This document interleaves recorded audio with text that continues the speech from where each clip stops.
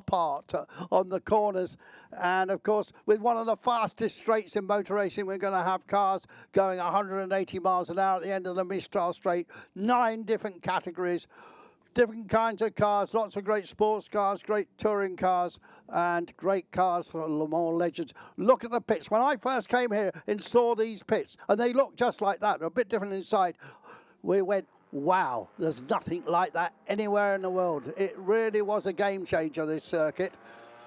These days, I believe it's owned by Bernie Ecclestone. It went through a bit of a lay period for a time, but we've had lots of great Grand Prix here, of course, and all the great names have won here. Jackie Stewart, Ronnie Peterson, Niki Lauda, Alan Jones, Arnoux, Prost, Nigel Mansell, of course, and then the most recent French Grand Prix, because unbelievable isn't a French Grand Prix at the moment, in 2018 and 19, we had Lewis winning.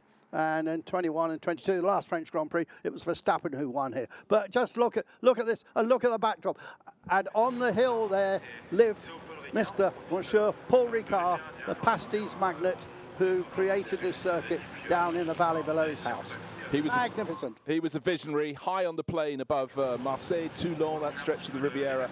But the crowd thronging through the paddock to see all their favourite cars from the 50s through to probably the most modern ones of the Group C cars that go through to the early 90s. But these ones, this is the grid about to form up for the endurance racing legends grouping. GTs from the 1990s to the first decade of the 21st century.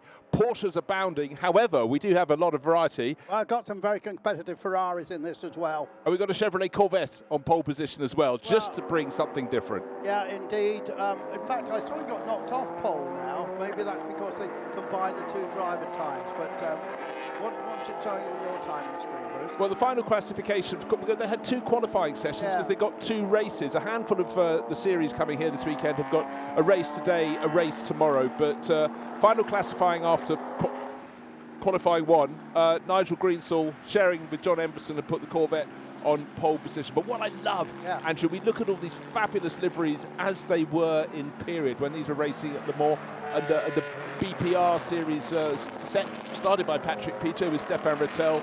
You know, they sowed the seeds, and modern GT racing is absolutely global as a result of their efforts. Absolutely, yes, that Corvette is going to go very quickly in the hands of Nigel Greensall, racing in about 4 different events today and tomorrow, but not with his usual pal John Spears, who's gone to race in America this weekend. But this Corvette is one of the first GT3 Corvettes, and it's a car from 2010, raced by the likes of Jan Magnussen, who happens to be racing a Lola T70 this weekend and has put it on the pole. Okay, well, let me just actually correct myself. When the sessions were combined, Emmanuel Collard will be starting from pole position. You can see on the left-hand side of your screen, he'll be ahead of Tim Pappas, the American racer, who for seemingly almost decades now has been sharing cars with Jeroen Bleekemolen. So it'll be Ferrari from Porsche on the front row. Ferrari, Philip Kaddouri over from Hong Kong, where he has a very busy life. This is his downtime. Instead of running the Peninsula Hotel and all sorts of other parts of the Kaddouri family empire, he's here and has some fabulous cars to race. Is that the Lotus that stopped? No, that's the Mosler. That's the Mosler that Adam Sharp is driving. That's right. I spoke to Adam and he'll be desperate. Is that just been pushed to the grid? I think it's just been pushed to the grid, isn't it? There's the Corvette that will be going past yellow and black as it would have raced at Le Mans for the Corvette racing team, working its way up to 4th place on the grid. John Emberson will start that car. In behind him, he's got Cartilli. The 5-minute board is up, so the driver's not wanting to get too hot. Temperature is really comfortable here. If there's been 2 weeks ago when I just came down from my holidays, it was 37 degrees. Today, closer to 25. The cockpit temperature will rise. They've got plenty of times in the car. This race is the first one on the agenda. It's a 40-minute race. In fact, that makes it the shortest of all. And we're going through until 10 past 10 tonight with the racing. We've got a night race, haven't we? 2-hour night race coming up for the 60s endurance group. So that should be fantastic. Mix and match across the season. British fans of current motor racing will look out for car 27. That's a Porsche from 2008. But it's normally driven by Matt Neal, the touring car champion. Matt's hurt his back, jumping, trying to be a teenager, he told me at lunchtime, and he hurt his back. He will be racing Goodwood next week, but he stepped to one side for this weekend, and George Gamble is coming in. George Gamble is a reigning Carrera Cup champion in the UK, former touring car racer for 4 or 5 years, and currently in the Carrera Cup this year in Britain. He's in 4th place. Very early race, had a wheel fall off his horse, wasn't very good. That mechanic got the B45. But of course, some classic names in it. Emanuele Collard, been racing for over 25 years as a professional. Quiet man, but absolutely still fast, isn't he, Bruce? Oh, 100%. And he came up through Formula 3, Formula 3000, when France just had so many hot young talents. Olivier Panis, Emmanuel Collard, Christophe Tanceau, etc., etc. But he has been just a sports car superstar, most notably in GTs. Mainly with Porsche, but with Toyota and other teams, and most recently in the LMP2 car that Penske ran prior to moving into full-time into sports car racing, back into sports car racing, I should say. So Collard will be a difficult man to beat, and later on he'll be a difficult man to beat in an Audi R8 as well. Yeah, and he swapped around in various races. He was entered in a Porsche, will be racing a Ferrari. But, you know, who wouldn't want to put Emmanuel in their car? Because that is the perfect yardstick. How fast is a car? It's just how fast Mano can go in it. Well, the owner swapped, didn't he? So with Nicolas Joffre. Yes, he swapped his 2 cars. There you see, look close up on this Red Bull, the names that were originally on the car when it raced, including the evergreen Dieter Quester, who went on to race, I think, into his 80s. I remember seeing him at Daytona 24 Classic 3 or 4 years ago, and I think it was 80 or 81. And he was winning races into his 70s. I remember him having a win at the Brit Car 24 Hours as well. Dieter Quester, who is the man that really brought Red Bull into, he's the man that found them. No, absolutely. And Dieter just, it doesn't matter what age, what decade is it, just such an enthusiastic man. But that Red Bull livery, you know, you don't see it in too many categories outside their Formula One enterprises, but certainly with Dieter, it's being doors being flapped there up and down the grid, so it is a little bit warmer than I was saying from in the air-conditioned commentary box here at Circuit Paul Ricard. But you know, for a lot of people, you know, when according to your vintage, the vintage of cars you probably started racing, not for you or for me, but for people sort of somewhere between us, these were cars they'd have watched an awful lot at Le Mans. But Le Mans history keeps moving on. Now we've got GT3 at a totally different level to GT2 and GT3 in the past. But what do you like? Do you like a Marcos? We can give you one in the original Computer Centre livery as raced in the British GT series.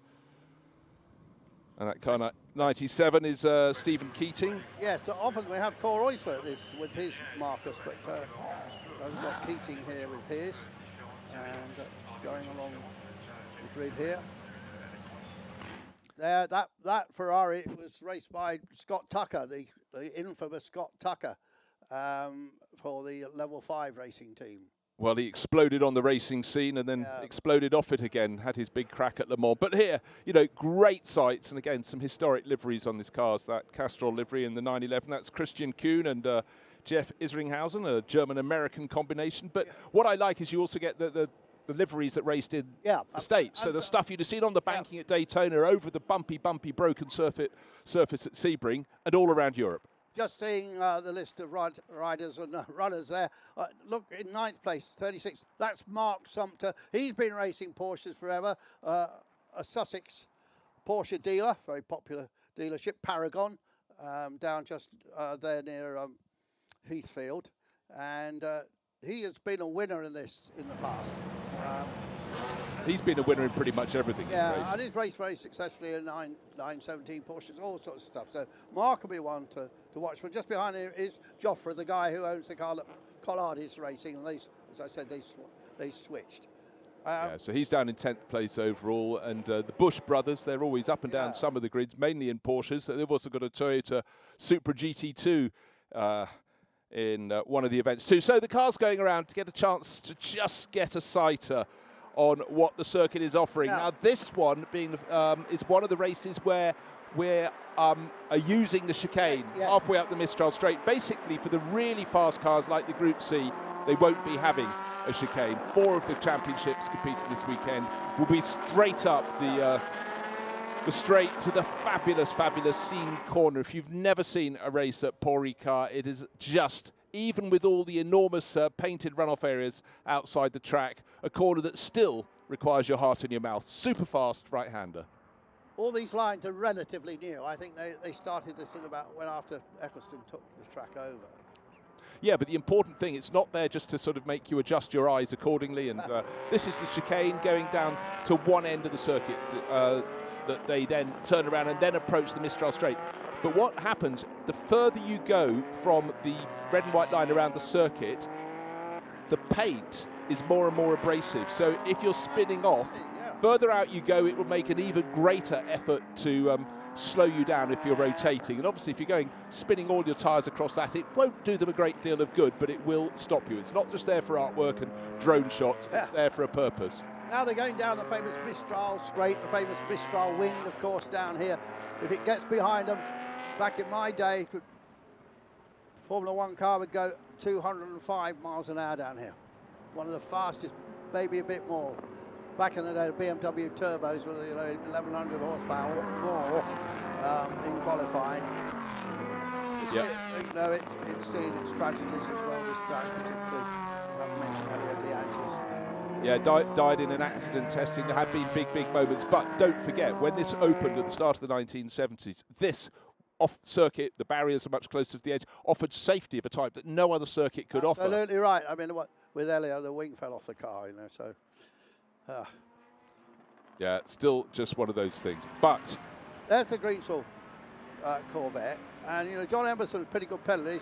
I mean, Nigel's just the most extraordinary man in Syndicate. I think he's 62 years old now. He races every weekend for various different people. He's winning all the time. He's doing the odd rally. He's getting faster as he gets less young. Last weekend he went to Zolder and raced in Zolder 24 hours, and I think there was second in GT4 in a privately run car. A couple of weeks before that, he went to Sweden because he's a huge fan of Ronnie Peterson. He went to Sweden to meet Ronnie's brother.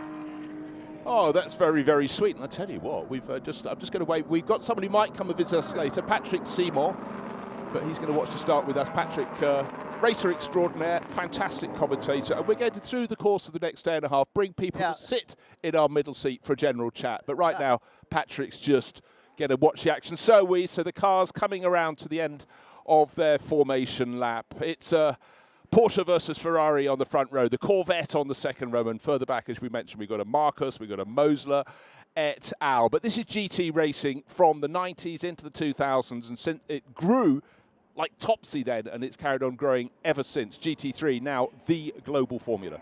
I just wonder, Bruce, because there's all these different Porsche 911s and Patrick's the one that knows the differences, because they're quite, there's GT2s and GT3s, some have got a lot more horsepower than others. I wonder if we can just bring him in for a moment as you come up. Do you think that's all right?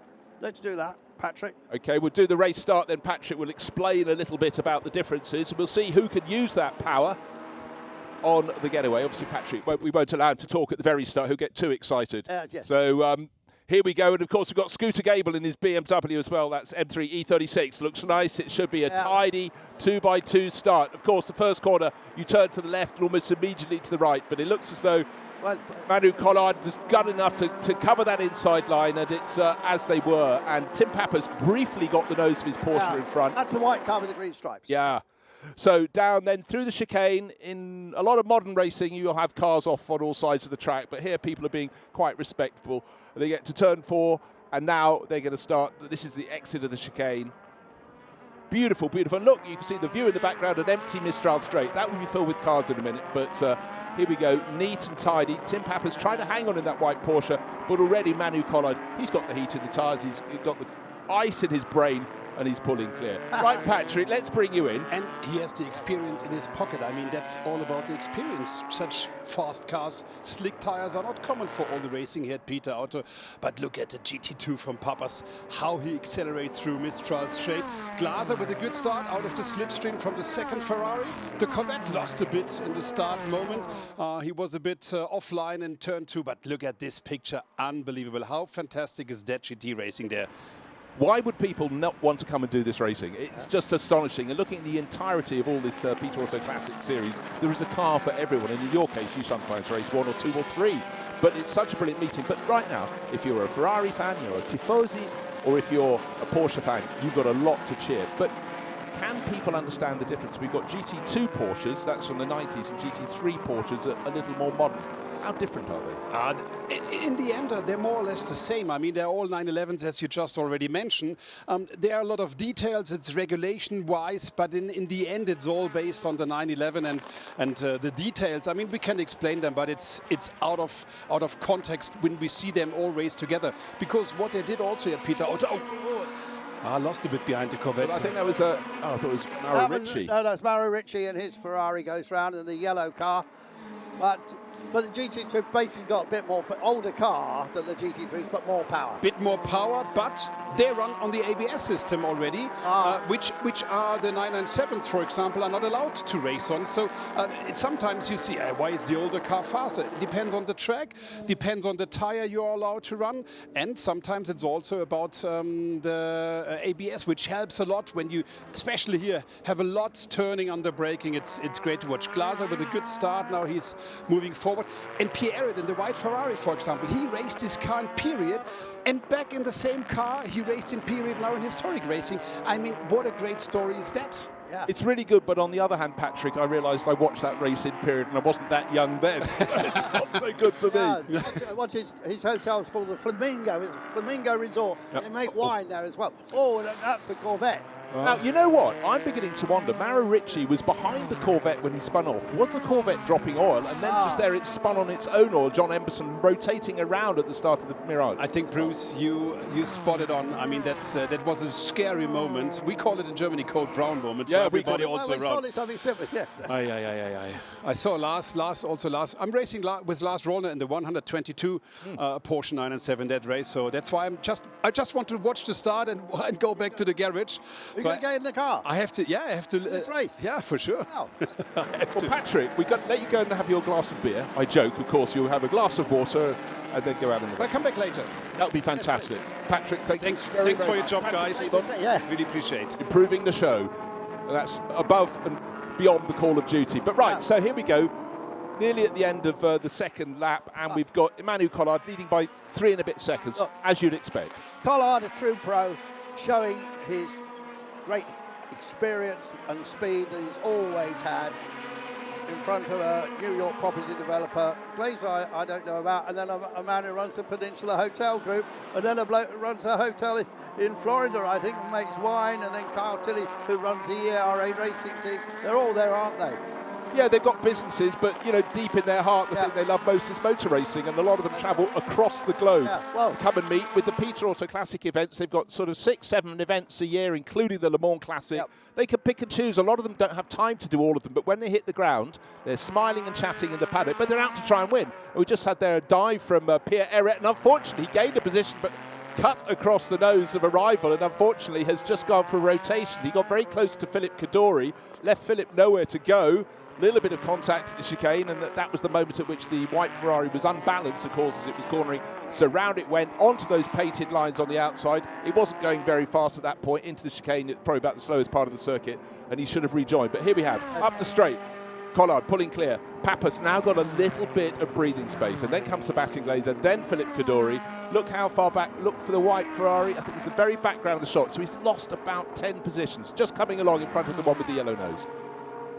Now, this is the penultimate round of a championship, and as we have a replay of the start, this magnificent field of, well, the best part of 40 of these GT cars. Yeah, there were 40 cars on the entry list, and what we did see there, in fact, Patrick Simon suggested John Emberson was slow with. Then we saw Mauro Ricci there, rotating behind the Corvette. And then the Corvette spinning, I think, on its own juices. And if you spin on the Mistral straight, I tell you what, spin at the start of the straight, not the end, because then you'd be at senior. Didn't see any fluids coming off.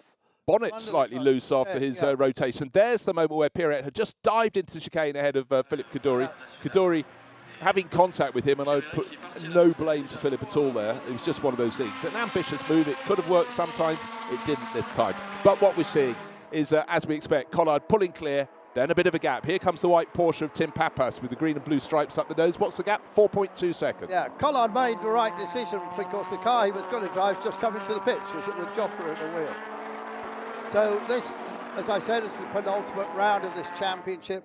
And some of these championships could be clinched this weekend, but certainly not this one, because at the moment Sebastian Glazer leads this by just 1 point from Mark Sumter, and then it's Paul McLean and then the Bleekemolen and Pappas car.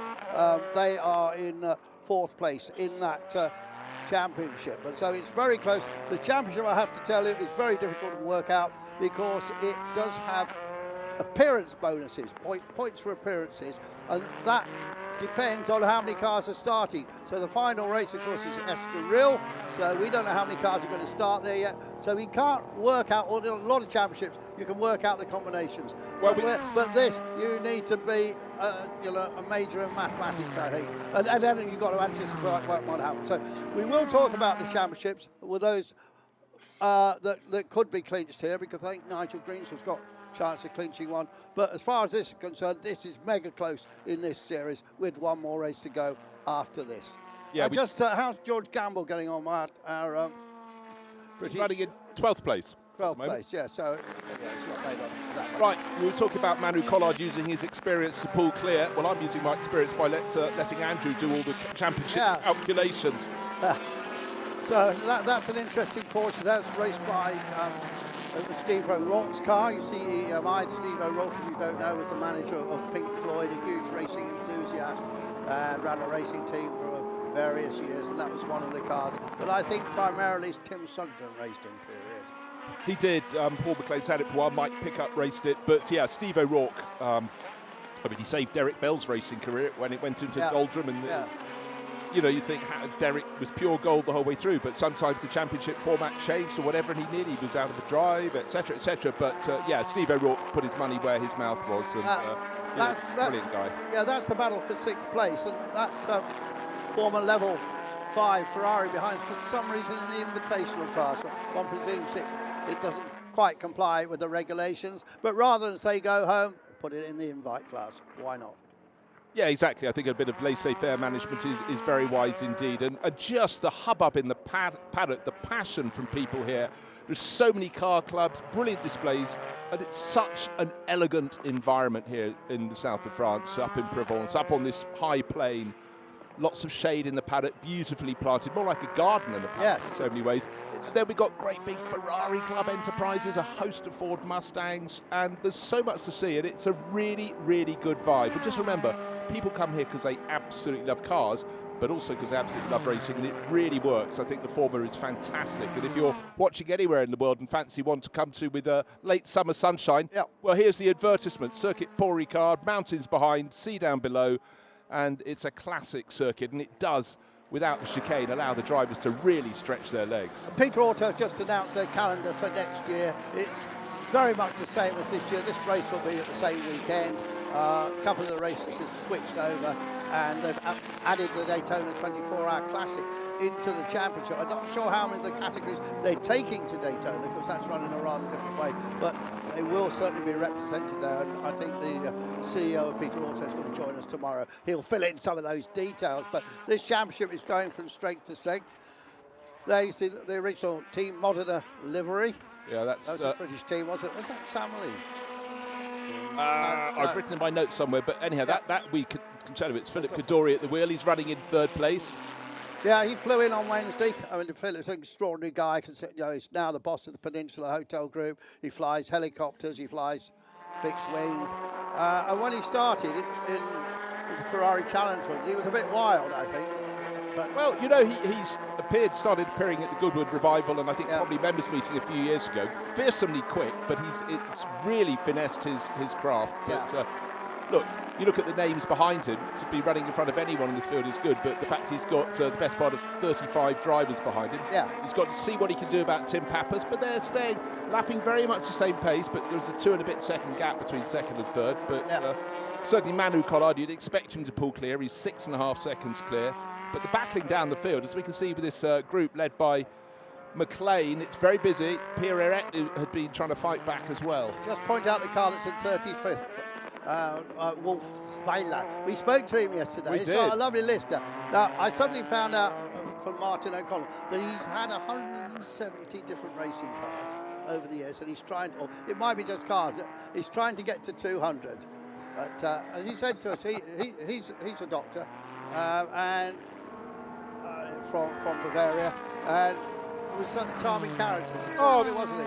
But it's also, when you come to meetings like this, a lot of these real car-owning enthusiasts race in quite a few of the races. Yeah. But he's got an Escort RS 1600. Yeah. Alongside, he's got his Lister Jack.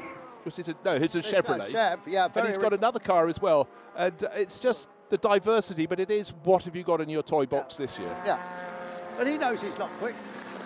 He knows how to keep out of the way if he's being lapped. And he's having a whale of a time. I think he's a 60 something, I suppose. Best of luck to him. So Collard's still just showing his full class. And how many Le Mans has he done? Is it 25 or 26? I was debating. It's let's call it, he's got to his quarter century. He might have just passed it. Oh dear. So that's a yellow. Which one is that? That's the Tom Schlereth car, I think. Oh yes, lots of flames out the back. Trying to fire it up. So the Austrian getting... Well, you know what? We reckon that John Emerson's Corvette went around on its own juices. That's at the very point when you're just turning onto the Mulsanne straight. You're coming out of the Virage de l'École. This is a cracking scrap, but down from McLean.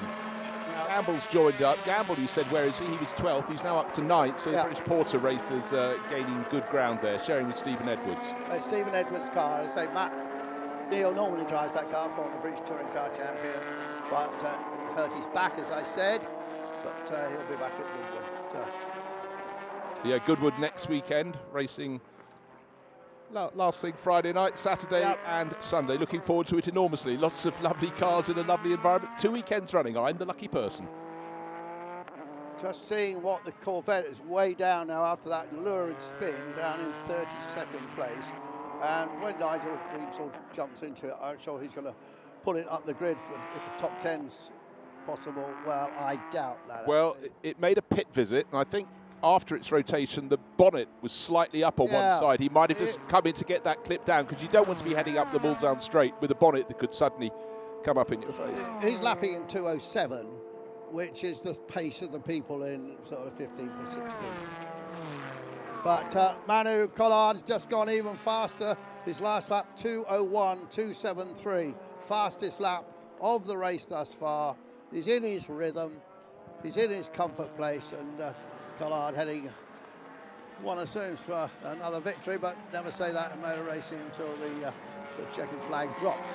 So Carl Tilley, of course, doing a good job. He runs a kid who went over to America to try and find fortune there, to be a driver coach and so on, and he found fortune by finding a very rich man who he coached and just loved Kyle, and Kyle's put a magnificent team together.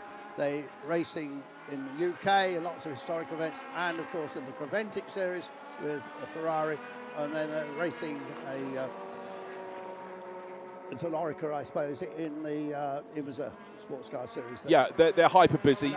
Dwight Merriman, the man he sort of started coaching, just does everything for his racing, and but they've also got some great people on board. You've got Ryan Dayell doing the European races with Simon Hill when he's not busy in the British Touring Car Championship.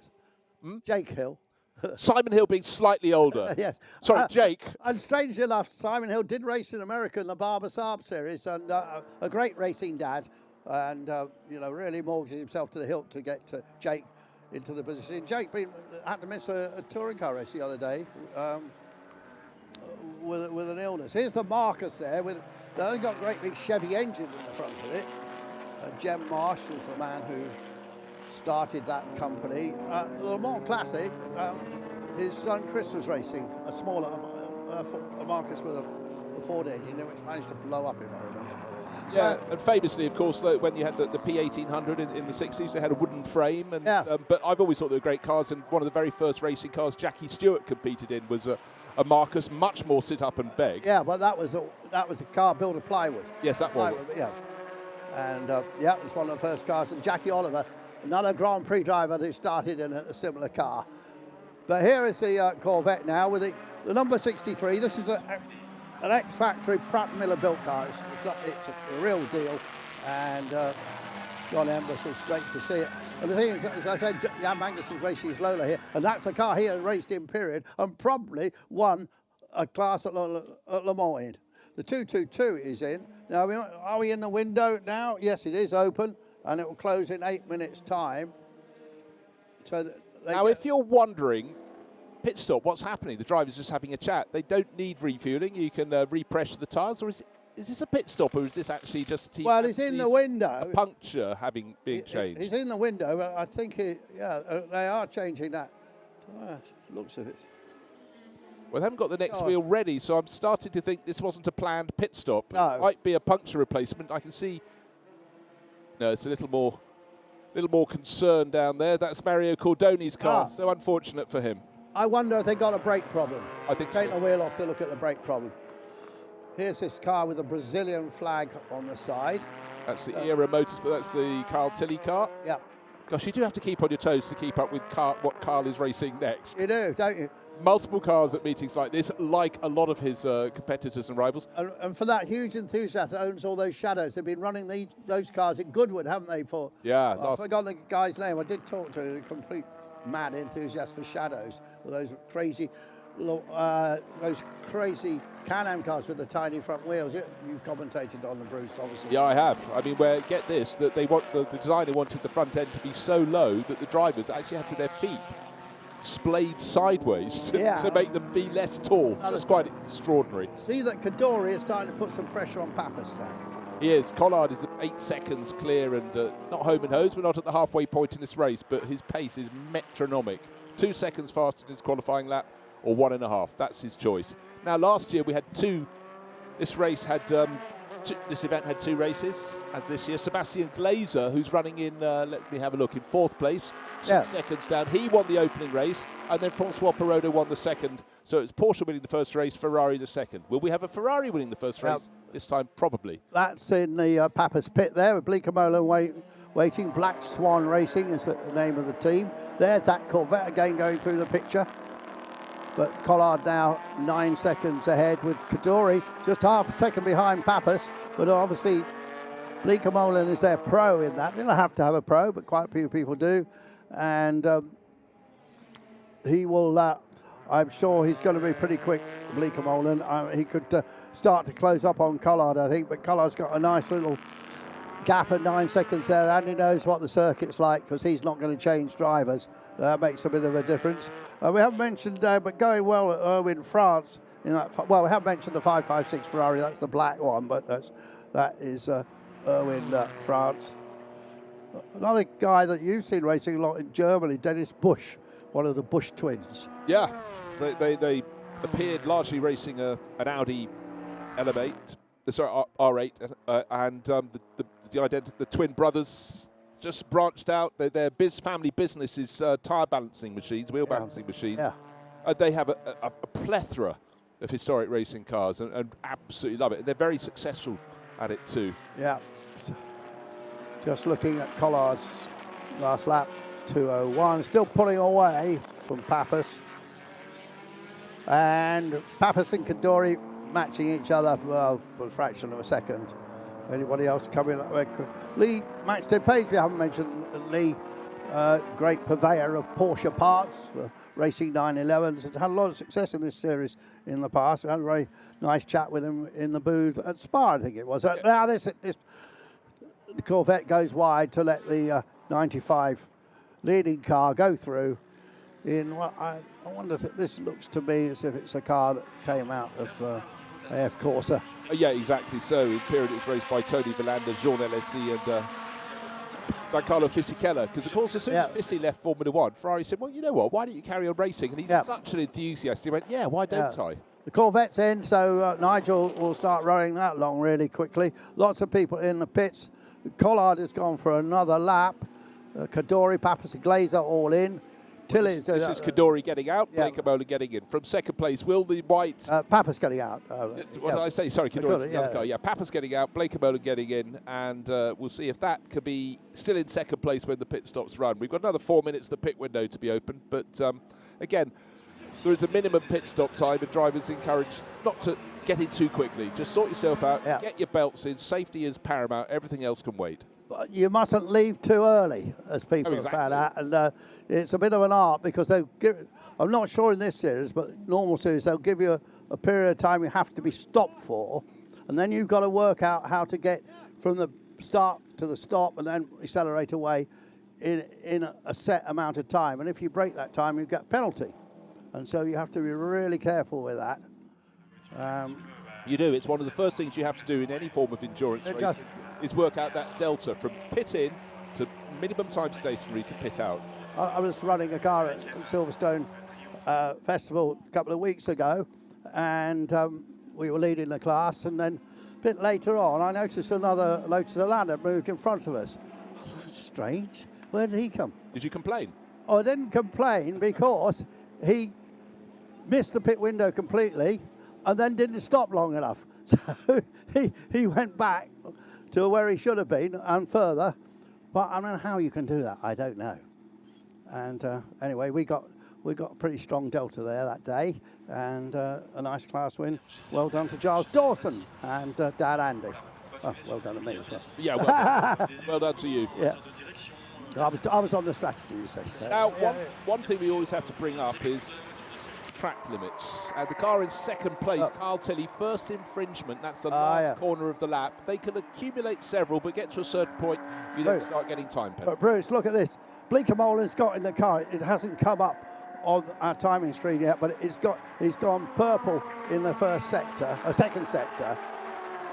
Okay, and Collard's gone. Actually, Collard's just gone faster because it's obviously fuel burning off now. He's gone fastest in the first and third sectors. But let's watch Bleekemolen. That's the car to watch. Then is the white Porsche with the green stripes down it, and we think that's going to come up through the field. And what is happening with the Corvette with green still in it is on the outlap. Okay, let me just explain one thing there. When Andrew said go purple, it's this historic racing, but it's a very modern term. But what it means in every circuit internationally, let's just exclude the 25-kilometre long Nürburgring Nordschleife, is divided into 3 timing sectors. And, well, I'll tell you what, let's go and hear from Tim Pappas. He's down in the pits.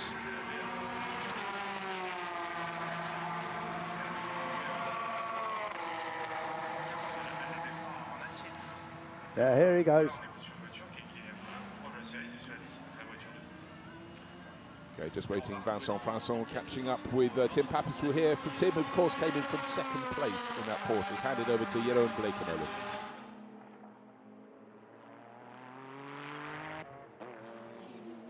That's the car. Bleekemolen is just ahead of the ex-Dieter Questa Red Bull liveried Porsche, which was a late entry here. Giancarlo Tanzi, the driver this weekend. Eret having his moment of glory because he hasn't pitted yet, and he needs to pit because the window is going to close.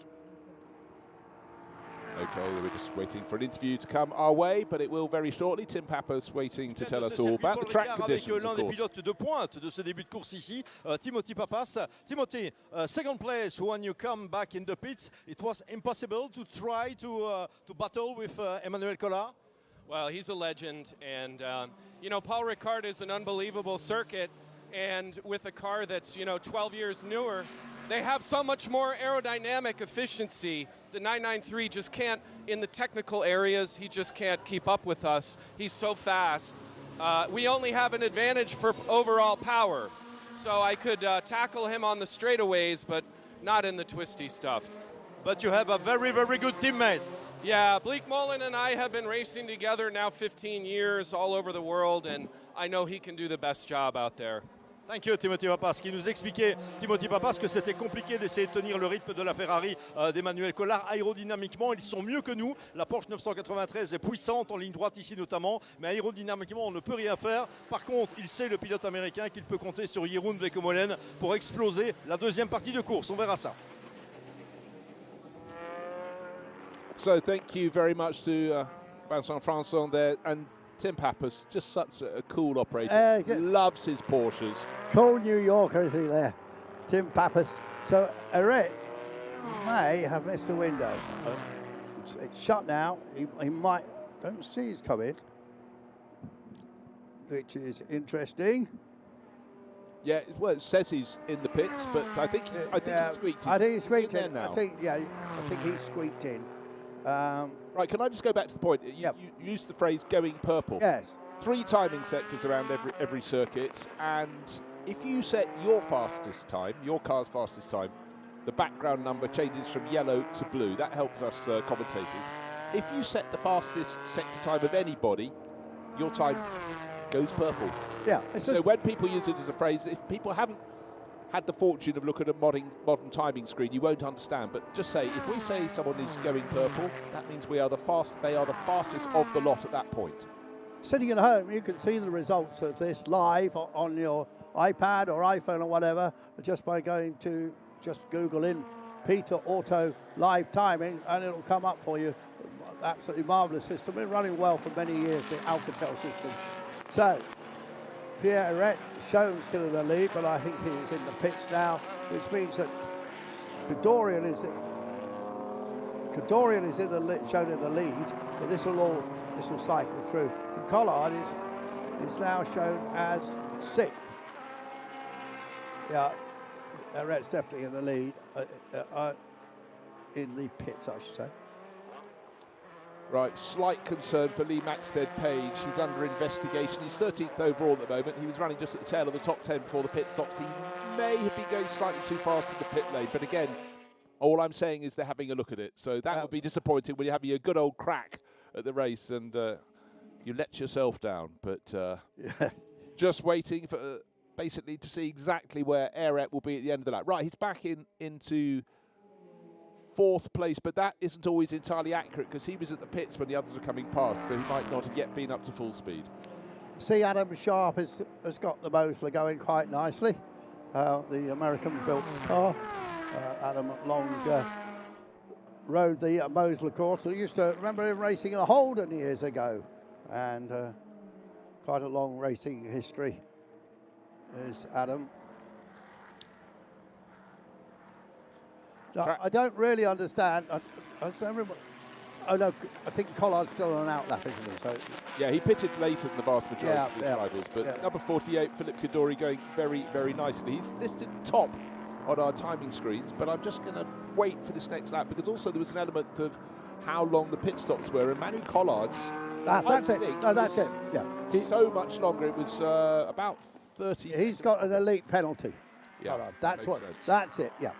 And so I don't know if there's any. Bleecker Molan, I would have thought would be an elite as well. We haven't been furnished with the list, but yeah. So Philip that Kadori, would make sense. I reckon Collard and Bleecker Molan have both got the elite extra 20 seconds, I believe it is. Yeah. So what we have, Andrew, is Philip Kadori was 3rd. Maybe he was having that good battle, getting close to Tim Pappas, not quite catching him. Tim's car is in Bleecker Molan's hands in 7th overall. Philip in and out, no driver change for him, and running 4th and now therefore promoted 2 places to 2nd, Sebastian Glazer. So as before, it's a Ferrari from a Porsche. Just this time it's Kadori from Glazer rather than Collard from Pappas. And now we're into the last, just going into the last 10 minutes of this race. So 10 minutes, 25 seconds actually. Bleecker Molan certainly putting in some very quick laps. And now Collard is really back in the groove. He's just done fastest lap of the race because it has gone purple, as you've been describing, to 2:01.209. So he's pretty close to cracking that 2-minute barrier. Yeah, and the gap between 1st and 2nd is extending in the favour of race leader Philip Kadori. He's 13, 14 seconds clear because he's 1.5 seconds per lap faster than Sebastian Glazer is in the 22 Porsche. In turn, the ultimate pace is still being set by Collard and Bleecker Molan, lapping in the 2-minute ones, so best part of 2 seconds faster than Philip Kadori, but they're down in 6th and 7th. The clock will continue to count down. We're in the final 10 minutes. Still there will be place changes and a cracking battle. Manu Collard is right under the rear wing of Paul McLean going up to the straight towards senior. But Philip Kadori, there he is on screen, keeping it off the painted lines on the outside of the circuit and leading by, well, he'll be getting on to 15 seconds clear at the end of this lap. There he is, all on his own. Bruce, I'm just wondering if the penalty was 30 seconds, not 20. Looking, because could be. No, they're 30 seconds behind Kadori. Yeah, pretty sure that's what it was. So they take a 30-second hit, Collard and Bleecker Molan. And there is, of course, one other car that's lapping the 2-minute one bracket, but it's down in 22nd position. It's Nigel Greensall, who was absolutely fluent qualifying in that Chevrolet Corvette. It had the extra pit stop, we think, to secure the bonnet again, and it's now firing along, gaining 3-4 seconds a lap, even to the quicker cars ahead of it. Yeah, he could, as I said, He would struggle to get into the top 10, I think, but he might just. Let's see. You'd have to say right now, as we look at Philip Kaddouri in that number 48 Ferrari, that things are looking good for him. Are raced in period by one of Nigel Mansell's boys, Theo. Yeah, with a certain Pierre Eret, who's also in the same race, also in a Ferrari. But the F430, it's a GT3 car from 2010. Therefore, as we heard from Tim Pappas, of course, his car, remarkably old, but these GT3 Ferraris, the newest ones in this field. It's right at the end of the period that this endurance racing legends field covers. 2010, yeah. This was the sort of Evo version of the 430, which was the car before the 458, developed by Michelotti for Ferrari. Oh, look at all those blue lines. Extraordinary racetrack, isn't it, Bruce? Yeah, now what we've got, we're looking at the battle, not even for top 3 positions, but the two of the 3 fastest drivers on the track. The Ferrari, the red one with the white and green, very patriotic livery for Italy, is Emmanuel Collard in that car. Jeroen Bleekemolen giving chase. Up the straight, EMI's back car, that's in 4th place overall, that's Paul McLean. Then comes Manu Collard, and the power of the Porsche. Bleekemolen using all the extra gun and close enough to use the slipstream. Up to Seine they go. The Porsche pulls out, he's got his nose in front, he's got the whole car in front. So his next target is McLean. Collard, though, through the twistier parts of the circuit, will have more handling, and maybe will be able to get back onto Bleekemolen's tail. The Mosler pushing, shoving, and 2 of the cars are really very different to the others. The silver and blue Marcos, the black and yellow Mosler, lots of grunt and making progress. And what about the progress of our co-commentator we had in at the start of the race? Patrick Simon putting into a very quick laps, 2:04 his last lap. He's moved that car up to 20th place, and just looking at people in front of him, I'm sure he's going to overtake 4 or 5 of those in front of him. But Bleekemolen is the fastest man on the racetrack at the moment, and just a fraction, literally 3/100 of a second faster than Nigel Greensall. Yeah, a few people getting minor penalties for pit infringements, but for the 162 Porsche crew of Tom Schlereth and Jochen Rohr, they're an entire lap penalty for a pit window infringement. So that's scuppers. But look at this battle. It's absolutely brilliant. Car 35 running in 4th place overall. That's Paul McLean. Jeroen Bleekemolen tucked in behind in the next Porsche, 540. And then 95, Manu Collard. And Paul McLean, well, he's going to have to fight tooth and nail, but, well, there we go. That's the years of experience of racing Porsches into the chicane. Effectively turns 3 and 4, getting towards the last few corners. But McLean knew he didn't have the pace. He spotted Bleekemolen coming. He spotted Collard coming. Moved out the way. Sensible. But a cracking drive coming from Philip Kaddouri. Yeah, I mean, he's nearly 20 seconds clear now. He's pulling clear by 2 seconds a lap from Sebastian Glazer. Pierre will not be able to advance from 3rd. He'll get close, because he's certainly catching little by little Glazer. But his concern, he's lapping 2 seconds slower than the cars behind, almost 3 seconds. So Bleekemolen and Collard could get onto his tail. Yeah, Pierre's huge amount of racing experience, mainly in the United States, in IMSA series and at Daytona and places like that. And always been a very good am, as Pierre. I think he's Swiss by birth, but now probably has an American passport, I suspect. So let's look at Collard's pace has dropped off a bit. Yeah, it has. The last lap. I think for your elite drivers, it's just a bit discouraging, isn't it, when you've got that huge gap to make up, and you know you're the fastest guy out there, but you don't get the win, because obviously they're trying to encourage the amateurs. And I'm in 2 minds about it, Bruce, whether it's a good or bad thing to have these elite handicap system. It makes it slightly confusing. Yeah. Not just for us, but for the spectators too. However, it is what it is. Collard's still hanging in on the tail of Bleekemolen.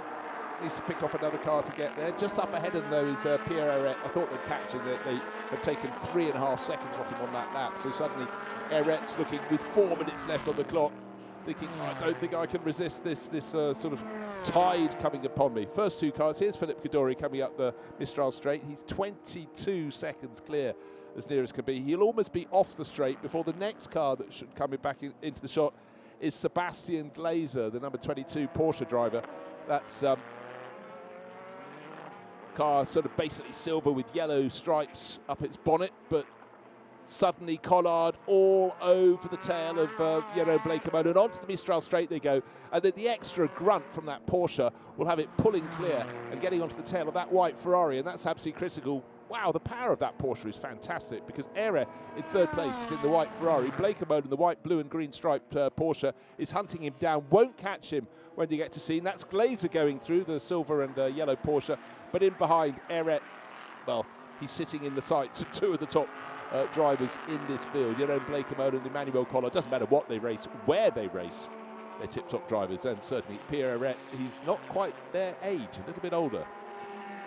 This would be a good result for Glazer to finish in second place, because he's going to pull further away in the championship. As I said, it was only a point separating him and Mark Sumter. Mark Sumter's down in 9th place, so he'll pull some points out on him. And on third place, Paul McLean, because Candori, I don't believe, has done all the rounds. So, and as they get bonuses for doing every race, he's not in the shout with the championship. But a cracking drive from him. He's got a big old lead, hasn't he, now?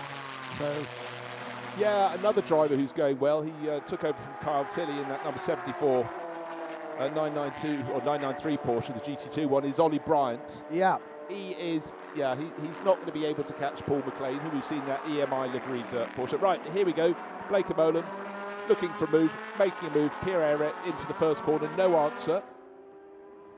Handles very nicely, that white Ferrari, but the red one behind is going to come past as soon as he possibly can. That's Manu Collard. He's not quite alongside. Wants to know, has Ehre seen me? Do I go up the inside? He's gone up the inside and nearly had the nose taken off his car, so he hadn't seen him.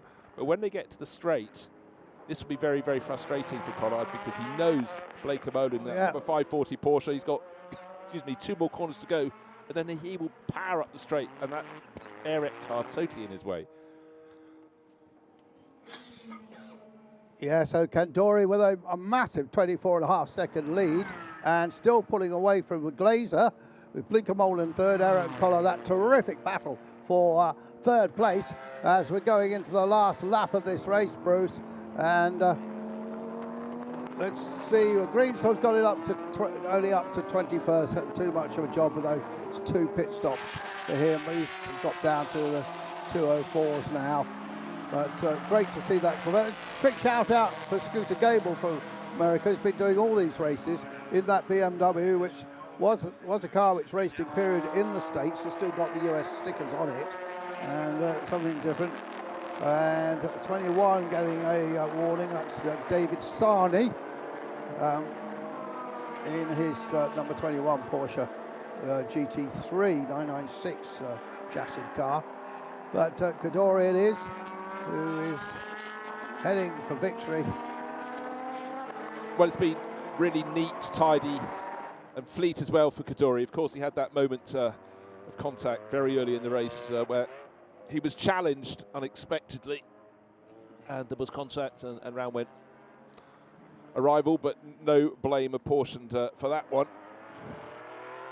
And since then, it's just been a case of working smoothly, knowing the 2 ace drivers in the field, Jeroen Bleekemolen and Emmanuel Collard, would have the longer pit stops, but he was in the right position. He was third before the pit stops. Their time penalties put them behind him, but since then he has just simply been driving on his own. The little Marcos tucked in behind him, but with a 25-second advantage onto the final lap. Sebastian Glazer's Porsche, winner here last year in the first of these 2 events, not even visible down the Mulsanne straight.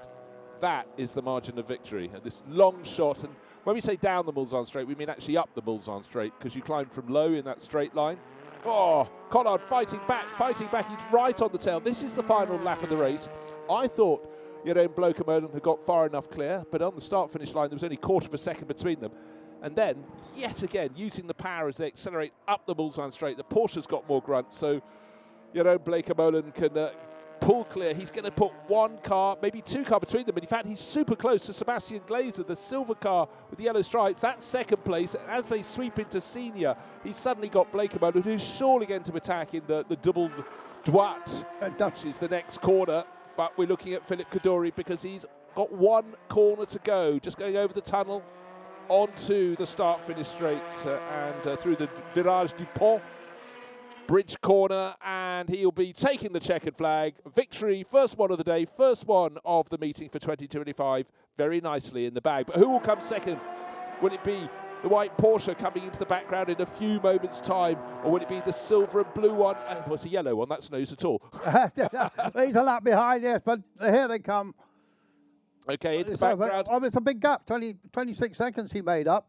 Well, I tell you what, it stayed with Glazer in second place there. His car crosses the line. Then Blakeman. I tell you what happened. I think the fly in the ointment was Collard got through that final couple of corners, got on his tail, distracted Blakeman, and not too far behind was Pierre Herret. But Philip Kadori, the race belonged to him. 26 seconds the good. He'll be delighted with that one.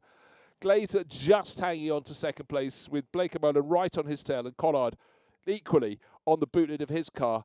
And completing the top 6 was Pierre Herret, then a bit of a gap, and Paul McLean, who had battling all the way in that EMI-sponsored Porsche as well. But for the 2 superstars in the field, Philip Kadori put them behind him, and again, it just shows his ever-increasing value in a race car too. But great racing, and if you're a fan of Porsches and Ferraris and a few others thrown in, that was a very good way to start this meeting for 2025. Absolutely. So the team modelling car, I think, was a British-run car back in the day. I think it was a High Wycombe Ferrari dealer. They went on to Aston Martins. Pete Hardman drove for them. I think that was that team. So anyway, the car has got a second life, hasn't it, now with this series? Well, it is great, and we'll be talking over the course this weekend about what's been announced at various points through this year, that GT3, a category that started after this lot, but modern GT3 started in 2006. Patrick Peter, of course, has sort of initiated the whole GT thing, but Stefan Rattel organisation has done that. We already have historic GT3 series coming up. Next year's going to be big time. They'll get to race at Le Mans. Don't forget, very modern GT3 is the support category within the World Endurance Championship, behind the prototype. So they're going to cars up to 2013, which are a little bit more analogue than the current ones, but still pretty trick pieces of kit. Oh, they are. When you have them side by side, you see the constant tweaks and changes in GT3. But for Philip Kadori, well, he'll have enjoyed that one. He's got his meeting underway in the style that he very much wanted to do so. And first points in the bag, first checkered flag to him, first victor's wreath, etc. Well, I would say that was one of the best results of his career, actually. So no, certainly was. But also, you know, when you arrive and you've raced, you have to remember these drivers most of them have jobs, responsible jobs, but often on the far side of the planet. So he's flown in from Hong Kong. He's recovered, nicely. Got himself in this weather condition. Actually, in comparison to Hong Kong this time of year, this is dream. It's not as humid, a bit cooler, but right now, he used the circuit beautifully. Yeah, just looking classes, because actually the Ferrari of Kadori was in a different class to Glazer, GT2C and GT2A, and then the GT2B class was actually won by Dennis Bush in his GT3 2002. 996 chassis car. We got 3 different categories in that race, but Bush winning it from actually David Sarney, who may get a penalty, and the Mario Ricci car, which we saw going around that Ferrari. So, great way to start. As we said, this championship all set for next year, and a closer affiliation with Le Mans. So, and for a lot of people, you know, the chance to race at Le Mans is something that almost gets them into the cockpit to start with. But when you realise, and in a car that you also get to race through a season to get ready for it, half a season to get ready for it, you know, it's very, very special indeed. And a lot of these cars, a lot race stateside. Looking at the one in the pits, the Raw car, that's Brumos Porsche, of course, that famous Floridian Porsche dealer. We have great names. And then when you're out down the paddock, you've got the names on the roof frequently of those who raced them back in period. So it is a great chance to just remind yourself of races you might have watched on television. If you were lucky, you might have been to live, where everything is just so much more visceral. But anyhow, that's a fantastic way to set our race program rolling. There's been cars on track, you know, through the course of the week with testing. And the next race that's coming our way very soon indeed will Group C. Group C. Well, talk about chalk and cheese, something different. But these GT cars that would have supported Group C. Well, that's a Scooter Gable BMW. We didn't see much of that in the race, but he would be happy with that, I reckon. Here's the final result. This has probably got some of the penalties in, but third and fourth both having to wait longer in the pits, of course, of their elite status. Definitely 30 seconds, wasn't it, Bruce? So they would have been. I mean, Blinkermolen will have beat Collard. That's the interesting thing. Yeah, I'm not sure it was even 40 seconds because they were marginally faster, but only marginally than Philip Kaddouri. Yeah. They were lapping in 2-minute ones. He was doing 2-minute twos in the closing stages, and they finished just under 30 seconds behind. Yes. Look at that. We started with 38 cars. Poor the Bonnet car didn't get to kick off the start of the race. Jean-Louis Bonnet, but everybody else, bar 3, got to the finish. So some good racing miles under their wheels. So that's the first of 2 races they have this weekend. So they've got to do it all over again. We said Group C, and we started to get excited, but maybe you should explain why, because these are sports cars from a classic era. Porsche 962s was supposed to be a silk cut Jaguar in there. Actually, it's not going to start, sadly. And some really quick machinery that's going to go down that Mistral Straight. You knew I'd make that error at the best part of 180 miles an hour.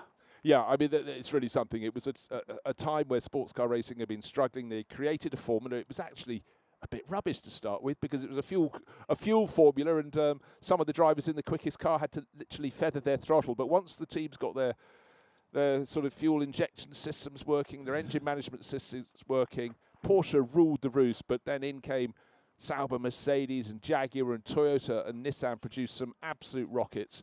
However, right now in the World Endurance Championship, we're in an even richer period, I'd warrant, with so many top manufacturers competing. But for a lot of people, Group C racing is sort of where it's all at, or where it was at, and they're still very, very much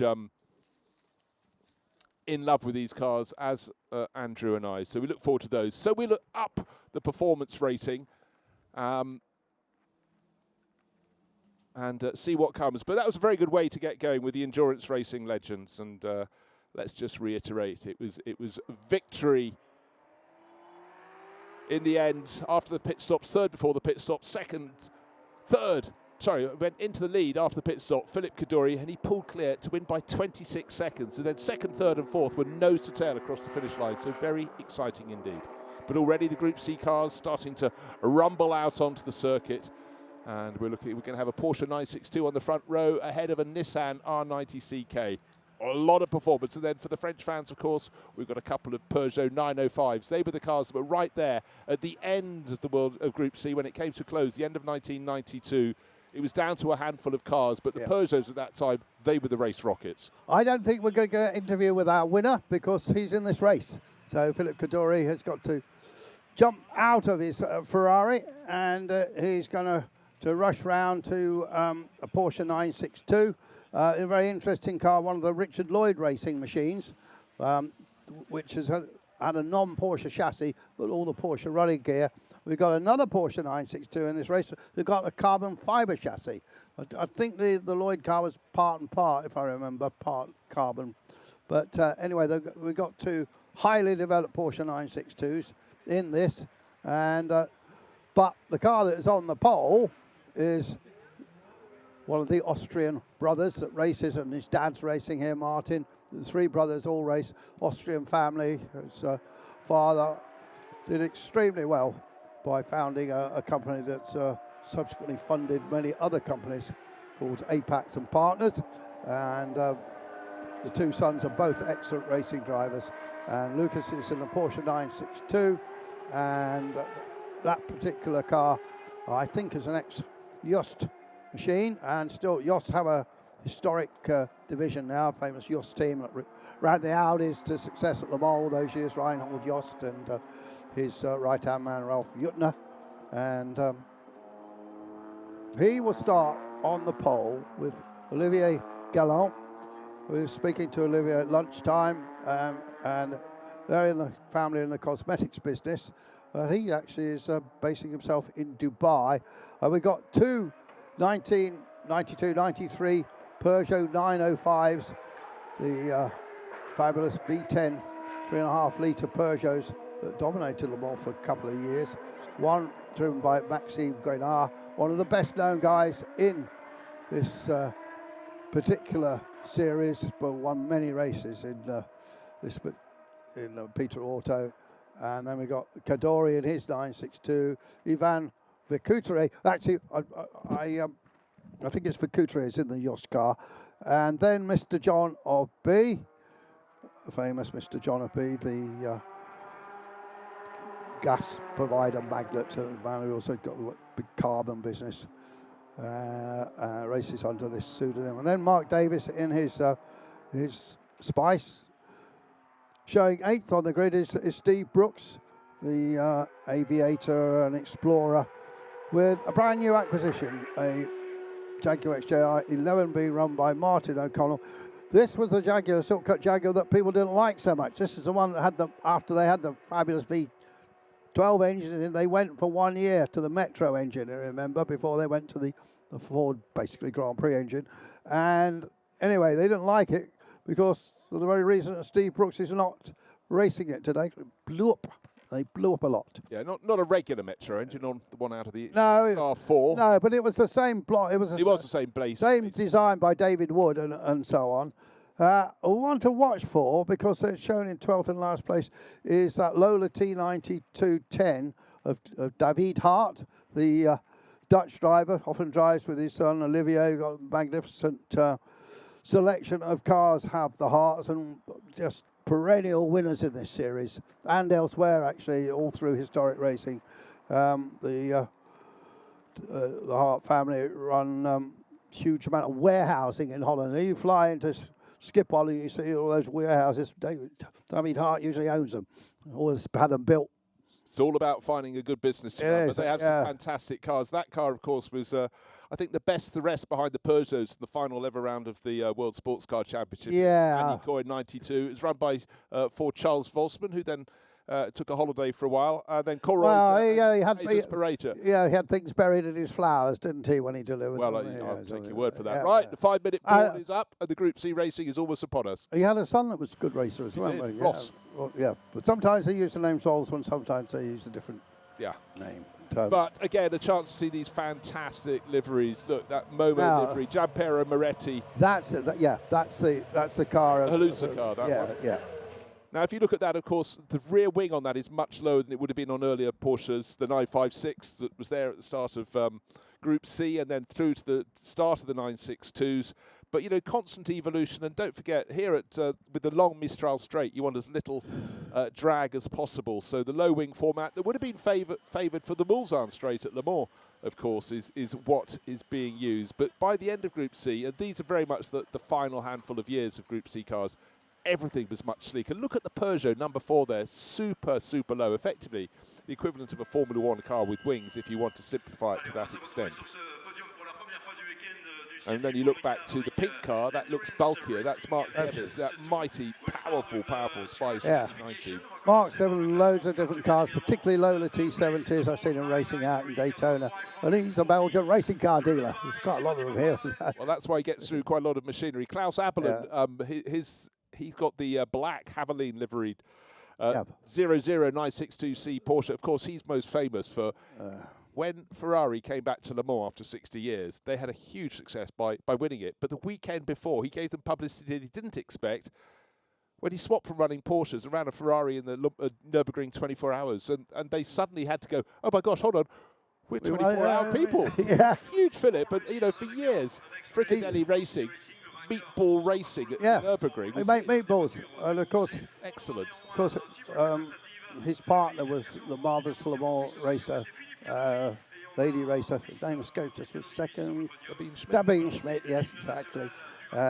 Double winner of the Nürburgring 24 hours, but you know she was Mrs. Nürburgring, so everyone was very sad. But look, these cars for a lot of people have a very special place in their hearts. They might have watched them on the banking at Silverstone, at Le Mans, at Monza. You know, Group C was a fantastic time, but I'll say it again. Where we are now with the World Endurance Championship, 10 manufacturers, others queuing up to come in. We're in a rich point in history.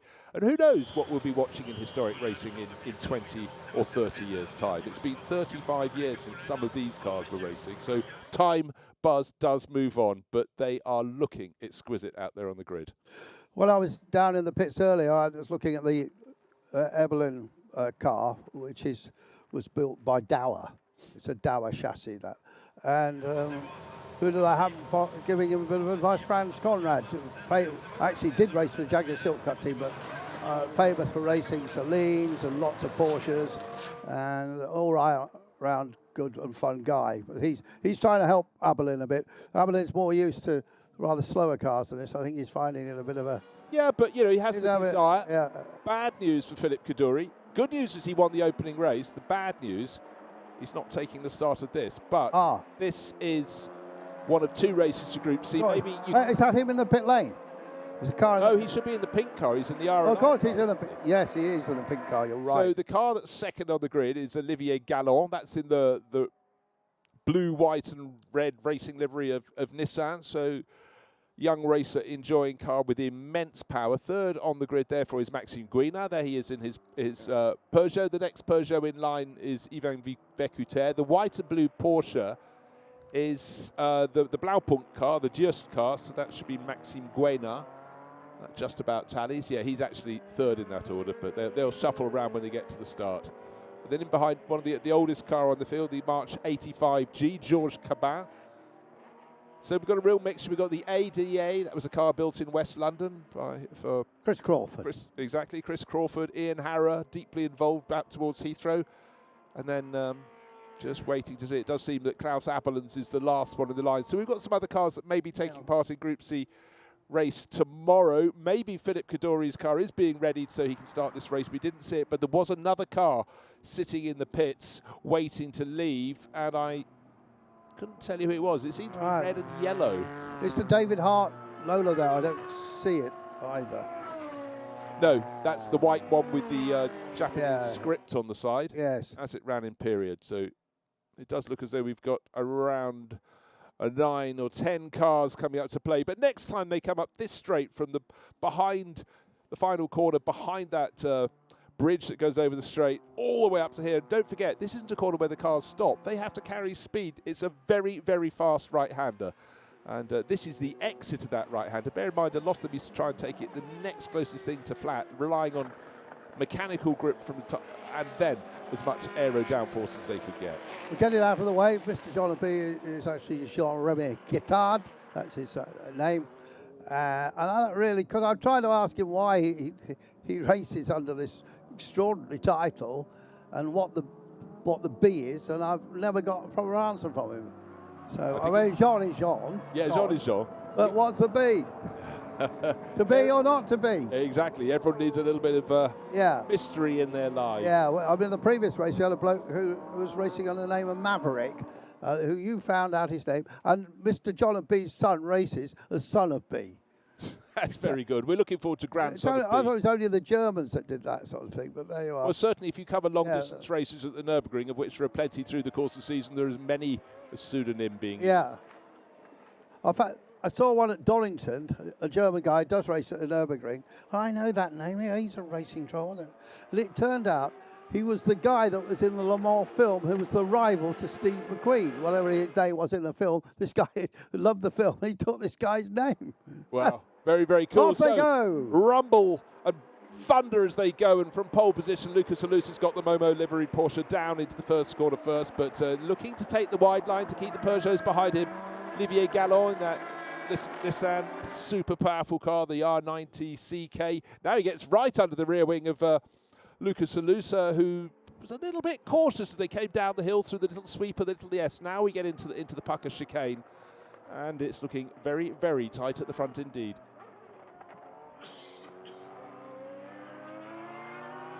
So how do you like your Group C racing with 3 different manufacturers? Well, we can do that for you.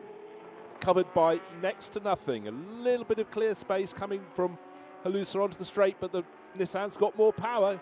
Trying to use the slipstream, getting closer and closer. Yeah, Bruce, just having to take on a little bit of water here as Alusa leads. He's had some good wins this season. He's recently acquired a Brabham BT49, beautiful Formula 1 car. And in the Masters Formula 1, he's recently been winning in that car. But that's side by side through there. Oh, that's brave by Gallant. Well, it was. He actually got his nose in front, but found himself on the outside line. He put himself on the outside line. Or more to the point, Lucas Alusa was going you've got all that grunt, you've got more than me, but I'm going to be leading coming out of senior. But then, of course, suddenly Olivier Gallon being challenged by the number 4 Peugeot, Maxime Guénard. Yeah. That is nose-to-tail racing. The second of the Peugeots, Mr. John B, is not too far behind in 4th. That's got a V10 engine that was used in Formula 1, has that Peugeot. And Maxime Guénard, the son of the founder of Richard Mille watches. As he gets down the inside, as Guénard gets into second place and gets past Gallard. Good move by Guénard.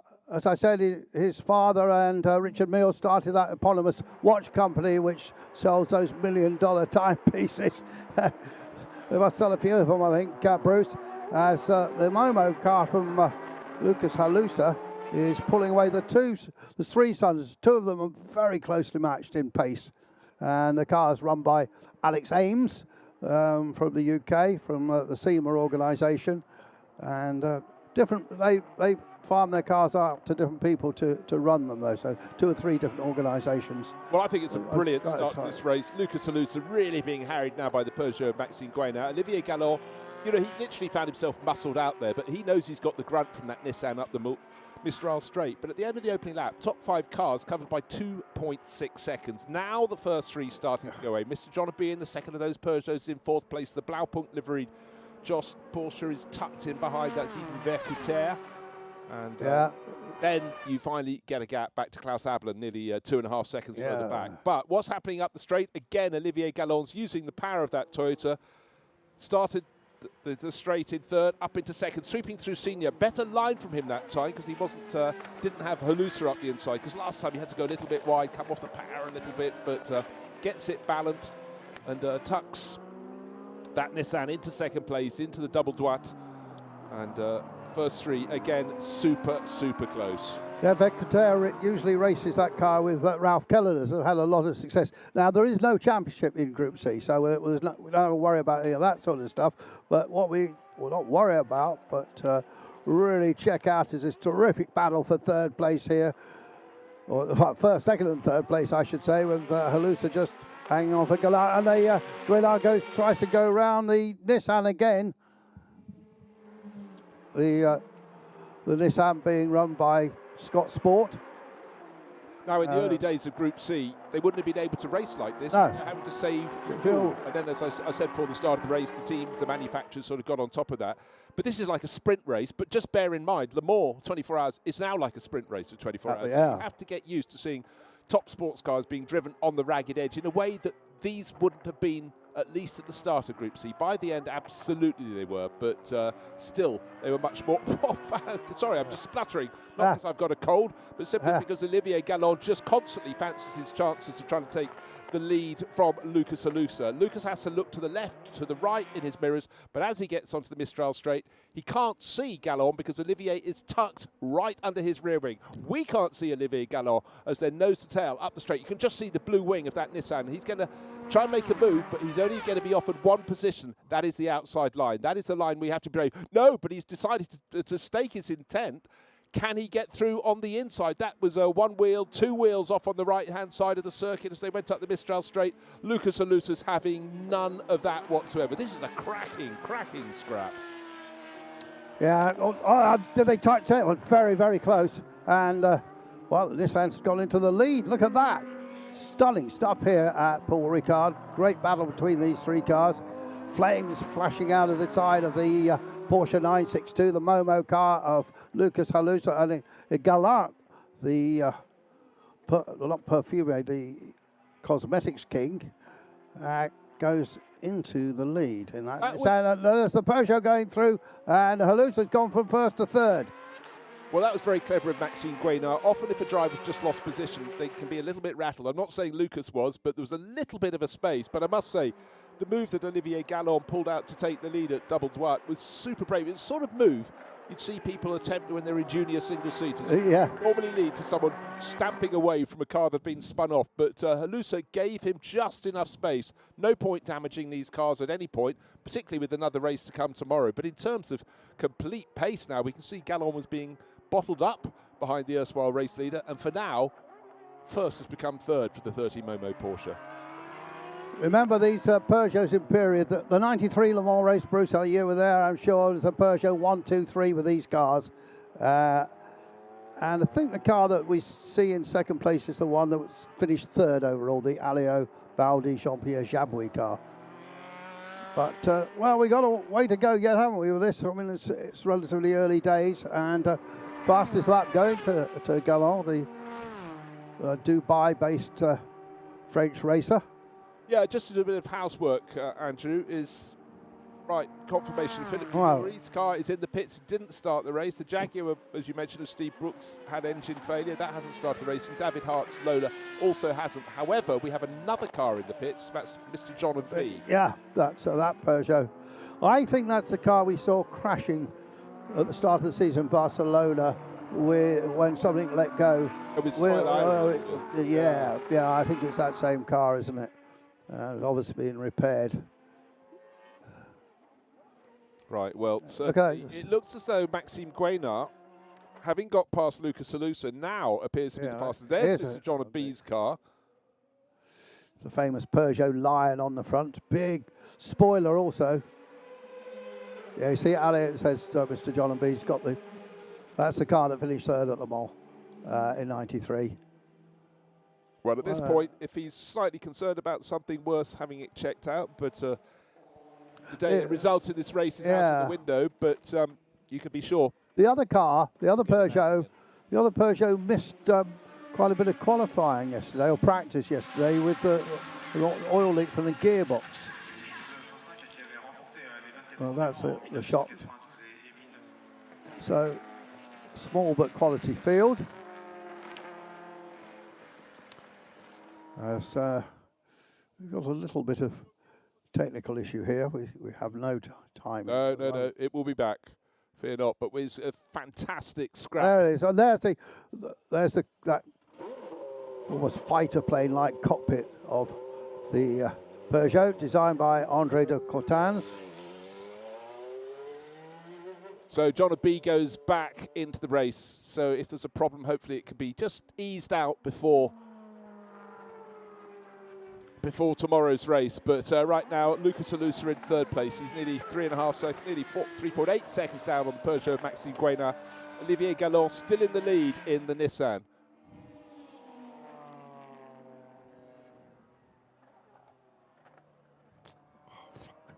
And in behind, Klaus Abelin there, just coming ahead of Marc de Vries. Marc's in the pink Spice. Of course, Spice's race both sides at the Atlantic, but their particular success, one would say, would be in the IMSA series in North America. And IMSA series, Andrew. Retour dans la pitane ici pour une interview de Sohail Ayari, l'équipier de Mr. John O'Bee avec la Peugeot 905. Alors Sohail, on a vu rentrer cette voiture, il se passe quoi? On a un problème de boîte de vitesse, la boîte est restée bloquée sur un rapport. Ils sont rentrés, les mécaniciens ont réussi à refaire marcher la boîte. Il a pu repartir, on verra. On sait que c'est excitant, c'est groupe C sur un circuit comme le Paul Ricard, c'est raccord, ça match.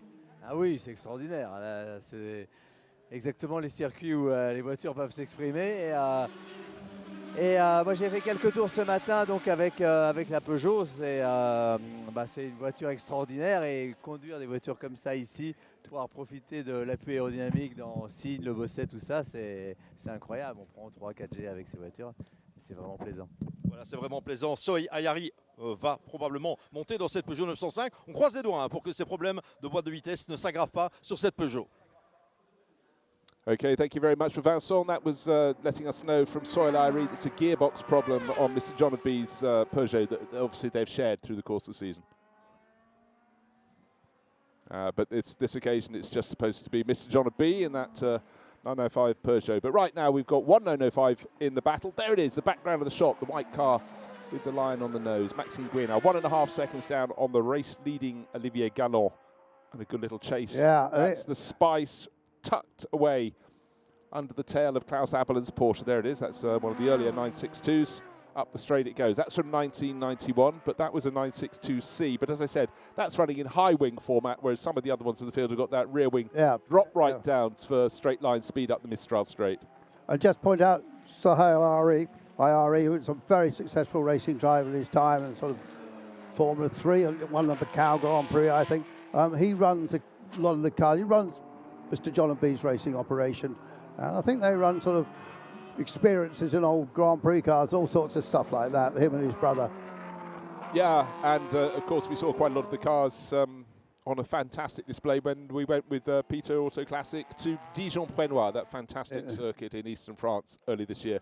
So unfortunately for Mr. John and B, his car is still in the pits, and he is still in the car, just gesticulating, communicating with the team. So the return to the track hasn't led to form and fortune, but it's a problem. They're going to try and get to the easiest to get out on the track now. They'll wait until tomorrow when the second of the Group C races is coming. Right, what we have is 7 laps on the board. It's a 45-minute race. We're only 12 minutes in, so early days, but we've seen Olivier Gallon hunt down past Lucas Alusa to take the lead of the race. So Nissan going past Porsche, and moments later, Maxime Guénard in the Peugeot that continues as Mr. John B climbs out of his. That moved up at the same time to get past Lucas Alusa. Lucas has fallen 3 seconds back, but the gap between first and second, it's just edging out in the favour of young Olivier Gallon there. So looking like a tidy run for him. Meanwhile, for Mr. John B, Soel Ayri and the gang, they've got some gearbox work to get on to with this number 2 905 as it gets pushed back into the garage, into the shade on this lovely warm afternoon at Paul Ricard. Yeah, this Spice, there are lots of different engines in Spice. The Graham Humphreys designed car for the touring car, all Formula 5000 racer Gordon Spice, who ran a chain of motor accessory shops, didn't he, Gordon Spice? Great character. Oh, what a character. And, a story at every turn. Yeah. And a glass of, latter life, a glass of red wine at most turns, actually. But I'm... Rum, actually. Oh, was it rummy light? Anyway, so this car's got Cosworth DFR 3.5 litre engine in it. So a lot of them had sort of big American cars. So I was just checking, and just hearing it go by, it didn't sound like a big American V8. Oh, well, that was a massive twitch there. Yeah. Coming out of the second corner, Maxime Guénard in the second-placed Peugeot, trying to go around the ADA, the car we talked about from West London. Francois Bourdin did nothing wrong, but he was where the dynamics and the momentum of the Peugeot wanted to go. So big correction there. That would have helped the lead go back out a bit more for Olivier Gallon, because Maxime Guénard was a little bit further behind. He closed it in, and then it's gone out again. So a bit of breathing space there provided by Olivier Gallon. Nothing to do with what he did. It was simply the car that's now being passed being where the Peugeot wanted to be as he exited turns 1 and 2. We see the Momo on the Porsche, but we haven't explained what Momo is. And of course, there's a guy called Gian Piero Moretti, and he was a great racer around Ferrari 333s very successfully in America, but he was the big steering wheel guy, wasn't he? Absolutely. And he loved the American circuits, but he also loved the American market. And, you know, the thought of a sort of racy Italian at steering wheel in a car, that he did big business over there. But I mean, for so long, and a lot of young drivers were taken under his wing as well, and an absolute gentleman, Gian Piero Moretti. And also, you know what? When you have a name that's only 4 letters long, you could do wonderful things graphic-wise. So it always stood out. Red with the yellow lettering, but it stood the test of time. But, you know, also you look at a race livery, we talk about Group C, and when there were loads of Porsche 962s, they all look different according to their colours, but some cars always change shape. Lovely close-up of the Nissan there, and you can see the names, race the car at Le Mans in period. On the door, I was just trying to remember who it was, that trio that year. Was it Blundell, maybe? In that 83 car. Well, Blundell, of course, set that outrageous qualifying lap, didn't he? Where the engineer said, wind it down. He went, nah, I'm winding the turbo up. And just hung onto the wheel. And Julian Bailey was in that car as well, I think. Jules not very well at the moment. So Gallant got 2.3 lead over a man who's raced a lot. They know each other well. Gallant versus Guénard, Frenchman versus Swiss, an Austrian third. Right, just had a quick check. The names on the roof above the door of Olivier Gallant's car: Derek Daly, Jeff Brabham, and Chip Robinson. Right, okay. So that would be one that was racing heavily in the States, but of course all those attempts at that time to be the first Japanese manufacturer to win at Le Mans. Was it going to be Nissan? Was it going to be Toyota? Mazda. 1991. Japanese team run by British and Belgian engineering expertise. Yeah, absolutely. And it took that win. Talk about taking the wind out of the sails. But in terms of the sort of amazing cars from Japanese manufacturers at the mall, you do still tend to think of these mighty Nissans and a whole host of Toyotas. Right, pit window is open in under a minute's time. It's a 45-minute race, but it's a generous window time. Oh dear, Mark Davies has just been checking out the banding of colour beyond. I was saying to Andrew at the start of the programme, the further you go away from the circuit, each of those painted stripes is painted in a coarser texture, ever coarser. So as you're spinning, your car will be slowed ever more remarkably. Right, Klaus Abelin and Mark Davies have been having a fight for a long time. And unfortunately for Mark Davies, just getting a little bit too much power on. So he tried to accelerate between Virage du Camp and Virage de la Sainte-Baume. Here's the Yost coloured car, Blaupunkt. This is a genuine, beautiful car. And Yost still have a historic division, so there's Yost people running that car. Well, Reinhold Yost and the gang, so much success as privateer teams, then eventually given works teams in years to come with Audi and so forth. But Blaupunkt, that's German for blue points, blue dots. You can see it on the nose of the car there. And of course, there were very, very fine car stereo systems was their main business, and radios. Gosh, that makes me sound old, talking about radios. You know what I mean? So Gallant but still edging away a bit from Guenard and Lucas Halusa. Now, again, they don't have to change drivers at the pit stop, but they've got to get it right. As I explained earlier, you've got to try and get close as you can to that vector, and that's all about hitting your marks as you come in, accelerating away, but not accelerating too fast and breaking the vector bracket. So you've got to get it absolutely right. Yeah, if you haven't done your homework at the start of the meeting, you could waste all of your effort trying to find a tenth of a second on a practice lap and going well in qualifying. If you get yourself a penalty, it really throws all your form out of the window. So teams, it might seem quite mundane and boring, but it has a huge consequence if you don't get it right. Saw a car yesterday in big letters on the dashboard was written the vector. He knew exactly. And most of these cars, he'll have stopwatches. These guys will have stopwatches in the cars now and start and stop them. So that, although they've got a team manager telling them that they can check themselves. And one thing that's always interesting is when you look into a racing car, we have fantastic sort of grid walks here, and you can get close to cars in the paddock, is when you see a little track map on the steering wheel. Yes. It's not because the driver wants to know, do I turn right or left? It's so they can remember what the corner number is if the car has stopped at the edge of the circuit. Absolutely. So they can tell the crew where it is. Obviously, if you had a map of the Nürburgring Nordschleife, it would be so tiny, those 25 kilometres, 170 turns, you wouldn't know. But the point is there, you know, if you're doing an endurance race, you're not allowed outside assistance, but if your car is broken... Oh, he just spun it! Okay, this is the car from second place. Maxime Guenard had got to within... Well, he'd fallen to 3.5 seconds down, fallen to third place. The red and yellow flash was pole starter Lucas Halusa going through. So what's left on the clock? He's still got 25 minutes. If he hasn't destroyed those tyres with that rotation, because... going off the track's one thing. As I said, you go on those painted blue and red strips beyond, it's very coarse, and he put all four of them over the paint there. It'd be good to see a replay. Why did he spin? Well, quite a few people have been getting it wrong down at effectively turn 4 and 5. We've got lots of people in the pits now. Just actually only 2 cars possibly circulating right now. Well, it's our front runners, and of course, suddenly Maxime Guenard is way behind. So here's the number 4. Peugeot, and it was a spin all on his own, just coming out of the chicane. We've seen other people do it. We saw the Spice do it. I think the car was unnerved by the curb. I think he just put it on the curb a bit too much on the apex. Actually, with that replay, by the time he got onto those coarse painted strips, he was doing next to no speed, and he was running in a straight line. If he'd done it with the car rotating across, that means all 4 tyres would have been given a scrape. That would have done more damage. You know what? That might well have been his in-lap. Because maybe not, but you know, sometimes the driver, their attention just goes. They think, I'm coming in. Look at the names that raced that: Hans Stuck, Derek Bellot, and Frank Jelinski. Don't hear too much of Jelinski anymore.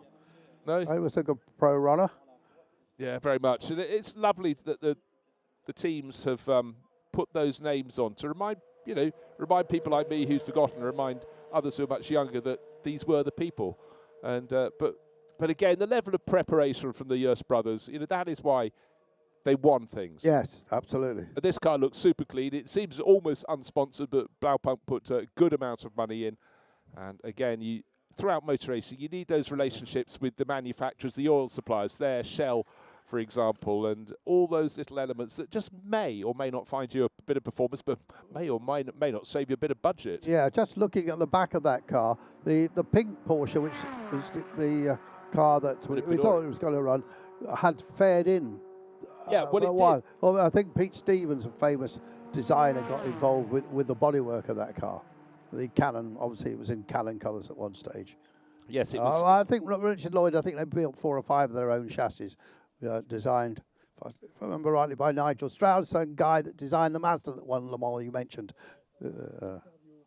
So I think an interview is about to come up from the pits as the drivers, some are getting out and some are just waiting to go back out. So shortly we'll hear some news from the pits on a warm summer's afternoon during this Group C race. Au cœur de la fenêtre de pit stop dans cette épreuve du Group C Racing avec Yvan Vercouter qui vient de quitter l'habitacle de la Porsche 962C numéro 7. Yvan, la première chose que vous m'avez dit, c'est « fait chaud ». Ouais, fait chaud. On perd des calories là. Hein. Ça fait du bien, remarque. Hein. J'en ai un petit peu en extra, donc je suis content de les perdre.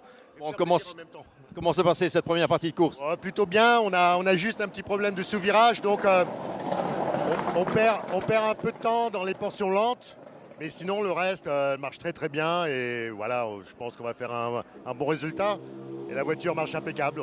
Et puis généralement, le copilote marche pas mal non plus. Ah ouais, Ralph, c'est la référence. Hein, donc il connaît bien ses voitures et puis il est à l'aise avec cette voiture. Ça fait 8-9 ans qu'il roule avec, hein, on roule ensemble, donc on fait une bonne équipe. Parfait, allez, on leur souhaite le meilleur. That's the second part of the race for the Porsche number 7. It was Yvan Vercouter, it was quite hot in the car. Now it's Ralph Kellenes, a kind of reference for the Group C Racing. Thank you very much. So Yvan Vercouter from the Blaupunkt car, and we weren't sure if Ralph was, he'd been removed from the entry list, they've shared before, but Ralph will really nip on. He's in 4th place, and he's already set that car's fastest first timing sector. Yeah. When the pro gets on board, you expect it. When Ralph gets on board, you definitely expect it. Yeah, Ralph's second generation racer. His father Helmut was good in Can-Am cars, remember, and had been a factory Toyota driver and has just kept racing with lots of success in Data Masso Panteras recently, but also in that car. And Ivan there is the man that manages the wealth fund of Luxembourg. That's what he mainly does. He looks after the country's investments. Well, he was a safe pair of hands in the 962C there, and clearly a safe pair for Luxembourg. It's fantastic commentating with you, Andrew Marriott, because you know the backstories, but also there can't be many more interesting paddocks in terms of who does what than this paddock here for Peter Auto. Isn't that the great thing about this? You know, we'll go to a Formula 2 race or a Formula 3 race, and they're all focused kids that know nothing but racing because they've been racing karts since they were 13, and they don't read any newspapers, or they know nothing except racing and what they did in karting, and they actually, frankly, aren't very interesting. They get interesting later in life, some of them, but here you've got all these interesting guys, businessmen, people that cosmetic heirs, and guys like Abelin with his meatballs, and a lot of these guys got interesting stories to tell, and you know they're very successful people. And of course, they usually, when they go racing, very focused because they know how to be successful. Being successful in racing sometimes not quite so easy. No, because for a lot of people, they've made their careers by being real pioneers, but they haven't had to listen to people. But then you listen to your coach. Did make me laugh. Just seeing the ADA going through shot. That was the car that nearly tripped up the Peugeot that was running in second place. And looking at the assorted sponsors that they needed to get that car to the grid at Le Mans. One of them on the side with a lot of space. It's a talcum powder company for stopping you getting athlete's foot. Isil. What a sexy brand that was. Yeah. But it's absolutely perfect for the period. Also, last night over dinner, I was telling you about my friend Tony Chapman and Martin Speeders. They sponsored that car as well. But of course, ADA went on to run a Gebhardt, didn't they? Which we have seen in historic racing subsequently with Michael Lyons. Michael Lyons driving it very successfully at Le Mans Classic. Maybe 8-10 years ago. Yeah, they're very, very quick. Need to see more of Michael Lyons. He appears to sort of fallen back from the scene. The one and only March in this race is, it's up against it. It's from 1985. This is an ex-Richard Clear car, 85G. George Caban driving that, and it had plenty of grunts. It raced primarily on the North American racing scene, which, as I said, one weekend you might be racing at Road America or Road Atlanta. The next weekend you'd be in a parking lot, effectively in Miami, with, Well, interesting you say that, because a car like this, or it might have been the next model, the later model, Emerson Fittipaldi stopped his racing career and started again in a March. You're right. In one of the Miami car park circuits, because there was 2 or 3 different configurations there. They used different roads. But I remember it well, because he then went to have a great career back in IndyCar. Yeah. Sorry, Charlie Burrashot now has taken over that March from Georges Caban, just to be completist. When you get bodywork being taken off, that's not a good sign. That's the pink spice of Mark Devies, the Belgian racing car dealer. Well, and there is your Cosworth engine. There really seemed to be a divide with these spices.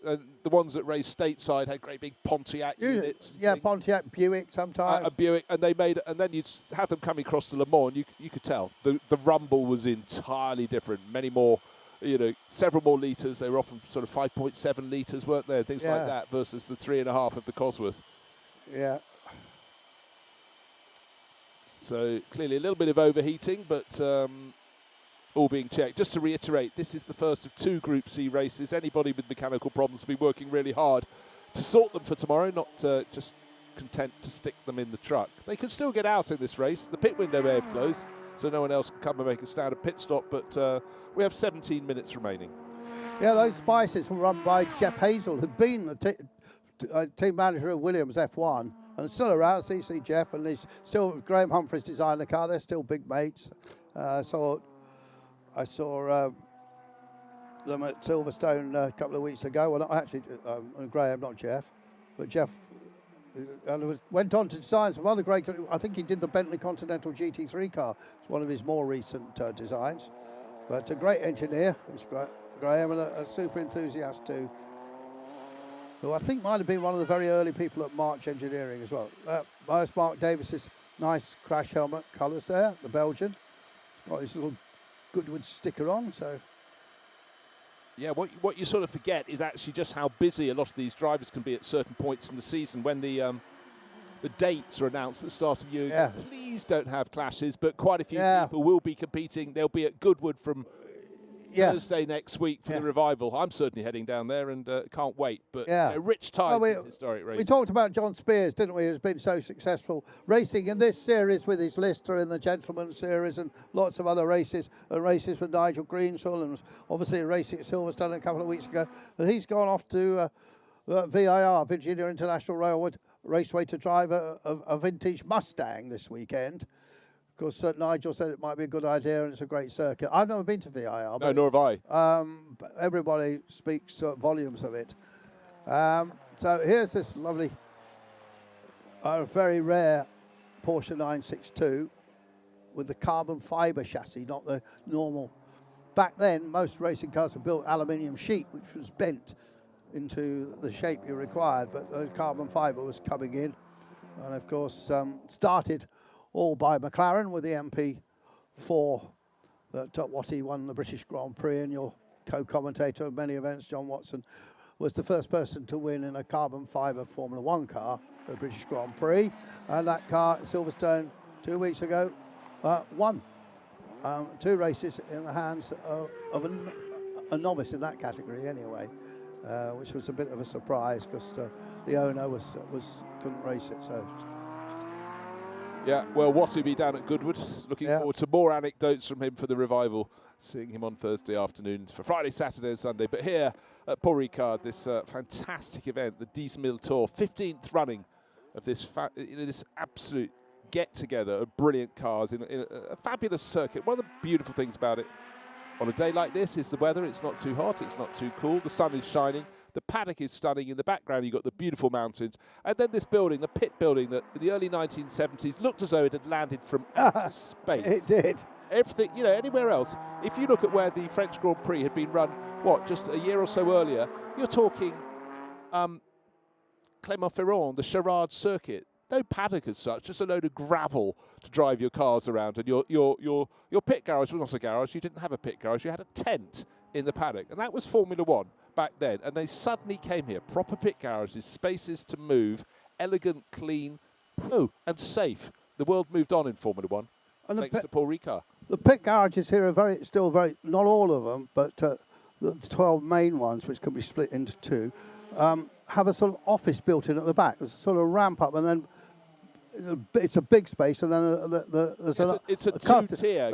Yes, it's a custom build. These days, people have to go to one of these companies that build all this various framework and stuff and make rooms. That at Le Mans suddenly happened, didn't we? Suddenly a pit was 3 rooms, and you couldn't get into 2 of them to find out what was happening.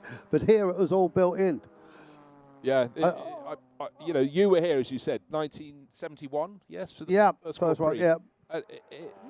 You must have had your jaws on the floor. I think the next circuit to make the Formula One World Championship regulars go and have a similar sort of, what are we looking at? Must have been the first time they went to Yas Marina, because the level of luxury there, the level of everything was built to, you know, these stunning standards. You know, no progress, very little progress in life in anything is linear, but you get these great big jumps. And this, Paul Ricard, you know, the best part of 5.5 decades ago was very much that. And right now it's still a brilliant circuit. Much more safety now. It was the quantum leap in safety at the time, but I can see why this is such a popular place to come racing. There's space to overtake, there's space to that long straight to, you know, see if you can slipstream someone. The facilities are stunning, and we're just seeing a weekend of amazing racing here. But at the moment, first to second, it's still not a done deal. It's only 3 seconds between Olivier Galland. We're looking at the march here. That's Charlie Bourachot running in 6th place overall. He's a lap and a bit down with that Beaujolais sponsorship. But that was a nightclub, wasn't it? I think it was, yeah. There's quite a lot of nightclub sponsored racing. I remember Thursdays sponsored Alan Jones. Ram Racing. Yeah, and a wonderful guy called Buzz Bazaglo was the man on the door there, and went on to race in Formula 3, and he just died recently in Australia. Terrific chap. Interesting with this Nissan, they had individual programs, so they raced these cars in Japan, in Europe, and in America. Yeah, I mean, there were some slight differences with the cars, particularly the bodyworks. Well, it was very good, actually. In the Spa Classic early this year, we had the R90CPs next to the R90CKs. Yeah. You could just see the difference. Yeah. A smaller grille on one. And then, of course... Some of that, I think, was to do with the rules as well. Yes, no, entirely so. But the James Thorpe Phil Quaife car was down here, but hasn't appeared yet. And that was another CK with the From A sponsorship, those giant pontoons you had to climb over to get into the cockpit. Never found out what From A was. Doesn't matter. It's a cool sponsorship. So, fastest lap of the race is still Ralph Kellener's. 1:51.1. Yeah. Race leader, his last lap, 1 minute 53.0, 1 minute 52.5. So, suddenly Olivier Galland, with 10 minutes remaining, picking up the pace. It could have been his previous lap was a little slow. He might have been putting a lap on maybe Mark Devis. No, Mark's still in the pits. It might have been the ADA of Francois Bourdin. But at the moment, the fastest car in the field is in 4th place, Ralph Kellener's.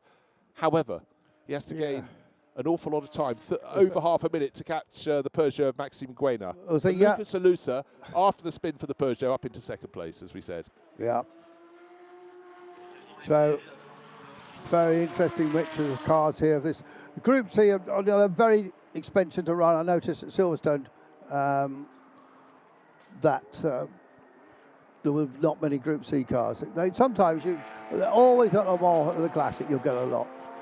But they are expensive to run. I mean, there's a lot of them around, but you've got to get the budget, haven't you?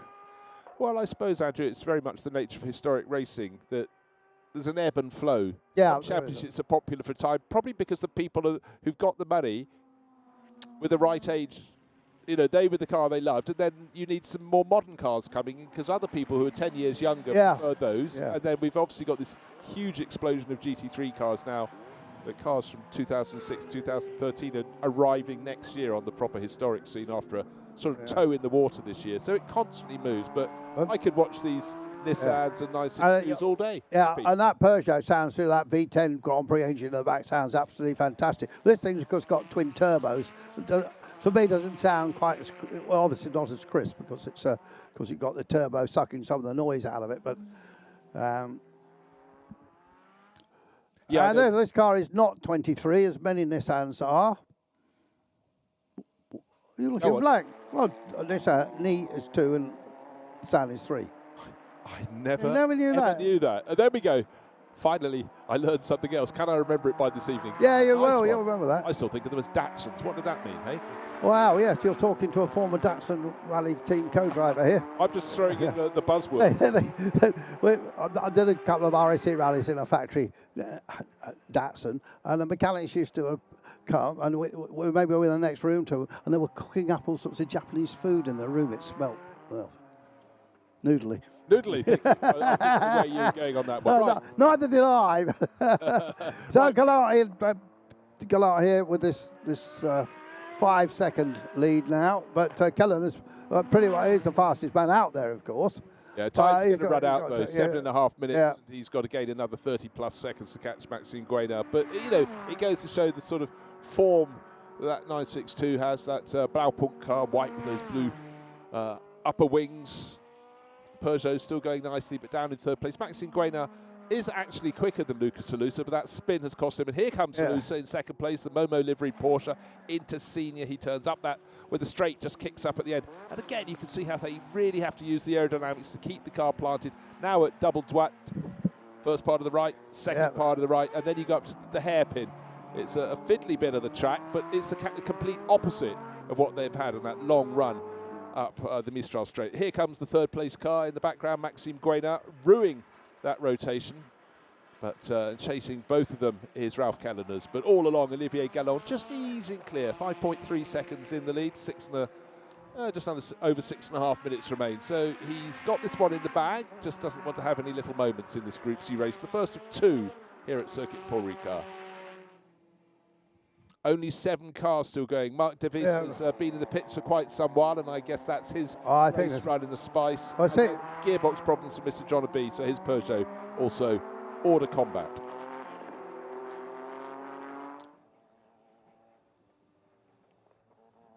Just looking at Kellener's time, I think he knows now he's on a hiding to nothing really, because he's on 30 seconds behind Guénard, the marketing director of Richard Mille Watches. I don't think Richard's racing this weekend. He often does here, and he sponsors a big concours d'elegance that Peter Auto run. They run a very upmarket event, and I see it's on the calendar again for next year, along with things like the Tour de France Auto, which this organisation runs, founded by Philip Peter with his wife. Yes, from small acorns, great oak trees have grown. So I remember coming here. He was part of the BPR with Stefan Rattel in his early days, and Patrick Peter, and the former Porsche racer. That'll come to me in a second.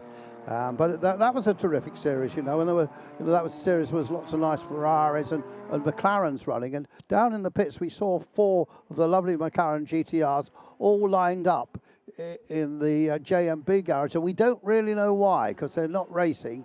And the Lark car, 4 of them all in a row. The Golf car that was raced by Derek and Justin Bell is the Harrods car. The Harrods car. Won the morning. Yeah. Yeah, no, that picture. The Golf car, sorry, raced by Ray Bellman, I should say. Yeah, that image of the 4 F1 GTRs in the pits is doing quite good business on social media. Is it? With a lot of people I know who have a complete passion for those cars. Yeah. Just going, why am I not at Paul Ricard? Well, here's a march with huge flames coming out of the back of it. Ooh. And if you'd like to sponsor it, there is some phone number on the rear wing. There's a sponsor needed. So here is our race leader. He's behind Klaus Appelern's Porsche, and that is slowing him down a bit, but with a lead that had been close on 6 seconds. It's come down a bit, but at the moment, Olivier Gallon just doesn't need to do anything untoward. No, he can squander 3 seconds of his lead advantage because the clock's counting down. 4 minutes remain. He knows he's got the grunt. He used a little bit of the toe. 1, 2, 3. Now there goes his power. It's like a slingshot, and up the Mistral Straight he goes. He's been racing cars like this since he was a teenager, I think. His father was a big enthusiast as well. And so we had a little chat with him at lunchtime, and so he raced at Goodwood once. Bruce came over. I think he was driving. I think they've got a Silk Cup Jaguar of some description. Okay. So I remember 3 Le Mans Classics ago. There was about 5 Silk Cup Jaguars of all different descriptions. You know, the DFR engine ones, the V12. I like the V12 ones the best because they make the best noise, don't they? But Andrew, we're simple creatures, easily pleased. And see Ralph still popping in fast times and closing up on Guenard, but we're just in the last 3 minutes of this second race here.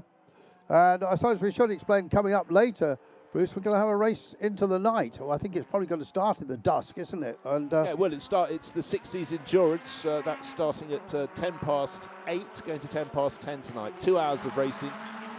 So plenty. Again, the pot gets stirred at each one of these classic race meetings, and sometimes you come and your championship has one race, sometimes they have 2, sometimes you have the late race, but this will be very special in this late summer, early autumnal evening going into darkness here. And on the high plane here, it gets pretty dark. So 2 962s racing together. One a sort of genuine ex-works car with the original aluminium chassis, and then behind it the Texaco liveried car. Oh, it twitched a little bit coming out of there, but Halusa pushing on. But coming up next, it's going to be a very competitive race with a big field of cars. The what we call the 2.0, we sort of call it, 2 litre Cup, which is all for Porsche Carreras. Porsche Pre-1966 Porsche 911s, lightweight, nimble, really enjoyable to race. Been a hugely successful series over the years. Ollie Bryant, British driver from Surrey, has tended to dominate it. I think he's won it 3 times and is in the lead of the championship, has dominated this season, has won every race, sometimes driving on his own, sometimes for the car's owner, Kyle Tilley, who we mentioned a couple of times earlier from ERA Motorsport. Yes, and when we get to the race itself, we'll point out the vagaries of the different categories there and the extra time needed to be spent in the pits. But in this race, it's really, ever since the start of the race, he started second, Olivier Gallot. He fought very hard with the Lucas Halusa. He timed his moment, got the toe, took several laps trying to get past at senior, and then got the job done. At that point, Lucas Halusa was demoted to third. The Peugeot coming through for Maxime Guenard. Guenard later had a spin, but nobody's been able to get close to Olivier Gallot. There he goes. This should be the start of the final lap. There's confirmation, top left of the screen. 6.8 seconds clear. There's Lucas Halusa in the background, and within a second of him is the Peugeot attacking, the number 4 Peugeot fighting its way back. Fell from second to third, back into third, but closing on second now. Nobody will catch Olivier Gallot. He's driven a really, really tidy race in the Nissan, the works Nissan. Nissan means 2-3, I've just been told. There we are. I've been paying attention. I remembered it for 5 minutes. Yeah, this could be a battle to the line, though, for second place between Guenard and Halusa. They've raced a lot together in this series and other classic race meetings as well. So it's going to be Switzerland versus Austria.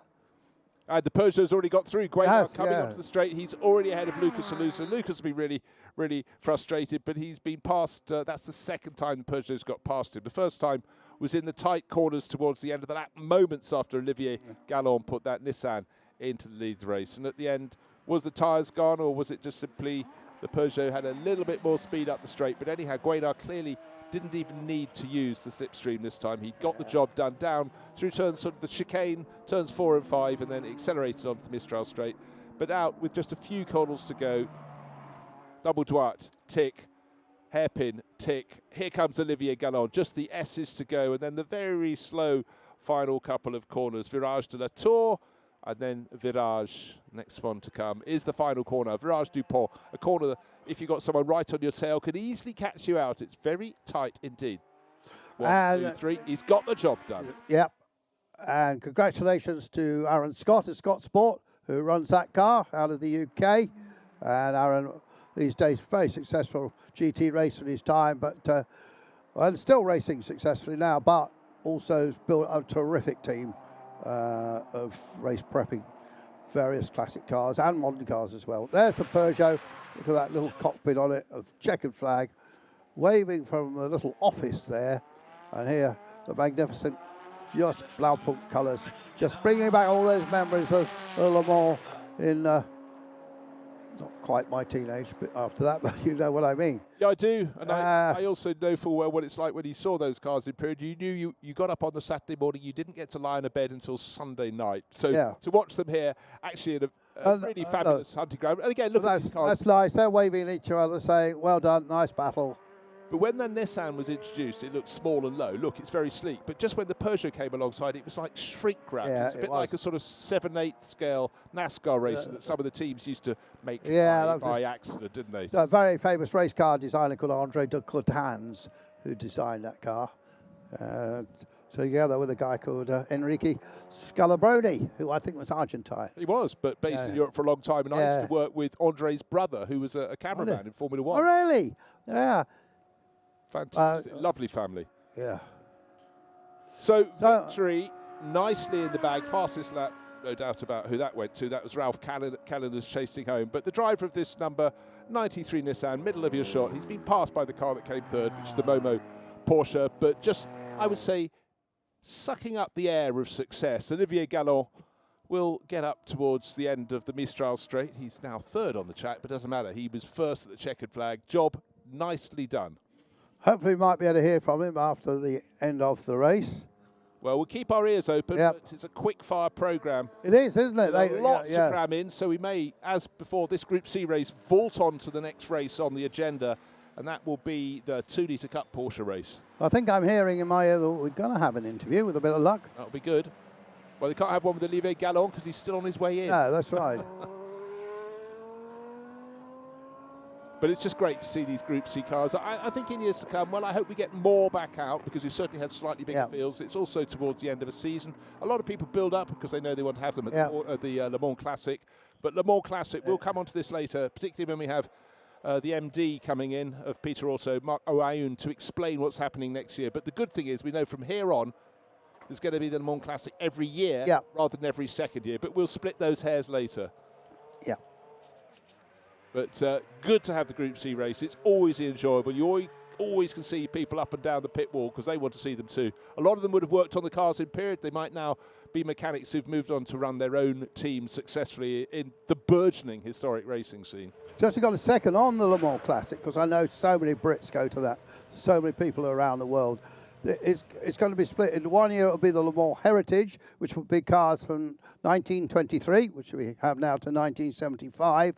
And then the alternate years, it will be Le Mans Classic Legend, which will be 1976, all the way up to 2015. Cars are only 10 years old. And some new categories coming, the GT3 Revival Series and also Legends of Le Mans Series, which is going to be a lot of fun. That's going to be LMP cars up to 2012 and GT cars up to 2015 actually. So yeah, no, I mean historic racing is absolutely thriving, but as we say, the constituent units keep on changing, which is a good thing, and more cars that have been hidden away for a while are coming out, and it's always great to see some stuff you haven't seen in historic racing for a while. And it's great to have the people here in this just fantastic day at Circuit Paul Ricard. The weather is super kind. And right now, people lapping it up. And the paddock has been thronging. It was quite busy yesterday, but Saturday and tomorrow, Sunday, it's really busy. It's got a good vibe. So we're already getting the entry up for the next 2 Litre Cup. And a bit of a surprise here. And the pole position was set by Jürgen Rudolph, who is a Porsche enthusiast through and through. There we have nice scenes there. That's a father and son, yeah. Yeah, well done. You know, you go racing to enjoy yourself and to win. And if you win and then enjoy yourself, it's better still. Yeah.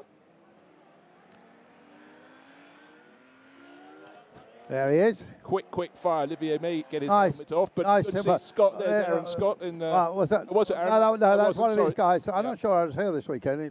He's running Lamborghinis here and other cars there and all sorts of stuff. And, all that applause, everyone involved wants their driver to win. And, it's sort of joy is spared. I think we might get an interview, get the helmet off and dive in there. That's Dad's still there. Here's the helmet coming off then.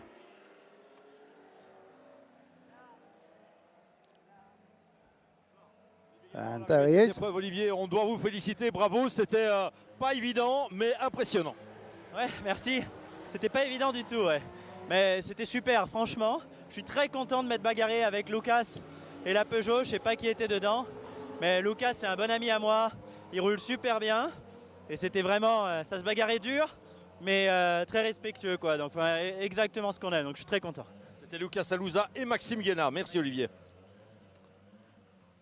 So there we go. Thoughts of race winner Olivier Gallon. Oh, that was Aaron Scott there. Was he just walking in? Yeah. So, almost time for the 2 Litre Cup. And as Olivier Gallon cools down, great to see the joy. And a few cars had little problems, but no problems at all for the Nissan crew from Scott Sport. Victory there for Olivier. He's winning. Overall showing he was competing at Le Mans for the centenary just a couple of years ago. Yep. So he's going to be heading off to his HQ in Dubai. I'm not quite sure the cosmetics business that they run, that family, but there he is talking to her. Let's see some highlights then, Bruce. So quite a bit of small field, but quite a lot of action. Yeah, fantastic action. 3 manufacturers fighting in the front. Porsche leading, Lucas Alouza. Challenge from Olivier Gallon. And then trying to stay with them was Porsche in the early stage. A Peugeot, 2 Peugeots. John B had to pull off the ADA while he was bringing up the rear of that race. But up front, Lucas Alouza leading up until this point. And then poor Lucas, while he was just recomposing himself, Maxime Guénard swept by in the Peugeot as well. And we had the number 7 Porsche really going very nicely, most notably when Ralph Kellner got on board. And then the chase for second place was on, but the Peugeot in second would have a little rotation and drop itself back to third. But that was far from over. Talking of spins, first one was Mark Davis going around in the pink spice. Then, as the field stretched out just a little bit with the Olivier Gallon leading in the Nissan, the order began to change. This is why, from second place to third. And that was a recovery from Maxime Guénard to Olivier Gallon continued. The ADA was on its way. But that, in fact, really tripped up Maxime Guénard later in the race when they were in turn 2. But Olivier Gallon taking the wide line at scene, chased at that point by Lucas Alouza, but the Peugeot was coming back at a pair of them. There is the gap from second to third. That will come down. The Peugeot was closing. And I won't give away what happened yet, because there was a change. And then for the ex-Richard Clear, It's very good, isn't he? Pushing, keeping his sponsored Nissan through to the finish and the checkered flag. Job well done. Look to see who's going to come second. Would it be the Peugeot? Would it be the red Porsche? In the background of shot, the move was made. And the Peugeot got up into second place. But the victor spoils to Olivier Gallon.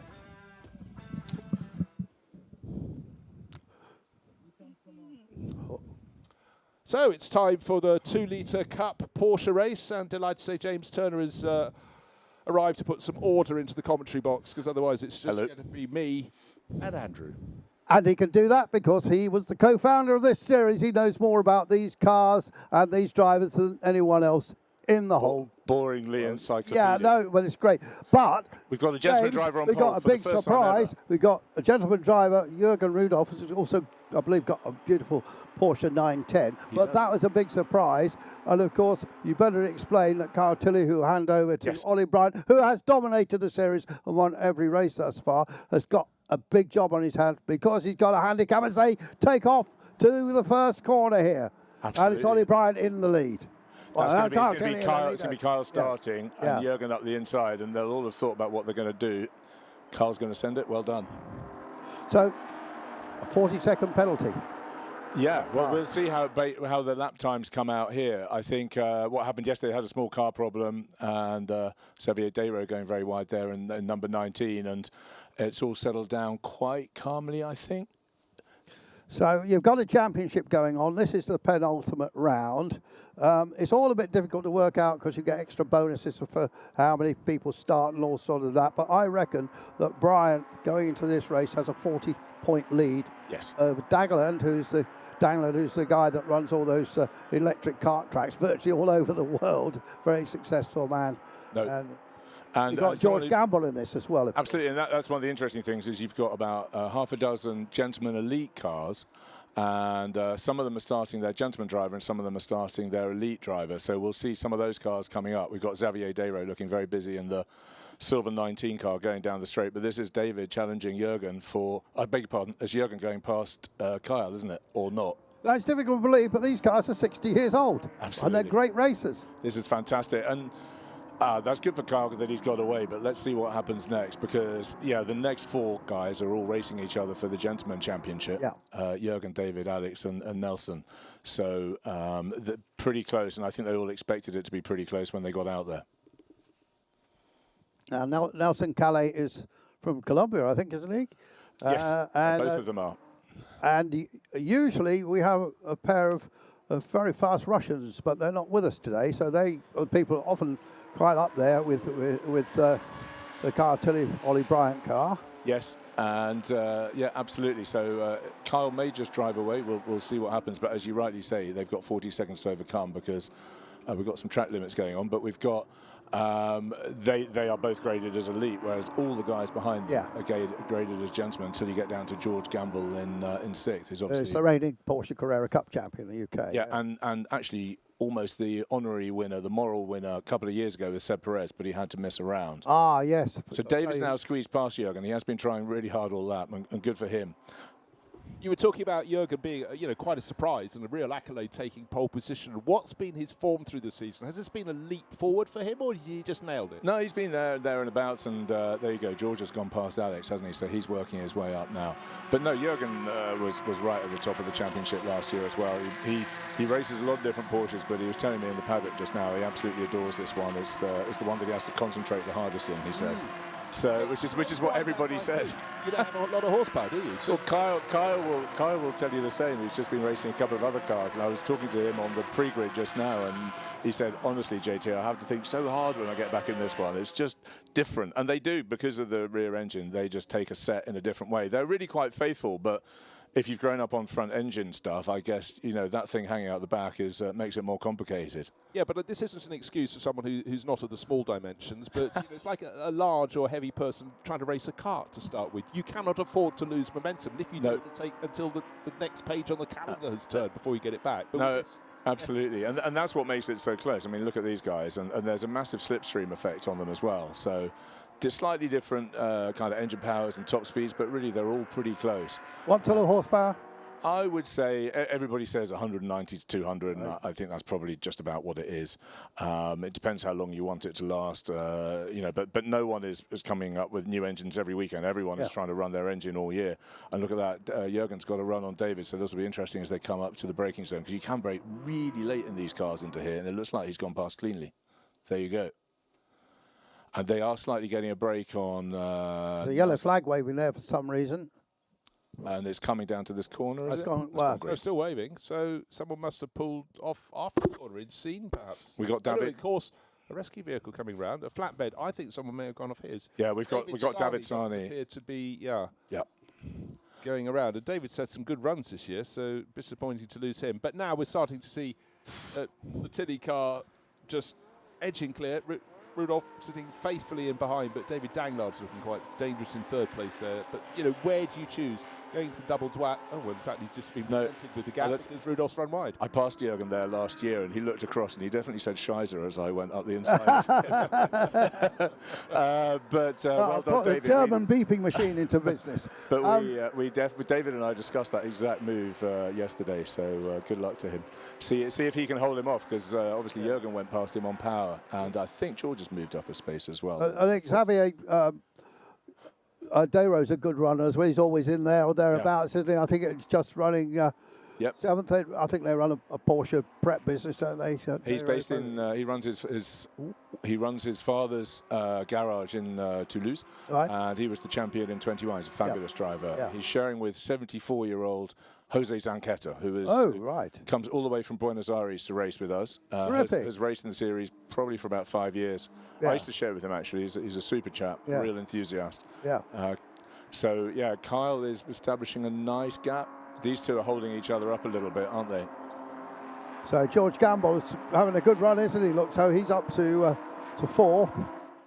Well, again, it's about overcoming the penalties. So George is sharing with Steve Edwards, and we've got down in 10th, we've got number 68, Jürgen Westphal, who started in 3rd place or 4th place, I think.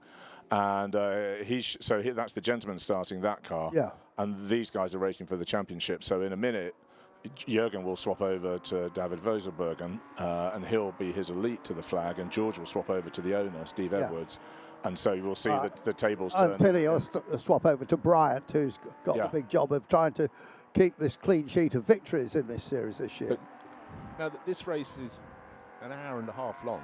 I know. Is that one of your longer ones? No, they're always 1 hour and a half. When me and Patrick did it in 2017, 2018, we discussed the length, and I think one of the nice things is a lot of these cars are double driven, and that means that you can share with a mate, you can share your costs, you can share the whole excitement.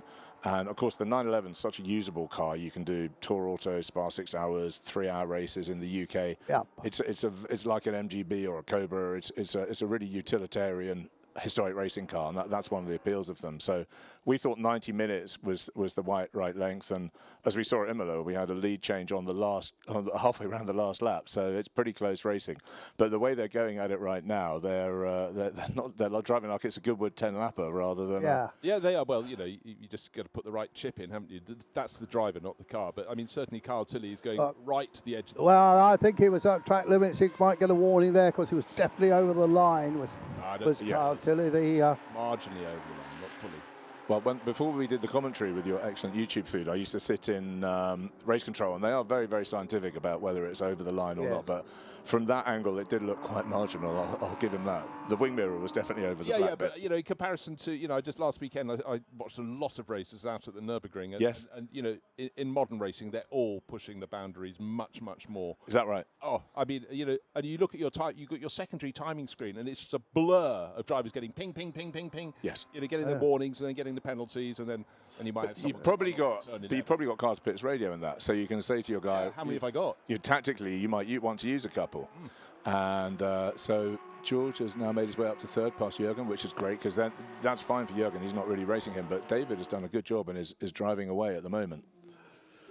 These cars, have they all been started off as road cars? Have any of these been racing cars or even rally cars, of course? Well, that was kind of Porsche's thing more in the day, wasn't it? That's why the papers were so early in 1965, because it was for the Monaco Rally, Monte Carlo Rally. Yeah. So they only really started racing them in Scandinavia in about 66, and they did some racing in America as well, Trans Am, Daytona, and such like. Another lead change back there, I think. Well, there's a fantastic scrap just in the background, not the shot we're looking at now, just the next group behind, 3 cars covered by coat of paint. Here we go. Yes. Look at that little grouping. It's fantastic. Xavier Dayro, Alex Van Houten, and Nelson Caille. Nelson, number 10 in the yellow car at the back. It's chopping and changing. Oh, carry on, gentlemen. Yeah. And as we know, that's tight. It can be tricky. Well, as you know, it's Alex's probably his 5th or 6th race, because he's been a bit of a star all year, having done his first race ever this time last year.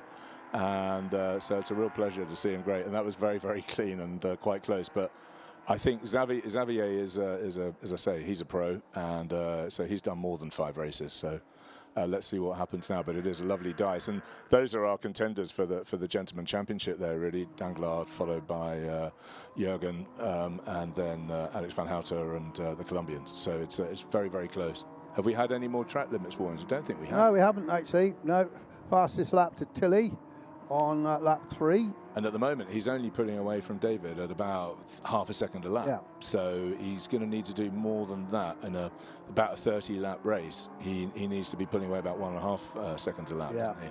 But of course, he's going to hand over to Ollie Bryant. We've had contact between 10 and 29 at turn 8, which was that's Nelson Caille and Alex Van Houten at turn 8, which was. I don't think it was much more than a kiss, was it? That. We'll see, but it's been noted, so probably dealt with afterwards if they're both still going round. And George is making real progress here. So how do his times compare with everyone else? He's a little bit slower than the two in front at the front, isn't he? But I think he's actually being slightly slowed by his his contest with Jürgen Rudolph, but he's just put it. George Gamble's just put in the fastest middle sector of anyone. Yeah. Wasn't he ahead a few laps ago with Jürgen? I think Jürgen's come back. Yeah, no, he definitely got up to third. Yeah. And yeah, Jürgen's got a stonking German motor, shall we say, and he's only actually in the speed traps. It's a couple of kilometres an hour faster, and that's it. But maybe that's enough to make the difference. Are these engines policed at all? Oh yeah, we pulled 6 apart last year at Estoril, and with some interesting findings. But by and large, you know, I think everyone runs very clean and you know, respects the rules, and so yeah, they're all. You can see how equal they are. These 4 cars have all got different preparers. I think the second and the fourth have got both got Tuthill engines. So yeah, and these 3 are all from different preparers as well. So it's pretty equal, really. Yeah, but Tuthill still do a lot of these cars, don't they? They're running 1 car in this race, but they're supporting the George Gamble car on the engine. So yeah, I think. Probably Historica are probably the most winningest team. Oh no, that's well off the. Yeah. That's right, Lewis. No debate about that. There you go. Oliver Rastit. Yes, who comes just to Paul Ricard once a year with his 911. Oh, does he? Probably lives down the road somewhere, does he? In this lovely part of France. And Tim Pappas is making good progress, up from 26th to 18th. So he started on the back after an engine problem, although he's just gone down a couple of spots. So I'm not sure what happened there. Just Jürgen Rudolph is just put in the fastest lap of the race. So he's right on it this weekend, isn't he? He really is. And that will put him right back up towards David. Yeah. And, I mean, the funny thing about these cars, you'd think with the engine behind you, they didn't get that hot, but actually they are really baking hot inside. Yeah. There's a trick, which is that you open the rear side windows, and that lets a lot of airflow through, but they are baking inside. And what's the tyre situation here, James? I mean, obviously you're running 1.5 hour race. It's a good question. This is probably the worst circuit for tyre wear. You've got this corner here. Oh dear! And having spoken about Tim, that's I think that's the end of his day. Yeah. What a shame. He's come a long way to do that. But he obviously had a good run in ERL. So I'm sorry about that. They were rebuilding that last night. So what we now do is we mandate 5 new tyres at the start of qualifying. And so everyone has exactly the same. Because there was a thing with buffing tyres, which my dad used to do in the 80s on his Yokohamas on his 11. Used to do it in Formula Fords as well. Exactly, but the Europeans apparently don't do that so much. So and that, funnily enough, the tyres last much better if you buff them because you got less tread on them. But look, he's caught right up on David again, which will be much to David's annoyance. But so what we did, we said everyone has the same, so same compound, 5 tyres, so you've got 4 new ones plus a spare. Imagine in the pit stop, most people will be changing onto the spare, which most people will have also. Really? So they'll change, Yeah, I think whether they change from side to side or just put one on the rear left. But you've got that very long corner after the straight as well. So the tyres take a real pounding here, even if you swap them around. And what brand are you on here? They're all on this fantastic Avon tyre. Is it the ACB 10? So no, CR6ZZ, which is road legal as well. So we did the tour also for 5 days in Philippe de Cran's car, which is running about 14th at the moment, and 1 set of tyres for 2,500 kilometres. Wow, 4 races, 10 hill climbs, which was. Well, that's another event run by Peter Auto. Yes, a great organisation. I did it once as support crew to Lord Beaverbrook, but car with a Porsche probably. Yeah, it was with a Porsche. It managed to catch fire actually. But it went to terrific circuits. It went back to Clermont-Ferrand, which I hadn't been to for years. And we went to Bresse. We went to what's the very hilly one that begins with C? Charade. That's the one. Clermont-Ferrand. Yeah. I beg your pardon. Yeah, but I mean, isn't that a great place? Up in the sort of the bowl of the old volcano, like a French Nürburgring. Yeah. Very, very abrasive. Yes. Wow, look, this is great stuff, isn't it, from these 4? Kyle is not getting away. Ollie is really going to have to pull his finger out if he's going to pull back this gap. Now, Kyle can pit after 35 minutes of the 90-minute race. Right. Whereas the gentleman owners have to do half of the race in the gentleman elite class. Okay, got it. And so George will have to, who's the pro, will only be able to do 44 minutes in his car, same for Xavier.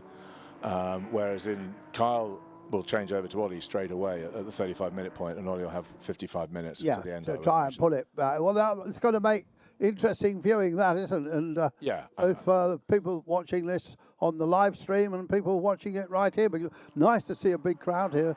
Lots of Porsches and lots of Ferraris and lots of Caterhams, strangely enough. It doesn't surprise me. They're a great little car, but it's absolutely rammed in the paddock today, and I think this is one of everyone's favourite races. I was going to say, James, you know, when the championship is released, I mean, I'd never been to Dijon-Prenois. No. So I loved going. You loved it, didn't you? Yeah. And I thought the 2-litre Cup looked sensational around there. Each driver would have a different favourite, but this one at the end of the summer, I can imagine this has quite a strong pull. I mean, it's ridiculous. We're all, you know, sat on the terrace outside the hotel this morning debating whether to go to the pool or have another Pano shock. And, nice for some. I'm going to name no names, but I did speak to someone to see if they could come and join us in the commentary booth, and they said they looked a bit not sure because they said they wanted to go back to the hotel just over there to do a bit of sunbathing. Well, there is that. Yeah, no, Ollie Bryant brings his bicycle and goes for very energetic cycles around the hills. No wonder he's like a bloke. He got nowhere to go because the red car was in the way. He didn't have much choice, but he would have seen it because you can see through first infringement track limits. Yeah. Car 5, which is Dirk Peters. Dirk Peters, exactly. And car 9, which is Roman Rocher, but the gap is coming down. I know. David Danglard, we're talking thousands. He's only a second and a half down on Kyle Tilley. This isn't what Kyle wants. It's going to make it harder and harder for Ollie Bryant. So, but in turn, Gamble, as we saw, just moved it back up into third place. That little moment for Jürgen Rudolph. But they are pushing each other on. If they can get on the tail of David Danglard, they're 1.8 seconds down from the second place car. Ifs and buts and maybes. This is really shaping up really nicely at the front of the field. No, it's perfect for Danglard, but he's almost quicker than Kyle at the moment. And hats off to David as well. You know, he started racing the series 4 years ago. He'd done a lot of rallying, but has you know, again, as you say, comes from San Diego every year from where he runs his karting business, and has really applied himself. He's got a fantastic driver coach now in Phil Quaife. And it's really reaping benefits. He's leading the Gentleman Championship as well at the moment. Okay, let's just touch on that element about driver coaches. Yep. We're saying a lot of people come to historic racing, might have done a bit in their youth, but, you know, 3 or 4 decades could have passed. Technology has moved on. But they're normally people that dance the beat of their own drum. Yep. And not everybody takes to a driver coach. I was working with somebody who had been a driver coach, and he worked out that not every driver coach quite reads the room in terms of how to talk about the bits where the person they're training are not quite as shiny as they could be. So a little bit of politesse is required. It's a bit like that old joke of how do you know when a pilot enters the room, and because they tell you. And so but Phil, I remember him coaching last year, and it was quite obvious that the most important thing to him was how quick his clients were going to go and how much they were going to grow and develop and get out of it. And there's a lot of there's some super coaches in this series, you know, guys like Sam Hancock and so on as well. So, and I think it's very much a welcome part of this historic racing that you can partner. You know, Tim Pappas partners with your own Bleekemolen, you know, Xavier partners with Zanquetta and so on, and I think it's a real pleasure for people. Jürgen Westphal is an extraordinary example, sharing with David Voiselberg, and you know he's probably gone from being maybe 20 seconds off the ultimate pace at Spa to, you know, on the front row or the second row of the grid here. So he's done a great job. But even if I think probably the longest ever relationship, you might correct me on this, Andrew, between driver coach and driver must be Nicholas Jonsson with Tracy Crone. Must be, yes. 3 decades, pretty much. Are they still going? Yeah, they're still racing in the Creventic series in now. lime green cars. Yeah. Crone Aviation. With the British team manager, Jeff still in charge of that? No, Jeff Hazel. No, okay. Jeff Hazel's no longer in charge of it. No, oh dear, that's the one. That's David Sarni coming back in, who I don't think finished one of the earlier sessions as well. So I'm sorry for him. But look at that. David is now with it less than a second behind Kyle. That's extraordinary, isn't it? That he's as you say, for 4 years, he's right on there. Yes. Look, he took a second out of him on that last lap. I was just watching the splits. The fastest driver at the moment in that middle section. That's what he talked about, having Jürgen Rudolph having a very good engine. Yeah. You know, But it's the middle section. That's the Mistral Straight. And he just marginally faster than George Gamble, who on that last lap was faster than both David Danglard and race leader Carl Tilley. Yeah, absolutely. That's why the whole thing's closing up. New purple sector. Just going back to the tyres, you say Yes. they might change one at the pit stop. But you're having to manage those tyres in the latter part of the Well, Alex isn't managing his there. He's not at the moment, no, fantastic sideways Yeah, drift. but he might be payback for doing that. I guess one of the things in the series, you've got people as experienced as Ollie Bryant, who's been racing for 19 years in a 911, and then you've got guys like Alex who've been racing for a year. Yeah. And I'm sure someone like Ollie puts a lot of science into it in a way that someone like me. Oh look, this is right up on Kyle now. Yeah. This is first, second, third, and fourth covered by just 2 seconds. 1 3/4 seconds covers all. And they're each playing a different game because Kyle wants to extract as much bigger gap as he can. David wants to preserve his championship lead, which is basically versus Jürgen and probably versus Nelson in the yellow car in the background, and then Jürgen's trying to do his best to beat David. So they're all kind of racing each other with different games, and George is wondering what to do because he's got to hand the car over to Steve in probably about 20 minutes time now. But that is close racing, isn't it? It's not 20 minutes into this race. That's surely you're just over a whisker over a second, covering the top 4 runners. George Gamble in third place has the potential. Now slip and slide. Oh, in the background, 2 cars. Oof. Right, Philippe de Crane, I notice, has stopped. That's a good shot. Oh no. And that's young Philip Koenig. So that's bad news. So I'm sorry for them. It looks like they've had a bit of contact in that corner, but we only saw the end of it rather than the beginning. In the meantime, George is looking quite racy. My money's on him because he's also very young and fit. Yes, yes. He won't be flagging. I would be knackered by this point. Unlike the person he's substituting for, he's done his back in, which of course is... Yeah, and saving himself a good one next weekend. Neil, yes. Yeah, but he is mustered on the first lap. So George, lovely to see him back in the car. Hadn't driven it before practice yesterday. Yeah.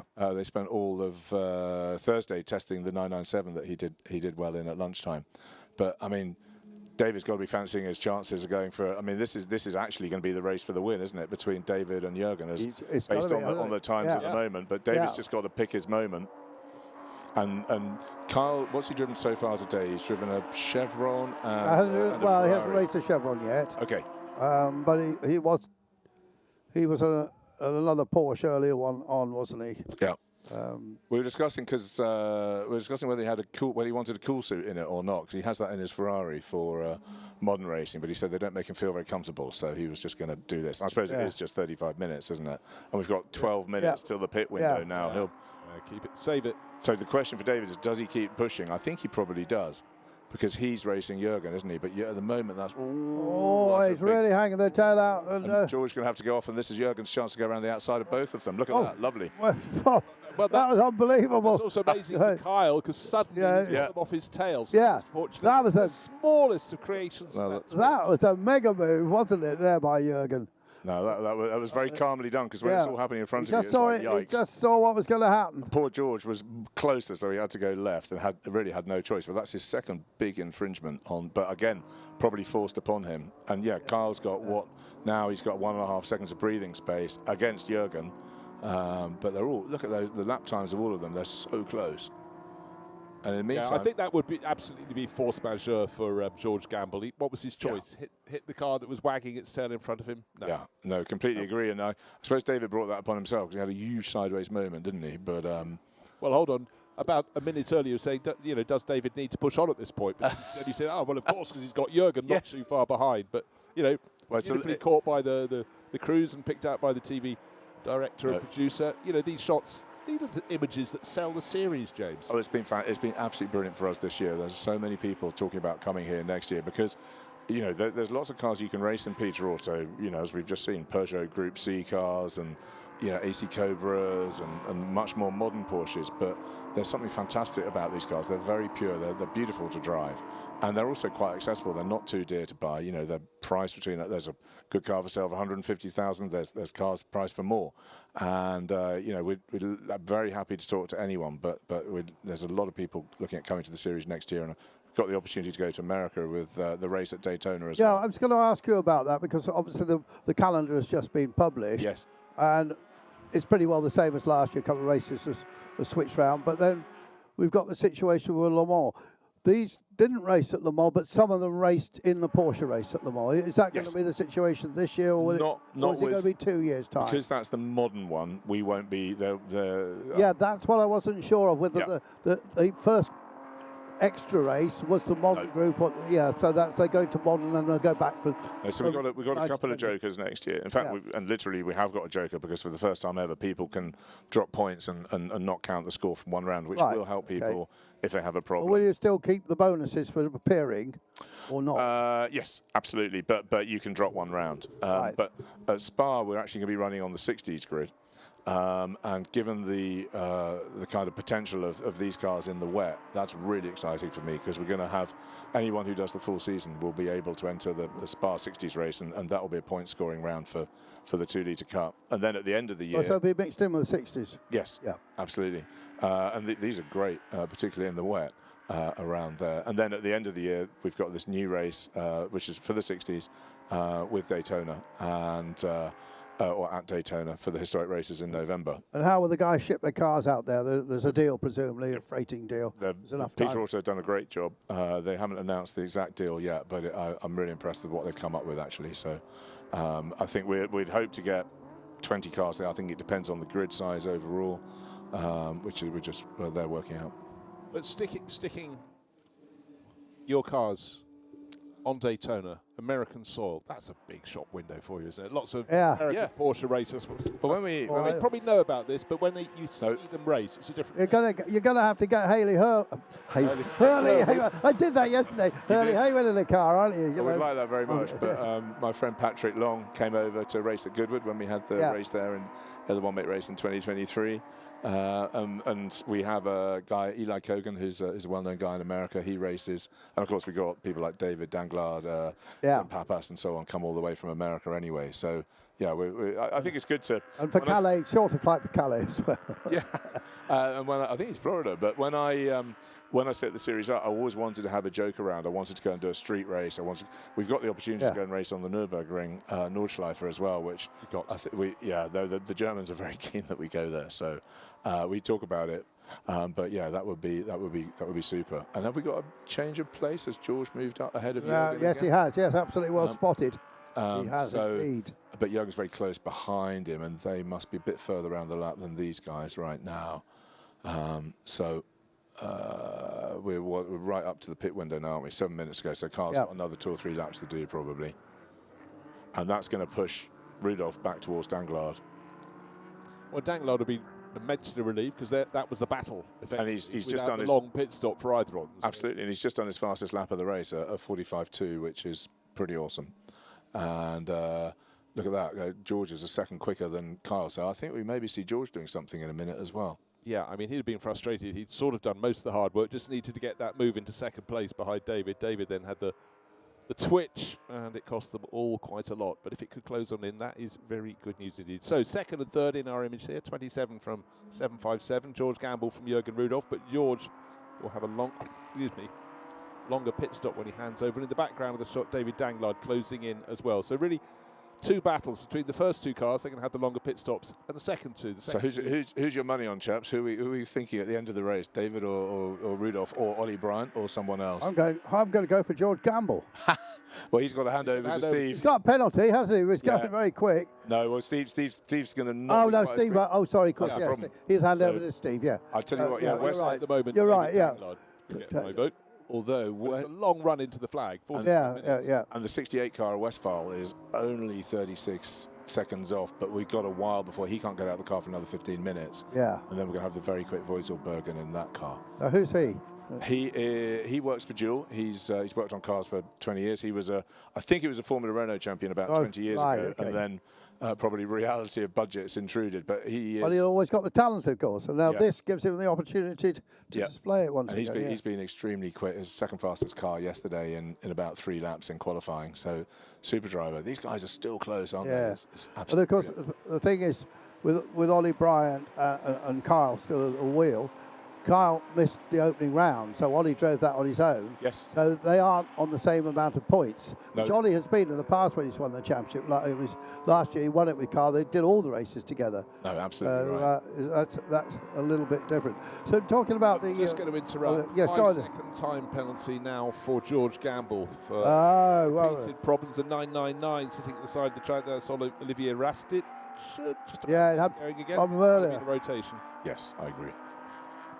So yeah, poor George, and they won't have. Yeah, to, that's I don't think I don't have to. That won't be a stop and go. I think that'll be added to his time, don't you? Yeah, yeah, I think so. A warning flag, also exceeding track limits at turn 2 as we look at a replay to our race leader Kyle Tilley. So he's on the cusp, but over the cusp is George Gamble, and over the curbs and far away is Olivier Rastic. There he goes. There he goes. Oh, the back wheel's off the ground as well.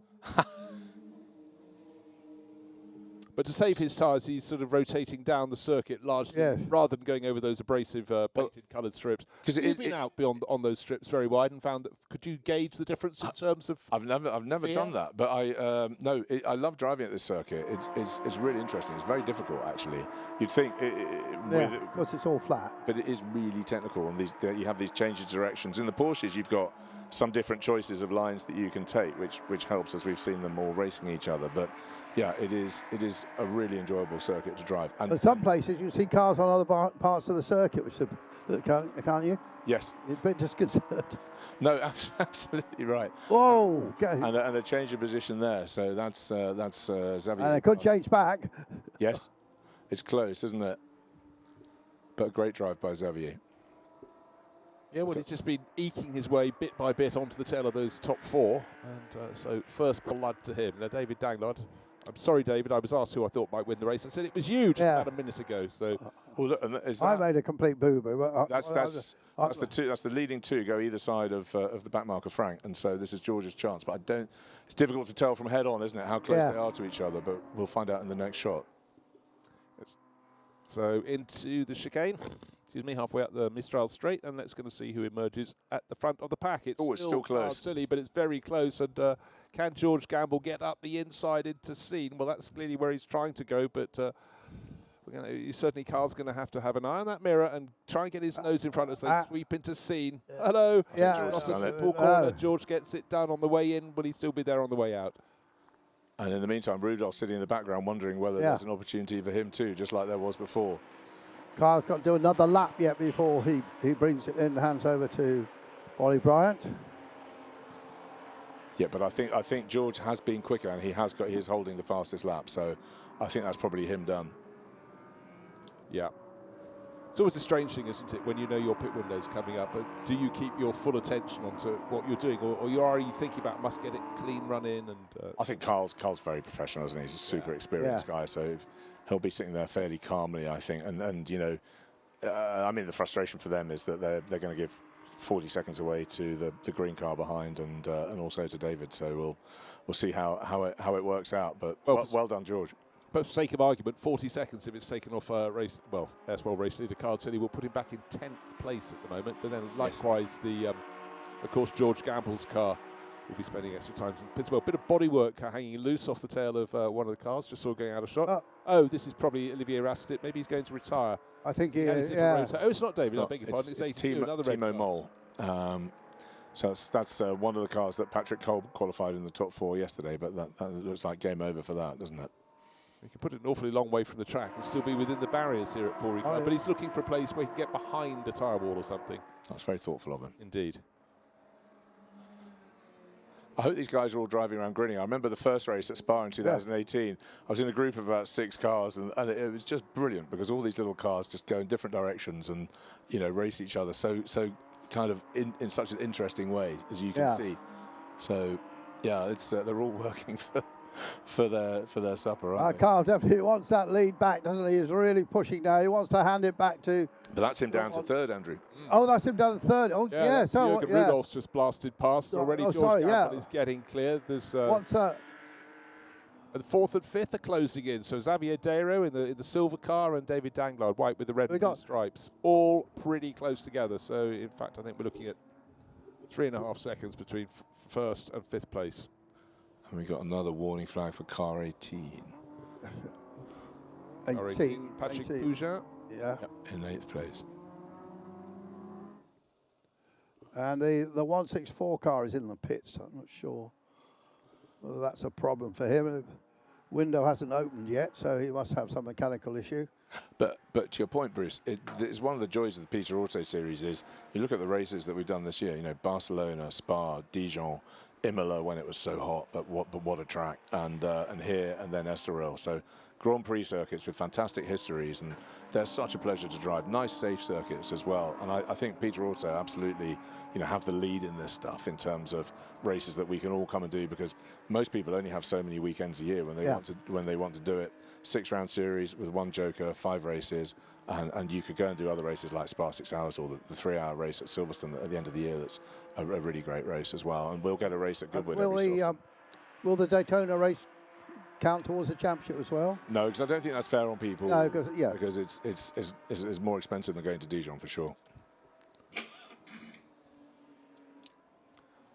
Yeah, I mean, everyone would have their wish list, but you need to find somewhere in the middle. But I certainly think you go great guns at Bathurst. Oh man, that would be awesome. And Laguna, we definitely. Yeah, Laguna would be lovely. I'd love to get to Rennsport reunion. And that looks like Kyle into the pits, I think. Yeah, just start here. Cars coming in. Mike is open down the pits, and I dare say at some point soon we'll get one of the first drivers in the pits to hop out and speak to us. Carl definitely in the pit, so Ollie Bryant will be waiting to take that over. So 27 leading the race, George Gamble. He's really worked hard. He had the setback, but he had to avoid David Danglard, who got a little bit loose just before the Mistral Straight, but he's got through. Jürgen Rudolph's having a great race. Look, just right there. The door was slightly open on a Xavier Desros car, so I think that might be the one that had a little bit of something trailing off the rear. Yeah. Treble 9 is under investigation for constant track limit abuses. Mon Dieu. So that's, unfortunately, Olivier Rastic. We did see him off, but this is Carl Tilley's car, no longer with Kyle. Kyle is walking away. So 2-minute stop. They've very smart race suit, where the legs of his race suit match the stripes on his car. But Olivier, he's in France, I can call him that, but Ollie Bryant hops on board. And as predicted, a tyre swap. So that's the rear right going onto the rear left. And it looks like they've just gone side to side on those rather than putting the 5th tyre on, which is interesting. Just a quick look at the engine. Yeah, it's 2 minutes. So in one way it's quite long, and then another way it's quite quick. It just kind of goes by when if you've got to do anything out of the ordinary.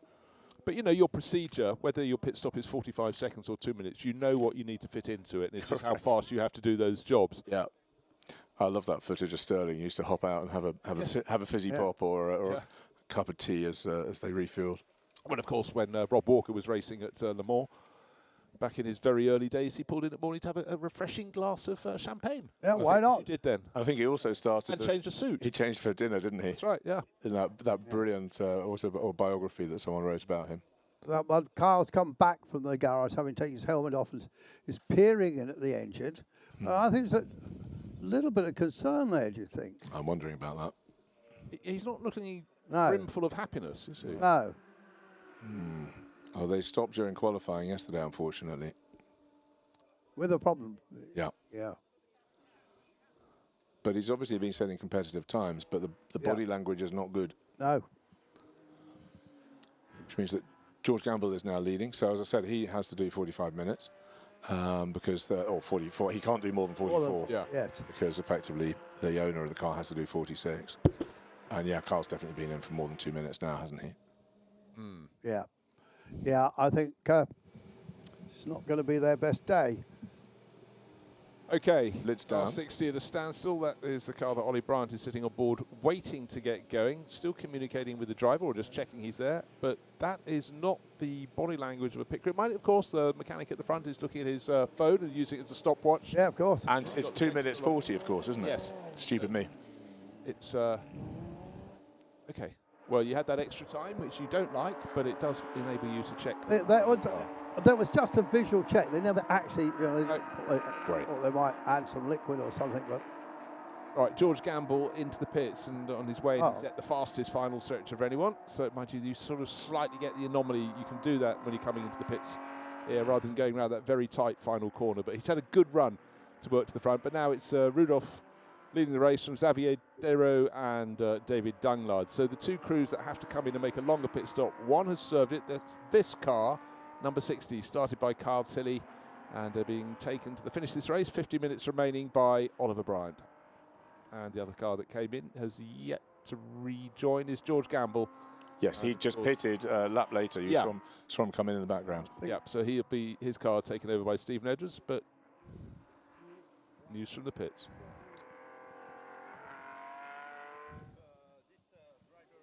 In the piece with Kyle Tilley. You were in the lead of the race. It's always so tight in this kind of race to LITRE Cup, Kyle. Yeah, it's a standard one-make championship, just lots of great battles all the way up and down the field. So I really enjoyed that. It's a warm one out there today, so quite happy to get out of the car and hand it over to Ollie. How is it possible to make the difference in this race? Looking after the rear tyre, I think that's the main one. If we look after the rear tyre, we'll still be there at the end. So that was the goal. We know that Ollie is quite fast for the second part of the race. You are confident? We'll see. We had a bit of a misfire then below 7,000 RPM. Sort of those last 3 laps and the oil light was coming on. So hopefully she keeps going and we'll see. If she keeps going, we'll still be there at the end.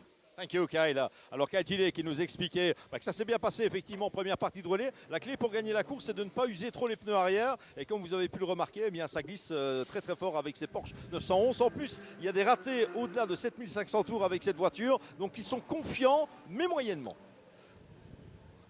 Thank you very much. So that's a man in the pits, Vincent. And so the message there was the oil light had been on for the last 3 laps. Natural concern about tyre life, but that would be normal here. And the misfire over 6,000. And the misfire, exactly. Yeah, so if the engine blows, it's clearly Ollie's fault. Is that what? Paraphrasing for emphasis. Yeah, so Kyle, man from Bath in Somerset, marvellous story of him going over with hardly any money in his pocket to try and be a race instructor in America, and finding a great guy in Merriman that's put him in a position where he used all his talents to run brilliant racing teams and keep Merriman happy. And people have a career himself now, driving all kinds of cars. And you know, he's an elite driver. There's a good reason for that, because he's had victories at Daytona 24 in the LMP2 class and so on. So you know, he's a good racer. I mean, originally he was a Formula Ford racer. That's how he started. You know, he's not alone in people who, you know, it wasn't quite working in this side of the Atlantic. Went the other side. Think of Ian James. He's now running that part of racing team, those works at Martins. He's a good club driver, went to the States, sort of disappeared off the radar, but kept on racing. Suddenly, here he is, with quite an empire. And likewise, Kyle, with ERA, you know, they run a lot of cars. They run them really well. They managed to hook up with very good people. Yeah, exactly. You know, just as indeed Ian James did. I mean, I covered the original Palmer Audi series, and Ian was one of our early runners like Justin Wilson and a number of other people. Darren Turner, indeed, yes. And your brother? Sam Hancock. Close friend. Sam Hancock, another. But not my brother. Yes. So, the lead now 3.38 seconds. And Ollie has immediately done a purple sector in the last sector. But not in the first sector, so he's got his work cut out. And Jürgen Rudolph's still banging those good laps, isn't he? Yeah, it was interesting right at the end when George was out. He was about a second a lap quicker than the other two, and I think that's just shorter stint, more fit. But now it's down to these guys, and they are close. And of course, and they do race each other all the time, and they both race all race long, so they should be fine. Yeah, it can make quite a difference. But you must have seen people as they've got into their maybe second season with you where they can perform to a level the whole way through a longer race. Yeah. Whereas when people start, you're more likely to make mistakes, and then they sort of start to build on you. No, David's been working on his fitness all year, and all credit to him. And of course, you get race fit as well, just sitting in this thing for 90 minutes. So I think it's going to be a really interesting run to the flag now. I wonder if he does drive his karts occasionally. He's, obviously got this big empire running. Never asked him karts that. And maybe he just keeps us a little bit. He's quite a hands-on guy. This is him coming into the pits now, isn't it? I think he runs a business with his wife, doesn't he? If I remember. Yeah, absolutely. Who comes to every race with him as well. And very passionate. She's the marketing director of the business. So yeah, they fantastic commitment from all these guys who come from the other side of the transit of the Atlantic for us. But that certainly is very exciting news about Daytona. I've covered that meeting quite a few times. It's a lovely meeting. It's quite relaxed, actually. Yeah. But it's a devil of a meeting to cover because they don't tell you. You know, there's lots of cars that's shared by 2 and 3 people, but you have to know an awful lot of helmet colours because there is nothing to tell you who's in the car. They don't do the RFID code. No, they don't. Here. They may do it now, but they certainly didn't 3 years ago when I last went there. And they do come past the pits a little fast, don't they? Yeah, they come past the pits cracking on a bit, and then they. Well, we've got a number of drivers that would have raced there. The Bryants keep cars out. Yes, they do. They've had a lot of success there. The Pappas Bryants would have raced there. Bleekemolen almost certainly. Yeah, he would have raced there. Philippe de Craan raced there in the 90s. Teammate with Zach Brown, who's gone on to what happened to him? And Pappas obviously raced there. Yes, with Black Swan. But when you drive, you've been. I never have. I've been to Sebring a few times. I mean, it's a bit different to Sebring. You drive, you come into the air, and it just goes on and on and on before you ever turn. It's just such a massive facility. It's so hard for Europeans to get our heads around super speedways like that. I remember when I went to Indianapolis Motor Speedway for the first time, went through the giant grandstands, went underneath them, through the tunnel, went out the other side, went. Cheap as it's big, and then I realised I was looking the short way across, not the long way, knowing the far end is more than a mile away, or almost exactly a mile away. It does take your breath away, and that giant grandstand, which can be allegedly seen from outer space, but as you fly it, is gargantuan. And lucky, exciting days ahead, I'd say. They had a huge build programme there about 4 years ago, where the main pit side grandstand, opposite the grandstand, they massively increased that building and built all those new extra bits on the front of it. You'll really enjoy it there. And as I say, it's very relaxed. There'll be a lot of get a lot of fans to that race meeting now. When I first went, there weren't very many people. There were a lot of people racing, but there weren't many. Now the infield's full of people that are all in expensive motorhomes and partying, and the barbecues are going, and they're sitting on the top of the motorhomes and waving flags. Terrific atmosphere. It's sort of American style deal, but it's great. Much like the zoo at Sebring. So, and of course, the guy who set that meeting up, David Hinton, has raced with us an awful lot with Dean DeSantis, and that's how the connection comes about. We always talked about taking the cars over there. Yeah. So little wide there for number 42, one of the Koenigs. Yeah, Philippe Koenig, little wide and then a little bit more, but he's the last driver who's going to. One more to come in to make a pit stop. Olivier Rastit hasn't come in as yet either. Well, he's visited different parts of the circuit, he has. hasn't he? Visited all of them. But he's still got 7 minutes, so maybe if you're driving on your own, you try and hang it out to see if there's a yellow, and yes, then you get your advantage. So we're looking for Ollie Bryant is now up to 8th when he would have come out in about 12th. Voiselbergen's car's in the pit, so that's behind him. And Ollie's sort of a second and a half, 2 seconds quicker than the best of the rest. So at the moment, it's as you say, he's down in 8th place. Just thinking about the fantastic liveries on this cars, do you give them any guidance? Do they have to be standard Porsche colours, or can they be anything they want with any pattern they want? Oh, that's a really good question. So we kind of there's a section in the regulations where we kind of encourage cars to be period correct. The George Gamble car is actually a modern car. I think it's called Graphite Blue. Right. And it's got the livery from one of the races from Le Mans from the teens. Obviously, it's up to people. My own car's painted in Paul Smith colours, so we kind of let all things go. And this chap's turned out this weekend. I can't see him on the list, but I think it's number 73 with a car that he's done the Carrera Panamericana in. Oh, right. Oh, okay. So fully liveried with Telmex and all of that. So. And then, of course, we got cars, indeed the Bryant car, where you still got the number plate on them. And of course, they can drive them on the road. Yeah, well, Ollie's got a 2-litre car himself, and him and his dad drive it to BRDC days at Silverstone. Do a track day there, drive home, have dinner, and dust it down again for the next time. So then most of these cars will be road legal.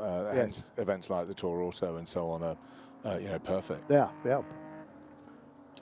Yeah, no, and I also love the combination of race liveries being put onto cars. But there is something about seeing a car with no livery other than just a standard Porsche colour. The one that's been drawn my eyes is Philippe Koenig's car. Beautiful. Beautiful navy blue. Yeah. And I like the concept of driving to a circuit, performing really nicely and driving home again. That's run by a great purist called Mark de Siebenthal, who has 10 or 15 of these cars, and he defines old school, I would say, in his approach to all things. Of course, the livery on Carl Tilley's car was made by Historica, and it's inspired by Targa Florio livery. Indeed. From the short wheelbase 908s. Yes. I always get it wrong. It's the Queen of Diamonds, not the Queen of Hearts, which is, but yeah, a stunning looking paint job on that car. Yeah, and actually one thing we were just touching on before we get to the pit window closing in just under 5 minutes' time is with the Peter Auto, with the historic racing scene. You have these races, but you also mentioned when you came in about doing the Tour de France. Explain a little bit more, because there are other elements. It's not all about racing in standard race meetings like this. Xavier Desraux à nos côtés pour cette interview de micro. De sortir de cette voiture. Premier relais traditionnellement très serré. Le groupe reste compact. C'était comment? Globalement, j'ai fait moyen départ. J'ai pas été très performant. J'ai plutôt perdu une place ou deux, plutôt qu'en gagner une ou deux pour être dans le bon paquet. J'ai mis un peu de temps pour doubler les gens que j'avais besoin de doubler, être dans le bon paquet. Et dans la dernière partie de mon relais, j'ai pu être dans le bon paquet, les doubler un par un, pour finir, je crois, 3e à la régulière. Bon, voilà. Vous êtes un pilote élite, Xavier, dans cette catégorie To Elite Cup. C'est pas un avantage? C'est pas un avantage, c'est plutôt un handicap, comme on pourrait dire. Un handicap qui coûte 20 secondes, mais qui, je pense, est rattrapé sur la piste. Confiant pour la suite? Oui, je sens, bien sûr. Merci Xavier. So Xavier Desraux there, he's out of the car, handed it over, and Bruce is the translator. He's happy enough. Oh yeah, I mean you didn't even need to listen to the words. He was smiling. He did his job. He advanced. The top 4. He was in 5th. He started closing in, chipping away. Oh dear, unfortunately, just before he was going to make his pit stop, Philip Koenig has exceeded track limits, but not in a productive way. You can see his rotational marks just on the left of the screen behind the graphic. He hasn't been in the pits. Yeah, exactly. So that might have even been his in-lap pretty much, or the one before. Almost has to be. 3 minutes to go, so it's right towards the end of the lap. Campsites on the other side of the road in the background, but he's sitting there. That's a double right-hander, but he's only done the first part of the first part. So the question is, can he get it restarted? Yeah, or are we going to have a safety car, which is what happened at Imola? I think we could, you know. And bunched it all up and kind of saved Ollie Bryant's day. Yeah, that wouldn't it would help here. Yeah, no, I'm just looking. He's working his way up to 7th now. Oops. That's the new driver in 19. That's Jose Ruben Zanqueta, who's taken over from Desraux. It's actually quite unusual. So many times you're interviewing a driver, and in the background you see a screen showing their teammates sticking it in the fence. Not that that was stuck in the fence, but it seems more often than not when you can see some of the TV director just worked out who you're interviewing in the pits, and then they suddenly cut to the car and it's having a moment. But hey ho. No, absolutely. So we got a yellow flag. We haven't got more yet, but they're still showing that car has stopped. And we're just looking at David Danglard, who's I think working his way back up to Jürgen Rudolph. He's 4 and a bit seconds down on Jürgen. Something, you know, there's effort being expended by Philip Koenig, clearly trying to get the thing fired up, and no sign of life as yet. How frustrating. Meanwhile, David Verselbergen is putting on the fastest first sector, the fastest second sector. You talked about how he raced Formula Renault or some such 20-odd years ago, but clearly the pace is being rediscovered, and that could be a factor. And if the yellow flag turns to safety car, then everybody's advantage comes down. So David Danglard will go right onto the tail of Jürgen Rudolph. Ifs and buts and maybes. I'm just suggesting what may lie ahead. And everybody else will have their own chance to close in a little bit. Just simple rotation there for Jose Ruben Zanqueta, but he gets the car pointing the right way, and thinking about the corner goes right, but the steering wheel's turned to the left to try and get the tail round. Oh, that's later on in the lap, isn't it? That's further round. That's the next corner down. So he's had a couple of goes. Yeah, look at that purple absolutely phenomenal lap by Voiselbergen. 2:42. Yeah, look at that. That's 3 seconds quicker than anyone's done so far. Wow. That's been doing some sums that I think Ollie, to win it, would have to lap 3 seconds a lap faster than his nearest rival if he's going to win it. He's not going to do it because he's doing 45s. He's a second or two quicker, but that car would have done a 42 normally. Safety car has been triggered. So this actually suddenly presents an opportunity to Ollie Bryant. It's the right thing to do, but it reminds me of when we raced with Astons in the American Le Mans series. And, yellows were often used to spice it up a bit, but we don't really need that here. I feel very sorry for Jürgen with his 5-second lead. That's all gone. And so Ollie Bryant with a slightly underperforming car is going to be only 5 or 6 cars back from the lead. And of course, Voiselbergen is currently in 9th place. So could we see him do it with that? Look at that lap time. Well, that would be phenomenal. I mean, it's 2 minutes, just under 2 minutes 43 seconds. Best the rest north of 2 minutes 45. I mean, Ollie Bryant last time 2 minute 45.1 in the pits. Unfortunately, car 35. So that had been going fairly well for Frederic Diagidio, but it's going no farther at the moment. SC, the safety car, is out. Just remember the gap between. Before the safety car was 5 and a bit seconds. Now with the safety car, the lead of Jürgen Rudolph is down to 1 second over David Danglard. They should be able to drag that car out of the way pretty quickly. That's right, wave by, because number 9 is not the car they want at the front of the queue. The car they're looking for is 757, which is the next car in line. In the background of the shot, you can see Jürgen Rudolph, race leader, 757, hard on his tail, but obviously at a bated pace behind the safety car is David Danglard. Then nobody, because there was another near half-minute gap back to best the rest, Alex van Houten. But during this safety car lap, pace of the front two will drop down behind the safety car. Still can't see anyone coming through turn 2, but then Alex van Houten will come second behind Juan Pablo Oruela, a second driver in the Colombian crude car, sharing with Nelson Calle. They will get a massive, massive helping hand. And the driver in 5th is a driver who could challenge. We talked about it, Oliver Bryant. He'll be going, I thank you. Yes. Won't he just? Steve Edwards in there leading Gentleman Elite in the car that George Gamble drove so well at the start of the race.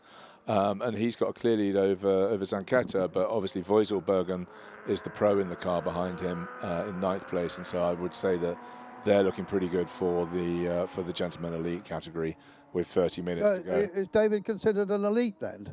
Voiselbergen? Yes. Yeah, well, it's interesting. So in the first year, it was completely scratch. And I was lucky enough to race that year, and you know, it was obvious that there were people who were coming to win the race because they were either professional drivers or super experienced historic racers, and then there was the rest of us who didn't do as much testing and just, I would say, were gentlemen drivers. And so at the end of that year, and that's interesting, they're flashing their lights. They're behind. There's someone who's lapped and he's not keeping up the pace. They want to close onto the tail of the 2 cars behind the safety car. So this opportunity, if it's a short safety car period, is maybe not the full gift we're going to get. Absolutely. Oh, sugar. Well, the Gideon car going nowhere at all at the moment, but certainly the intent is to get it back in the race. Still more than half an hour remains in this race, but Jürgen Rudolph from David Danglard, and then the gap to Alex van Houten, but they need that car that's the back marker to pick up the pace. It's back already, see? Oh, good. Okay, it'd be a short safety car period. There you go. So you already have the speed, so he becomes an elite, because obviously he's... Yes. So we have a loose definition. Probably not even a bronze, is he? No, so an elite driver... There you go, they've caught up. So an elite driver is someone who's coming to win the race. So you have people who are, you know, work for a living in careers other than racing, like... But is he a full-time? Is he a full-time racer then now? Well, he prepares cars, but by my definition, he's coming to win the race. I mean, his pace is phenomenal. But what's happened now, as you've seen, is the gentleman drivers are the quickest ones, are very nearly as quick as guys like Kyle, who you know, are very experienced racers in their own right. So we're not yet safety car in this lap, but if the lights are going to go out. We're quite a short way into the lap, aren't we? So they'll put the lights out. How much are they? Yeah, but there's some cars in between. That's the point. So we've just got to pay attention to that. Ollie's closed up to 11 seconds. Now 5, you see. Yes. So that it's definitely on for him, isn't it? Well, it's Voiselbergen's right at the back of that queue. It's what he does, isn't it? Yeah, so Voiselbergen's in the light blue car, 6 cars behind Ollie. Because if he's really flying like that, he maybe could, he could close up on Ollie. Yeah, no, completely. But he's got a lot of cars to get by. But here's the place. Okay, Great thing is here you can get by. We're green. Okay, so the first two, then there's a bit of a gap, which obviously would have closed up if there was another car lap behind the safety car. But the car you need to look for is the car that's in third place, not on the track. Look for number 29. Two pale stripes, the white stripes, goes to the pit wall side, gets past the two back markers, and then et al. Means all the cars behind, effectively, because in among is Ollie Bryant, the red car with the white nose. He'll be jockeying for position, but the first corner's a tricky one. You don't want to stick it on the outside. You'll be shoveled out over the painted lines. You lose a lot of momentum, and there you go. And so Awaila's massively off the course there. Oh, and so is Ollie Bryant. He's just coming up from Toulon now and rejoins the circuit. So, yeah, and Alex has got a gap on them. Yeah, I mean, he's got two in front. Somebody had a run on them but didn't make it work. There's the 42 car being pushed away. Game over for them, but let's see what Ollie does in the next 2 or 3 corners. Yeah. Well, a bit of frustration for Orihuela there because 919 is not in his race, but it's in his way. That's Frank Stricker. But he needs a bit of. He's on the track like the rest of them. So absolutely, but we've still got a long way to go. We've got 30 minutes to go. 30 minutes, yeah. 10 laps of this excitement. And the front two have really gone. So they've got they got a good jump. 8-second gap over Alex in third place as a result of the way that restart went. Yeah, and tucked in behind Alex is Ollie Bryant. Ollie will be going, right, I just need to find my moment. Don't want to take a risk. People are already picking up track limit warnings. There have been all race, but it's Orihuela who's the next one to get one. It's only his first, though. He can save. But the first two pulling away, Jürgen Rudolph, David Danglard. What Van Houter can do, we've got to keep an eye on David Wirselberg, if he gains a few more positions, he'll be able to get onto Ollie Bryant's tail. He was another driver who wanted another lap behind the safety car. Would have been much closer, but up the hill, looking into the background for Alex Van Houter. These are the first two. Rudolph from Danglard. 1-2, what did we say? About a 7-8 second gap. Yeah, only now just coming into shot as they approach scene. Van Houter and Bryant. Bryant giving chase in fourth. And what do you do if you're David? Do you work with Jürgen in front of you to pull away? Otherwise they could hold each other up, couldn't they? Absolutely. So it's I don't know what you do here, but and we got a spinner number 9, which was the car that the Carrera Panamericana car. Yeah, Romain Rocher hooks it up, gets going. You see those great big driving lights on the front. Got away from him into the first corner. Oof. Ooh, it's a bit close. Close enough. Yeah, driver going around in the background was Frederic Diagidio. So he has a long pit stop, comes out and nearly gets taken off by someone spinning in front of him. Right, first to second, just half a second. Jürgen Rudolph still ahead of David Danglard. Then, under 7 seconds now to Alex Van Houter, who's being pushed along, just half a second clear of Ollie Bryant. And David Wirselbergen has gained a couple of positions. He is now up into 6th place behind Juan Pablo Aurelia. Yeah, and there's enough time, isn't there? I think, for this to settle down. There he goes into shot now. Great conditions, lovely weather here at Circuit Paul Ricard. As said a couple of weeks ago, it was just under 40 degrees down here. That would have been unpleasant. Always a little bit cooler up on the plateau here. Yeah, no, it's been very relatively mild this weekend, hasn't it? Like 25 degrees. Oops. Well, people pushing to the limit can get caught out. That's Patrick Pougin. A replay of an earlier incident. He hooked it up, got going all over again. Right, first to second. It's hardly even half a second, is it? It's David Danglard giving chase to Jürgen Rudolph. 0.3 of a second, the gap between first and second. Actually, they're the better of the lap because they've got more of an advantage, but that's actually because Ollie Bryant has got ahead of Alex Van Houter. That was an important overtake for the 160 elite class car on that lap. So the elite cars have swallowed up a long time penalty in the pits, and right now that safety car really did give a helping hand for Ollie Bryant. The chase was always going to be on, but he was able to get the race leaders within sight. Very important. As a historic racing kind of fan, ever since I went to the Coys meeting when I was in shorts, isn't it brilliant that we've got gentlemen drivers leading this race? And totally. Absolutely. It's a very level playing field. We've levelled it a bit for them by giving the other guys a longer pit stop. The safety cars helped a bit. But here these two are with a real chance of winning this race. Funny enough, last year, a gent driver would have won the race, but unfortunately he spun on the last lap. Our Swiss friend Remy Turay, and he said I decided to drive the last lap as fast as I could, and it was definitely a mistake. So he spun it. But it's normally a way you can counter yourself, just backing off a little bit, and your brain isn't quite as applied. Completely. Said someone who stuffed an M3 at Mugello once on his in-lap to lunch. Good man. Can't remember his name, but it's an extraordinary thing. But what I really sense is the gap between, if you had this race 20 years ago, the gap between the elite and the gentleman driver would be larger than it is now, because I think there are many different forms and ways you can coach drivers, not just at the track when away, and it means they've got more tools in their box to close that gap, and that's the benefit. Well, they're electronic tools, aren't you? You can look at all your traces, you can see where you braked. Back in the old days, it was only the driver's word where he was braking. And no, well, big shout out to V-Box and the team. Yeah, absolutely. Thomas. Well, look, and David absolutely got the run out of that corner. Very difficult corner, that one, because the engine really bogs down. And David's on the outside, so let's see. It's going to be the bravest of the brave at the end of this straight, isn't it?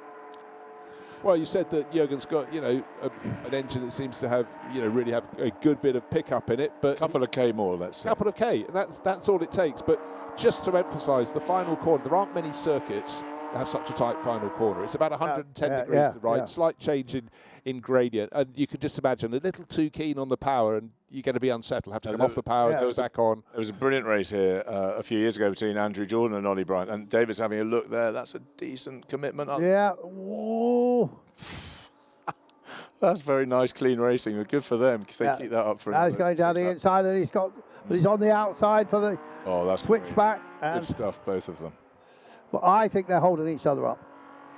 You're not wrong, but Ollie's not getting any. But look at Boiselbergen is absolutely. Yeah, he's absolutely flying. He's 4 seconds a lap quicker, and he's 9 seconds behind. So yeah, he could be right there. This could be a real cliffhanger at the end. Yeah, Ollie's catching, but not at his. Yeah, not that much. I suspect that car is not at its prime. No, well, Carl said in the interview. He got misfire. Yeah. First, second, third, fourth, fifth, sixth. The yellow car is in sixth place in the background. That's Oruela. Verselbergen, pale blue car, just bursting out to try and overtake Alex van Houten. That's the dark blue car with the white stripes.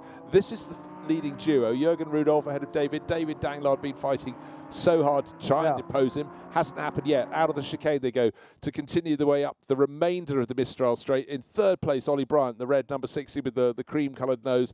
And then, the place has been gained. Verselbergen, the pale blue car, has moved up into fourth place ahead of Alex van Houten. In the background, trying to hang on is Juan Pablo Oruela. But really, the motion going on is the car in fourth place, closing in on this lead duo. But for David and Jürgen, it is effectively like shots on goal, isn't it? So David had a couple of good goes at it. I think these two are still racing each other for the championship. So let's see what happens between them. What happens with Ollie and David Voiselbergen doesn't really affect them. It's really the race between these two that matters to them so much for the championship.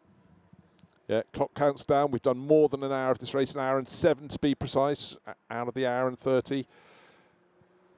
2 cars, the gentleman class leading, as James Turner was pointing out, which is great news. But the clock is not their friend, because that safety car didn't help either, because Ollie Bryant, giving chase, is now only 3 seconds and a few tenths behind them in third place. And in turn, he's been caught by David Verselbergen, who's another 3 seconds back in fourth place. Verselbergen is the fastest of the lot.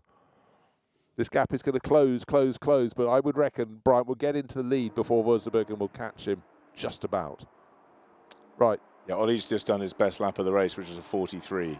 So he's absolutely dragging time out of that car, which gives him a fair shot against Voiselbergen, because he's less than a second slower. So I think it's going to be a brilliant race between those two as well. And great shout out to the gent drivers that have driven these cars as well, because the Voiselbergen car was driven for 45 minutes by Jürgen Westphal, and it's a consequence of his drive that they are where they are to a certain extent. Yeah, exactly. And how did Jürgen identify David to be his I think that's a great question. It's not a name, is he? Well, he is now, but the 68 is a famous car, because it was raced by a fantastic driver called Pascal Pandelard in the early days of the championship, and he was absolutely mustard in it. So prepared in Holland, which is where David's from, works for Dual. Yeah. And so he effectively inherited that car when it was sold.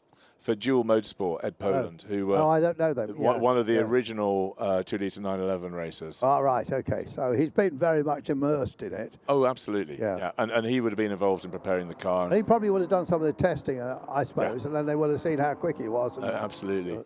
He's such a passionate guy. I can imagine driving around grinning from ear to ear. So yet another fastest first sector and a fastest lap for him. Yeah. He's smashing it. But fastest first sector for Ollie too, with not much slower at all. Looking at car 164 at the moment, and unfortunately for Federico Viti and Gilles Cassou, they've got a 1-lap penalty, Kurt. Pit window infringement. Wow. Drives the team manager's mad. And a 6-second time penalty for a smaller pit window infringement. Car number 19, which is shared by Jose Ruben Zanqueta, and the driver we heard from having an interview, Xavier Deiro. So Xavier was smiling when he got out. His car's running around in 8th place overall, but when a 6-second time penalty is applied, he might lose a place. Not too drastic. I think there could be 8 laps left, doing some sums in my head, and it's all going to close up, isn't it?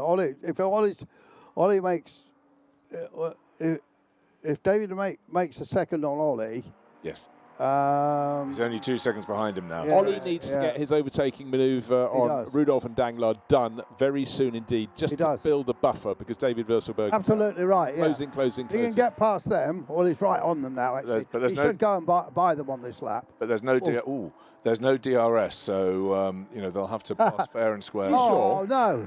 Well, there is a huge slipstream effect on these cars, so these two are having a lovely battle down. Yeah.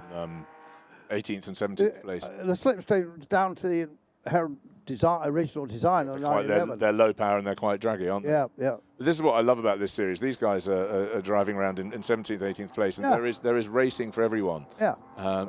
This is our friend Olivier in 999 who is doing his annual race at Ricard in the car. Yeah. And having a great race there. The car giving chase is the one with the 1-lap penalty, but he doesn't care. No, not at this point. This is the point. It's about bringing a car you love onto a track that's brilliant, allows overtaking, and doing the racing. The result can follow. Right, new fastest lap of the race. The driver in 4th place, David Verselberg, 2 seconds down on Ollie Bryant. We'll get them in shot sometime soon. But it's still Jürgen Rudolph leading by 0.6 of a second from David Danglard there. Gentleman class drivers. The elite car in 3rd place is Ollie Bryant, who took over from Carl Tilley. And David Verselberg, who's, again, driving a hybrid version of the pair. He's a gentleman and elite combination. Yes, and really closing. People are quite interesting numbers on the side. You give them freedom. They obviously mean things to them. Yes, absolutely. I think, I don't know, Mark Sumpter always had 77. I don't know why Jose has 19. Philippe Ducran has 55 because that was when he was born. 70. Oh right, okay. Why is it? Sorry, why is it 757? It's not a pilot for a. I should ask him. 757. I'm not sure, but look, there you go. That's Ollie Bryant going past David Danglard down the back straight. Yep.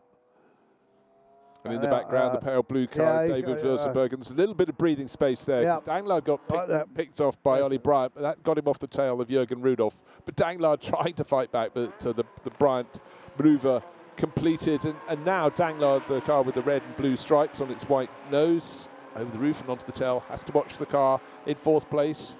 So there can't be a lot wrong with the ERA car of Ollie Bryant. Can't be much wrong. No. If it's just gone past the Tuthill car of David on power. So. Let's see what happens next. But this is shaping up to be absolutely brilliant. Yeah, closing right up on the tail of Ollie Bryant's one thing. Getting past him is, with all his experience and wiliness, is not going to be easy. Yeah, but as long as Danglard delays David Verselberg, buys him another lap in which he can attack Jürgen Rudolph for the lead of the race. Yeah, so into this tight final corner, Virage du Pont. Over the bridge, not that you can see it there, onto the start, finish straight. 1, 2, 3, 4, covered by what, 1.5 seconds, do we reckon? There or thereabouts. 1.8, it's telling me. Yeah, absolutely. Nose to tail, isn't it? That's close. And I guess if I was David, I'd be thinking I need to keep up with Ollie so that when he goes past Jürgen, there's an opportunity to put it in there as well. But that looks like Verselberg is going to do him into turn 1. So track conditions perfect, weather temperatures fine. Any driver would be a bit warm, particularly those that are going to do this race solo. Hour and a half in all, but for most drivers, it's around 45 minutes in the car. Right, Verselberg has got the move done on David Danglard. He's in 3rd place. That's car number 68. How quickly he can get on the tail of number 60. 60 is Ollie Bryant, halfway alongside, a quarter of the way alongside Jürgen Rudolph.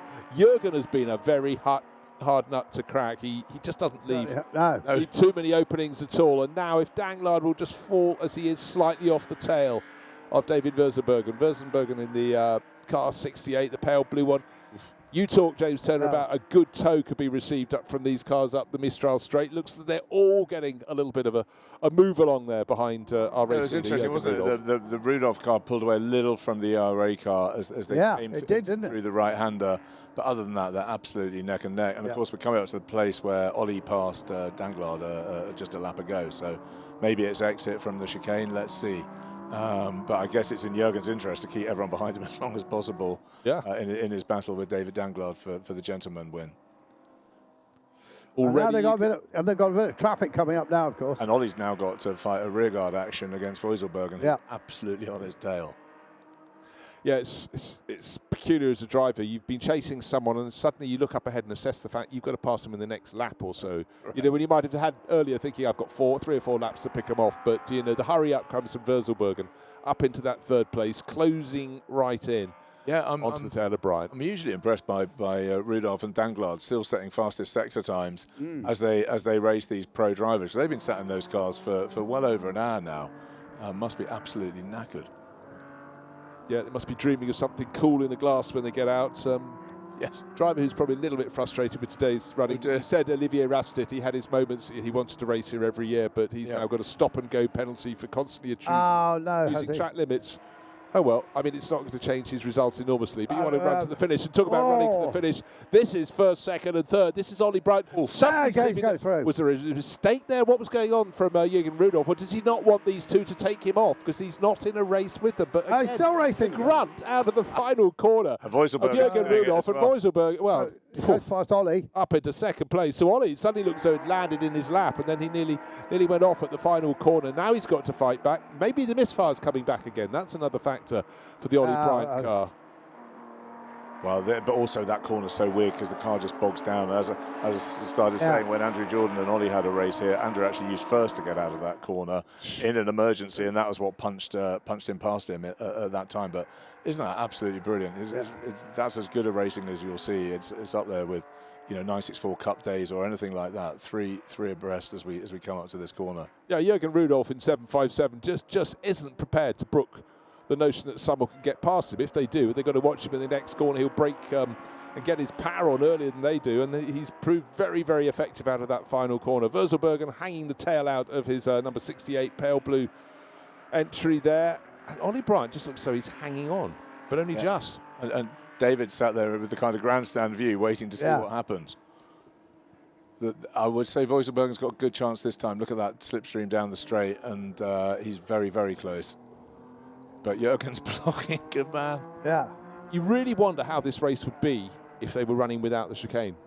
Oh, crikey. Run the whole way up the Mistral Straight. Okay, it provides a potential overtaking position, but no one's really grabbed it other than the opening lap or so of this race into the chicane. But look at the punch that Verselbergen has when he gets onto the Mistral Straight. He took the wider line coming out of the left-hand part of the chicane. He's got the move done, I would suggest. Yeah, definitely. But except Jürgen Rudolph doesn't really like being overtaken very much, so he's hanging in there, but he's just got the car length. So let's see, that's Rudolph's last chances in, I guess, under braking to the next corner, but he had a little twitch in the middle of that corner, has dropped back a little bit, and this is Ollie's chance as well, which is really what Ollie... So,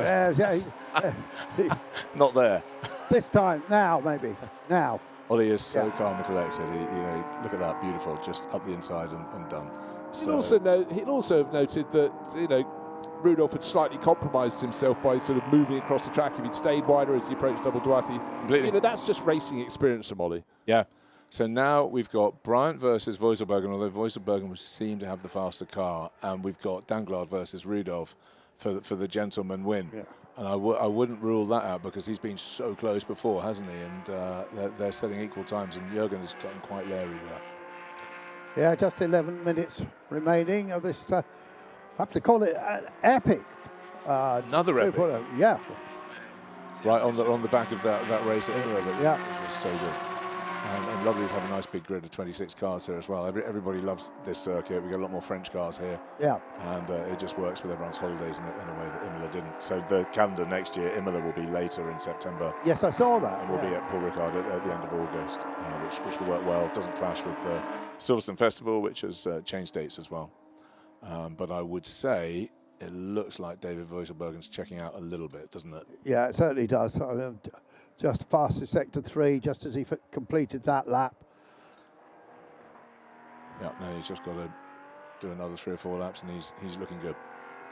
Yeah, effectively, even though sort of fighting for position there and compromising his own line, he's still putting it on that. Oh dear, Jürgen Rudolph suddenly ain't third anymore. He's gone for a sprint. David Danglard has gone through, as I predicted he would. No, I didn't. I did Christmas for the Californian. David, yeah, absolutely. I think that resolves that battle, doesn't it now? Well, you know, over the last handful of laps, well, let's take a look at the replay. The car in third place rotates all on its own, just desperate to get quite a close miss for David Danglard there. But over the last handful of laps, Jürgen has been pushing his car really, really hard. Sitting in behind, maybe not so much input from David Danglard there, because he wasn't into position to defend. He'd already had Bryant come past, Vogelbergen go past. But now for... Very well anticipated by David, because the usual line out of that left-hander is to go as wide as Jürgen ended up, and he must have seen it coming.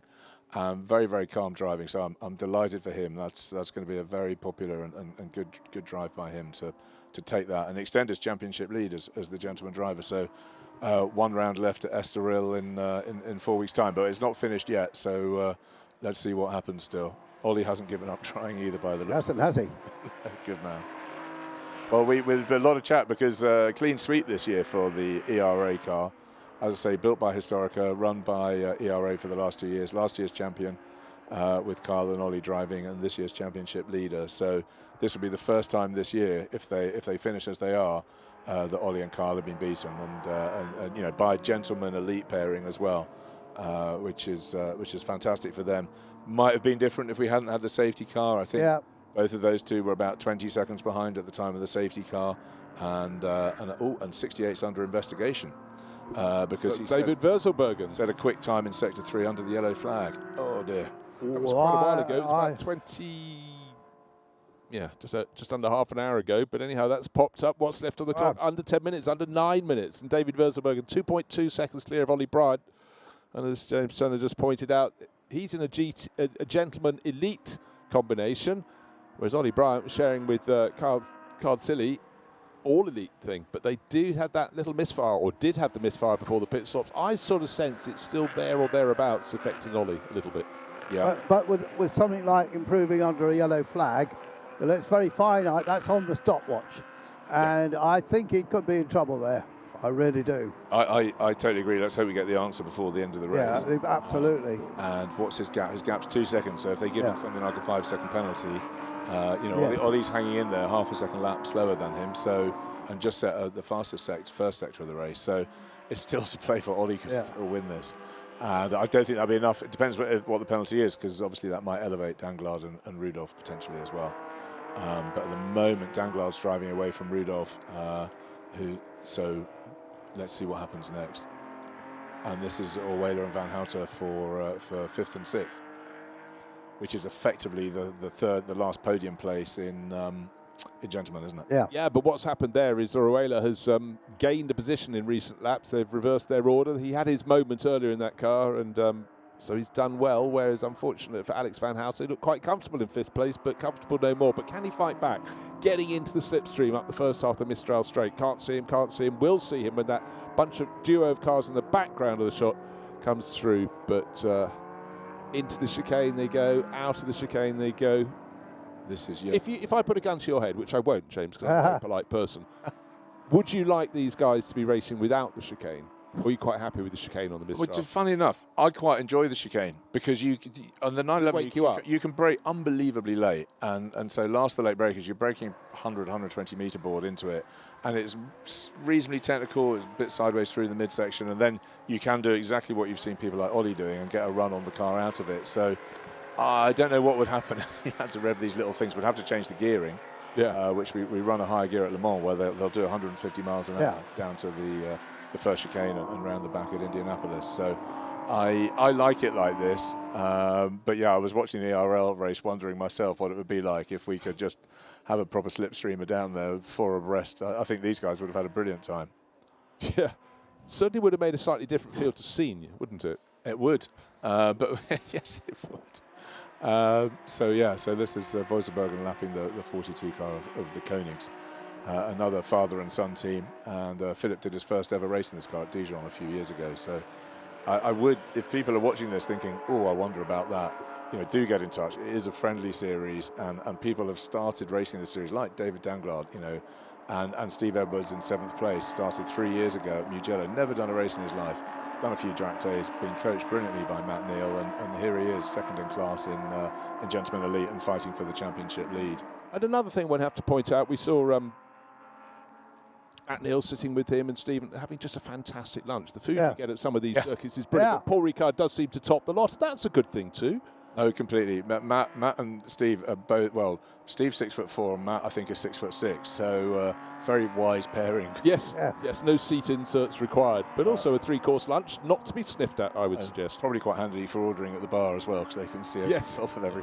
Just coffee at the bar, of course, coffee bar. Yeah, of course. So yeah, here we go. We've got 5 minutes left, and we haven't had a verdict on Wolfsbergen. No, I was just watching for that, James. Nothing yet. And Ollie is still well within 5 seconds. Well, he is dropping back a bit now. So his first sector now just lost another 0.9. And there is a fantastic dice going on, which we can't see between Orweda and Van Houten, 0.3 of a second apart, which is just coming onto the straight there, absolutely nose to tail. Okay, well that's good, because it looked as though Orweda was going to pick his way back past. He did, and then Alex is just hanging onto his tail. So just look out for those numbers in a short while. 10 ahead of 29. And other excitement in the classes is Dr. Jose Ruben Zanqueta in 3rd place in Gentleman Elite, 74 years young, flown in from Buenos Aires for this race. I had a podium with him 2 years ago here, and I would absolutely love to see him on the podium again. He will do a dance for us all or something. Yeah, I think anybody in their 70s who gets a podium deserves a very special prize indeed. And there are many championships in the world when that can happen, but something like this here on a circuit as historic as Paul Ricard has a sort of special bonus, I think, attached to it. Well, good luck to him. It's showing Uwe Kolbers his nearest challenger after his son Patrick started the 24 car so well. Right, David Wolfsbergen into the final 4 minutes. That's his pale blue car, number 68. Still the potential for a penalty for him. It's under investigation, but we won't guess either way. Ollie Bryant lost a bit at the start of the lap, 3 and a bit seconds clear at the end. It's just moved past number 42. There, the Koenig family car. But here is our race leader, 68, all in his own, edging clear. However, what's Ollie Bryant got up his sleeve, or has he got an ever-worsening misfire? Here he comes, the white-nosed or cream-nosed and red number 60. 9.11 out of the final corner. What's the gap going out to? 3.1 seconds. Actually, it's pretty much stable now. Yeah, I think so. But looking at the time, they've got another 2 laps to do. This is not the last lap, is it? No. So anything can happen yet. Just doing some maths, I think that Ollie will be able to clinch the championship here.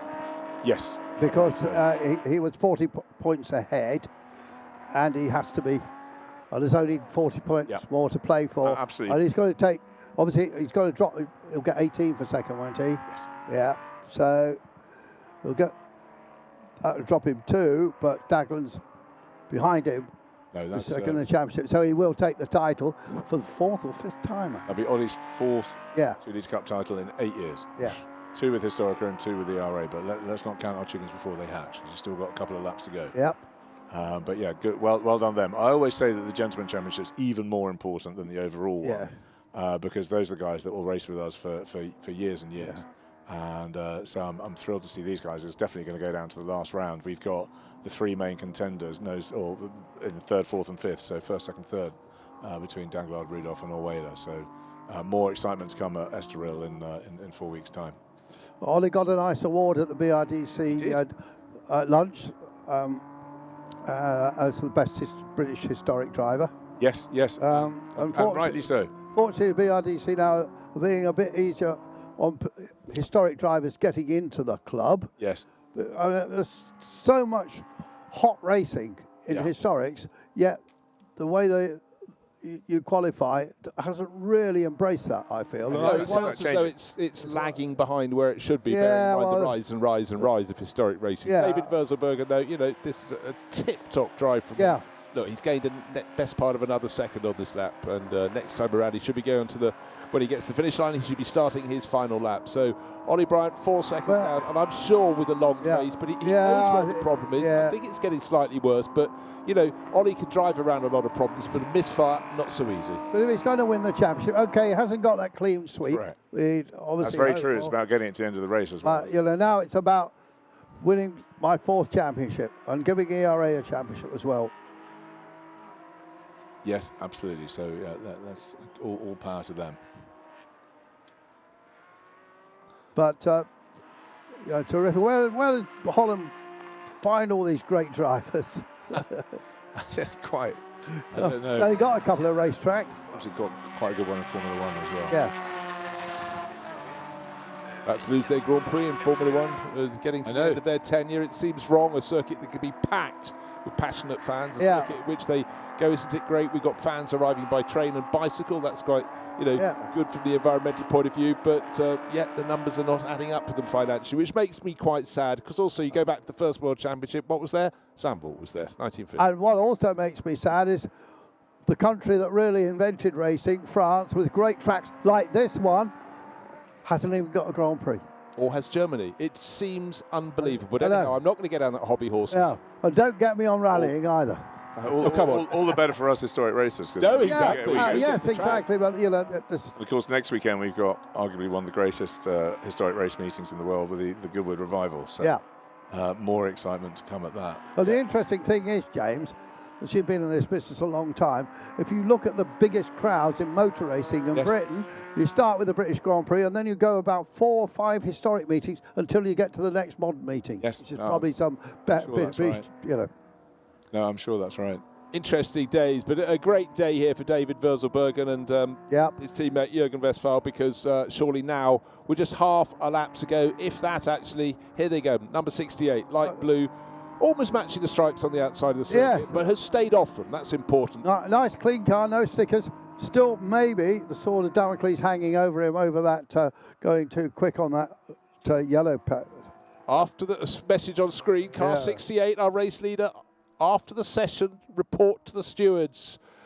And you had better come up with a good line there, David Verzelbergen, because your teammate would very much like victory today. Jürgen Westphal could do nothing about it, the German driver in the pits, but for now, waiting for his car to come through to victory. If they give him a 5-second penalty, he'll still be good. And I think we're nose to tail for 3rd place. I think Rudolph is literally looking at the timesheet right on the back of Danglard. Okay, wait for the cameras to swing onto car 15. It's white with the red and blue stripes down its hood, and 757, the dark green one with the German flag on its nose. But right now into the penultimate corner of this race, sitting pretty. Will he get a penalty? How long will it be? There's a yellow flag at turn 10. Doesn't involve our race leader. No incident for him. So into the very end of lap 32. Penultimate corner completed. Now into the tight right-hander. Virage du Pont onto the start-finish straight. David Verzelbergen in the car. Jürgen Westphal possibly up on the pit wall to wave him home. Yes, I'm quite certain. And his first win in this series, of course. 100%. And I wonder if he won races in Formula 4 back in the day. We might have to Google that. Definitely. And there's Ollie crosses the line as a new champion. Congratulations but to more the than, man from more than Surrey. 5 seconds behind Voiselberg. And here where is this? So this is Danglard here.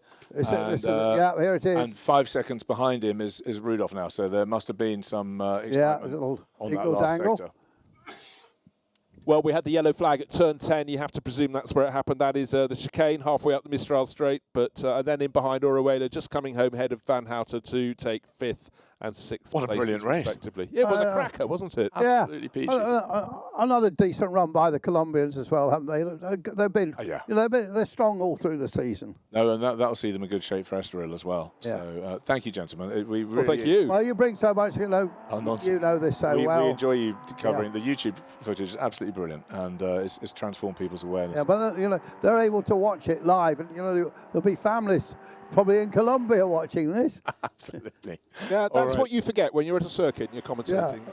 With the power of things like YouTube, people can be anywhere dialing in. They can dial in any time to watch it, which is fantastic. No, that's well, you need to get down on the podium and pat the boys on the back. We'll still see what happened, of course. Absolutely.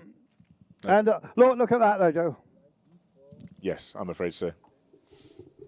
Okay, thank you guys. What a Terrific. Thanks very much. James. And James will run away because he's had quite enough of us, but that was a brilliant race. Yeah. Excellent.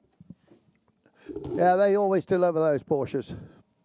Yeah, absolutely do. So, yes, there was that possible contact on the final lap between the cars in third and fourth places. David Danglard, who came home ahead of Jürgen Rudolph. We'll keep an eye on that one. But you know what? It's almost time to go to the very next race. And we are busy, which is how we like it. After this, we'll go to the Gentleman Challenge. Yes. And that should be a thoroughly interesting race. The sports cars from the 1950s and 1960s. So we've just watched cars from the mid-1960s, the 1965 Porsche 911s. And they just provide great racing because they're also just so dynamic. Yes, they really understand how the suspension's working and other elements. But from the outset of the race, it was a really nice, clean start.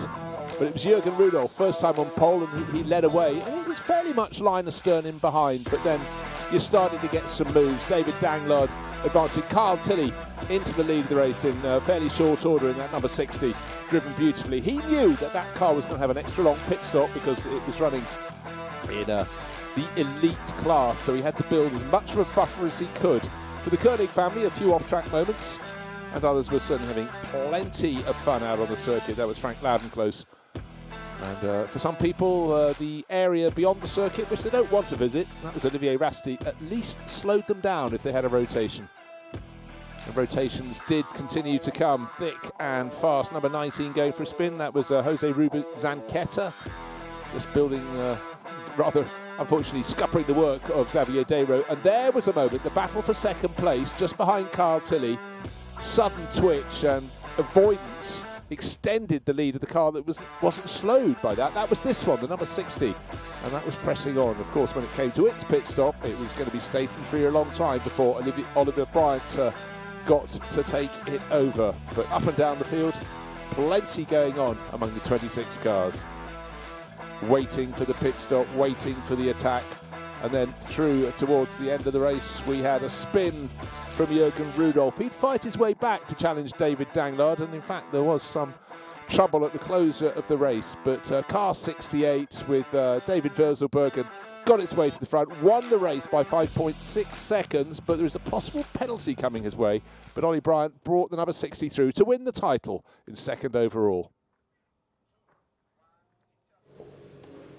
Quick interview. Un petit jeu de va-et-vient ici dans la pit lane en fait avec les voitures de la course suivante, Gentleman Challenge qui se prépare à monter en grille, et puis les Porsche qui en terminent, et le vainqueur de la course Jürgen Westphal. Jürgen, congratulations, car 68 is just there. David Verzeilbergen is there. Congratulations. How difficult this was?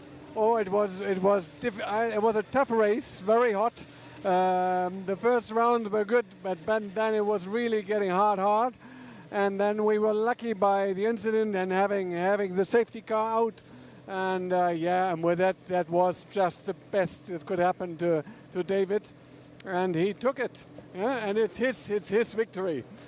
Great. This kind of race is just a question of details. Yes, it is a question of details. You have to prepare everything in detail. You have to really go for it, and do every corner and stay concentrated the time, and be patient. And I'm not a fast driver, but David is. So we are really enjoying it. It's our first victory. Congratulations, Jürgen.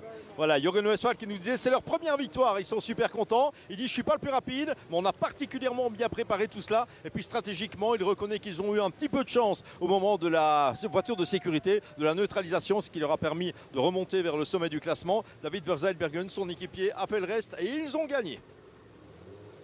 Well, lovely to have that interview. Thank you very much, Vincent, with a very happy Jürgen Westphal, and sharing with the driver who brought it home, who, as he pointed out, did benefit from the safety car, did close up the field, but David Verzelbergen did the rest. 5.6 seconds good at the end of the race, but plenty to chew over. That was an hour and a half of racing action. We'll be back with the next racing action, the Gentleman Challenge, a 45-minute race, so half the length of the 2-litre Cup this time, and that's for sports cars from the 50s and 60s. We've got a real array of cars in that one. Gentleman Challenge, 45 minutes coming up. And like many of the races this weekend at Paul Ricard, they're going to get 2 bites of the cherry, because they will have one race today on Saturday and another tomorrow.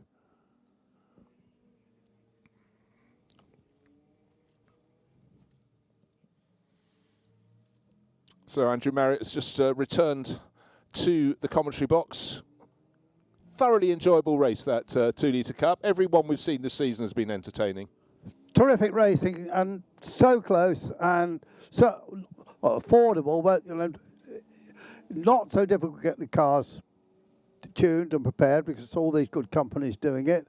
All the parts are there, even, you know, as I said at the beginning, these cars are 60 years old. I mean, don't look 60 years old, do they? No, but, you know, I'm a particular fan of the early 911s, yes, and the Porsche 912, I mean, the sister car with the smaller engine, handled beautifully. We never mentioned it, but of course they're all air-cooled.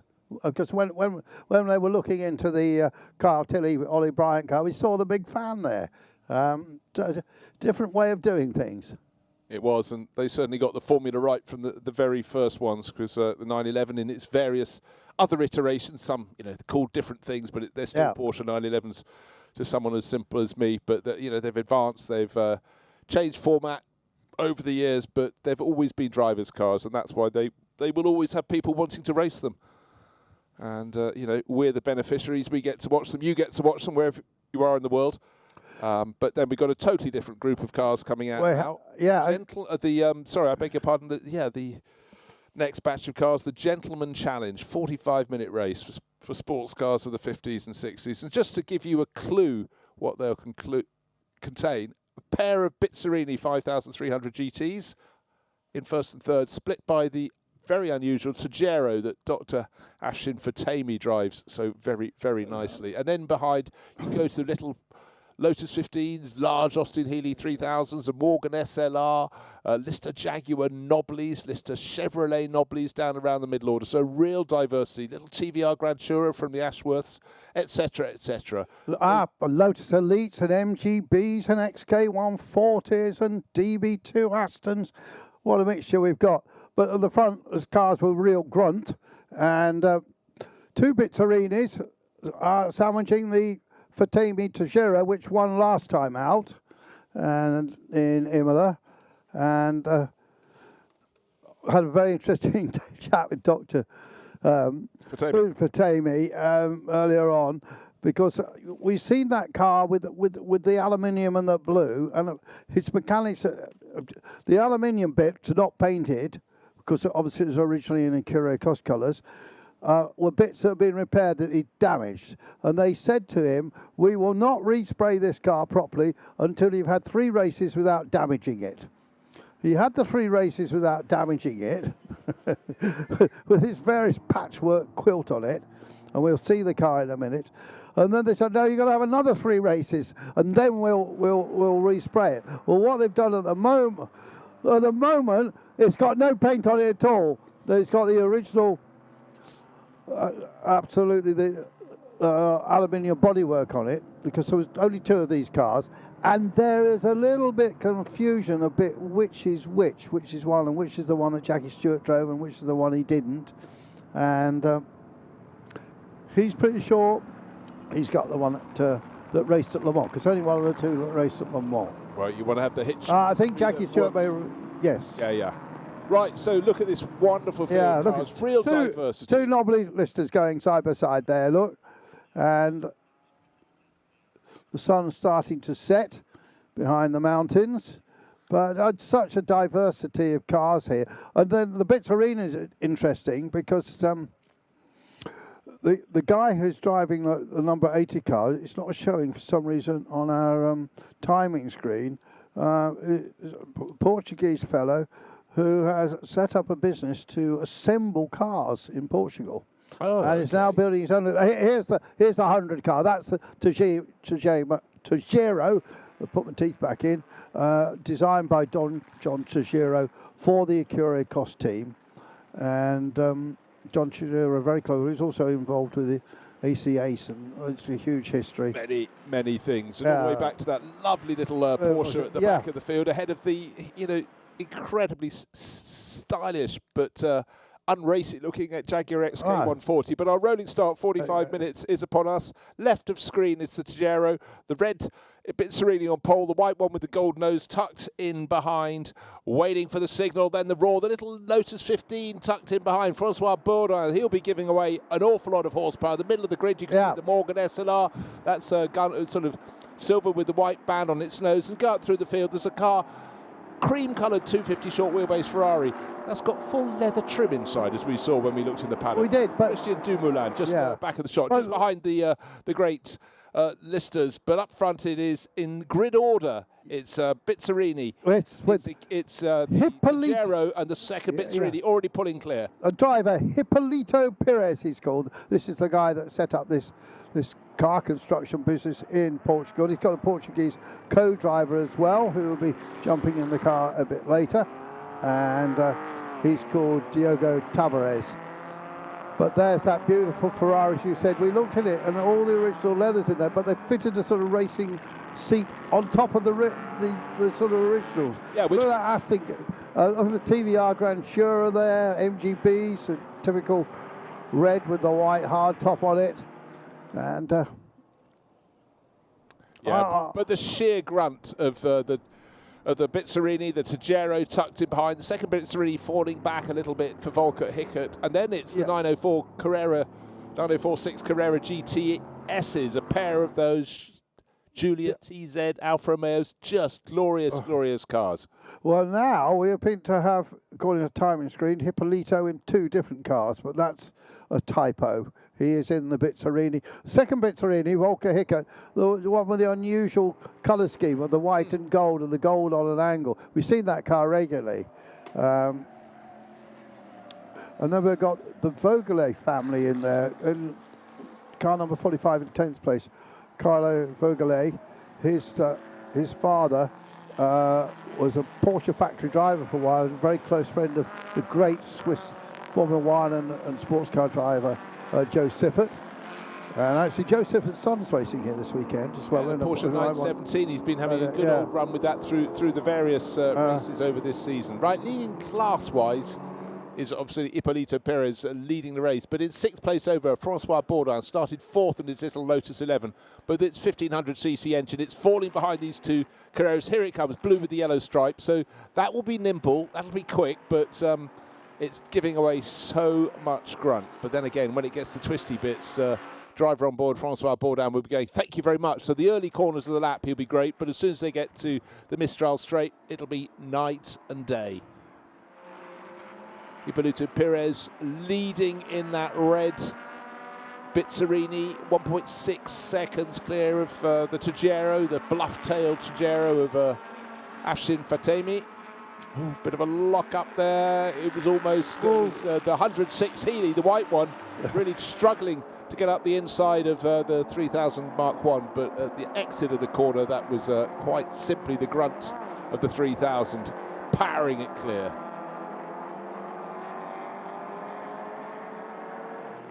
Couple of listers, that was Wolf Zweifler just coming to shop, but this is the gaggle trying to give chase to the first 3 cars, the 2 Bitserinis and the car between them, a Tejero, but they are losing out.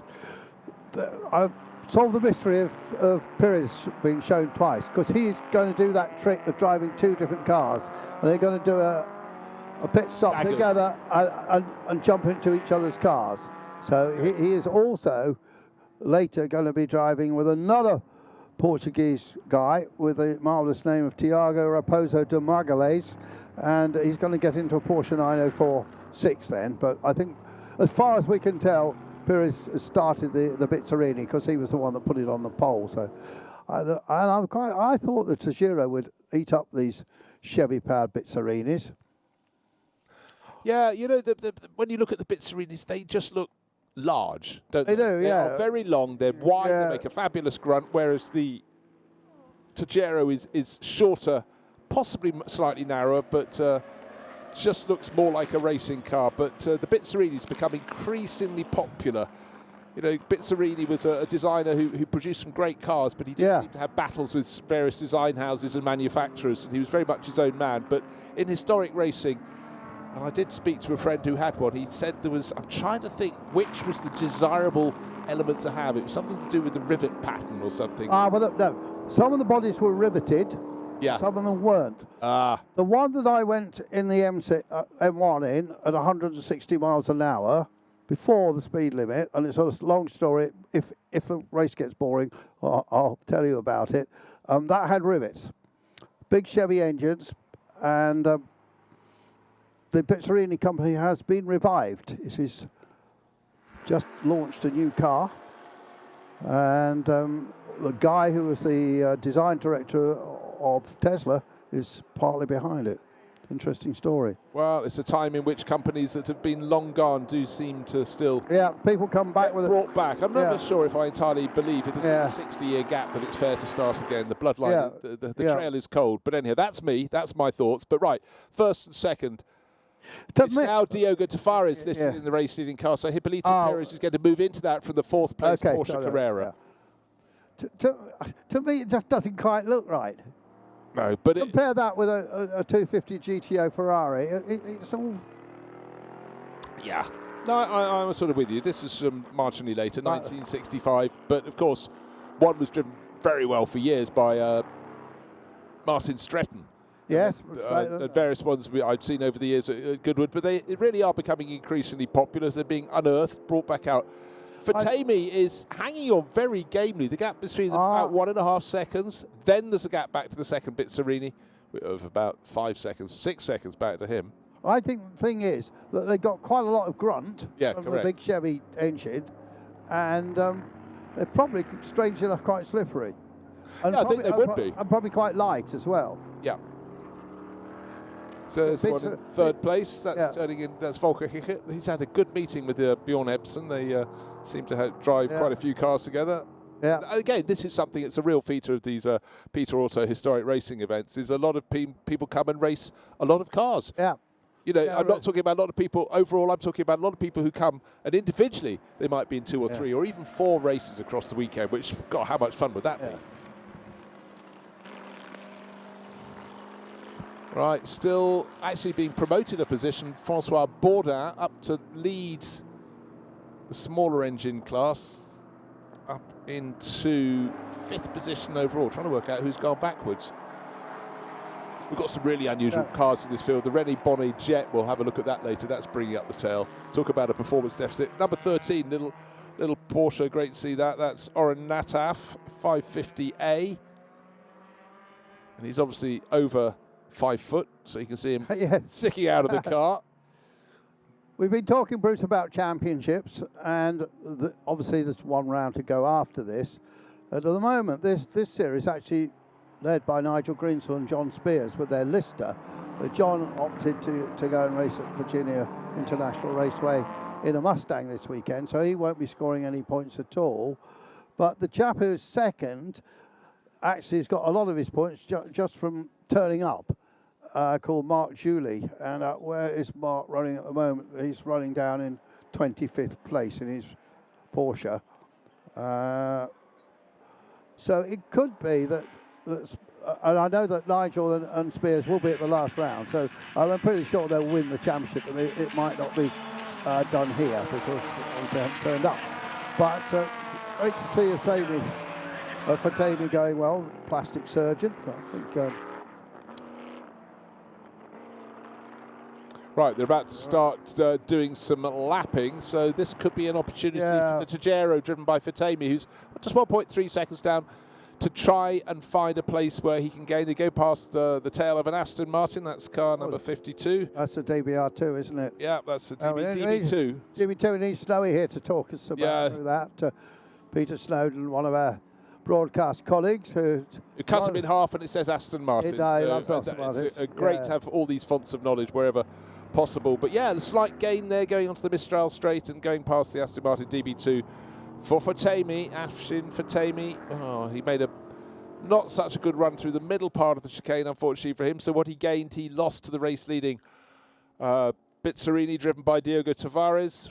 But the gap did come down to half a second. It maybe gone out a little bit now. Yeah, 0.7 of a second there. But then they've got plentiful gap all the way back to Volker Hickert. Third, another 7 seconds back. Yeah, now going through scene you can see advantage definitely coming in the way of the chasing shorter car, the silver one, the Tajero EE, and being driven very nicely. Just that little slight trip up in the chicane, but towards the end of the lap, it's coming all the way back onto the tail of Diogo Tavares. Pretty sure this, because they had quite a few different engines, these Tajeros. They had Ford and Buick. I'm pretty sure that this has got the Ford motor in it.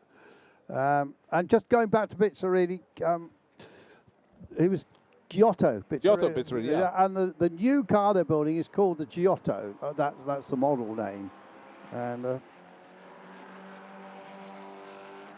I mean, looking at the design of it, it looks a super sports car. It's a super, it's a wonderful supercar, very nice looking car with some big names, you know, in the team behind it. So. Tail enders just in the pass of our race leader. 1.3 seconds between Diogo Tavares just going out of shot in that red Bizzarini, and Afshin Fatemi. Looks like it's been crinkle cut. Well, yeah, it's been hand beaten and simply beaten by the looks of things, but it's quick, it's effective. Now a couple of cars to be passed, and they do that. The 550A Porsche, no problem passed, but the other one just in front, the little 356A, that's a little bit harder to get around.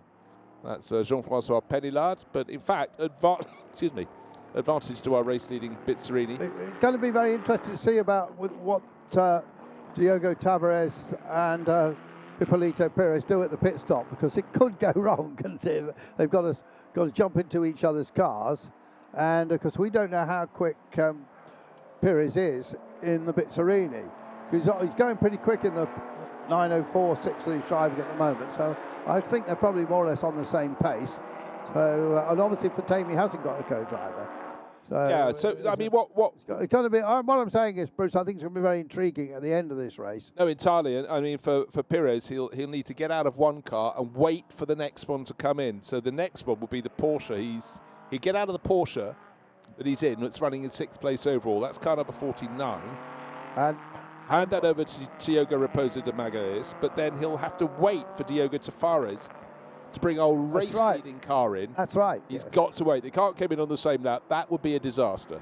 Well, remember Nigel Greensell and John Spears doing this in 2 listers. They got a Lister Nobly and a Costin Lister, and they swapped over in a Silverstone race, not this last year, but on the year same before. lap. Yeah, they came in and they jumped into it because John Spears owns both the cars. Yeah. The Nobly is a repro car, but the other one is an original, and it all worked perfectly. So they finished 1st and 2nd. But I'm talking, and I tell you that because we're going to have Nigel Greensell in the Morgan SLR pretty soon, and he's going to be near the sharp end. John Emberson, who owns that Morgan SLR, is currently in a pretty fine 7th place. Yeah, in fact, he's right behind Hipólito Pérez, of who we've been speaking, behind his Porsche. But the thing about Hipólito, he can't come in on the same lap as Diogo Tavares, because that would cost that Bizzarini that's leading about 50 seconds. That's the gap between them. If they were 2 seconds apart, 5 seconds apart, you could do it. But at the moment, they're going to have to come in on very different laps. Yes, yes. Interesting. Do you know what their best bet would be? Just stay in the same car and not do it. Yeah. And actually, the rules in Peter Auto are fairly flexible. If they did that, they wouldn't get any penalty. But that's what that's what I would do. But interesting talking to Nigel Greensell. That Morgan SLR, special SLR, is a guy called Chris Lawrence and John Sprinzel, famous runner. So it's Sprinzel Lawrence Racing designed this aerodynamic body, which a normal Morgan isn't. And strangely enough, they built 2 or 3 of them. And there's another one racing here, but in a different race, sadly. But they also did the same body for a Triumph TR4, but Nigel was telling me it was shorter. It was 9 inches shorter. Yes, that's what he said, wasn't it? Yeah. So. And for those of you watching in metric, 9 inches is approximately about 21 centimetres. Yes. For those of you watching in black and white, the blue ball's in front of the red one, as the saying, the snooker commentator said.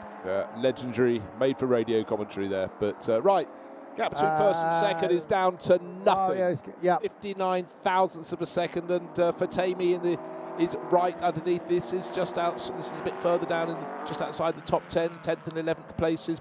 Gabriel Balthazar just holding off Austin Healey of Jean-Pascal Creel. There's a little Morgan SLR. There it is. Lovely That's the car we were talking about. 57, John Emberson right on the tail. In fact, I tell you what. It doesn't look like a Morgan, does it? But it's all got Morgan running gear, of course. So they ran those cars at the mall like this. First to second, need to get eyes. Yeah, so Jaro's got through. Yeah, he's got through. On the timing screens, we can tell he's not only got through, he's best part of a second ahead of Diogo Tavares now. So it's Tejero, Bizzarini. This is the tail end of the top 10. And car number 24, it's not, it's a bit further up because Francois Bourdin lead in the little Lotus, car number 24, leading his class, the smaller engine class, the E class, in 5th place overall. Nimble, but doesn't have the grunt on the straights. Great drive, actually, from Kolb in Austin Healey, 1965 Mark II, Austin Healey 3000. In period, Austin Healey did race cars like this. And look at, here is that. Oh, it's a little jet, natural jet going across the screen. That glorious Aston Martin. Very, very unusual indeed. Red one just going out of shot. It's the DB24 Bertone Competition Spider. I thought you knew that anyhow. Yeah. Tejero into the pits. It takes the lead and immediately Ashton Fatemi dives into the pits. So Diogo Tavares back into the lead in that number 80 Bizzarini. How long will he stay out? Remember, he's got to get out to make space for Hipólito Pérez, who's doing 2 timing action. First driving a Porsche, then going to get into this red Bizzarini. That's leading the race. Volker Hickert, 8 seconds down. I'm just thinking about it, though, Bruce. So he'll stop this car and he'll get out. Yes. The other one will come in, but they've got to stop for 2 minutes anyway. So he would have closed, so it won't make it. Yeah, that could be an element, but, you know, if the other car is 50 seconds or a minute behind, if it was 10 seconds behind, I think you can do that quite easily. I think, depending how nimble you are. Yeah. If the other car is a whole minute behind. Well, I'm saying the car, yes, but the car's going to be waiting there for 2 minutes. Are you with me? Yeah, I'm with you. I'm with you. So I think it should work, but anything could go wrong. Well, including getting the message to the driver on the car on the pit wall. And he might not stop, of course. Then that would screw the whole clever deal up. So an interesting concept. You drive the first half. Right, we've got some cars. Pit window is just open. We've already had 3 cars into the pits. Well, they get. So Oren Nataf maybe got a problem in that 550A Porsche. Another one in the pits has been the Tejero, Ashton Fatemi. He took the lead. He just set the fastest sectors of anybody, and he's now tumbling down the order. So I'm afraid that could be a problem or an early anticipation of when the pit window would be open. Do you think he came in before the pit window opened? Yeah, because I just watched the message on the bottom of the screen saying pit window opens. Yeah. And he was already in. Oh, that. Yeah. That could be a massive clanger. Everyone on the timing screen is going past him, but that's because he's at a standstill. But I think that's a clanger. That is either a clanger or there is actually a problem because he hasn't rejoined. Well, of course, there's that about it, isn't there? The next minute or so will tell. Yellow flag at turn 10, so someone's got around at that early part of the lap. And in from the lead, having just lost the lead only a couple of laps ago, comes Diogo Tavares. That's a car Hipólito Pérez will be wanting to take over and will be taking over, but at the moment he's 7 seconds clear as he comes into the pit stop, and the next car in line is the other Bizzarini, the white one with the gold corner, and that now takes the lead. Volker Hickert at the wheel. The 650 has been absolutely flying. That's, as we said, Vincent Kolb picking off all of those ahead of him, bar the top 3 now.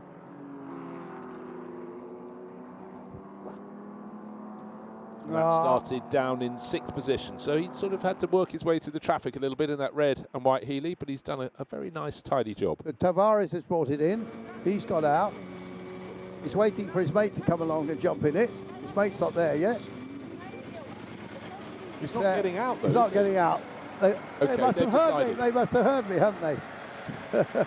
Yeah, well, they do listen. But they are doing 2 races. Maybe tomorrow Hipólito will just decide he'll race the Bizzarini, having driven the Porsche today. But Diogo Tavares sitting on board. That makes it simpler. Yeah, much simpler.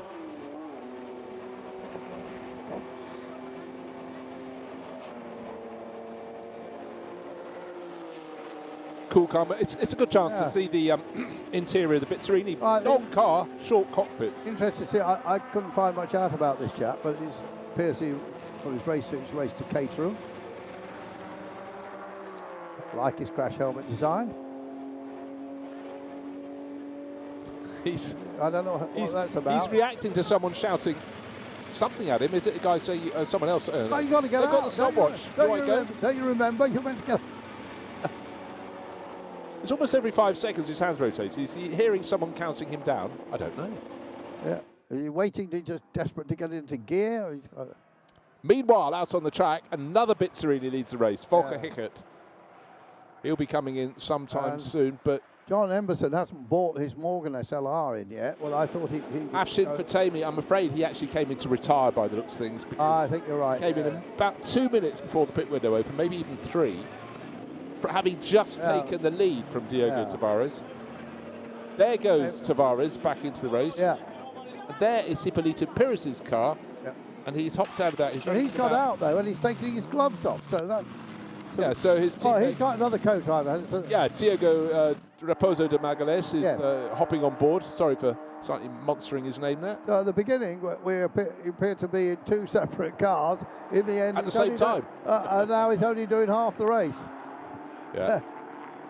I sort of feel that tomorrow, having raced the Porsche 9046 today, he'll get into the Bizzarini. This Bizzarini, the number 60.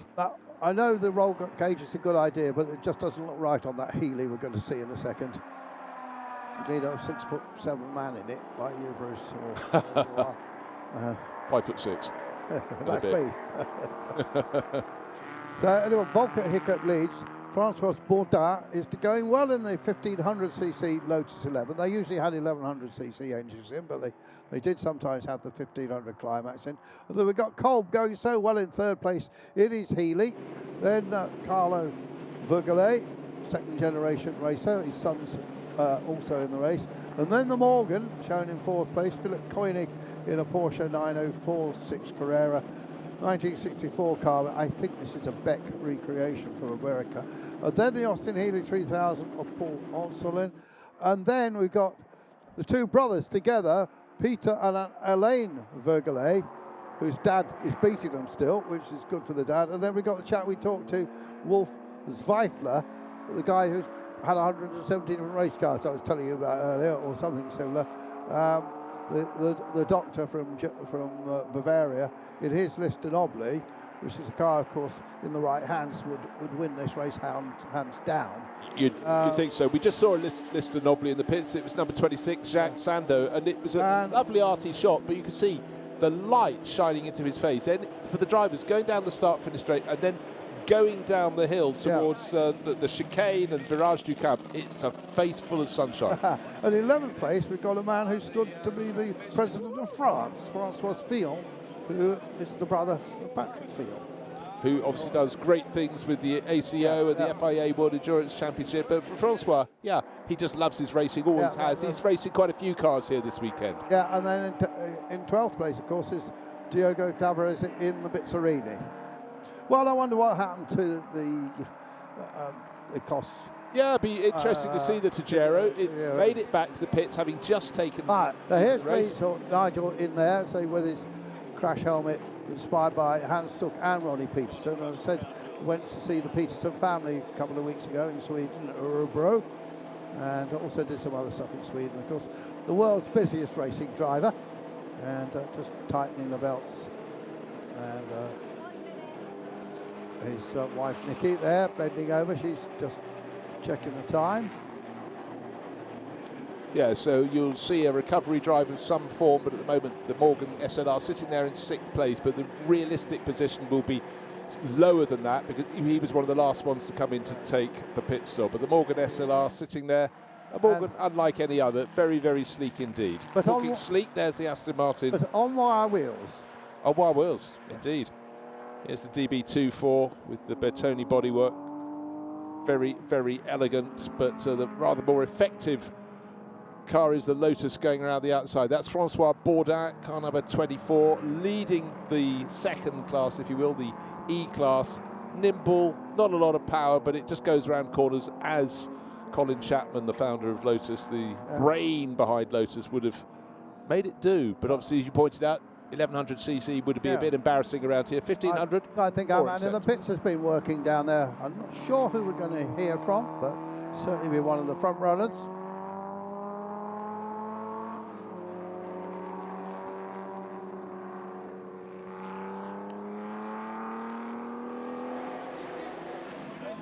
Et tout le monde n'a pas la même chance dans cette pit lane, dans la mesure où la Lotus Elite numéro 86 de Marcel Peter et Ivan Dennis-Lesner est malheureusement contrainte à l'abandon. Marcel, you were at the wheel of the car. What's happening with this Lotus Elite? So it went really well, and obviously we are two drivers, and I was catching up a couple of drivers. And then I came up on the second long straight, and on the straight I had difficulty getting it into gear, third gear or fourth gear. And then when I had it in fourth gear, 200 meters later, the clutch exploded. So it was like a So it's a retirement? This will be a retirement. Yeah, we cannot fix it for tomorrow. No way. No way. So that's the end of your weekend? This is the end of the Dix Mille Tours weekend, which is obviously very nicely organized by Peter Otto. I love it. I simply love it. Thank you, sorry for you, Marcel. Yeah. Marcel Peter qui nous disait en fait tout se passait bien, je suis en bagarre avec deux autres pilotes et dans la longue ligne droite, sans doute le Mistral. À un moment donné, j'ai eu des problèmes pour passer de 3 à 4. La 4 est rentrée, mais après plus rien n'est passé et l'embrayage a tout simplement explosé. Malheureusement, il n'y aura pas de réparation. On sait qu'il y a une deuxième course demain pour le Gentleman Challenge, mais ça ne repartira pas pour la Lotus Elite numéro 86. Well, there we are, the Dutch driver with his lovely Lotus Elite. Fiberglass monocoque body, Colin Chapman, wonderful design. There's the Climax engine, and they're out. But meanwhile, I mean, I think the excitement of this is really going to be the Morgan. Nigel Greensaw's taking it over now. He's in 10th place. It wouldn't surprise me if he couldn't get it on the podium. But well, he's got 18 minutes. Got 18 minutes. Let's see. Well, let's see where it is at the end of this lap. It's the final readjustment lap with the last cars that have made their pit stop. The pit window will close, but everyone, bar one, has come in. And the car that hasn't come in is Frank August, who's moved up to 3rd place overall. The Austin Healey 104, that's car number 164. Fairly sure I saw a time penalty or something for that early on, but we'll get back to that later. That's disappeared from our screens. I wonder if I'll try and find out what happened to Giro. Yeah, it'd be good, even if the camera could go down and take a look and see it. Because that, remember, had run second in the early stage of the race. It had harried the race leader, Diogo Tavares, just taken the lead. He came and we thought, oh, serving your pit stop. But that was in before the pit stop window, and it hasn't left the pit. So something was terminal for them. The new driver in the Porsche 9046, the Portuguese car, shall we call it that, has just gone fastest in Sector 3. So he's no slouch, is he? So he's a guy to watch for. Wow, absolutely so. Yeah, and the car we're looking at now, number 40, is another Porsche, but that's an earlier one. It's a 356B hardtop coupe. Yeah. Mark Julie and Agath Julie drive that car. Mark's the guy who's second in the championship, straight enough, because he's done all the rounds, so he's got all the bonus points for that. But yeah, the 80 car is in the lead by 18.6 seconds. Yeah, well, that's about right. Yeah. That was about the rate of gain or the rate of loss for the second place one, the white one with the gold corner. But here is Diogo Tavares. He did the first half of the race. Now he's doing the second, and I would suggest he's going to stretch that advantage. But there are some quicker times, and certainly that first flying lap from Thiago Raposo de Magalhães that has just provided the fastest lap of the race is something we need to keep an eye on. He's probably going to, well, Frank August is going to have to pit. Bjorn Ebsen has just come out of the pit. Yeah. Suddenly we can have the Porsche 9046 started by Hipólito Pérez, closing onto the tail of the car that Hipólito will probably race in tomorrow's running of the Gentleman Challenge. There's something else, though, about the Bixarini one, too. Well, another Bixarini grew out of the ESOs. An ESO Revolters, which seemed a strange name for a car. You know what? Driving last Sunday night back from the Nürburgring to the Cologne airport, I couldn't work out what this car was ahead, and I was about to turn off. I thought, I've got to catch it. Couldn't get it by the taillights. It was an ESO Revolter. I haven't seen one for years. It's extraordinary. Well, we're going to go back down to the pit lane, and hear from the driver of car 100, I believe. Yes, that's the Tijero. So Dr. Fatavi coming up in just a moment. Well, he's had a few moments to calm down. As soon as we hear the whisper, we'll fall quiet. And here it comes. Et on continue avec les concurrents malchanceux ici avec la superbe Tojiro écurie Écosse numéro 100 bien connue, la voiture du Dr Ashfin Fatemi. Ashfin, it seems to be a retime, and what happened? Yes, the wheel, the suspension of the wheel of the front left wheel broke, so no chance to continue here. It's really sad because it's such a great day, great race, so many good drivers on the track, so much fun out there. I just got on place 1. So it would have been nice to continue, but no chance. Maybe tomorrow. The battle was fierce with the Porsches and the Bizzarini. It was a great battle. It's a really great drivers. The Bizzarini was really fast. And yeah, it was hard work to get by, but maybe tomorrow.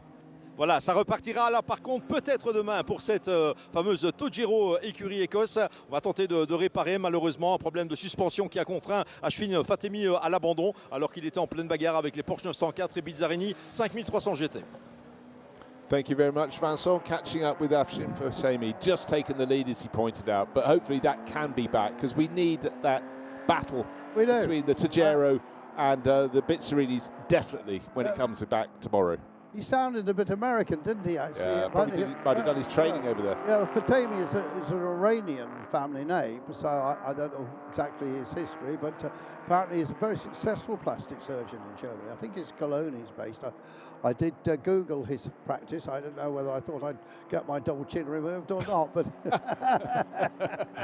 Have your ears raised. Yeah, well, we've still got the Bizzarinis in first and second place, but the gap is closing, actually, and Bjorn Ebsen is taking a little bit of time out of the Diogo Tavares car. And what is old favourite Nigel doing? He's in 9th place. 9th now, but I'm looking at his times, and he'll gain a place or 2 or 3, but that will be it. He's going to be, yes. 6th, maybe, I think. You reckon 6th? But actually 6th in a Morgan SLR against some more powerful machinery would be a fabulous run for him, for John Emberson. Yeah, but see, the first sector, the lap is on now. He took 3 seconds out of the bloke in front of him, which is Carlo Vergele, the guy I was mentioning, who's, as I said, father was a very successful racing driver and had a lot of Porsches. They are interesting. The 555 Jean-Jacques Ballet under investigation for the pit window. We know why the Tojiro came in early. Now, because the wheel was falling off it. Yeah, and Frank Algis left his pit stop very, very late indeed. He got up into 2nd place overall in that little E-Class car, but he's in the pits at the moment. He's left it too late. He's under investigation for pit window. But so our top 3, it's Bizzarini from Bizzarini, but with a 21-second gap between them. You have to think Diogo Tavares with just a dozen minutes remaining. Car number 60, there he is in shot. We'll be able to straight this one home. The white car in 2nd place with the gold corner to it, just coming... No, not yet onto the straight, but he's 21 seconds back. It's an asymmetric design, isn't it, on the front of that? Yeah, it is. it's upsetting us, clearly, but I've seen it for quite a few years. I like it, actually. I do like it, yes, yeah. Well, here's this Jaguar was given a flag for smoking, given the black and orange. What a beautiful looking car, though. Yeah, the XK140 Coupe, it was XK120 made jaws drop when it was launched in the early 50s. Was it even the late 40s? No, I think probably early 50s, yes. Okay, and then it became sleeker with the 140, and then the 150 came out. So beautiful, the XK150. And, well, had to undo the leather straps. And here, looking at the Wally Hassan designed engine there. Beautiful straight 6 motor that was in Jaguars for good best part of 20 years, I suppose, or maybe even more. Look at the level of preparation on that car. Cleaner than anything I've ever owned, that's for sure. But hopefully, whatever the problem is, it can be fixed. And it's beautiful if it's your weekend to have 2 races for your championship within the Peter Auto thing. If you have a problem in one, hopefully it can be fixed for the other, so you don't go home empty-handed. But unfortunately for the Jaguar crew, a little bit disappointing to be in the pits at the moment. Gilles Defoley and Eric Battiston. Greenswell is the 2nd fastest guy out there, actually. The fastest, of course, is this Tiago Raposo de Mangale. Actually, that's a point. Last lap, race leader Diogo Tavares in that number 60, number 80 Bizzarini, looking at there, was 1/1000th of a second faster than the underpowered Morgan SLR with Nigel Greensell on board. That is it goes to show if you've got the top drivers in your cars against people who don't race so often, you can reduce the deficit if you're in a car of lesser performance, and that's why Nigel's such a popular co-driver. Yeah, I think you're right. I think he's going to make 5th. Clock counting down 4 cars in the pits. One is the Jaguar we've just seen. We've heard from Ashton Fusemi, but also in the pits still the Lotus Elite of Eamon Deans. Oh, we heard from his teammate, of course, didn't we? The tall Dutchman who was interviewed a short while ago. One thing surprises me a little bit. Robin Ellis always goes well in his Lotus 1961 Lotus Elite, and he's Roland Jordan, I don't know, is in front of him, which is a bit of a surprise because normally Robin rows that car along very well indeed, and actually 3rd overall in the championship through his efforts. One of the extraordinary things, Andrew, in this race, the Gentleman Challenge, sports cars from the 50s and 60s, obviously the ones at the front are going to be the more modern ones, but we just saw, here's our race leader coming up from the chicane, into the rise, into scene. He's just overtaken one of the back markers in a tiny little Matra Jet. And I mean, shorter, taller, narrower, but you know, the driver of each will be having their own element of fun. Eric Buffard, he's not going to win the race.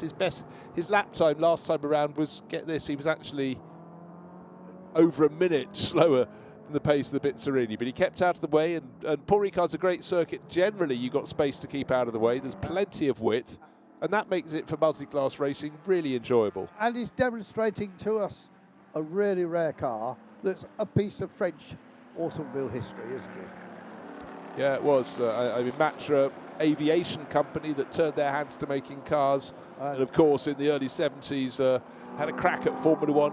Very successful. Impressed, but it was Le Mans that really made their name. Yeah, I mean, they won in Formula 3, they won in Formula 2, and they won in Formula 1, Jackie Stewart. And then Ken Tyrrell, of course, decided to design his own car because he fell out with Matra a bit. But yeah, they did a marvellous job. There's that leading, second place, sorry, Bizzarini, about to pass the Ferrari, it's to pass the little jet. The little jet, yes.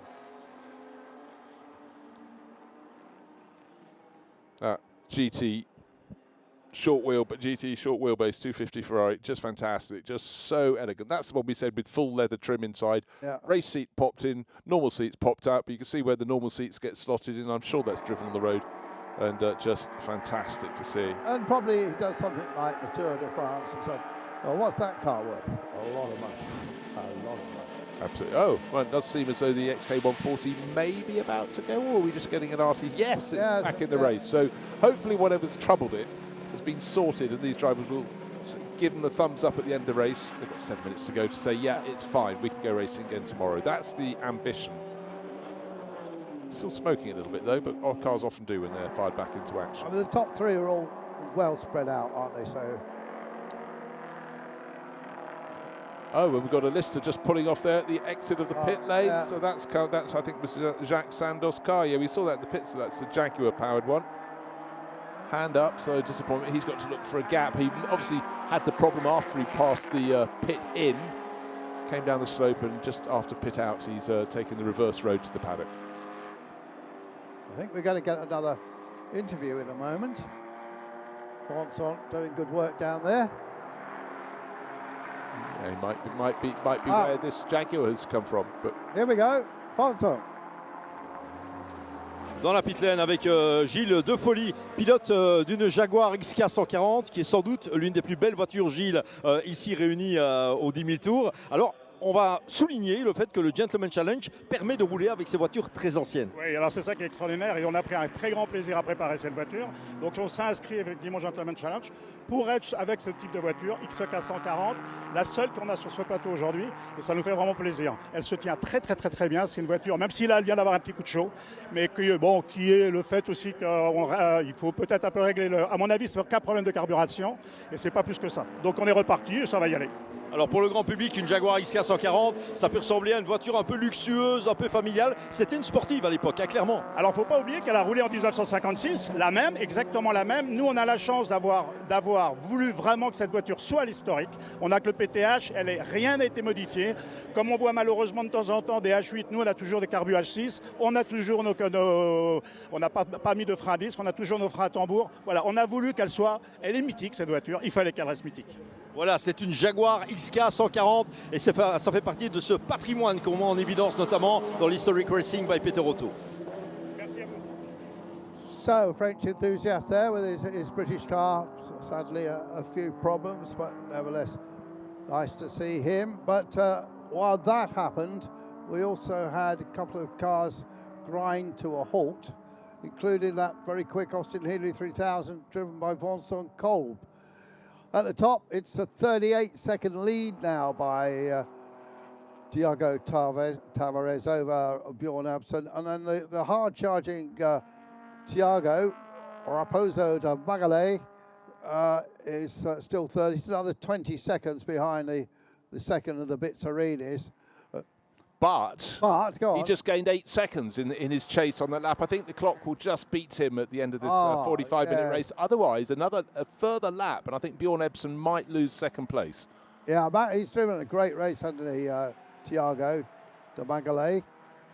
And Greenswell is up into fifth place, as I Yeah, you reckon that was as high as he might go? Yeah, he may just about catch Francois Baudin in the E-class, the most powerful class, the earlier cars.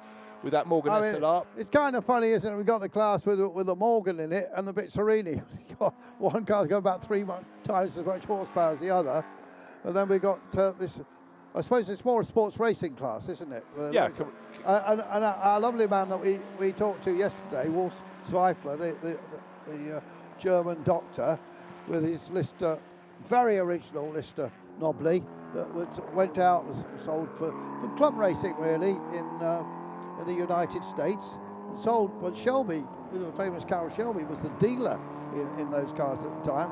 And that car raced a lot in the States, brought it back here. It's very original, very nice car, being run by Martin O'Connell, and he is second in the E2 class, and he'll be very, very pleased with that. Just in front of De Moulin in the Ferrari, the beautiful white Ferrari we've been talking about, and they are separated by 7 seconds. So Dr. Wolf should hang on okay for that. He should, and a lovely little story he told us was the national colours, racing colours of the United States, white with the 2 blue stripes, but this one was given a refined version of that with some swoopy blue stripes going down over the wings, done by Von Dutch, who runs America's most famous sort of customizing company. I didn't know he was in business at early, but a lovely little touch. Right, it looks as though nailed on for victory is Diogo Tavares. We worried he had a problem. It was just how long he had to have at the pit stop. He was unflustered, waited to be flagged back on his way. And he's 42 seconds clear of Bjorn Ebsen. Ebsen in the second of the Bizzarinis is in danger at the moment of losing that second place. I think he will still squeak into keeping that second place, but the chase is on at the moment, and the 9046 Porsche, the Carrera GTS model with Thiago Raposo de Magalhães at the wheel, is closing, but I just don't think he's going to quite catch him for second. Talking Bizzarinis, do you remember that rear-engine Bizzarini sports car, the P538? I've seen it a couple of times. No. Oh, you don't? Okay, well, they built a rear-engine sports car, and it's just gone on sale, I saw. Somebody's just, I think I've only ever seen it race once, but yeah. And it might have raced at Le Mans, actually. Would that be after these 530 GTs, so tail end of the 60s? Look, some famous people raced Bizzarinis at Le Mans. I'm just seeing here, and it's not coming from my head, I have to admit, I Googled it, but Sam Posey, one of the best known, great Formula 5000 driver, did some Formula 1. He raced one there, and then Andre Wicki and Edgar Bernet, I don't know if you remember, they were very good. I remember Andre Wicki. Swiss drivers, they raced. So Bizzarini's were seen at Le Mans, but this will be a nice success for them. And We're also interested to see how their new car comes along that they're hoping to sell. Absolutely so. Yellow flag at turn 15. These things can catch you out when you're minding your own business. But the good news for Diogo Tavares in this number 80 Bizzarini, leading with that buffer of now 47 seconds. He can afford to back off. He can afford to bend over backwards to not break a rule. But 8 seconds left on the clock. Going into the final corner. Will we get... Oh, he's got... Mark Ashworth has spun his... Oh, yeah. TVR in front of him. But the checkered flag is out. Right. He just squeaked in. If he'd been about 5 seconds further ahead, he'd have had to do another lap. But there is the finish for the Gentleman Challenge, the first of 2 races they have here at Paul Ricard. And then we're going to see if Bjorn Ebsen can hold on to take second place in the second of the Bizzarinis, or will he be caught? I think he'll just hang on. He has an 8-second margin or so over the chasing Porsche. Paul Mark Ashworth may have stalled, or is maybe waiting to be told by the marshals when he can get going again. There he is sitting in his TVR, Grand Tour in the middle of the track at the final corner. Here comes the car in second place, still in second place. Sunlight in his eyes as he comes around. Luckily spots the spun Ashworth TVR. In the background is the chasing Porsche, but it hasn't quite got there. Here it comes, picking its way up past the green Alpha and third place. So it was a Bizzarini 1-2. With Bjorn Ebsen in second place. The gap between first and second, 47 seconds. And that's only because, in fact, race leader Diogo Tavares backed off to make sure he didn't have to do a further lap in the race before the checkered flag could fall. Class win, just waiting for the checkered flag. Will it be in fourth place overall for the Lotus 11, or will the Morgan SLR have got through? They'll be coming very close. 2.8 seconds between them, waiting to see which one will come home in fourth place. One will take class victory regardless of position. And we're about to go to highlights of the Gentleman Challenge. Blasted off by Diogo Tavares into the lead. It was the Bizzarini from the Togero, and Afshin Fatemi pushing on very hard indeed. Fabulous array of sports cars from the 50s and 60s. And some lovely racing, including a great drive for Francois Bourdin, the Little Lotus. Very elegant Jaguar XK140. Lotus Elites entertaining us as always. Small Porsches, the 550 variety. And again, a pair of Elites for those who love these nimble cars that were so much fun. Brilliant drive from Kolb in the Austin Healey. But the man who went from second into the lead was this one, Afshin Fatemi, and then he pulled into the pits. We thought it was an early pit stop. It was worse than that. It was retirement. And he says he'll be back tomorrow when the front suspension is repaired. Yeah, we'll go for that. Lister's in the mix. There's Wolf Spifer in his with the Bond Dutch livery. Christian Dumoulin, Belgian racer with that 250 short wheelbase Ferrari. And still the Elites having their own great little scrap. But Diogo Tavares did the first half of the race and the second half. And he kept it out front, extended his lead over the sister Bizzarini of Bjorn Ebsen. There was a great chase coming on from the Porsche Carrera GTSs, particularly Thiago Raposo de Magalhães. But in the end, he would end up just short in third overall. And victory would go to the Bizzarini of Thiago Tavares. We had some cars with problems, but the Jaguar went back out, and then at the end of the race, sun low into his face, a spinning Mark Ashworth, who did a sort of like a triple salco in skating terms, but it wasn't to interrupt our race leader. The TVR was still stationary at the final corner when he came through, but no problems at all for Diogo Tavares. And there he is, just coming around the corner. There's Ashworth sitting there. He's spotted him. Great marshalling work there with the double wave yellow flag. The victory in the Gentleman Challenge by 47 seconds to Diogo Tavares.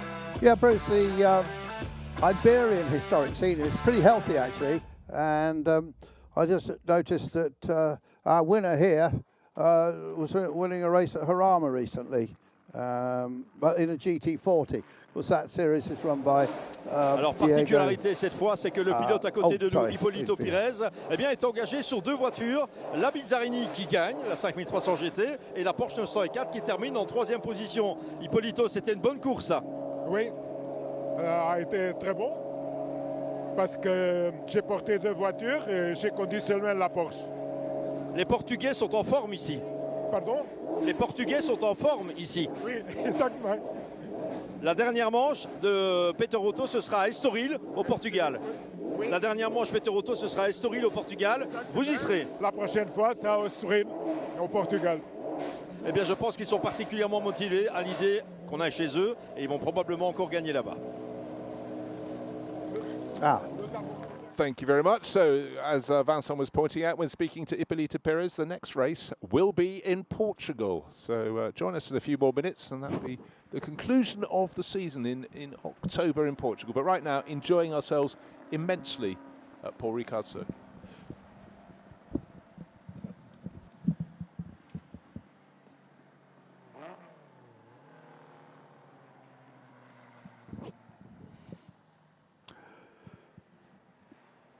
Much faster race coming up next, our penultimate race of the day, which will be Endurance Racing Legends 1. Looking forward to that. And then there will be a grid walk for a lot of fans that are here today before the start of the 2-hour 60s endurance race, which will be mainly in the dark. So that should be fun and games. To look forward to the headlights and arcing across the French countryside, and indeed the glowing red brakes and exhausts and turbos and all that kind of thing. I was just saying that there is a healthy scene in Portugal with the Iberian, or Portugal and Spain, with the Iberian Historic Racing, run by Diego Fiore, I think his name is. So he's a very successful driver in a GT40 at the Le Mans Classic, and he runs those races, does Diego. So we're at a Portuguese victory here, and a Portuguese third place, and Nigel Greensall for Britain, finishing in 5th position in the 1965 Morgan SLR. No word yet on the possible penalty in the Porsche 2.0 race we saw earlier. There's still some question mark over whether our winner will indeed be disqualified or given a penalty. We don't know. Nevertheless, coming up, some of the most modern races. We've had some of the oldest racing cars we're seeing this weekend. Now we've got some of the most modern racing cars, and we've already seen at the start of our racing today, Emmanuel Collard on pole position, and he didn't ultimately win that race, but he's going to be back on the pole in the Audi R8. 2002 R8, and alongside him is going to be the former IndyCar driver Tom Chilton with the Zytek, which I think he did race in period briefly back in 2004, and then he was a winner in that, actually. Yeah, and then we got the Paynos of Olivier Gallant, who we saw winning just a little earlier, and then 2 domes with the Felipe Ortiz, who is a South American driver. I'm just trying to remember if he's from Chile or where Ortiz is from, but it'll come to me in a minute. And then Ivan Vacutre and another dome. The car's Japanese chassis, but run and developed, of course, by Jan Lammers. And then we've got Riley and Scott with Ascot Collections, Xavier Micheron. He was racing at Silverstone a couple of weeks ago. And then Philippe Colosson in a Lola B9810. We've got some very impressive cars in this. We got one McLaren. We said we saw the 4 in the pits, but we've got one here which is racing with Nicolas Joffre. We've got a very rare thing called a Keeler, which is really a Chevron, and I think Bruce did a bit of... it was a Chevron B71 that went founding in the States, debuted in 1995, but mainly run from 1997. 98, 99 did 4 Daytona 24 hours. It was run by David Kopf, Chris Wilson and Tim Moser, and it was indicative of the time of just the expansion of cars that look like latter-day Can-Am cars in many ways. I never knew if it was a Kyler or the Keeler. I think it's probably a Kyler, because it's E before I. It's the K2. This is the 1998 model. Mark Julie, who we've just seen in a little Porsche 356. Talk about a change of scenario. He's driving that. It's blue and sort of yellow trimmed, and it's... I'm a big fan of diversity, and it's not the slowest car out there. It's got Christophe Van Riet's Reynard 2KQ tucked in behind in that final position on the grid. But again, bring different things for us to look at and us to try and remember. I mean, that final Reynard, their last car on the grid, Jean-Pierre Bellot, Yannick Dalmas, whatever happened to him? And Nicolas Minassian, they went competing in that back in period. That was 2000. That was a quarter century ago. Good grief, how time flies. It does, doesn't it? So anyway, we've got a Le Mans-style Audi that you've seen winning back there at the turn of the century. Audi dominating Le Mans, of course, for a number of years, and then moving on to the diesel project. But the car that's in pole is owned by a guy with a huge car collection and a very successful racing career, Francois Perrodo. And this is chassis 607, which is a very famous car. Expect Perrodo to have cars like this. And it's an interesting car, actually, because it didn't race in period. Ah, indeed. It was built up from parts in America by a hugely talented guy that trades in Audis and racing Audis. And this car raced a lot in period at Daytona, driven by the likes of Andy Wallace and Doug Smith, who very underrated driver. So we know it's quick, and let's see what Collard does with it. So say the last ever chassis, which was built from parts. I've got an answer for you. You debated the nationality of Felipe Ortiz. Bolivian. Bolivian. That's a long list of drivers. No, and he did race at Le Mans in period in this car. Yeah, he's racing under a Swiss flag now because he's based in Geneva. But yeah, he raced that back with Beppe Gabbiani and Tristan Gomendy. Yeah. So at the time. But again, a fabulous diversity, and any car of Francois Perrodo's is going to be of tip-top nature.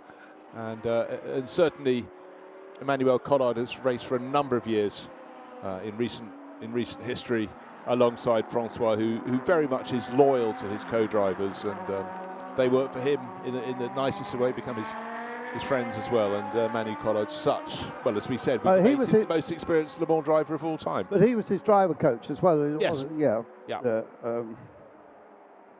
Yeah. So this Audi built up by Brad Kettler and his team there in America from genuine parts. There were spares, so they had enough spares to build one more car, which is this one that Collard is racing. And we thought we were going to have another Audi in it. We have got a second Audi in this, which is the Nicolas Halusa car. And that was a car that did race in period. And came second at Le Mans. This car did it? A chassis 405, yes. ILO McNish and a certain Stefan Ortelli has been spotted here over the weekend. But it's great to have the variety. And it's also what I really love when you have things like endurance racing legends. You don't only have the cars that won the events, but you've got the others that took part. Yeah. It's a fuller history. It's a better balance of history. Now, this is not Lucas Halusa we saw doing so well earlier on. This is his brother, Nicholas. So he's, well, as I said earlier on, they're pretty level in their lap times. So we got Le Mans cars here just at the turn of the century, so 25 years old. Some of them certainly don't look it, do they? But back then, of course, Le Mans, you don't have open cars anymore.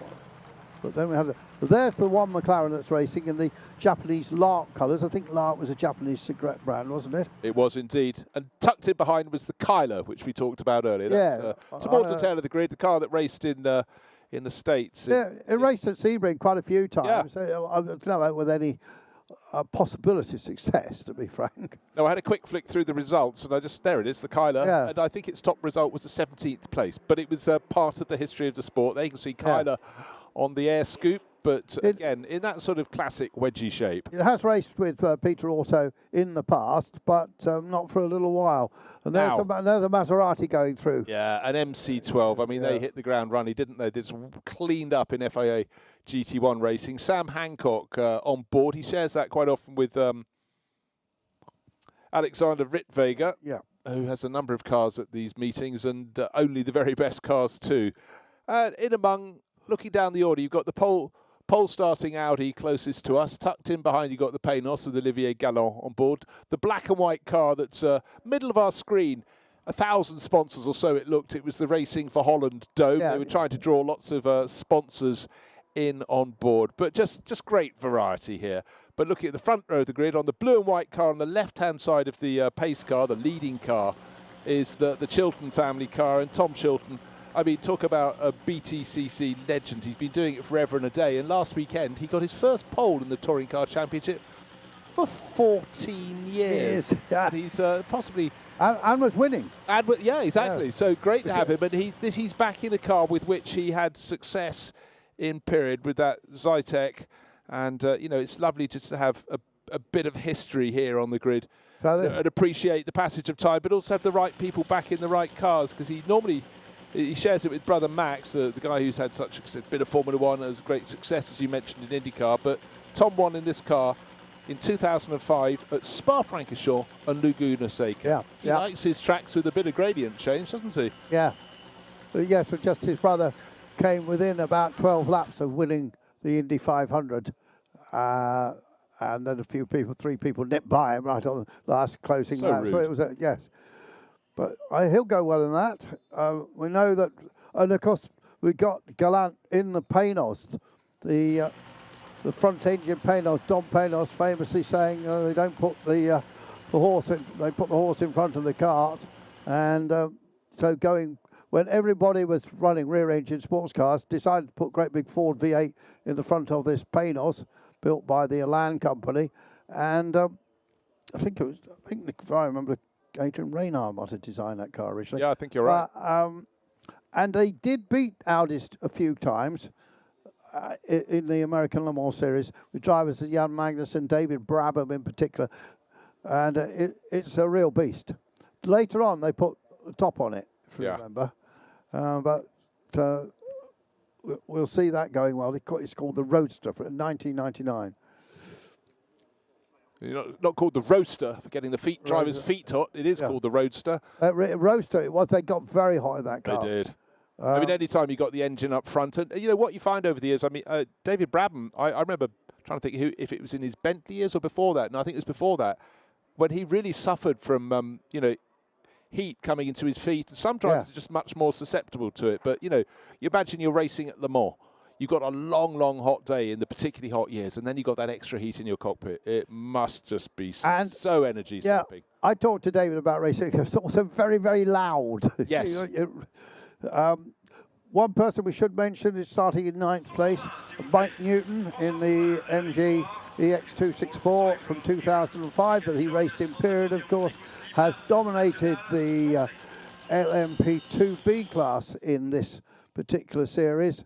Won every time out, and sometimes we see another similar car that he used to race, that Christian Glazer, I think, drives it sometimes. But here the opposition will come from a little, I think, Courage, Mark Drain and the Courage. But Mike runs a very successful company with video surveillance and that sort of thing, and he just still loves racing. Yeah. He used to race with Tommy Erdos, of course. I was working with Tommy last weekend. Well, He's going to be the driver standards coach at the Goodwood Revival next weekend. Oh, is it? That'd be interesting. Interesting. Haven't talked about GT cars. A couple in your screen. The Yellow Lotus leading the class. That's Mike Haseman's, of course, the family. He raced that in period when that was contemporary, nearly 30 years ago. And then immediately behind it on the grid is Sam Hancock in that Maserati MC12 we saw coming onto the grid. Third in the GT class is Eric Debar in a Nissan GTR. Yeah, and there's another one of those in the foyer of the main entrance to Ricard Circuit, isn't there? Not a GTR. Not a GTR, no. That was a similar car. Another one. So Sam Hancock, we just mentioned him. He is actually selling one of the cars in the foyer here. It's a Cadillac. Oh dear, one of the domes doesn't appear to have.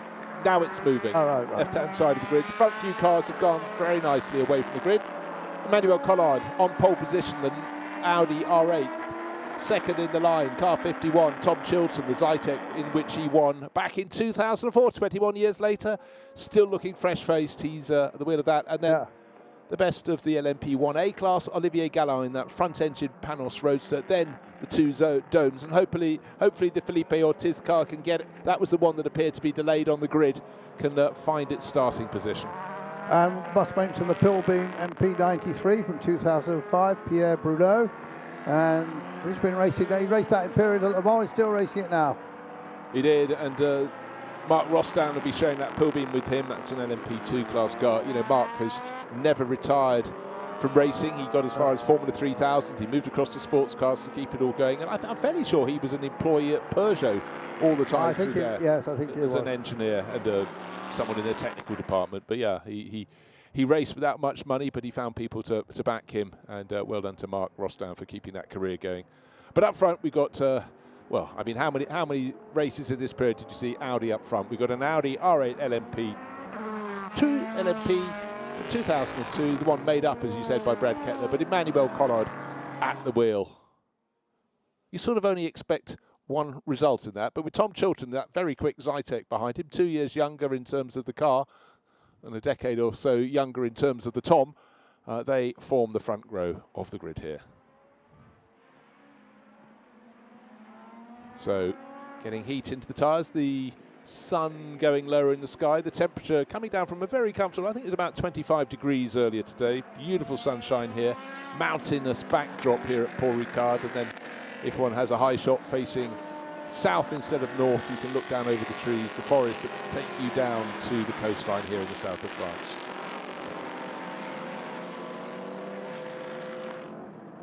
Are these cars going to be romping down that the straight? Which circuit we're using here? They tell them on lap 2. That'd be handy, yeah, I think we haven't got the chicane, have we, in this? I wouldn't have thought so. So waiting for the field of cars to come around. Pace car, the leading car as they like to call it now, sitting in front of, on the left-hand side of the screen, the blue and white car, that's the Zytek. Right-hand side of the screen, silver with that yellow nose, is the Audi R8 LMP. This is the car that really put Audi on the road to this prodigious run of success it had at Le Mans. And in behind, we have the mixture of other sports cars from the LMP1 class, LMP2 class, and GTs as well. And for a lot of people, they're just looking at that Lark McLaren and go, whoa, doesn't that look amazing? We're looking at the cars at the front of the grid, 40 minutes of duration, and we're waiting for the blast off. And here does come the blast off. And who's going to get down to the first corner in first position? Is it going to be Emmanuel Collard? Correct. Is it going to be the Panos getting into second place? Correct. It's had more grunt than you get from the Zytek, and so Tom Chilton goes back into third place. Felipe Ortiz, the better placed of the two domes, coming through in the Racing for Holland livery, the sister car. The other one's actually from behind, moving past. I think that's Yvan Vercoutère making a move in his. In behind, neat and tidy. Leading the GT class at this very early stage, the car that was on class pole, Dutch racer Mike Hazemans, and a bit of a challenge in behind. The Lola being given almost a push and a rub by the second GT car. And Sam Hancock has just squeezed Philippe Collinson out of the way and moved up into second in the GT class. I think we've got a guest here. I think I just saw him. We do. Jerome. This is a rare treat. Jerome Blakemola is joining us. He spends all his life in a racing cockpit or an aeroplane or a jet ski. And good to have you come and join us, Jerome, because you've been a busy fellow, and Tim Pappas is here as well, but we'll get Jeroen starting first. Jeroen, this is odd. There's a race going on. You're in here. You're not out there on the track. What's going on? Yeah, I'd love to be in this race with these cars. I mean, it's amazing. I sat down with the Hazemans family. The whole family is here. All the guys, and yeah, they're so passionate. Yeah, I remember Dad Twan racing all those years ago in Little A Barcelona, and he was quick. All you Dutch quick guys can't cope with it. Yeah, and we're all a bit crazy. We had some crazy stories last night, but yeah, it's fun to see the Lotus. But also, I mean, looking at an Audi R8 with Emmanuel Collard, I had a big fight with him today on track. Yeah, we noticed. Yeah, it's wonderful actually. Yeah, we went back and forward. I didn't see him afterwards, but we had a lot of fun. I'm sure it made him smile too. So yeah, it's great cars and watching this. But it's also fantastic when you see drivers who race the car in period and they're now back driving them. I'm talking about Tom Chilton, won a couple of races with well, he's being challenged very hard right now because the domes are coming, but it seems right to get people back in their cars, don't you think? Yeah, it's great. I've driven my LMP2R Spider a few times now, a couple of times at Laguna Seca, which we won Le Mans with in 2008, but it's fantastic to be back in your own car. It gives you such a strange but good feeling. And the memories come back very quickly, don't they? The sort of muscle memory of everything, where all the switches are. And even the smells. It's weird, but really? the way you smell the car, and you know, like, yeah, I remember now. Chilton is on. Well, Chilton, yeah. Well, he got jumped at the start by the Panos, so that long nose, the big engine up front, but certainly this sees a little bit more performance. And Tom is back on his game. He just took a pole position in the British Touring Car Championship last weekend, first one since 2011, so he's getting the love. But, oh, what's this at the front of the race? It's the Audi, 8 seconds clear already. We've not even completed lap 2. We expected Emmanuel Collard to be able to pull away, but he's really putting on quite a show. Yeah, it must be nice for him to drive that car, and he drove against it with Pescarolo at the time. Yeah, of course he did. We were always beaten. I was with Rebellion, so we were competitors of Audi, but obviously not real true competitors. Now, one of the things at a meeting like this, you're doing multiple races with Tim, and you race in the States, but you come back here and you must always be bumping into people you haven't seen for sort of 10 years or raced against or didn't or just knew when you were junior single-seaters racers. It's a very social scene as well as a brilliant racing scene, isn't it, with Peter Auto? Yeah, no, it's really nice. I mean even us seeing us after A1GP all these years ago, but also all team bosses are back here running their cars that they used to run, or drivers coming back. So I bumped into Franz Conrad. I hadn't seen for ages. Yeah, I haven't seen him yet, but I have to see him. Yeah, he is here. Yeah, he's down helping with the Porsche 962. Yeah, with Klaus Abelin. His car. Yeah, I saw them sitting on a couple of tyres in the paddock, and it's just lovely to see them talking. What a great shot there of the Panos. How far back the driver sat in that thing. Extraordinary piece of kit. The dome is moving faster. It's a great car as well. I drove it at Le Mans with Jan in 2007. The dome? The dome, yeah. So quick on the straightaways. That V10 Judd. Yeah, the sound. It's one of the best sounding race engines there is. It sounds brilliant. But you know what I'm loving here is we've got so much variety, and Audi leading the races. Zytek's moved ahead of the Panos. You've got the 2 domes, but the second of those is being pushed very hard by the Riley and Scott, which in period would have spent very little time racing together. This, unfortunately, number 50 Porsche pulling off and out of the race, one feels. It's Reutmeier gets into the pits. And the Bruno didn't start in their little French car there, sadly. Oh, we saw it on the grid. We did, yeah. So what happened to the pill beam? Yeah, I never saw the Reynard. Certainly, Christoph Van Riet's car wasn't on the back of the grid, so that's sitting in the pits. And now, as you say, Stefan Reutmeier. But what was 8 seconds is now 11.2 seconds. The gap between Emmanuel Collard and Tom Chilton. Of course, Tom was delayed a little bit fighting with Olivier Gallon's Panos, but he's got the Zytek in. And look, this is already lapping going on. Interestingly, Mike Newton's been beaten by Mark Drain, which is pretty unusual. I'd just like to correct my last statement. Yeah, of course, that's not the been second Audi. Audi. That's a Halucin's car. Yeah, beg your pardon. Yeah, Collard is on a good one. He's 49.8, fastest lap of the race so far. I think he did a 47 in qualifying, but yeah, that's pretty fast. We were doing 2 minutes flat, more or less, with the GT cars earlier. So yeah, I'm sure he's enjoying that. So that Audi is a really interesting car because it's a car that Brad Kettler built up from parts, from spares. And then it ran a lot at Daytona 24 Hours and lots of historic races with Andy Wallace racing, and he won a lot of races. Yeah, Brad also a great guy. I've worked with him a few times. Yeah. Just also like a legend who used to work for and of course he was there in the pit a couple of years when Audi won. I mean, he knows all about these to get helping Just. Jeroen, you've obviously done racing all around the world, but when did you first race in the States, and then when did you first discover Tim Pappas to come and play with? Well, I did Sebring in 2006 with Spiker, which was a great adventure. I did it with Mike Hesmans actually together, just the 2 of us. 12 hours. That was tough, but we made it. We finished and we did everything right. Teeth didn't fall out then. yeah. But we were like 5th or 6th, so we were doing pretty well. Yeah. And then I did do a race in Indianapolis in Super Cup 2005. So that was probably my first race in America. But then in 2010 I started racing with Tim. Yeah. And that was full seasons. And since then I've pretty much been there every year. So that was, yeah, it's great. I love the States. I love the tracks they have there, the racing, the excitement with the yellows, and there's always a chance to win, even if you're kind of out of it. So yeah, I just love it. And also, I found working there, the officials are less officious actually than in some places. The atmosphere. You know, when I'm doing the pit lane there, and somebody gets a stop go or something, and the official will come and tell you, oh, you're doing TV, you'll need to know. Yeah, that's why we stopped him. And in some certain places I could name, but if you went and asked for a tour, off. Yes. Entirely so. No, I love racing now. I think IMS has done a wonderful job as well. And it's all going back to Don Paynos, of course, and his vision. Talking about Paynos, the third place car of Olivier Gallon was right on the tail, fighting back against this driver, Tom Chilton's Zytek, and then a little slip up, and he's suddenly gone a second and a half back. I'm sure he'll come back, but what neither of them will do is catch up with Manu Collard, who's just putting in laps in the 1 minute 49s. They can't get below 1 minute 52.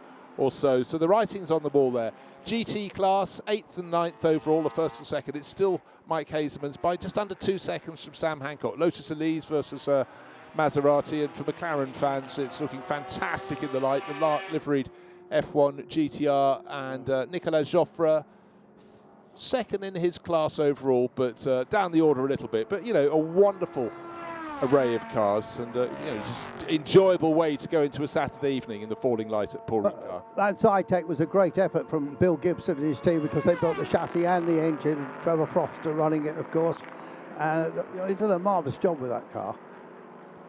No, they really have, and you know, again, one of the strange things, it's not just drivers you bump into in the paddock, it's a lot of people who ran teams back then. They might have been in Formula One, they might have, like Trevor Foster, moved down. He's big here, he's with Pegasus. Well, that's a team he owns now, yes. But, you know, great engineers and team bosses keep on going, and actually that level of experience is something that really benefits everybody. You can't throw experience out the window. So we have 2 visitors in the pit spots. Jeroen, it's been great. Can we have a go with Tim, please? Of course, Tim Pappas is going to join us. He's joined. Tim joined us before in, was it Dijon-Prenoir? I think it was. You joined us in the box. But getting a double dose of racing in France this year, which I'm sure isn't something you mind too much. No, it's great to be here, and I've had such a great time this season with Peter Otto, and yeah, it's exciting, and now we hear about the convergence of Peter Otto and HSR. So I think that's fantastic. I was texting with John Doonan yesterday after the meeting where we learned that news, and he's ecstatic about it as well. Yeah, well, I tell you what, we were just setting up the commentary booth yesterday, and then every now and again, when each group of drivers went through to be told the news, rounds of applause. And, it's very exciting. Very exciting indeed. And how about a pink McLaren F1? Yeah, they raced those in Japan. They had 2 of those, actually, like that. I mean, that's something about ERL that's just amazing for me as a driver and car collector and enthusiast. To come here, you see so many cool things out there. Yeah, they're cool and they're different. And, you know, we love seeing stuff that we haven't seen that's largely raced stateside, like the Kyler in this race. Yep. But just winding back to when you started racing. Yep. If you thought of European circuits that you wanted to race on, did you go, I want to race at Le Mans, or did you think I quite fancy a bit of Monza? How did it work in your brain as your career advanced? I mean, certainly the Everest is Le Mans. You know, you want to get to Le Mans. And, you know, watching Formula One, all of those circuits became appealing to me. I have actually not a ton of experience in Europe at this point. I've checked off a few boxes. We had the pleasure, Jeroen and I, of doing the Goodwood Revival in 23. That was a huge honor and such a fantastic event. Probably the gold standard now of what a classic car meeting can be. It's the stuff that happens off the track, isn't it? It's the stuff that happens on. Well, you know, and if you're like us and you've been doing this for a few days, my wife will not travel to go racing for any reason at all. And then when I explained to her Goodwood and dress up and black tie party and the whole thing, she was so in, and made some new friends, and it was fantastic. I mean, this Peter Otto, the 2-liter Cup paddock that we're a part of, we've made a bunch of really good friends there. It's really fun racing. We had an unfortunate race this weekend. What was it today? The transmission broke. You know, I shifted and I couldn't get it to shift again. So the clutch worked perfectly. So I just pulled it off. And, right. Yeah, bummer, because this is a pretty fun track actually in those cars. You know, using that chicane and everything. It's fun. And the color, I love the color scheme with the green stripes and the white. Where did that come from? Well, when I bought the car, it was all white, and it hadn't done a ton of racing, and the person who originally raced it when it was brand new, the car was white, and it was numbered 007, and he had the gun 007 logo, which I thought, well, we can't do that. But the first, I think it was one of the first American cars that came and raced in Europe was a Briggs Cunningham car that was white with blue stripes in the same sort of... Yeah, that was sort of the official American racing color, so you sort of aped that a bit. And we just thought, well, we'll just do that with black and green. Yeah. When I first started racing with Jerome in American Le Mans, I always had been a fan of Brock Racing in the Nissans.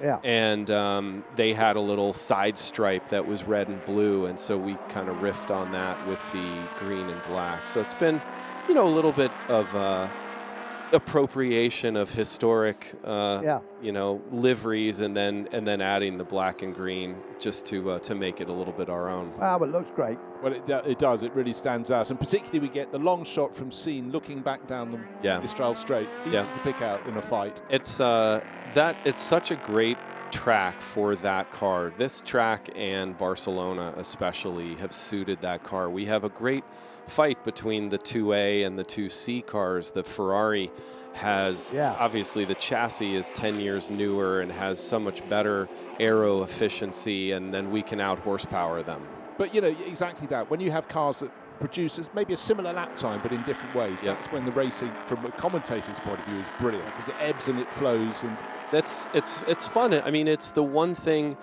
that you can say about BOP racing, because their BOP has become so technically accurate. The cars are so good, and now with torque sensing axles and so forth, they accelerate. They do almost everything exactly the same. So it's hard. It's hard racing out there. I mean, I'm not envious about missing that sort of current version of BOP racing in IMSA. So out here, when you have different cars and they do different things, it makes the racing quite fun as a driver, because all right, I've got to really step it up in this technical section because the Ferrari's going to be all over me. Okay, I can breathe again. I got a straightaway. Yeah. But also, just when you see a back marker up ahead and you're thinking, I've got to get by this, because then that's the moment I get my advantage. And if they scupper that, that's another lap you've lost, isn't it, really? But that's how Kaduri ultimately got me on the second to last corner. Yeah. There was a slower car, and he just picked me at the perfect time. Yeah, actually, we had a great shot of it happening on the TV. You'll probably see it later. In the race at the moment, Emmanuel Collard has pulled 25 seconds out on Tom Chilton in the Zytek. Gallant's hanging in there with the rumbling Panos, and then Vercouturier is in fourth, Halusa and Ortiz, and then Xavier Micheron, Xavier's a great guy. He's only born with one arm, so he's got some prosthesis, but he owns the famous Howlett turbine car. Oh, wow, okay. But and then I noticed that now a battle is happening between Drain and Newton for that class, because Mike Newton has won the class every race this series in that car, which he raced in period at Le Mans, and unusual for him to be led. But Drain has just actually pulled into the pits. He's going to the pits, yes, and so it's in the middle of the window at the moment. Well, it's another. Now those R8 rounds just look right, don't they? Amazing. Look winners. I mean, I was there in 01 in Sebring, and it was the first time, and you'd see that car go through, the entry and into turn 17. Our transporter was parked right backed up at that point. I stood on the roof, and I just thought, oh my God, because it was so quiet and so fast. I mean, it just... it was quiet, yes. Yeah, no, and McNish and Dindo, all those guys just... And then over the following years, because I used to patrol the pit lane as Andrew did at Le Mans, you'd stand on the pit wall, look at their pit stops, or more to the point, look what happened when one of their cars came in with a problem. Yeah. And the way they had no fuss, but they had all the packages. Well, changed the rear transmission. Well, that famous time, well, they changed the rules to stop them doing that. Everything came off. And actually, when that happened, it was David Hobbs' son, Guy, called that pit stop actually for the speed channel that I was working with. He did a great job, described the whole thing beautifully. Well, but they stopped them doing that. Yeah. They did. Well, and in the first season, Jerome and I ran together in the American Le Mans series. We had Mike Peters from Champion as our strategist. So, you know, we got to hear all sorts of fun stuff from Mike about you know, Kettler and all the boys and everything they did. They had such a fantastic crew that they put together. But you know, that is the story of development in motor racing. You can think about the obvious stuff, but it's where do you find the advantage in a procedure or anything? It just gives you some little edge. And that's the difference between the greats and the smalls. I know budget can play quite a large role as well. But it will be very interesting, won't it, to see what Audi, when they've completely taken over the Formula 1 team next year, what they do, because I'm sure they're going to be right up there. Well, they've got racing in their DNA, yeah, so they know what they're doing. They absolutely do. And so does Emmanuel Collard, another lap on the board. He's made this look all a bit easy, I'm afraid, but he's in a great car. And Chilton keeping ahead of Gallant. And then at the Couture in that dome. We had the pleasure of sitting next to Emmanuel Collard during the autograph session at Le Mans, and I was like, hey, wait a second, didn't you drive the GT2? And he's like, yeah, I drove it the first year. And so we're like, oh, okay, well, that's what we're driving here. So it was pretty cool to meet one of the originals. Is Manu one of these drivers who can pretty much, probably like your own, remember every time they got in a car, every gear change, gear ratio they had? We lost one of the great brains like that in Gilles de Ferran, who was an old motorbike. He remembered everything. But some drivers forget everything, but Joe was a great guy, and I got to know him a little bit when we were all in ALMS together. And Angela was just over in the UK the other day, and she had a little party for all friends. It was lovely. I saw the photos. Yeah. But you know, Manu Collard pacing it clear. Oh, he's just done his best lap of the race. 49.4. He was getting bored doing low 150s. But, you know, keep the focus. He's got to come in and serve a pit stop at some stage. We're pretty much halfway through this 40-minute race. Tim, thank you very much for coming to join us. You've joined us once before in Dijon. It's a joy having you here. Pleasure. It really augments it. But I think we can probably safely say Emmanuel Collard will win this Endurance Racing Legends event. But you never know. It is motor racing. But Paul Ricard, in the late summer sunshine, it's not a bad place to be, is it? Perfection. And we're working on trying to come to Daytona to do that race the end of it. I did it a few times in the pits before they had television, and it was pretty hard work because you didn't know who was in half the cars. But look at that thing. Be fantastic to have you both there, and looking forward to it. Yeah, put a word in for us. I will. We still have passports. Yeah. All the best. Thank you. Thanks very much. Guys, thanks, Jerome. Thanks. Thanks, Aaron.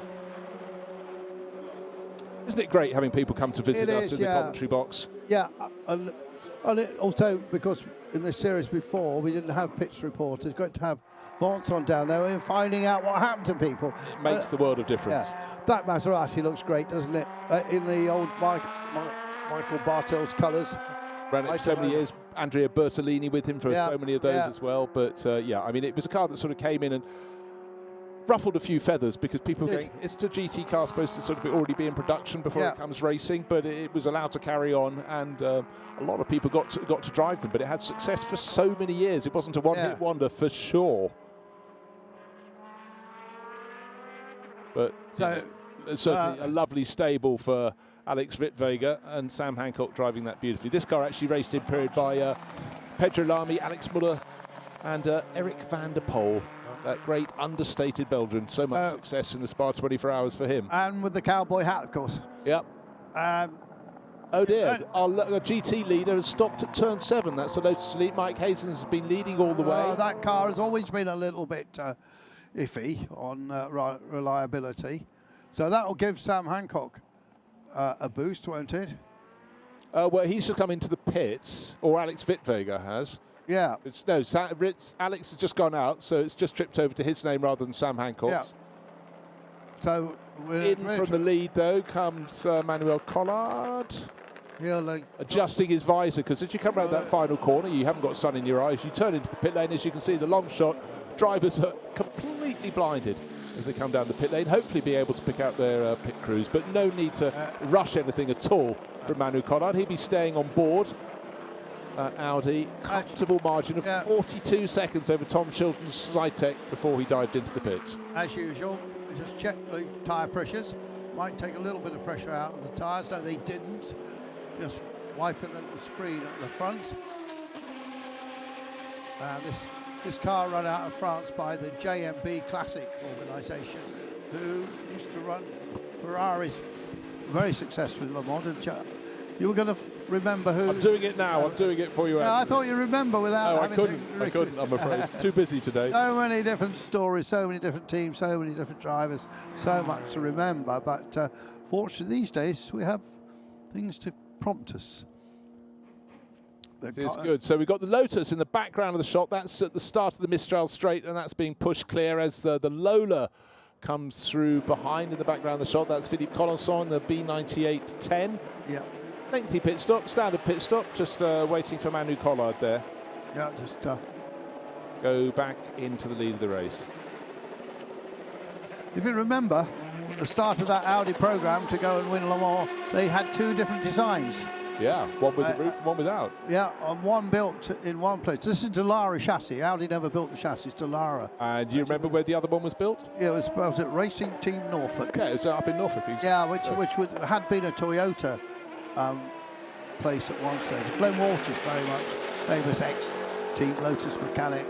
You know, that's one of the things, though, you get lost, particularly that period of sports car racing. A lot of cars started as one thing and ended up with another manufacturer's name on board. But the interesting thing was the open car was substantially quicker. Now, I don't know whether it was the coupe version, but the chassis were different, and it appeared that the Dallara did a better job. Together working with Just, of course. So we get all this back on the roads, and pit stop window's about to close. It's everybody being in. Of course, Hesselmans hasn't been in because it's stopped. So yeah, no, we saw him in the background of the circuit, being pushed out of Virage de l'École, the corner onto the long Mistral straight. But as soon as Manu Collard is back out on the circuit, we will wait to see how big his lead is. But Tom Chilton was running in second place. He dropped just about the chasing Pénos of Olivier Gallon. And the Zytek racer, you know, really enjoying being back in, having much more racing under his belt now. A few years sort of largely out of the limelight, but great to have the Chilton family back. They've always been there or thereabouts. And Manu Collard gets underway. But for Graham and the gang, for Chile, it's good to have his boys both back racing full time. Absolutely.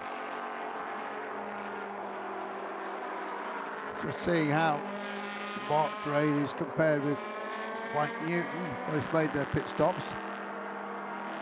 And Phil Barker would have given him a few words of wisdom when he made the pit stop, I would have thought. Yes. Phil Barker, who still ran the car in period for Ballux, and now still runs that car, and he certainly exits Mike on. Does too, and team dynamics, talking of Matt Neal here earlier, his team and crew are running the Zytek that Tom Chilton's driver. We had a chat with them, didn't we, at the Le Mans Classic? Good to see them involved. And obviously, if you're going to run a racing team, you want your mechanics and crew working pretty much every weekend, if you possibly can, to keep the pennies coming. I mean, very different for dynamics, because in the past, we've always run British touring cars. Yeah, exactly. So... Right, at the moment, the race is being led by Olivier Gallon.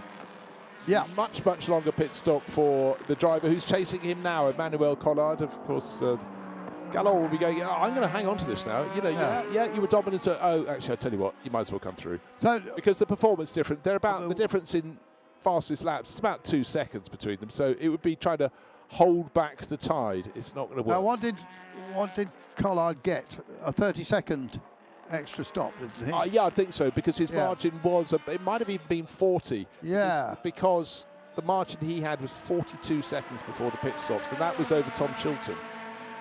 But Tom is listed in the lead race now, ahead of Olivier Gallant in third, but in second is now Manu Collard. So it dropped him to third. He's gained one of those positions back, and he's got to get 3 and a bit seconds to catch this man, Tom Chilton. So Tom came in from second, comes out from the pit stops in the lead, but the silver car with the yellow nose there, being chased by the Panos, the silver car with the black nose, they are second and third.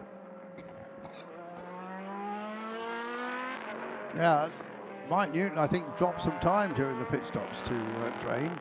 We've got that Nissan between them as well. Well, Drain came in earlier to the pit stop. Yeah. Just having a quick look at the timing screens. Oh, first track limits report. First warning only for Manuel Collard. Oh. That's how hard he's having to push to try, well, first of all, to depose Olivier Gallant in his Panos, but now he's got line of sight. I'm sure he can control himself for the next 12 minutes and not exceed the track limits anymore.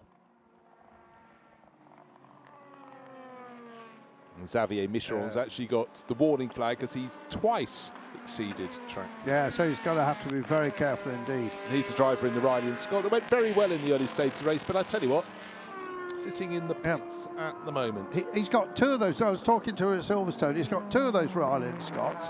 And one raced at Le Mans, one didn't. He said he was going to race the one that competed at Le Mans. So he's got some very nice cars for sale. Well, first to second. There we are, look at this. 3.5 seconds, about a lap ago. It's down to under a second now. And in fact, I'd say that was the last time he split it down. Looks more like about 6/10, 7/10 of a second. But the motion of travel is definitely Manu Collard. Hunted down Tom Chilton. You'd expect it, you know, that Audi, superior car to the Zytek, but Tom driving that Zytek very nicely indeed, and he probably won't make it too difficult. Collard got pretty close to Formula 1. He tested for Tyrrell, I believe, and then there wasn't the money there to put him in the car. And then in fairly short order, there wasn't a Tyrrell there. And, BAR. Yeah, and then of course, he was very successful in 3000, Collard, wasn't he? Yeah, I used to report on him when he was racing. Yeah. My French wasn't brilliant, his English wasn't brilliant, but we understood each other. Yeah.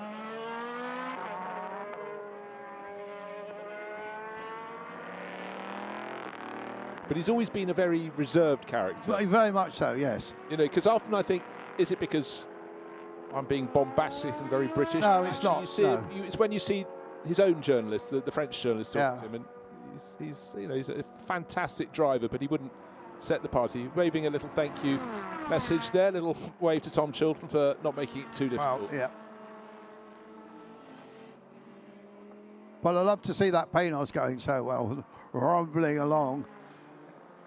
It is. It's one of the things, you know, you watch motorsport on television, you gain a bit of knowledge of a car's engine note, but when you're trackside and you get a car as loud and as visceral, the sound you get from that Panos, it's fantastic. It's one of the big draws for me of motor racing. I mean, at Elan, they had a very good engine builders. They had a very good engine department.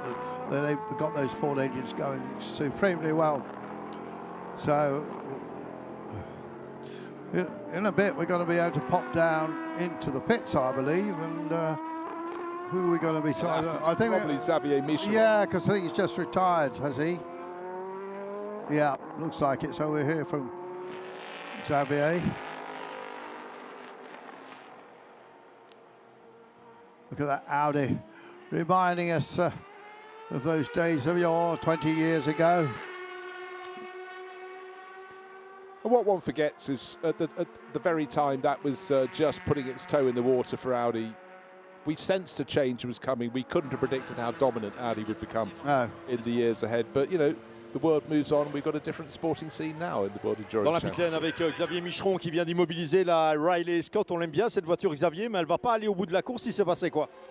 Bah, en fait, je ne sais pas trop. Je l'ai perdu dans signe. Du coup, j'ai pris très très large. Qu'est-ce qui s'est passé? Je ne sais pas, comme une crevaison lente. Et après, quand je suis reparti, elle dérapait beaucoup. Alors, est-ce que c'est parce que j'ai pris beaucoup de saleté? Je ne sais pas, mais en tout cas, déjà, je pense qu'il s'est passé quelque chose sur les pneus. Donc, on va regarder et puis on verra demain si on peut rouler. Parce que là, c'était j'étais pas très confiant de repartir comme ça en fait, hein, parce que quand j'ai récupéré la piste, elle dérapait beaucoup, donc je préférais rentrer. Ouais, les vitesses atteintes par les protos naturellement de l'Endurance Racing Legends sont très élevées ici au Paul Ricard et Xavier Micheron a décidé de ne pas prendre tous les risques. Xavier Micheron, sadly in the background, the car being pushed away. How was your translation of that, Bruce? Not brilliant. No. In all honesty, I mean, there was a lot of frustration on Xavier's face there because you know he wants to go well on home ground and he wants to put the Riley and Scott up, you know, to challenge the other manufacturers. But something was amiss. I just didn't quite. No, I didn't hear anything that rang a bell. Obviously, he wants to sell the car. It's for sale. Pretty well everything Xavier's got for there. So I don't think the helmet's for sale, but. Yeah, the helmet, if you don't know what we're talking about, racing tail end of the 60s, but it had an unusual engine in the back. It was a helicopter turbine engine. Yeah, it did. And it whistled along, and a guy still with us, actually, a former BOAC airline captain called Hugh Dibley raced it, amongst others, and Dr. Dick Thompson. And when it came to Brands Hatch, the Boac 1000, it was stand back and looking in awe at it. Well, it was just something entirely different. Because it was whistling sound, and then it was just how you controlled the spooling of the helicopter engine. And I mean, there had been turbine cars at Le Mans before with BRM, when Jackie Stewart raced one, actually. He told me it's one of the nastiest racing cars he ever drove. And subsequently, of course, Colin Chapman tried it in Formula One. In Formula One, you could put a jet engine in a car, helicopter engine. Couldn't do that now. Look at that amazing the golden light of the south of France. There's little to beat that. I think in a couple of months' time, those of us in Northern Europe and the north of the States and Canada will struggle to remember that you could have summer evenings. And the temperature will plummet. Collard's still going really quickly. He's really back into it. And the gap between Chilton and Gallant has opened up a bit. Not too many close battles going on. Yeah, but I tell you one thing, Andrew. Yeah, go on. You've got Eric Debar leading the GT class. Oh yeah, that Nissan of the Maserati. Did he have a shorter pit stop? I think he probably did. I think Rick Vega's car taking over from Sam Hancock. I'd have to say that's the difference. Okay, Eric Debar is lapping slightly faster, 2 seconds faster per lap than Alex Ritvega. But so the GTR Nissan, mighty machine, leading the GT class, 9th overall. Yeah, we haven't seen that car much, have we, on track? No, sort of on the grid, but... Yeah. And obviously, if you ever go racing in Japan and anyone turns up in a Nissan GTR, it's thumbs up from at least half the audience. They still have cult following. So, Olivier Galland having a really enjoyable day here. It didn't probably expect to finish any higher than third in this race, just a level of performance against the newer Zytek. You know, this is a car from 1999. The race-leading Audi is 2002. The Zytek in second place is 2004. But, you know, what a treat for any driver to come here on a summer's evening, a summer afternoon, and compete in this incredibly diverse field of cars that we have in the Endurance Racing Legends. But great treat for us to see them out in action again. Yeah, Nicholas Halous has just done his fastest lap thus far in his Audi, the one that's got a real history. Yeah, well, he's starting to catch even Couture, who's still fourth. He's been running there pretty much all race. He might be able to, he could catch him. He could catch him if he keeps up this 151 pace. Yeah, so Wout Vercouter earlier in a Porsche 962, now in a Dome S101. Yeah, one chap we haven't mentioned is Marcus Paltala, the Finnish driver in that Porsche. You remember he had a little stint as a BMW factory driver a long time ago. Yeah, he may well have done a lot of his racing in Belgium rather than... Yeah, and I think he was over in the States as well. 31 just being passed there. That is Mark Drain in the Courage. He's running the LMP2 class, and he's leading the LMP2 class by, I'm trying to see his margin, it's half a minute ahead and 3 cars ahead, 3 positions ahead of the MG of Mike Newton. So it's been a good race for Mark Drain. Yeah, it's been his best race in that car, in that Courage, C65. It's Alexander Fry, Jean-Marc Gunon, Sam Hancock car. That is the JRM Nissan GTR. JRM, a team who really very early in the GTR's history grabbed hold of it and got it to work very nicely indeed. Again, it's big, it's bluff, and it's blinking powerful. And up the Mistral straight, those horses will be absolutely pulling it along. Actually, if you're standing there and you're hearing them come by, you'll hear the Audi sort of almost whistle by, and then the Dome will come past with that Judd V10 in it, and make a lot of noise. Judd, sometimes it's called Judd, sometimes it's called Engine Development. John Judd and his son run a very successful business there. Yeah, they do that. And the fact that, you know, Britain's still got these great engine builders, and Zytec, of course, building all the LMP2 engines, don't they? Yeah, I mean, if you look across the ages, nationalities have times when they are predominant. I mean, Italy have always had Ferrari, of course, but their greatest strength really in the last 2 decades has been Dallara building cars for all around the world for single-seater series. We mentioned about their work on the Audi. Chassis of this, that was leading the race, etc., and that. But Britain's had obviously majority of Formula One teams, and all the specialist engineering. The States has got, you know, so much expertise. France, we'd love to see back more, but in terms of sports cars, they've always been really strong, always have. But Orica, of course, making the predominant, well, the official LMP2 car. It's not the only one that's allowed to compete in LMP2, but it's the only one that does it successfully. So, ergo, everyone goes to them. But yeah, small industries, you can always drive past a lot of the factories where great things go on without knowing. But you do tend to get clusters of expertise. I mean, when Magny-Cours was brought back to life from being a club circuit, the whole idea was it become the real epicenter of French motor racing. And what really worked. When you go to Silverstone now and you see the new Cadillac Formula One factory, and obviously the massive great Aston Martin factory and all sorts of other suppliers all around that area. And it wasn't 15 years ago, hardly any of those buildings were there. No, and I mean, that's always been, it's going to be something that the team that still races as Sauber but become Audi, they're desperately trying to find ways to get people to base themselves in Switzerland. And what have they done? Set up a satellite office in Bicester. Exactly. Yeah. Because they have great brains that'd be very happy to join them, but not wanting to move away too far from the heart of motor racing. It's the same in all forms of industry.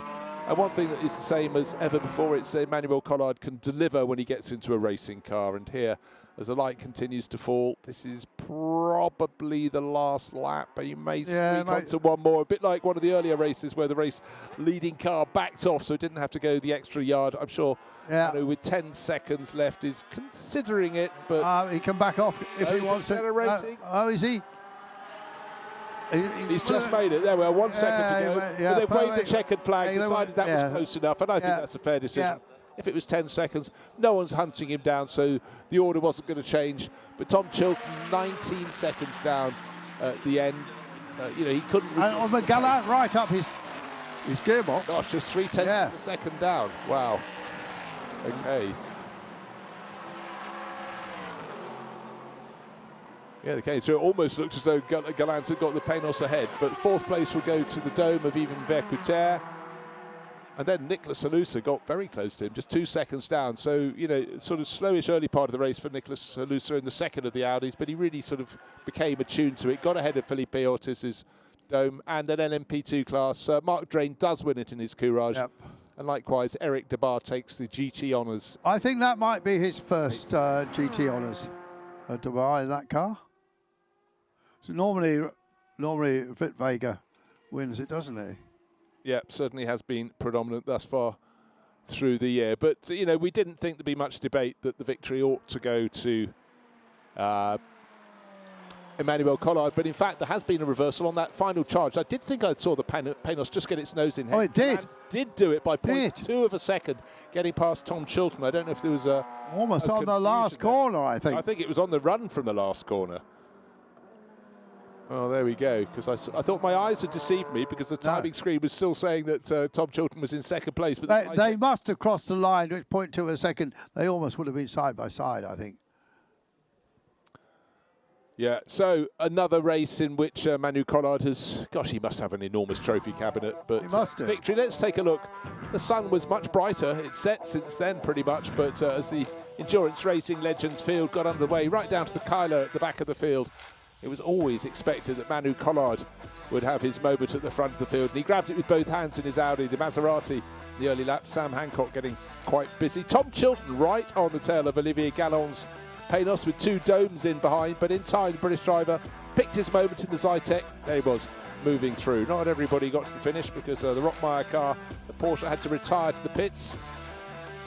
And Manu Collard with another lap would stretch his advantage. Nicolas Anusa in the second of the Audis started to pick his way up the order. The sun fell lower and lower into the eyes of the drivers, and the Nissan GTR started to make its moves in the GT class. A lot of love given to the McLaren F1 GTR in the Lark livery. And Tom Chilton, one weekend racing in the British Touring Car Championship. Next weekend, going back 21 years, back to a car in which he won in 2004. And then the messages to the drivers when their pit stops were approaching. Mighty Lola running in about 6th place for quite a while. But up front it was Tom Chilton taking the lead after the pit stop, so a much longer pit stop for Emmanuel Collard meant that he had to come out in 3rd place. He got to 2nd, he picked his way up to the front. Everyone else just racing to the finish. Olivier Gallon pressing on. He's had a great first day at the Paul Ricard meeting in his Panos. He would be running in 3rd, but as the light got lower and lower, Emmanuel Collard making his way to the finish of the race. 21 seconds clear he would be at Flagfall, but in that final blast out of the last corner, there was a charge from the Panos. The 2nd place did not go to Tom Chilton because Olivier Gallon got through. This is the checkered flag falling victory. Manu Collard. And do we see the? Oh, we didn't see the 2nd and 3rd coming across. Yeah, 25 Le Mans it was for. It was Collard. 25. That was a figure in my He head. had a 2nd and he had a 3rd overall for Pescarola. He had a couple of class wins as well. So one of the great legends. And he did do. I said he got a test for Tyrrell, which I believe is right, but he did become a test driver for the Prost team, you know, so he has some Formula 1 experience. Yeah, well, he was always a safe pair of hands. He was always quick, and that you know would have been a good appointment. But sometimes you arrive and get on the horse just as that horse doesn't get entered into a race. Yeah, that's right. I know. Sort of happened to him in so many ways, but thank goodness his skills were harnessed in sports car racing. As you say, 25 Le Mans wins. You don't wins. That would be amazing, wouldn't it? 25 Le Mans starts, and just a backbone of the early Le Mans series races. Absolutely, yeah, it's very successful in that with Pescarolo. I think he won that European Le Mans series 2 or 3 times for Pescarolo. Well, the sun has fallen behind the yard arm, I think, which means that we're going to be racing into the night with this 2-hour race coming up. The last race of the opening day of racing, at least. We had practice yesterday. Yeah. This is the 60s endurance race. This is for pre-1963 sports cars and GTs from pre-1966. And to give you an idea of what you're going to expect, the pole position went to, well, the first 2 cars on the grid are Shelby Cobra Daytona Coupes, and then taking a different approach, we'll have a Jaguar E-Type right at the sharp end of the field. And we've got, yes, Jonathan Mitchell, British driver, is going to be one of the leading contenders in this upcoming race. We've got a lot of Cobras, a lot of E-Types. We've got another of those Morgan SLRs, which Callum Lockie is certainly going to be driving pretty quickly. And a man to watch very much will be Bram Bontrup from Holland, who's part of the Hart Racing team, and he's had a lot of success with that car in recent races. We've got the odd Lotus Elan in there as well, and a couple of Healys, but it'll pretty well be about the Cobras and the E-Types. We've got both the Daytona Coupe Cobras and the regular open ones. So it is our man Meal on the pole with his replica Daytona Cobras. There's 6 originally built of those Daytona Cobras, and none of them, they're all in museums and private collections. So it'll be Armand Meal and Maxime Guenard Both cars run by the huge Cure Europe outfit, and Armand Mille is the son of Richard Mille. Maxime and Armand grew up together. Their fathers set up a business together. They grew up together and often raced. Sometimes they race together, and I think they've won sort of clubby 24-hour clubby races they have here sometimes. It's a lovely story, Yeah, you know, to grow up with someone who's a friend. You both fancy racing, get to go and do it together, but also to do it in a great diversity of machinery as well. You know, one might be quicker in one type, one in another. It's fabulous. Strange enough, Richard Mille, his name is on all the watches, did run a watch division at Matra for a while. You were telling me, yes. So now, also, you know, we expect a bit of competition in a different class from Jonathan Mitchell in the Valley Motorsport prepared E-Type, and Jonathan's a very quick driver. He's driven quite a lot of different machinery. We saw him winning earlier this season at Donington in one of the very first races for the new GT3 Legends category, winning an Aston Martin. And then we got different bits of Reedy Griffo this time with Liam Hesselmans will start in fourth. Liam is third generation of Hesselmans racing. And then we got James Thorpe, who is one of the senior management figures, the whole Goodwood operation, not just the race, isn't he?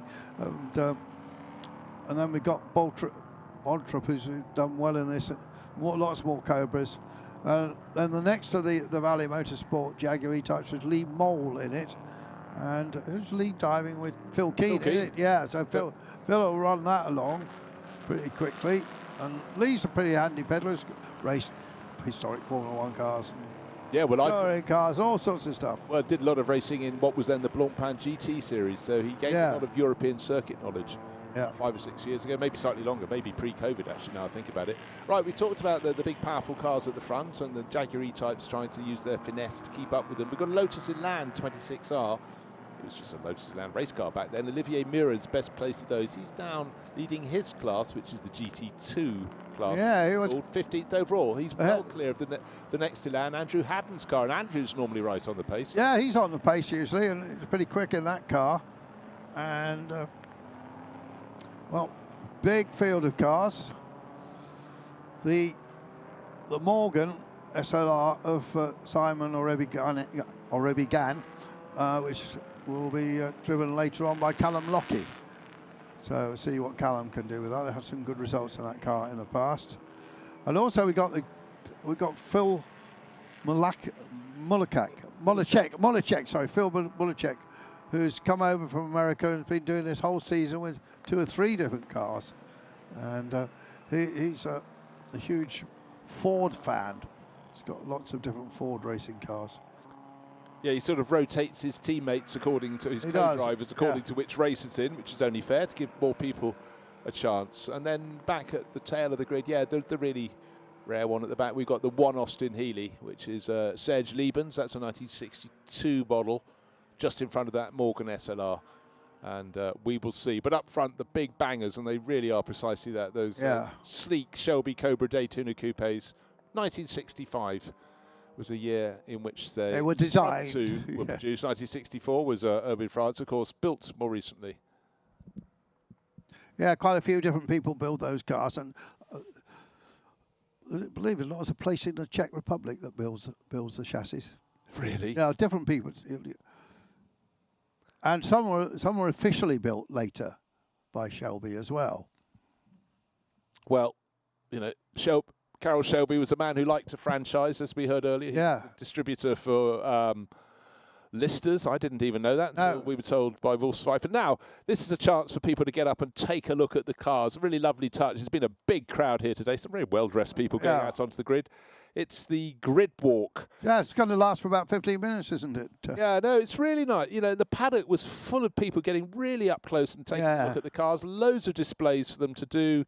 Some little kiddie carts for them to charge around on. We had car clubs galore all around the paddock, all in just the most wonderful atmosphere, laid back, everyone's being approachable and happy, and you know, it's really very nice touch. But for the drivers involved in this, they'll be keeping their focus because it's a 2-hour race ahead of them. Not everybody has got a teammate, though. So for some of them, they've got a lot of work ahead as day, well, it's only still just day, turns to night. 2 hours of racing. Got a little bit of time. I mentioned I had a bit of a brush with the Bizzarini a few years ago. We've got Bizzarini in this, so maybe just a little story to fill we like a little bit of time.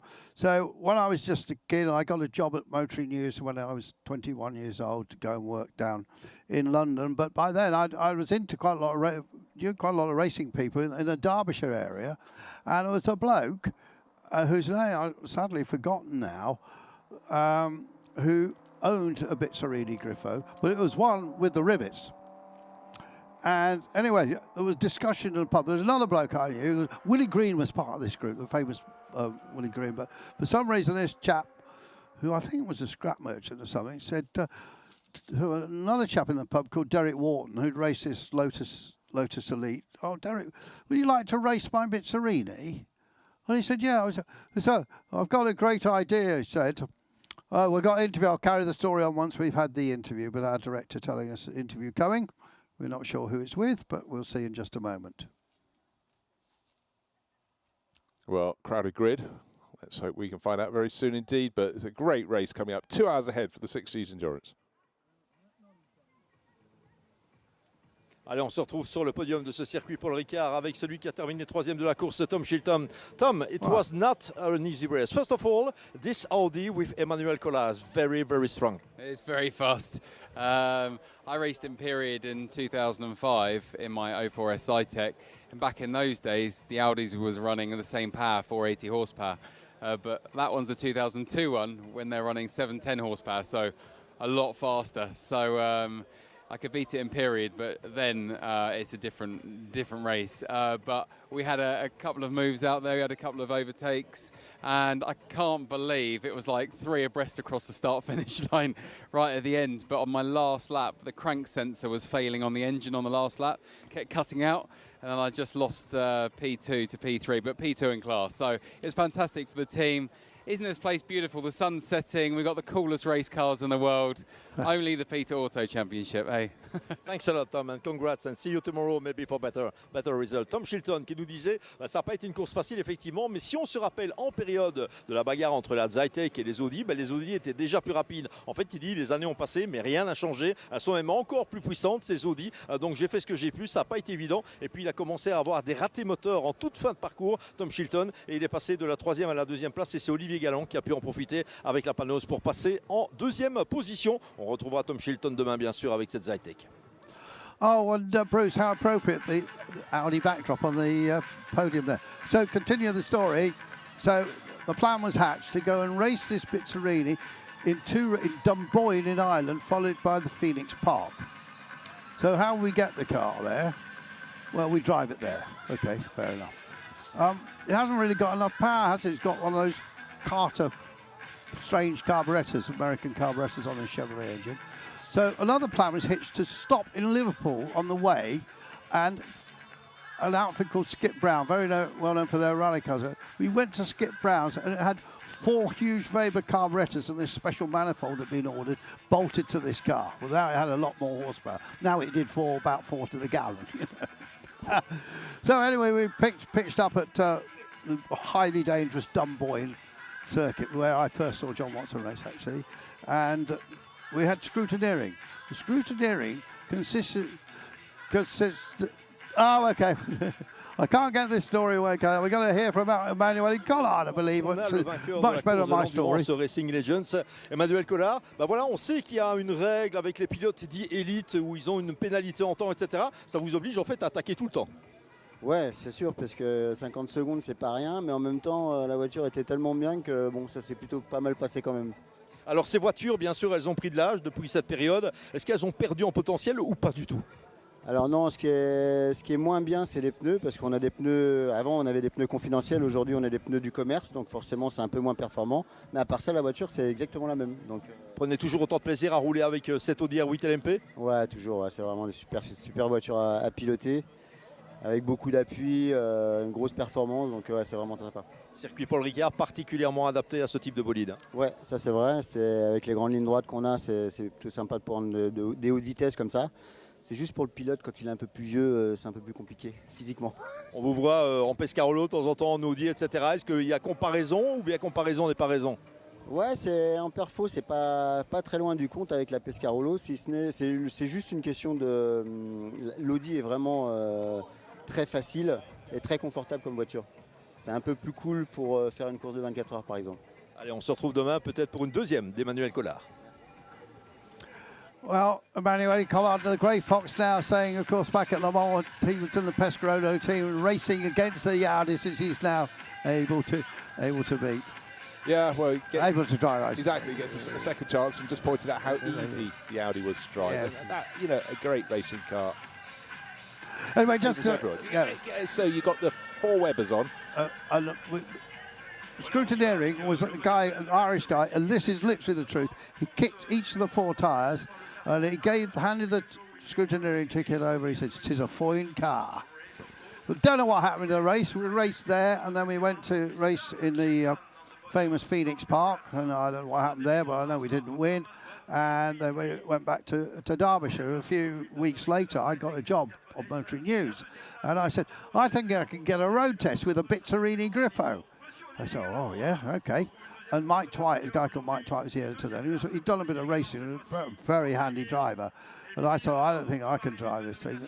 I don't think they would have insured me anyway." So anyway, up we went on the train to Derbyshire, picked this car up, and Mike did the road test, but I think it was just before the 70s limit. It was a long time ago, and I think we were up at 150 miles an hour. It's unbelievable, the thing was. But that's my Bizzarini story. There you go. There you go. And you've got it in before the cars go out to start. Or another interview. But the interviews are more interesting than my story, but nevertheless.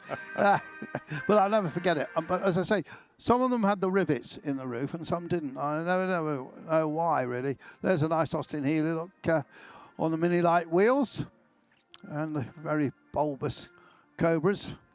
And the fans look getting a nice close look. And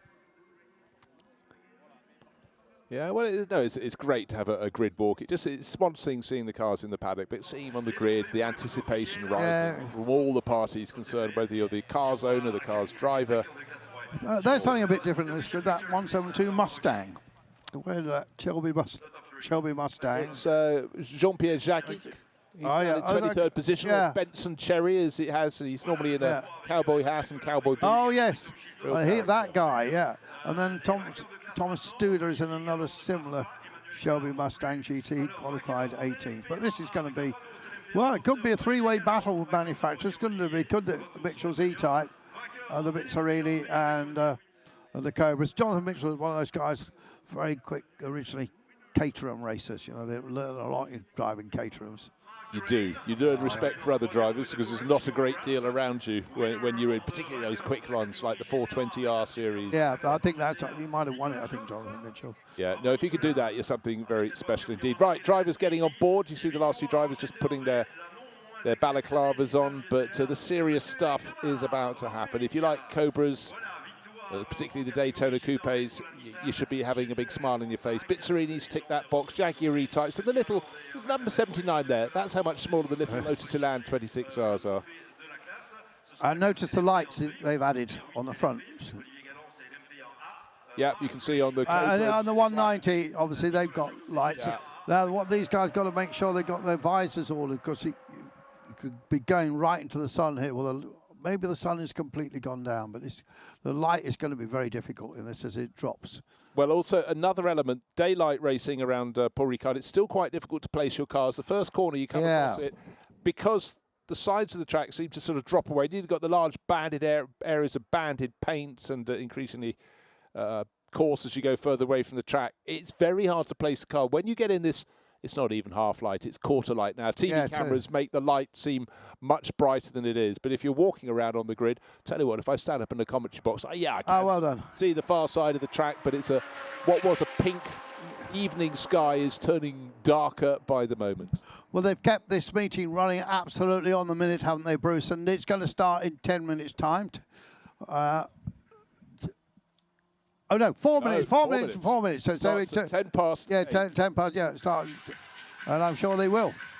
Yeah, no, very impressive. Rolling start again. And you do need to get people off the grid. We'd like to see all these cars in their beauty. But we'll ask you. Right, car coming into our picture now. This Cobra, I've seen this before with this strange sort of graffiti-esque, and I'm not sure I like it very much. It's probably not aimed at you, Andrew. No, probably not. No, but Benjamin Monet's car number 31. People didn't do that in period. That's no. You know. There's a Gordini that races Monaco Historic that I've seen 2 or 3 times, and it's got some mural painted down the side of it. No way they did that in period. No, absolutely. Now, of course, again looking at the Benson Cherry sponsored car. That's a. What's Benson and Cherry then? I don't know. Ready to wear something. It's clothing. Accessories of some sort, right? But that's a GT350 Shelby Mustang. But remember, there was some called the GT350Hs because Hertz rental car company, you could rent them, and people started taking them out and racing them. You know, just renting a car for the weekend. Yep. You're going far, only just up to Daytona. It's not far. Yeah.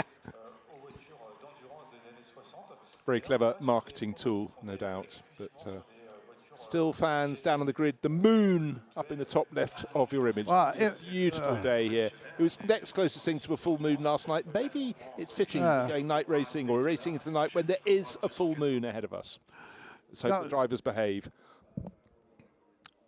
I'm not sure they're going to get all these people off within 2 minutes, to be honest. No, we may be starting slightly later than 8, but we'll look for a board at the front of the grid. That number 8 E-Type is Xavier Gallant. So, of course, we've already seen Olivier doing great things.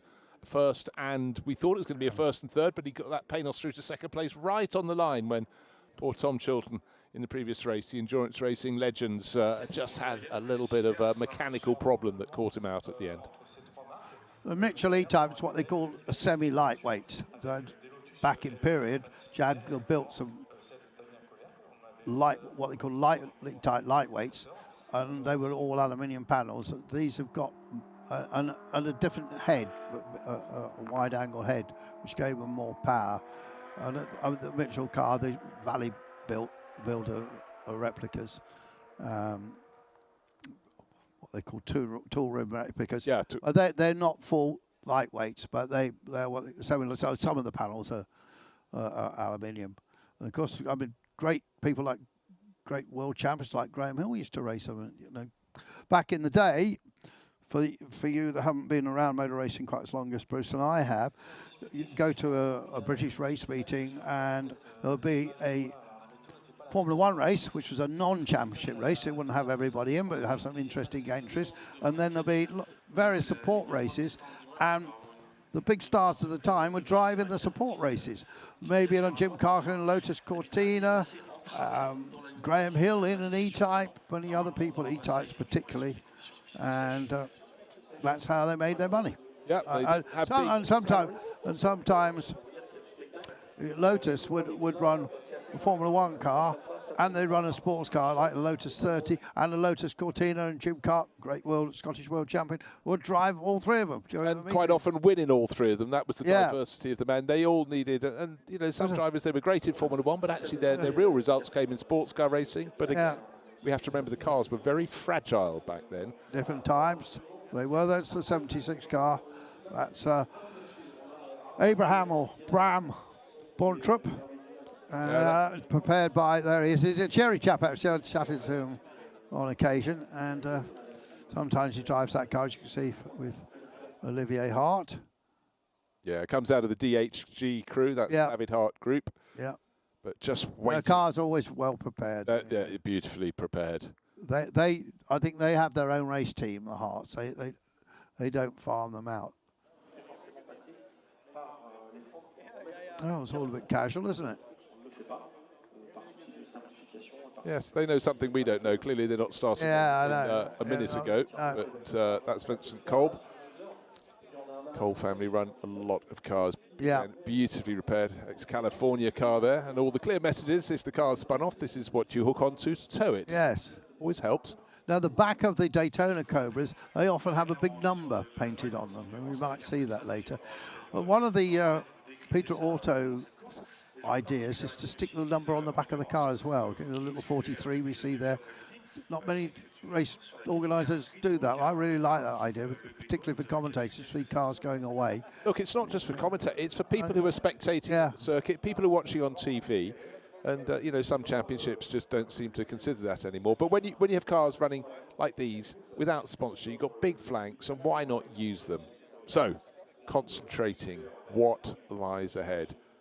In a few moments, the drivers won't be blinded by the sun. In fact, the sun has now dipped behind the mountain, just to the west of the circuit here, up above Marseille and Toulon on the coast of the Provençal coast, southeastern France. Doors being closed. That was Eugene Delaplanque, car number 7. He's starting just inside the top 10.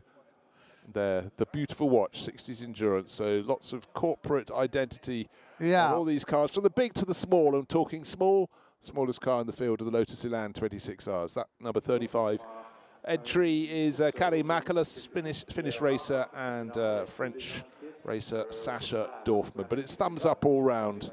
Christophe Van Riet. We were commenting when we walked around the paddock. His car's as crisp as ever can be in terms of their preparation. And he's look at the livery on that. Yeah, he's usually pretty quick, Christophe Van Riet. Yeah, one of the great supporters of this series. Well, there's an example. There's a screen about the number written on the tail end of the Shelby Cobra Daytona Coupes. Yeah, there you are. But it's got a cross through it because it's running as number 70. There's quite a lot of lighting around this track, I think, Bruce. I noticed that guy's running a cool suit because I just saw the reservoir, I think, for the water. There's the lights. I wonder if he's had a chance to set those up nicely. I think an element of guesswork. That's a car run by the France brothers, Pierre Alain. I don't know which one's starting, or it would be Erwin. Erwin was out, I think, in the previous race, but Erwin's down to start this car. Right, the light is softening, the famous Paul Ricard logo, the illuminated neon lights. That's Maxime Grenard there. So. Huge number of race victories in this series over the last 10 years, Maxime. Yeah, phenomenal number. We saw him having a joke on the grid earlier, but now the serious stuff coming into play. People off the grid, just the essential crew waiting to get everybody on board. It's going to be a big rumble from the cars on the front row of the grid when they set off. Armand Mille and Maxime Guénard. Yeah. Who's going to come out ahead? But don't forget, it's a 2-hour race. There'll be a pit stop in the middle. And it'll be fully dark, I would reckon, within about half an hour from now, actually. What time? I think so, yes. Or certainly 45 minutes, because it's already best part of 8:15. That was the time we left Bandol last night to head back towards Toulon, wasn't it? There was still a soft light in we haven't seen much dinner yet, have we? Not a snifter. Right. So Olivier and his father's name on the car as well, but his father won't be driving it.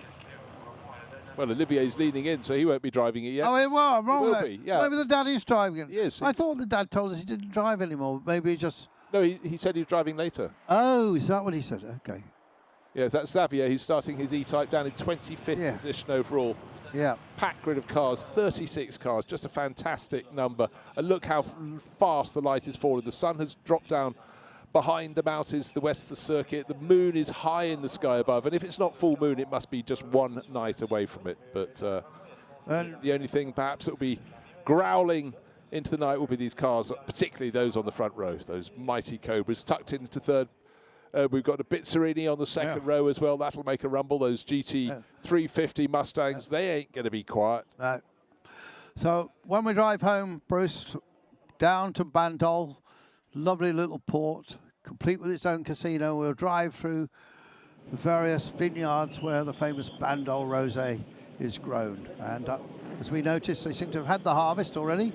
Yep. Yeah, earlier in France, and the vineyards of Northern Europe, including those in the UK, now suddenly finding a lease of life. But you know, it's a cutthroat industry. But some of the best wine is down here. Of course, in the interest of research, we had to pop down to Bandol to have some rosé last night. We did. But now we're just fully professional again and focused on 2 hours of racing ahead.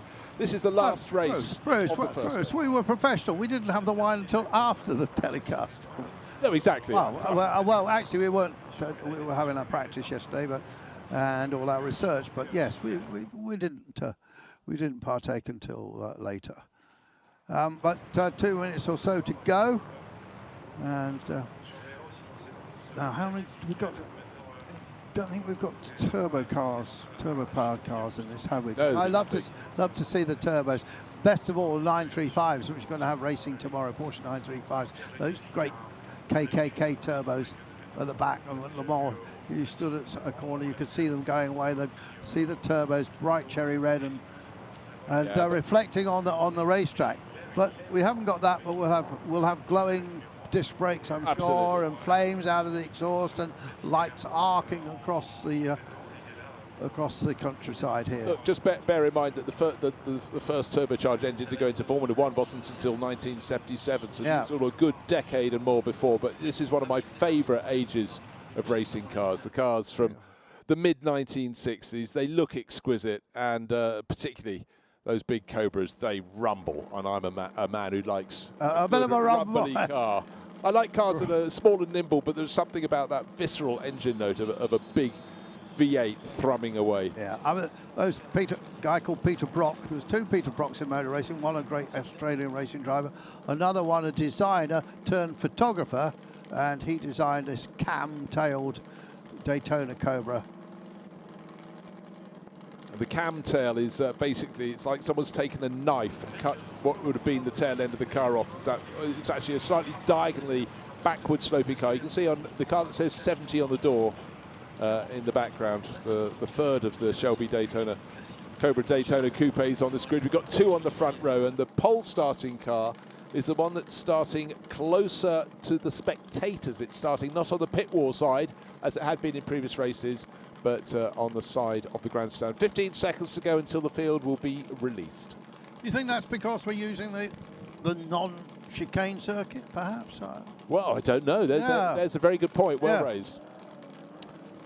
So Armand Meal is just a fraction faster than his long-time friend, Maxime Guénard. And they've got London's Jonathan Mitchell in 3rd place, and then we've got the 2 Hazelman brothers, 3rd generation racers, and then we got James Thorpe in the 2nd of the E-types, and then the Dutch Bram Bontrip car, then Vincent Colber we saw relaxing. Most of the cars have got second drivers, Bruce, haven't they? Not all of them. Yeah, I'd think probably 60–70%. Yeah, maybe 3/4 of the field has got. But now, of course, what we're going to need to do, and more to the point, the camera crews and the TV director have got to work out which car is which by their headlights alone at certain points on the circuit. Yeah. They have the aid of a track Mac to help them, but certainly this, after a long day, the camera crews are really going to have to keep their focus for the next 2 hours. I'm sure the racing is going to be fantastic. There won't be any peace and quiet, so they can nod off. But another car we must watch for, the 164 Cobra. Tony Sinclair starts that car, but he's going to be handing it over to Nick Padmore. Look at that great shot of the sun. That's the moon. A moon. Been a long day. We've had the sun. We've moved on to the moon. But that answers the question, is it full moon tonight or tomorrow? It's tonight. Well. Yeah, so anyway, we're going to have Nick Padmore climbing into that Cobra of Tony Sinclair's. And we know Nick's had a lot of success as historic Formula One champion, driven a lot of great Formula One cars, but he's quick in anything. And he was certainly up for it when I spoke to him earlier, so the Padster. Yeah, well, keep him sharp for the coming weekend as well, because quite a few of these drivers will be going on to compete at the Goodwood Revival next weekend in the south of England. But again, just any chance to drive these cars. The explosion of historic racing in the past 15–20 years has been phenomenal, and we, the fans of racing, are the beneficiaries of that, not just because we see more cars that would otherwise be stuck in people's collections, but we see some fantastic racing, and it's a reminder of what went before. The other British driver to watch for, of course, who drives second, is Lee Moll's co-driver, Phil Keane. Fast Phil. Fast Phil, 3 or 4 times runner-up in the British GT Championship, and man with a lot of racing experience, very good coach, as of course is Padmore. So here they are on the sighting lap. One other, yeah, sighting is the light. Quite a lot of lighting around here. The lighting lap, perhaps. But one thing did we mention the Ferrari in this race? I think we skipped right past that. Middle order, the 275 GTB, Andreas Rollner. And that is just an exquisite looking car. It doesn't really look like a racing car, but it obviously handles very, very nicely indeed. 1965 model. And that's being shared with Jacob Viggo Holstein, another Danish racer. Yeah, and if you see on the left, the list there, you'll see the blue notation. Now, actually, it's just gone off the screen. He is in the GT3 class, and by far the fastest in that class, because he's against Healy's and Morgan's and Lotus. Just Healy and Morgan, actually. Yeah, I think there's a couple of others that are even further. Don't think we've got so many cars in this race that they're not all on the screen. So 36 on our timing screen, almost 36 in our shot. They're coming through the S's now to approach the final couple of corners here at Paul Ricard. At the lowest pace they'll be running all race, one feels, behind the car controlling those two Shelby Cobra Daytona Coupes on the front row. Armand Meal, car number 3. That's the green car. It'd be harder to pick out the colours. Maxime Guénard, the second row. Jonathan Mitchell, and alongside in the number 50 Bizzarini is Liam Hazeman's third generation of that great Dutch racing family. So round the final corner they come. It's very tight indeed, Virage Dupont, and there with the full moon above and the helicopter catching some of the action, waiting for the start to go. And boom, here comes the noise, that Basso Profundo rumble, and off we go. 2 hours on the clock and it's counting down. And so 60s endurance racing into the night at Paul Ricard. Absolute blades of lights, look at that. And one with couple with yellow lights. I think the yellow lights are Jonathan Mitchell's car. That will be easier to pick out then. Car running in the grey that the E-Type of the Coombs Racing Organisation used. Same grey, I believe, that Graham Hill raced in. Yeah, sort of dove grey, so pale, soft grey. So the front row cars are swapped around. Maxime Guénard has got ahead of his good friend Armand Meal. Jonathan Mitchell, with, as you point out, the bright yellow lights on his E-Type, holds on to third place. And fourth place looks like a light change. I suggest we've Erwin France has moved up to fourth place overall in the third of the Cobra Daytona Coupes. In behind, little Lotus 26s, 26Rs, still mixing with much more powerful Cobras. Austin Healey going through, Morgan SLR, there's Simon Orobrigan, car number 61, great to have the variety.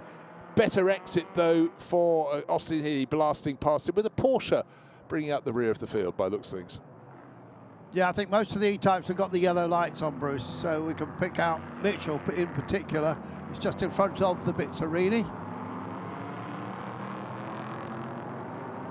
Big lights, every bit of light they can require, they will grab. In fact, I think we've got Jonathan Mitchell might have lost a few places. I'll just look for identification there. Last tail end of the field, just going up to the chicane on the Mistral Straight. But out front, it's Maxime Guénard from Armand Meal. Up to Scene they go. 1, 2, the first 3 cars. We've got, I think it's Daytona Cobra Coupes 1, 2, and 3. And Erwin France going very well. It looks as if he's challenging for second place, Bruce. Just see what happens when he comes through here. Such is the glare from the headlights. Adam Mitchell might have got back into...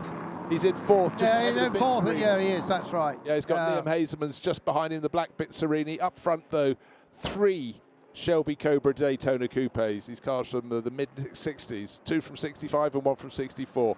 Trying to hang on the back. In fourth place, there it is, car 157. Jonathan Mitchell. Mike Hazeman's in that black, menacing-looking Bizzarini tucked in behind. And then the first of the regular Shelby Cobra, Christophe Van Riet. We saw him on the grid. He's running in 6th place overall. That Ferrari made a nice start as well. He's up in 15th and leading the class by a country mile. And talking of country miles, in the GT2 class, Olivier Mirens is well clear on the grid in his Lotus Elan 26R. He's still well clear in class. Yeah, the E-Types are in a different class to the Cobras, actually, because of engine capacity. Obviously, they run 3.8, and the Cobras must be 4.7 litres. Yeah, they were 289 cubic inches, which is 4.7 litres. Obviously, later they went to 427, which is, what, 7.2 litres. Yeah. The big grunt, some of them, though, are sporting the larger wheel arches that they didn't really kick off in racing with. They were much narrow at the start. To my eye, actually, I like the narrow-bodied ones, but if you want more rubber on your car, you need bigger wheel arches. We're looking at one of the better placed regular Cobras. That's Abram Bontrup, who actually lost a few places at the start of the race, but the Dutch racer normally gains rather than loses, so expect progress from him.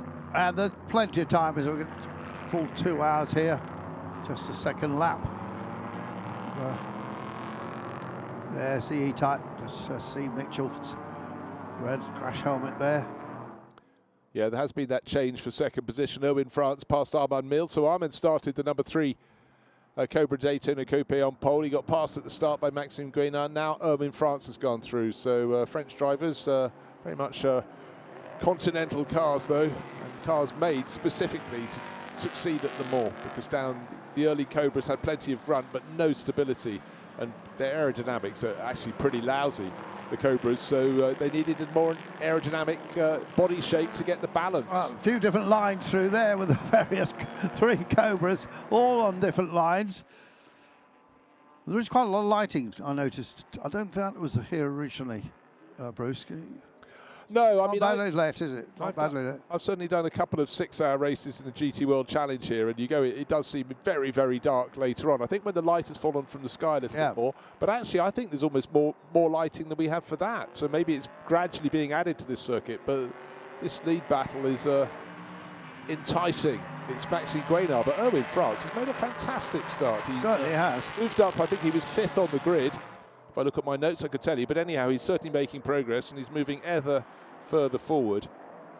In fact, I tell you what, he was 8th on the grid, so it's been really very promising indeed from the France combo. Erwin on board at the moment.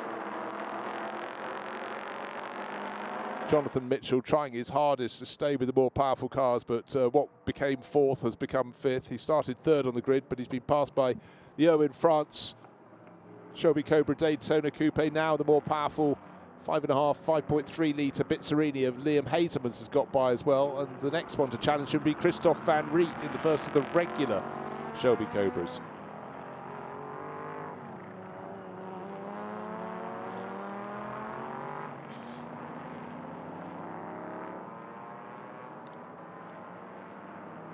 Yeah, Bruce, I think we had it was a 40-car grid actually, and Jean-Mille did not start. She's the daughter, Armand Mille's sister, in fact. Yeah, she was down to drive an E-Type, Evie Odioni, but yeah, not some reason didn't start. Now a little aerial with the light on top. That was certainly. I'll see that coming. Pick out number 79, which is Mark Drain, Andrew Haddon, their Lotus 26R.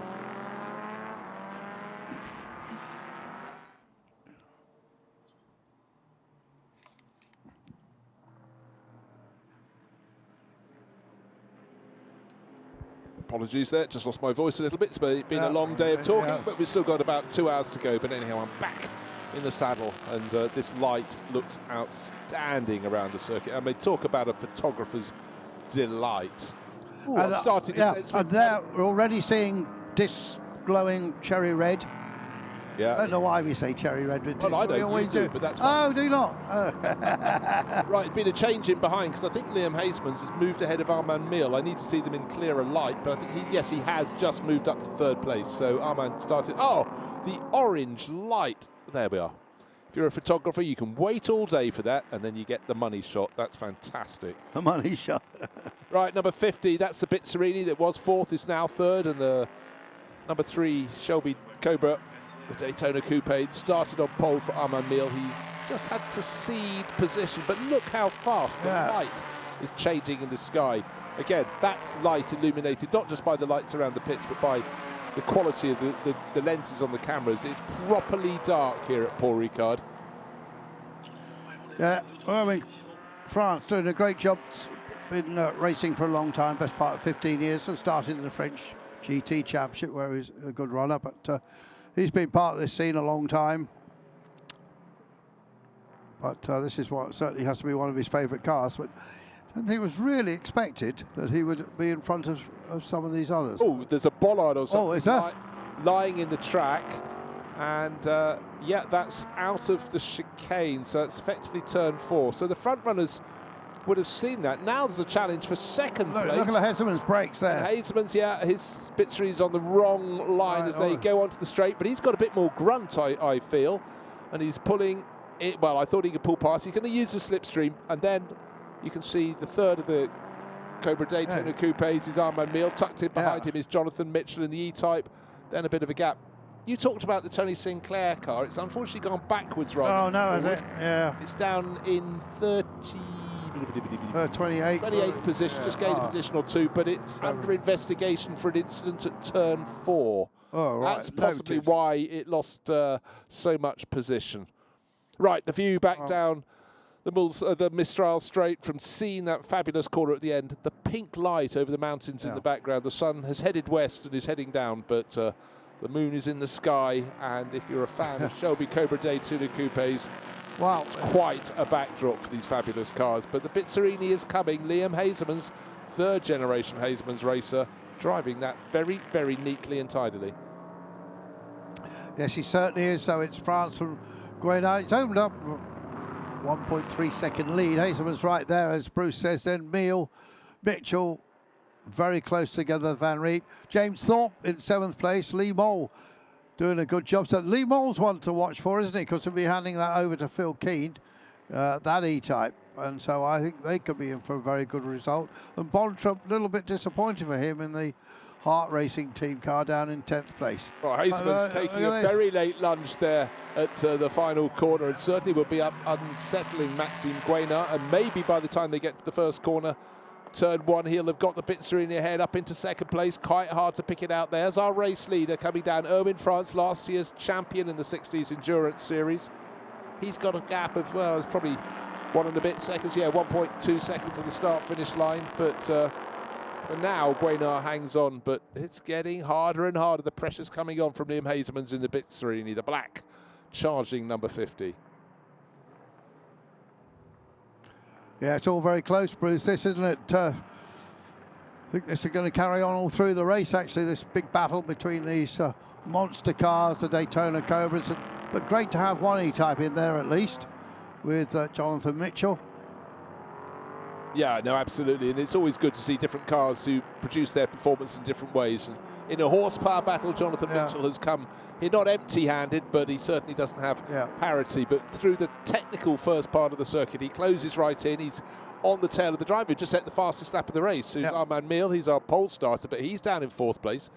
The E-Type tucked in behind. Then there's a gap of 3 3/4 seconds back to the first of the regular Cobras. That's Christophe Van Riet in 6th place overall.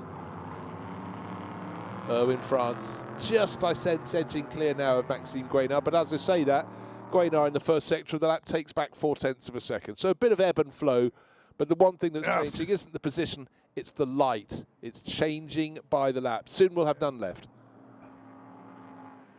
Andreas Rollner, we talked of him earlier before the start of the race. He's leading that GT3 class by, he's in 20th position. Next one in class is 12 positions further back. It's the Austin Healey of Serge Lieben. So he's got that class under his control at this early stage in the race. And Olivier Mourin's going very well in the Lotus Elan. Very nimble, efficient machine. Very unusual chassis that Colin Chapman designed for those Elans, with a central spine and then legs coming off the front and the back. Probably seen one. Absolutely. Down here. Yeah, I used to have a little Corgi model where you could take the bodywork off, and it revealed that fabulous central spine chassis. Yeah. Such a brilliant man, Colin Chapman. Lots of flames coming out of the 3 car, being harried there by the Bizzarini. Well, there's just been a change of position because the Bizzarini gone past the pole starter, but he's trying again. But Armand Meal, the pole starter, got back up into 3rd position. So this one will chop and change. And as they do that, the car leading the GT4 class for the smaller engine cars is the E-Type of Jonathan Mitchell, tucked in behind, just 0.8 of a second back in 5th place overall. Yeah, Lee Mole is going very nicely. Third in the E-Type class, right on the tail of James Thorpe, lapping very similar pace. Fastest lap of the race so far, set by Armand Meal, and the lap that got him back up into 3rd place overall. So the pit window, Bruce, was open in just half an hour's time. And we should be aware, I'm not fully aware of this, whether the pro driver is allowed to get in at that point. Maybe not. Maybe the probably not. The pro driver would invariably be given under half of the race duration. Usually so less than an hour, one feels. But the thing is, in this series, different races have different rules, and keeping on top of it is a bit of a life's work, really. Oh, look at that! I still love the E-Type there.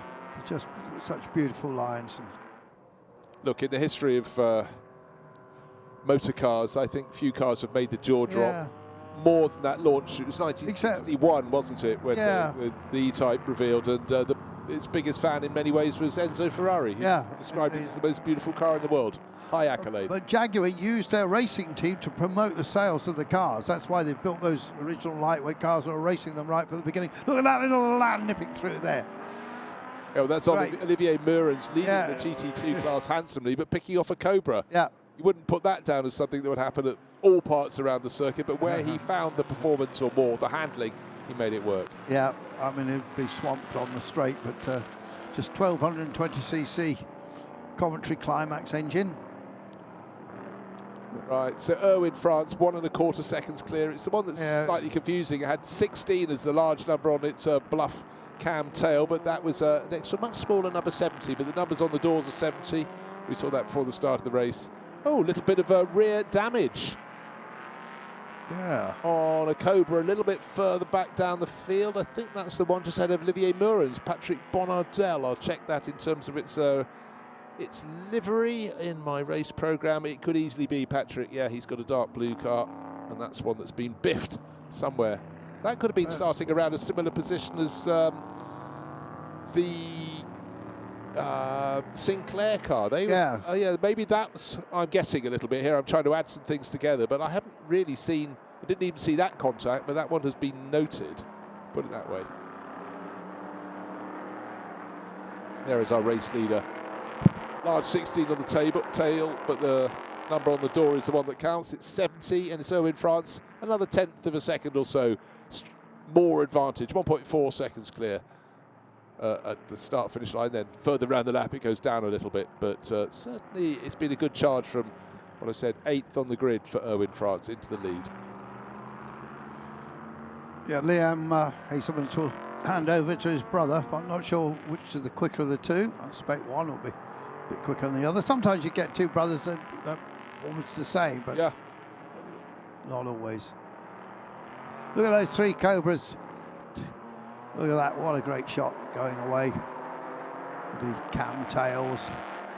And so different looking, same chassis, but so different looking to the... and don't forget, AC themselves did a Daytona type shape as well. Marginally different. In fact, lots of cars in the early 60s and the 50s in particular, they'd be built as a series, but almost each one would be different. A little development would be done here or there. It was interesting, wasn't it? Because AC cars from Thames Ditton obviously got together with Shelby, and they put the V8 engine as a road car initially. But remember, Sunbeam did that with the Tiger. The Alpine became the Tiger with a V8 in it. I was surprised we didn't see more Tigers, because they were supposed to handle absolutely beautifully. Yeah, I mean, races like this in Britain usually has a few V8 TBRs in it as well. They'll go really well. Yeah, they're very competitive. Yellow flag at turn 15, waiting for that to clear. Pit window opens at under half an hour now, 27 minutes away. So you can have your pit stop really quite early. Now, again, these fantastic... Oh, dear. Oh, what a shame. That's the Scottish entered Elan. Yeah. No, it's not. It's Philip Bear's Elan. Beg your pardon. I jumped at the colour there, but... I think Transports. Yeah, he's parked that one up. That's probably why they had the yellow flag at turn 15. How are they going to get that out of that? They've still got these lights on. There's still lights on the dash, look. I'm slightly debating if he's facing the wrong way towards the traffic. I think it might, yeah. Right, the one that you were upset by, car number 31. No, I'm not. That's pitted too early. Charles Firmenich, Benjamin Mornay. Surely he's got a problem. He's about to rejoin. I couldn't see. There looks to have been a slight ding. Yeah, there was. On the right, yes, there was. Yeah. But maybe maybe the ding had actually moved the headlight, or maybe they wanted to use that driving light, and if the front wing got a little bit of a contact, it might have knocked that driving light out of true, so they'd rather get it facing so it shows where the edge of the circuit is, not the mountains beyond.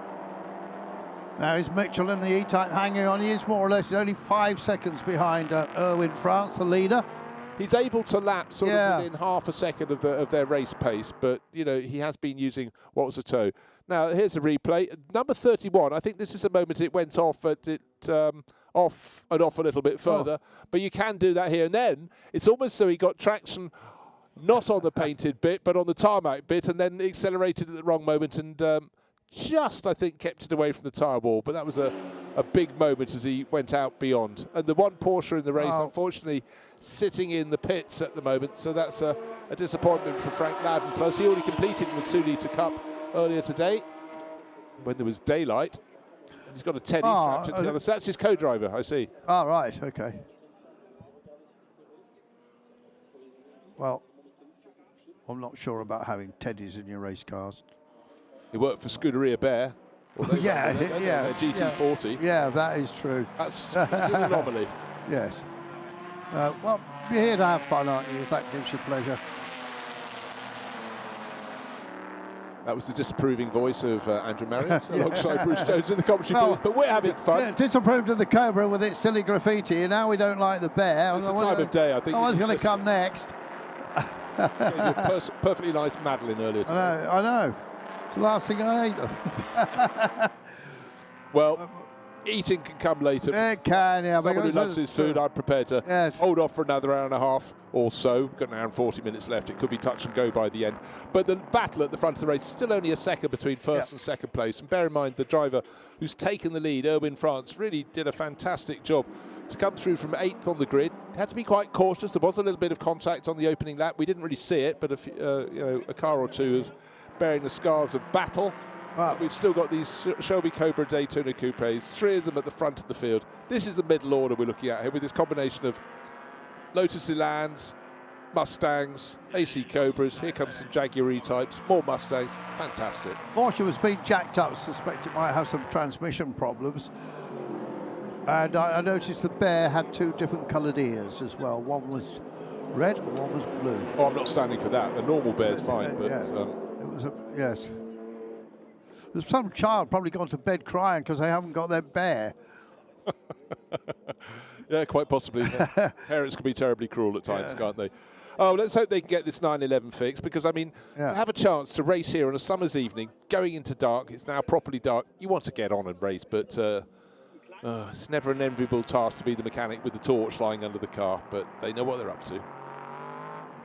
And still the rumble goes on out on the circuit, you know, fantastic time. E-Types trying their best to sort of keep up. That number 180 pressing on, that's the one from Lee Mole and Phil Keane. Lee starting the race, but the flyer, and he's in just outside the top 10, just behind James Thorpe. So 2 E-Types, 3 E-Types in a row. Jean-Luc Blanchemin has been, you know, he's next in line, but he's another 30 seconds further back. His car, an earlier one, a coupe from 1963.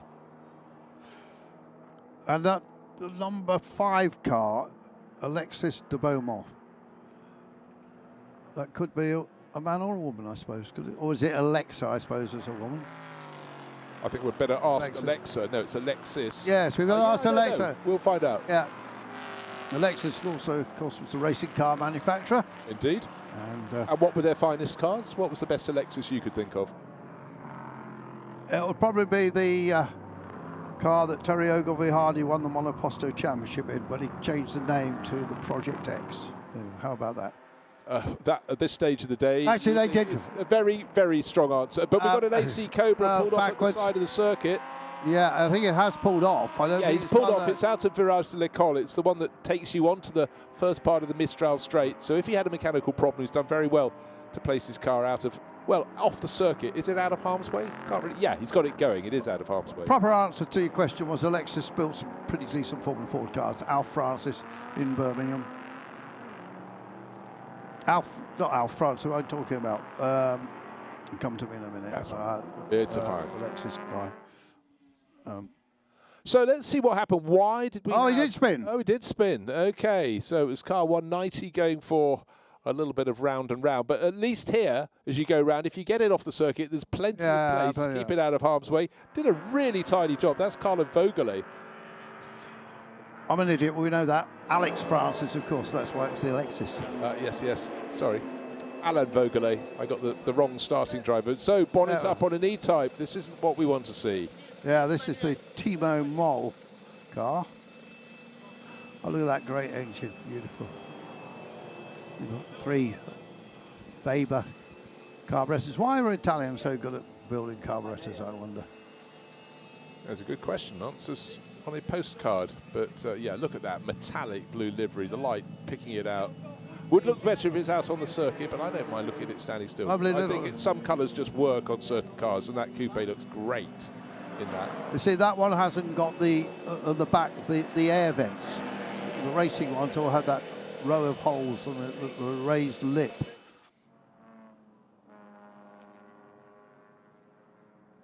Erwin France continues to lead this race. 3 Shelby Cobra Daytona Coupes, first, second, third. He's 1.6 seconds clear and just under 3 seconds clear of Armand Mille. The meat in the sandwich, Maxime Guénard in second place. But Erwin France doing a fantastic job. Best of the rest, Liam Hazeman's worked his way past Jonathan Mitchell's class-leading, GT4 class-leading Jaguar E-Type. It's not a GT4 car. Of course, that is something that we, in modern parlance, goes below GT3, less powerful, fewer aerodynamic devices, but that is its class here in historic racing. So the best of the E-Types, sitting 5 seconds now behind the Hazeman's Bizzarini, but equally comfortably clear, 4 seconds clear of Christophe Van Riet in the first of the regular Shelby Cobra 289. Yeah, Mitchell's dropped off the pace a little bit there. He's 9 seconds behind the leader, but France has started to pull away a bit from Guénard. 2.2 seconds now. So Armand Mille, that green number 3, pushing on. He suddenly got onto the tail of Maxime Guénard. They were the front row, but of course they've both been passed, superseded, call it what you will, by Erwin France in that number 70 Cobra Daytona Coupe at the front of the field. But Guénard is now under quite a lot of pressure from Armand Mille. Bonnet back down. Oh, sorry, this is the 164, beg your pardon. I saw metallic blue, wasn't paying sufficient attention. A lot of cars out there, Bruce. Yes, that's a, that is Tony Sinclair car. Yeah, that's a shame. But well, what I'd be interested to find out is what happened, why there was a warning about an incident. Well, it seemed like an incident, but that report's got off our screen. Tony Sinclair staying on board. We saw Padmore arriving on the scene. Yeah, well, he wants to know how the car, what's the track conditions like. Or shall I go home to bed, maybe? Yes. Or go out for dinner or whatever. Now, you said we were discussing how light it was around the circuit. Now we're looking back down the Mistral Straight. No, we're not. We're looking at the early part of the lap. But when the headlights are coming towards you, it's very, very bright indeed. But as soon as they go away, there are patches of deep darkness. That's the chicane. That's turns sort of 3 and 4. Then they go through effectively 2 right-handers, a left-hand kink, and in the background of the shot just then you can see where they're going next, which is the Mistral Straight. But there's certain patches of darkness until the cars come. How it should be, in my view, in night racing. All kinds of Cobra action there, wasn't it? Positions swapping all over the show. Well, they're just going past that Healy now. Yeah. Again, France. The lead sort of changes and gets out to 2.5 seconds, back to 1.5 seconds. I think a bit to do with traffic as well. Yeah, this is the point. Hello. Car 180 under investigation for overtaking off the track. That was the Lee Mole Filkey. Oh, and then E-Type that may have its own problems. It looks as though it's going to be over and out for the 164 Cobra as well. So Tony Sinclair climbing out of that and nobody else climbing in. Oh dear. Oh, what a shame. And just looking at the way that Tony's trying to get out, you know, he's not the tallest of men, but it is such a small door to get in and out of an AC Cobra. And when you see them having to have driver changes in something like the pit lane, the narrow pit lane at Goodwood, I don't know how people get in. No, it's narrow at Goodwood. Compared, this is... Yeah, very spacious and modern. And that's how they built it. Yeah. So Erwin France, last 2 laps will be good. The last lap actually was the best lap of the race so far, so he's pulled out 3.2 second margin to lead the race. Maxime Guénard trying to hang on, but he's got lots of pressure from the third placed Armand Mille. But we're starting to see a few retirements, which is disappointing. And I think they're going to be able to hear from Tony.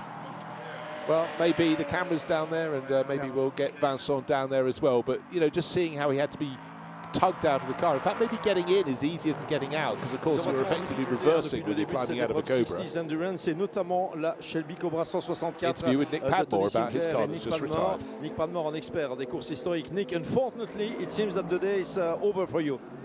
Yeah, that's it. Unfortunately, I think Tony had a bit of a hit at the start, and then I think he was struggling with gears, and then second gear sort of disappeared. So I was really looking forward to going out in the summer's evening and, you know, have a cruise around. But this is motorsport, and that's how it goes. So we got tomorrow.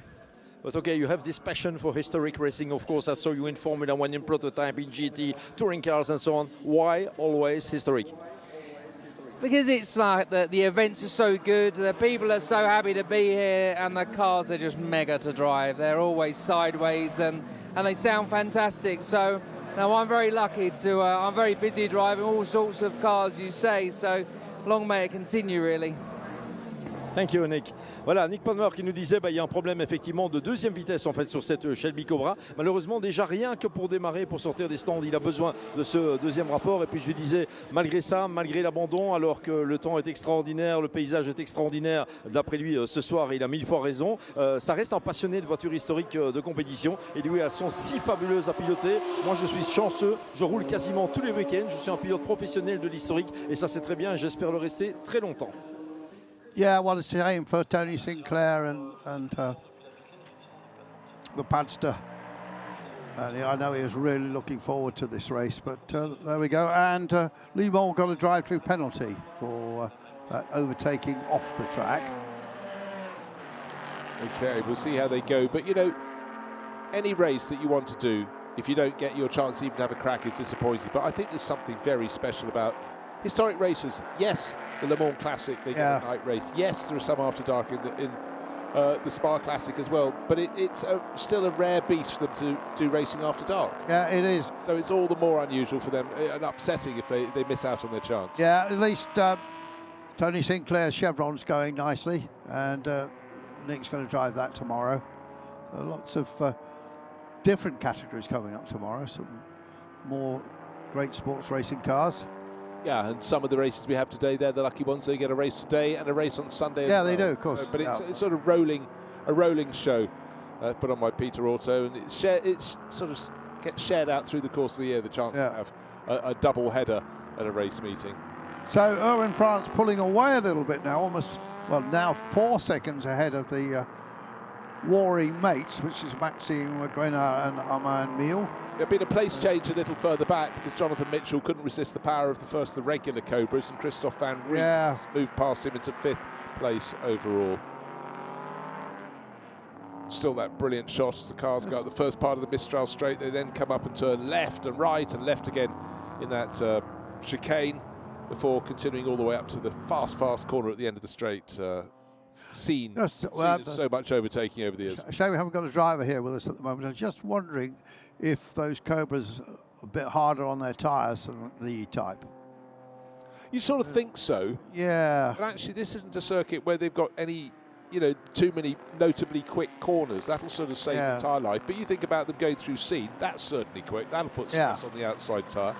And we often see, we saw in an earlier race when... Well, we saw the Bryant car change. Yeah, change its right rear tyre over to the right left. Yeah. Not a new tyre, one that was already used, but it was just to share the load at the corner that has the most loading around this clockwise circuit. And Andrew Haddon's moved up quite nicely. He's into 15th place overall. He's really got himself into a rhythm now, and he's closed right up on the Olivier Mourin's Elan for the lead of the GT2 category. So yeah, he's within 8 seconds. So that's earlier it was about 30 seconds. So that's been. I sort of expected him to be closer to start with, but he's certainly making very, very good progress there, Andrew Haddon. Yeah. Second place cards, just going through shot. Maxime Guénard, number 51 Shelby Cobra Daytona Coupe.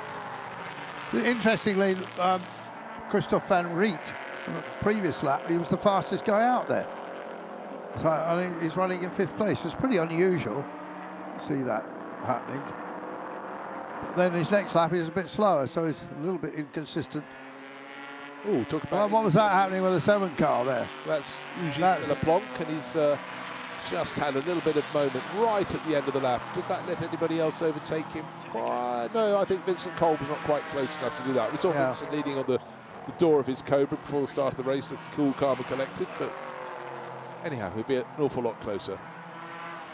But Vincent does get a lot closer. He's just 6 seconds down now.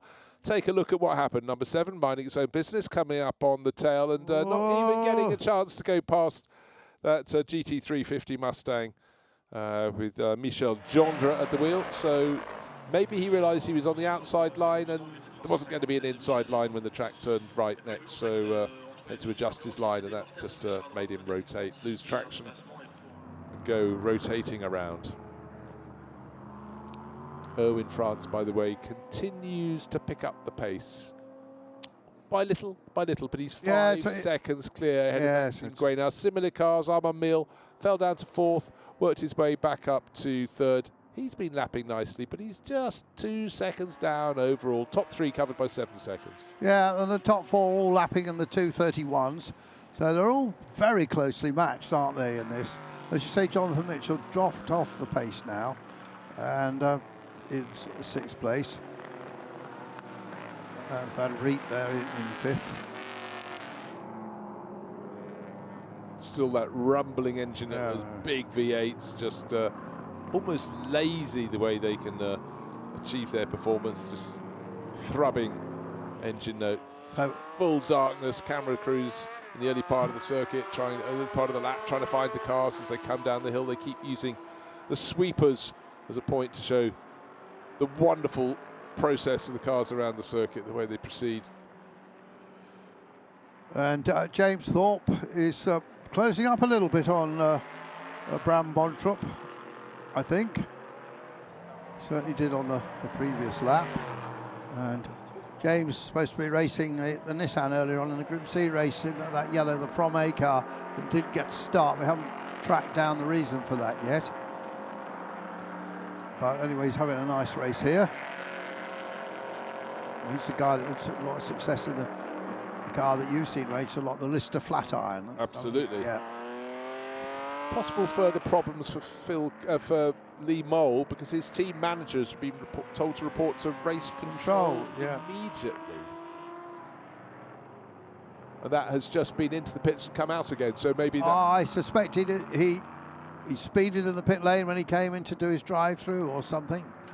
Whether he was meant to stop in the drive-through and didn't, I don't know. Yeah, it could have just been a misunderstanding, but that's dropped them down to outside the top 10. He was running in about 8th place, I seem to recall, before he came in. And a drive-through penalty might be followed by another drive-through penalty. We don't know the transgression as yet. That's a supposition, I'm afraid. Yeah, but I suspect you might be right, Bruce, on that. Which all hampers their progress, of course, here. So the French driver called France from 2 Swiss drivers, and then Dutch, 2 Dutch, I think, and then our first English driver, Jonathan Mitchell, London-based. I think he works in the city. Usually I know what these people do, but I'm quite sure what Jonathan Mitchell does. Well, as long as he does, that's the main thing. Well, he does. I probably, yeah. Right. Last year's winner of this race is in 5th place this year. That's Christophe Van Vliet, still in the same Shelby Cobra. And last year it was Jonathan Mitchell in 3rd place. And was it? Oh, you found the results. In his E-Type, yep. And he won the GT4 class, so class winning in 3rd. Between them, Urs Beck and Patrick Simon, we had him in our booth. Oh yeah, he was great, wasn't he? Yeah. Shelby Cobra 289. So it's 2 regular Cobras, as I like to call them, not Daytona Coupes. 1st and 2nd here last year. But good signs for Jonathan Mitchell. The fact he was able to finish 3rd behind them means maybe his pace isn't the ultimate pace. It's not too bad now. He's actually had a better lap, but maybe that car, the E-Type, you touched on this. Right. Maybe it'd be kinder on its tyres, and we've still got. Well, I've got a long way to go. We've got 1 hour and 22 minutes remaining in this race, and if the Cobras are eating up their tyres at this point, I'm not saying they are, but if they are, he will have an advantage if he's softer on his. Look at that little Elan getting in there. So Silverstone, the race I was involved in a couple of weeks ago, also called Gentleman's Race, and there it's Cobras and mainly TVRs with the V8 engines, and really well driven in land, is able to get amongst them around Silverstone Grand Prix. And you think how many fast corners there are there? Where you carry a lot of speed. So that's they're so nimble. They, you know, yeah. Again, Chapman did such a brilliant job with the way he set up the car and how it handles, and of course it's lightweight, of course. And yeah, we mentioned one key problem with the Lotus Elan. Go on. Drivers over 6 foot couldn't fit in because I can imagine. Colin wasn't the tallest man in the world. No. And he built them for his shape. And for me, as a young teenager, tried to climb in one, thinking this is not fitting in. Knees round your ears. Yeah, but a super racing machine. The engines are so strong. We mentioned Coventry Climax a few times. I haven't really described it. It was a company in Coventry that produced initially very lightweight engines for static, well, mainly fire pumps and things like that in the war. But it was a brilliant design. And they built a lot of racing engines, right up to obviously Formula 1 engines, 1.5 litre Formula dominated by Climax engines, and bigger 4-cylinder 2.7 litre engines. And interestingly, most of those engines are now built by to the original design by Crosswaite and Gardner in Buxted in Sussex. Car I'd been wanting to pick out was the Ferrari 275, leading its class, still leading its class, but it's just been lapped. Andreas Rollman, that number 188 Ferrari, moving very nicely out of the way to let Erwin France through. Erwin continues to stretch his advantage. There he goes. Best part of 7 seconds clear, 6.7 seconds clear. But again, that was beautiful driving and great marshal flag work there, so that absolutely there was no doubt for Andreas Rollner that it wasn't just a class rival coming up to overtake him. In fact, he's 15 seconds clear of the next car in line, but it was the race leader. And he's then going to have Maxime Guénard going through, Armand Mille going through, this rolling thunderstorm, Liam Hazeman's in the mighty Bizzarini, and then Christophe Van Riet, and then the Jaguar E-Type that's leading its class, 6th place overall, Jonathan Mitchell. But they will be appreciably faster than the Ferrari. They always would be, the nature of the different beasts, but he will have to let them through as well. So in 25th place is Xavier Galland, so he'll be handing over to his son. I would think he'll come in as the window opens, and Olivier, obviously, quick peddler. We've just seen that in 2 earlier races. And they don't call me Nostradamus, but they could on this occasion, because I suggested the visit from the team manager because of a possible infringement during a drive-through penalty for Lee Mole might lead to another drive-through penalty. The message had just come up on the screen. Yep, well done. Not that I take any joy or glory from that whatsoever. So that lead now is wide to 6 seconds, 6.6 actually, but Mille and Guénard are still circulating almost nose to tail, aren't they, all through the track, with Hazeman's there in 4th place. And he's only just 1.3 seconds behind, so he's definitely in the hunt. But then there's a 12-second gap to Van Riet. As you say, he won the race last year. And then Jonathan Mitchell, who finished 3rd last year. Yeah, still some drivers down the order setting their fastest lap of the race. James Thorpe, 2nd in the GT4 class, as the 2nd best of the E-types. He just did his best lap. So actually that lap wasn't too far off the pace of the people from sort of 6th place back to where he is, just at the tail of the top 10. So picking up the pace. Great little battle for 2nd place, though. The cars that started on the front row, albeit in reversed order, but at the moment Armand Mille giving the pole starter, chasing down Maxime Guénard, they race together, they play together, but you know, we'll see how this one shakes out. But it's very, very evocative. Of course, the Daytona Coupe was made to succeed at Le Mans, to go well on the banking at Daytona, which are day and night races. Yeah. We're getting some great shots though from our cameraman. So difficult in these conditions, but it looks absolutely wonderful, these shots. Yeah, they do. I mean, it's very, very moody, and and I think a chance for the 60s endurance crew to get a 2-hour race. Lovely, a 2-hour race in the dark. You know, very, very good indeed. Most enjoyable. One problem is it's fully dark, and maybe as tyre performance starts to fall away a bit for some of these drivers, will be just accidentally sliding off the circuit. If they put all 4 wheels out beyond the white line that marks the very edge of the circuit, they will be noted, unless they're lucky under cover of darkness, and it wasn't spotted, to the race officials. Gather a handful of those little journeys out wide, particularly if a driver uses going off the circuit to gain an advantage, a position on the track or whatever, then penalties will start to come their way. Now this does have a championship, some of the races don't, but this is one that does, and obviously it's penultimate round. We've got Portugal to come yet, but Maxime Guénard does lead this championship with 148 points from Van der Riet at 136 and Jonathan Mitchell with 130. So it's pretty close. And Owen France not in the hunt, because I don't think he's done all the races. Phil Keane currently in 6th place, so Phil Keane will suffer a bit from the 2 drive-through penalties from his owner. Well, it'll be very interesting to see, you know, once those have been served, and the second one is being served right now. So Nibol, as soon as he got the message, came in. But when it gets in the hands of Phil, Lee's quick, but Phil is quicker still. So it'll be interesting to see if he can match the race pace of Jonathan Mitchell. Jonathan doesn't have a teammate, so he's going to be doing all 2 hours of this race that will complete the Saturday running here at Paul Ricard. Am I right that Phil Keane was the last of the Stigs? I think I am. I mean, he was one of them. I can't remember only one the of them. full I think, sequence. yeah, obviously, yeah. Well, it was Ben Collins was in there, and obviously Perry before that. And Chris Goodwin, who was the second one, who of course did lots of McLaren development work. And there was a few people that sort of deputised. I know Julian Bailey did a few, but I think Phil Keane was perhaps the last for those fans of Top Gear. All right, By the way, that Cobra he shot past that Porsche and he went out completely wide because he could miss the apex in the process.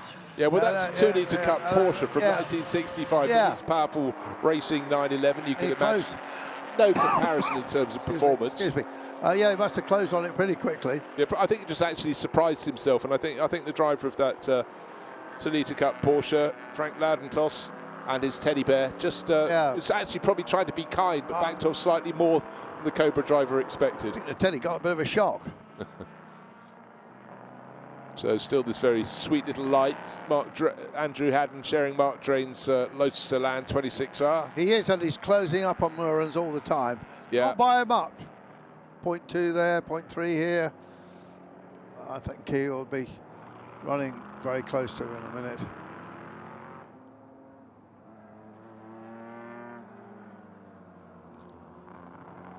A few more track infringements coming up.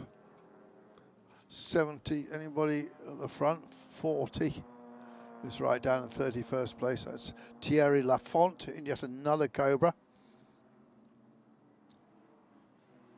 Yeah, the hardest thing is how good are your headlights? Are they aiming in the right places for you? Because the back part of the circuit, certainly if you're coming out of the chicane, for example, there's lighting on the infield, but if you're on the outside of the circuit, and the furthest point from the infield is probably the exit of the chicane, or perhaps the double duet, just the corner after scene.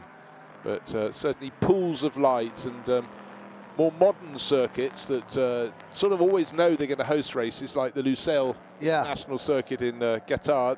They're built with amazing floodlights. And of course we had the night race, or the race after dark at the Sakir circuit, a circuit that, you know, was brand new, but it's about 20 plus years old now. Yeah. But they always had fantastic floodlighting. And, do you need more floodlighting? Can we afford it? Will we afford it? Yes, we will. Yeah. And a lot of lights around Daytona, of course.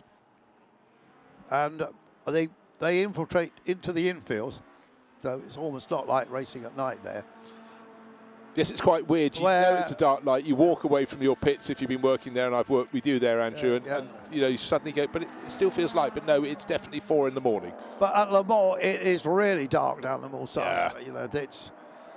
Yeah, but you speak to anybody who was racing endurance racing 20 years ago, they cannot explain to you how good the lights are now in comparison. You look at road cars as well. When Audi were racing at Le Mans, they made a big thing about the lighting technology they were using. That was improving the breed. The same way, obviously, Audi technology improved the breed of diesel engines. Yeah, Exactly so. Not always linear, but definitely improvements can come. So just France all the time, just inching a bit further ahead of the two rivals, the three Daytona Coupes in first, second and third place. Still the Bizzarini in fourth, then the Van Vliet. Always like to call it a knobbly Cobra because it's a bit of a knobbly shape. It's not a knobbly Lola. Well, Serge, if you have a metallic blue car, it seems it's been decided you will have problems in this race.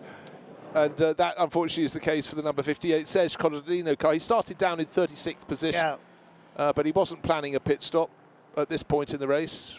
Actually, no, pit window is open. Of course, it opens so early. So sorry, we might have jumped the gun there. Now, we haven't seen Simon Arabigan much in this race. He started down actually just one position ahead of Serge Corodino, or maybe two positions.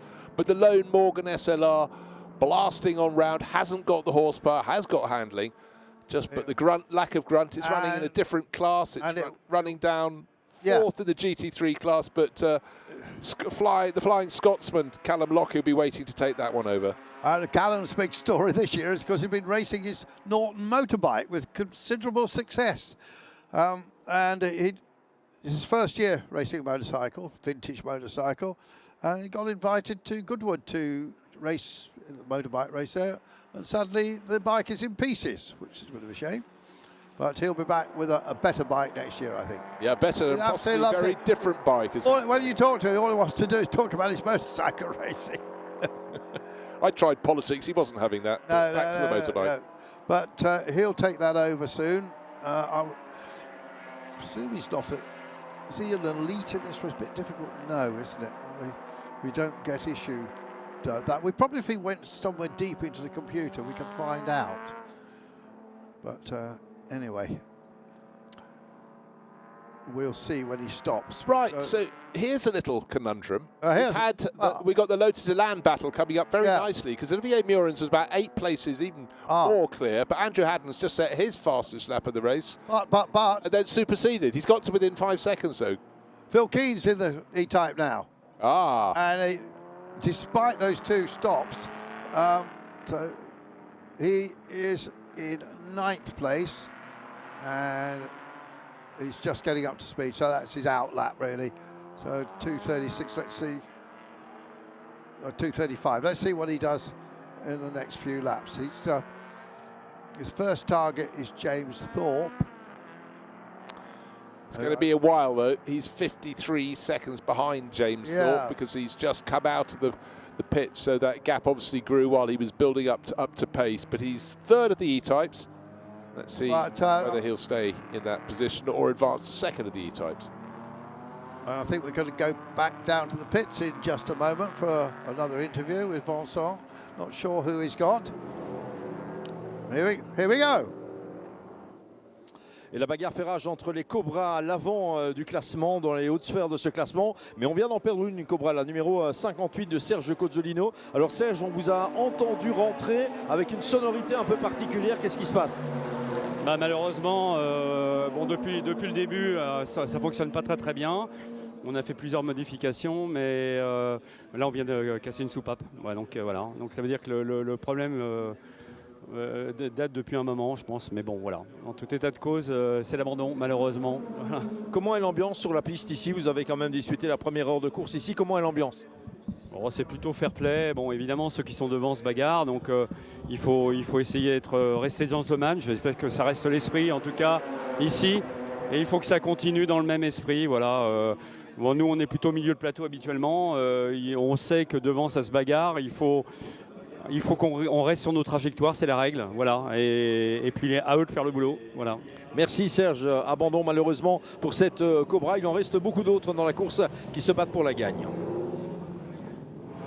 Serge Cozzolino, one of many Shelby Cobra 289 drivers. These cars from 60 years ago. It seems almost impossible, but unfortunately for him, what is impossible is finishing the race. And so, disappointed. He'll go away, come back, fight another day. But to be deprived of a night race, which is really something special in historic racing, would be, as with the previous drivers who retired, very, very disappointing indeed.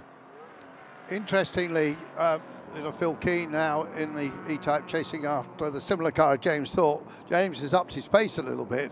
So he must be, maybe he's seeing Phil's lights in his mirror.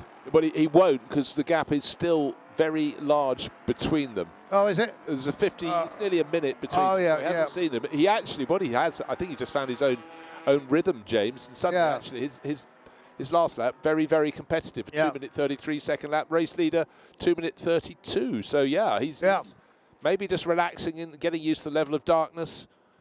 Now, the number 40 Cobra appears to be pulling off at the side of the circuit. That's Thierry Lafont. Not at race pace. Turning in. Is he just coming? Where's he going? No, he's not anywhere like the pits. He was going slowly to go behind a wall somewhere around the circuit by the looks of things. So suddenly one Cobra down. Serge Cozzolino followed by Thierry Lafont. Or was that him coming into the pits? He was listed as being in the pits. Maybe he was coming out of the pits.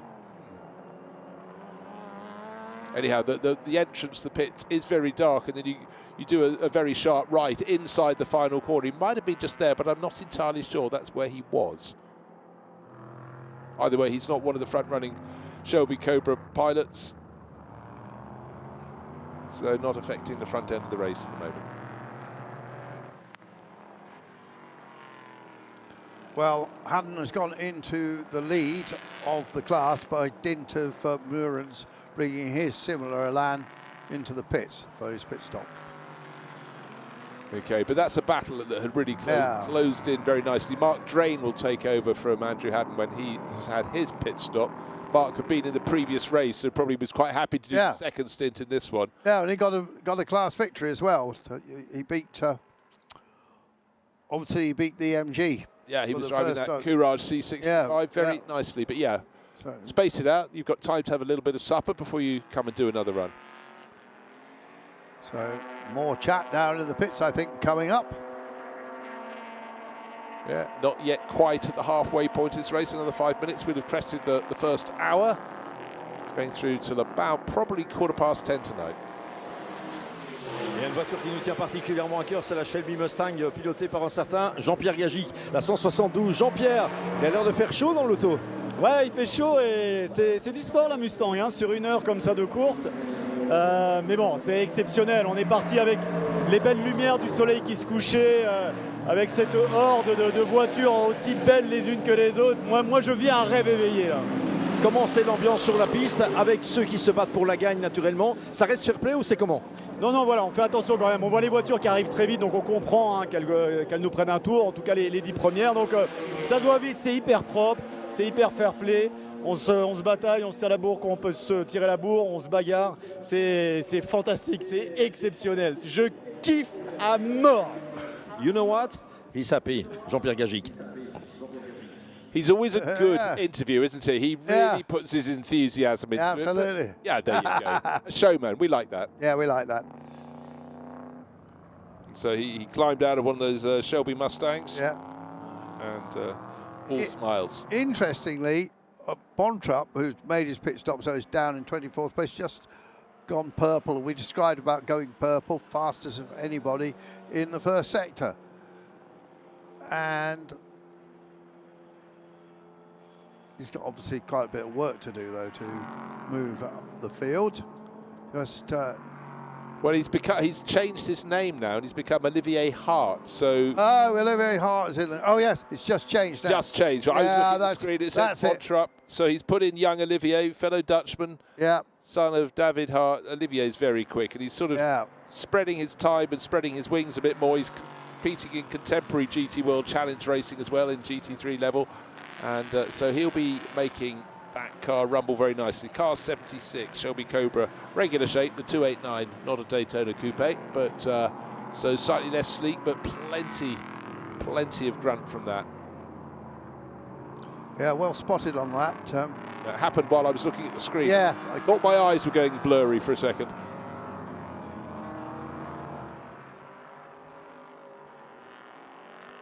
Christophe Van Riet getting closer to Liam Hazelmans, and I know Liam's got to watch it in that fourth place Bizzarini, because he's had at least one warning for track limits, and he's got another hour or so to not really get any more, or the punishments may start to fall. The battle for second place, though, the front row starting Daytona Cobra Daytona Coupe, he's always getting that back to front. Just super close. Maxime Guénard still ahead of Armand Mille, the pole starter. And here we are, the best part of an hour into this 2-hour race, and they were separated on the grid by 1 position. They're nose to tail. However, with every lap, they're falling further behind the similar shape Shelby Cobra Daytona Coupe of Urban France. He's a whisker under 10 seconds clear. Quite astonishing run from him. Got another British driver to watch for now. Just climbed into the car. That's Andy Newell. Andy Newell's driving with his client Jean-Luc Blanchemin, who I he's raced with. Andy, well known for building replica GT40s in the past. He's closed that business down now. Speaking to him at Spa, he's a lot of hard work over a number of years. Just want to go racing and enjoy it now. And they're still obviously preparing cars. Now, there's the 2 Elans running together. Is that what I'm seeing on the right-hand side of the screen? I think they are 2 Elans, but I'm not sure. Are they the 2? Yeah, that's what I was wondering. No, I think they're not. Olivier Meurens has just come out of the pits. He's down listed in 24th position. Sasha Dorfman is in 21st position, but hasn't stopped. So that's an elevated position. And up without having stopped, up to 9th position overall is Andrew Haddon. So when he makes his pit stop, be interesting to see where he slots in relative to Olivier Meurens. Certainly the angle of attack before was he was closing in. And have the Hazelmans changed? I think they have. Still listed as Liam. Liam, but the other one's called Loris, isn't he? Yeah, correct. Yeah, it says Liam. Yeah, but he hasn't left the pits yet. As soon as that's it. Yeah. Pits, the little ticker will flip over. Well, hopefully. Hopefully it will. See the leading 4 or 5 cars staying out there because you just hope there'll be a full course yellow, and you can then will benefit mightily. It could benefit some, but you can't rely on it. Yeah, you can't rely on it, no. Or you could make your pit stop now and just get on with it, of course. You could. Okay, Olivier Hart, fastest lap of the race. 2:28.234, so 3 seconds quicker than the leader. Now, what can he do with that now? Well, we got an hour to go. Yeah, we've just crested the hour mark in this 2-hour race. Cars still coming into the pits. It's still open, the pit lane, for 14 minutes. It's a very, very generous and long pit window here. Best part of half an hour, but the fact is it's forward tilted, so the driver who starts can do the shorter stint if they want. But I think you have to stay out longer, more than half an hour, if you're the sort of less able driver, the less highly ranked driver in your driver pairing. So a lot of the owner drivers will be doing the long first stint, and they'll hand over sometime probably about now or in the next 10 minutes to their teammates, their co-driver. Battle for second place rages on. It's still Maxime Guénard by under a second, by under half a second perhaps now. Yes, indeed, they're chasing Armand Mille. Don't really know what went on in the open laps. I think Armand just lost his mojo a little bit, got passed by 1, 2, 3 rivals, and he spent the race rather regretting that. Hart is 2 laps down though, isn't he? So he's got a lot of work to do. He's not going to find 2 laps. One of those laps will be given almost back to him by the pit stops, the front runners, but he'll be the best part of a lap down, maybe 2/3 of a lap. Can he gain? Well, if he can continue to take 3 seconds a lap off them, he's going to be in the mix somewhere.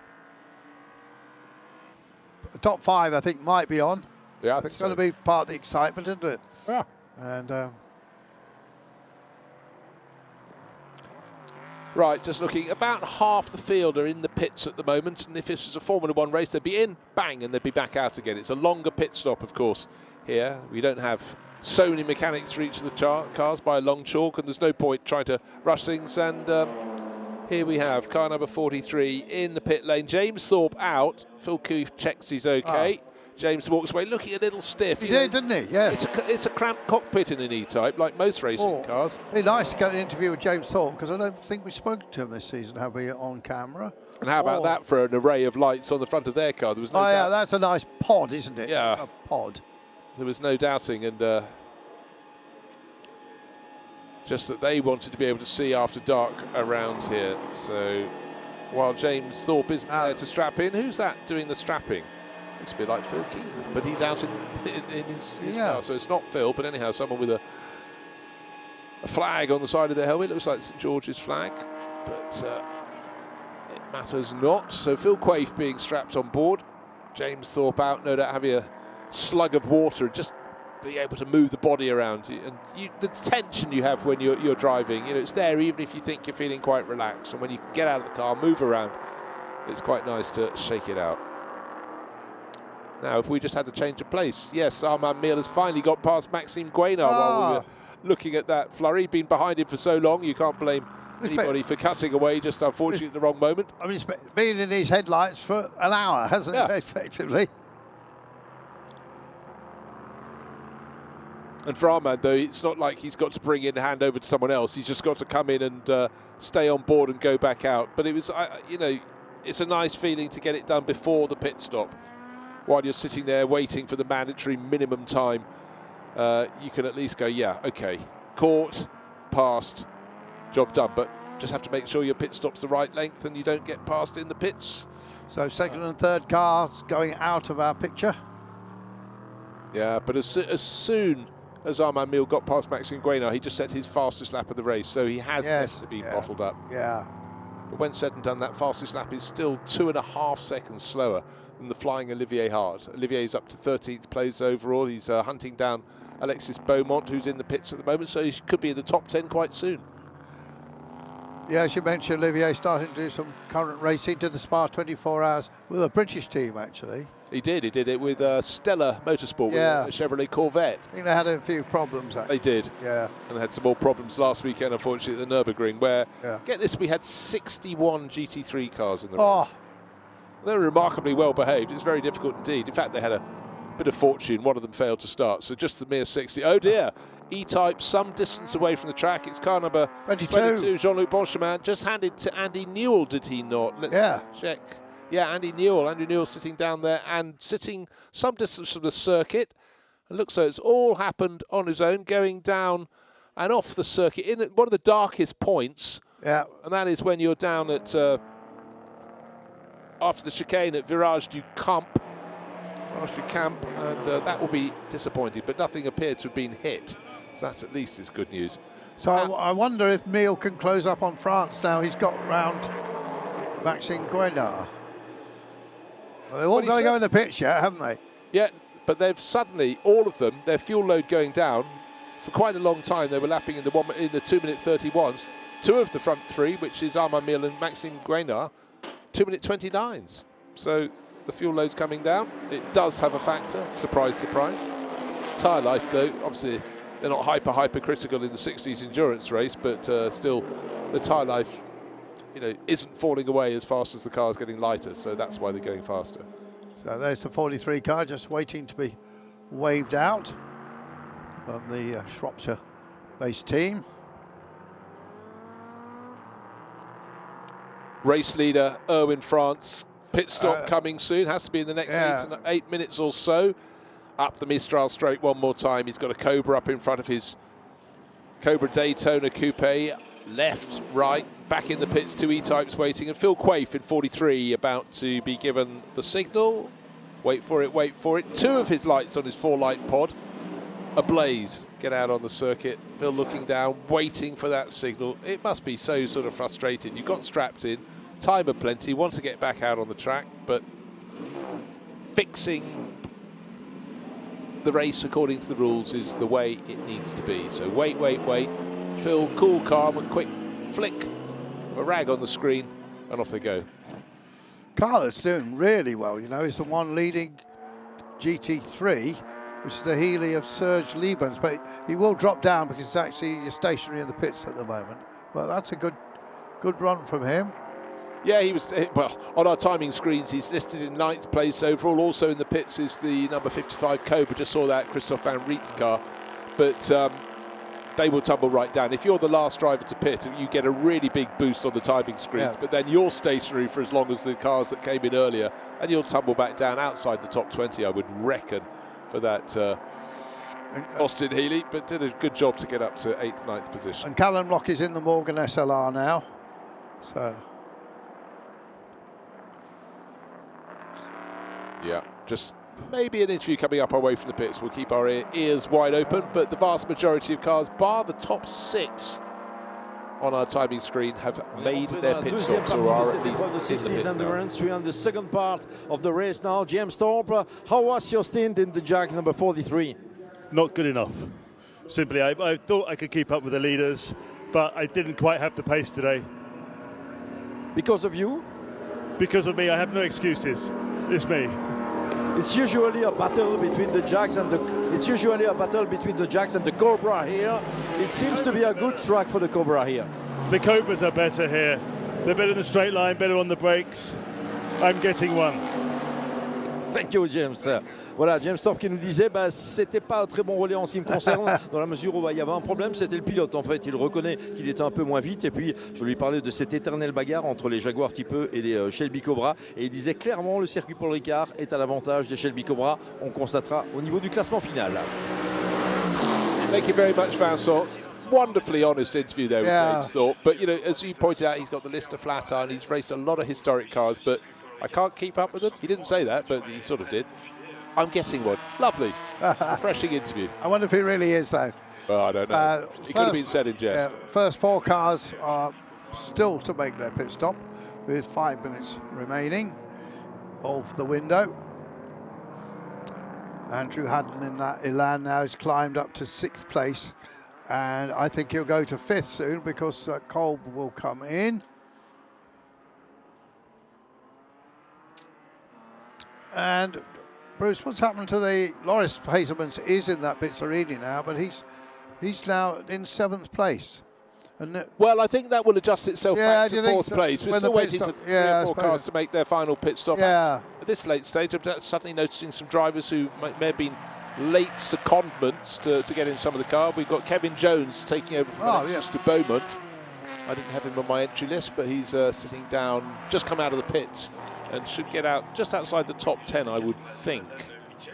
Yeah, but meanwhile, because the Haddon Elan, which you hand over to Mark Drain, it's not made a pit stop yet. So quick window closes in 4.5 minutes. They've got time to do it, but only just. But only got to come in the end of this lap for sure. Well, Olivier Hart, car 76, continues to proceed. He can lap after lap. Anything under 2 minutes 30 is quick. He's just done another lap in the 2 minute 28. Neil and Gwen are both in. Okay, just remember Armand Miel has spent most of the race trying to recover back up the order. He finally got up ahead of Maxime Guinard. They fought for what must have been a good 20 laps nose to tail before Armand, just before their pit stops, got back up into 2nd place. Well, that will give the Keep Europe boys something to run around because they're both from the same team. So when they hopefully they've got nothing to do other than just check the tyre temperatures, pressures. Oh.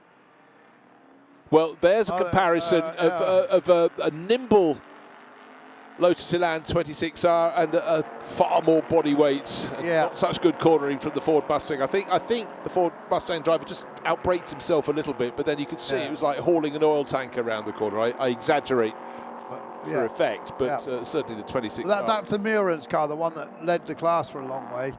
And we're interested to see after the Haddon Drain car has come in whether it's in front or behind, but it's going to be close.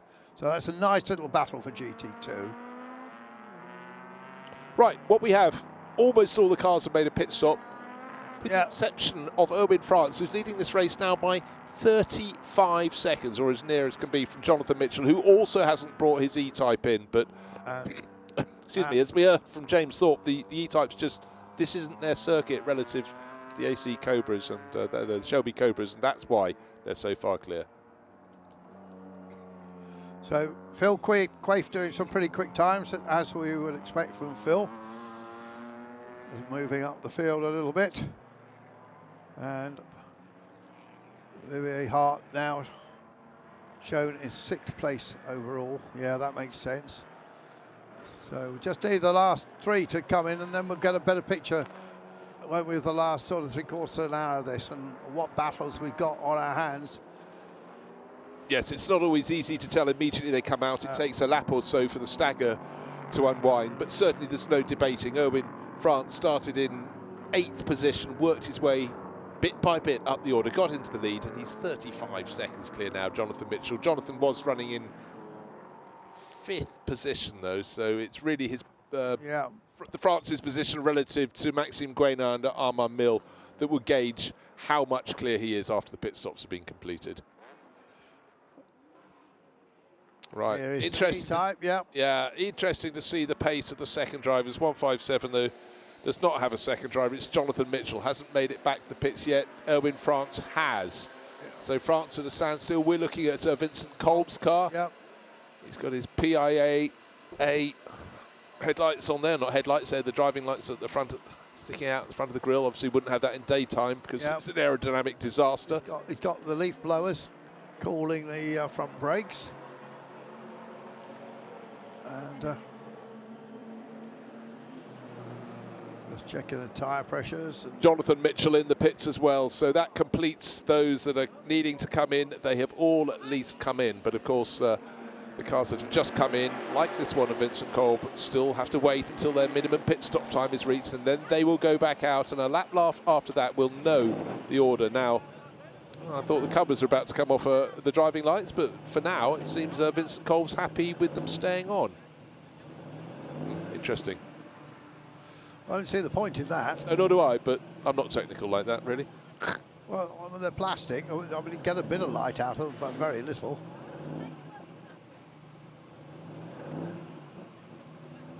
Seems right now Vincent Kolb is just chatting away. He seems more agitated about making sure he doesn't go out under his minimum pit stop time.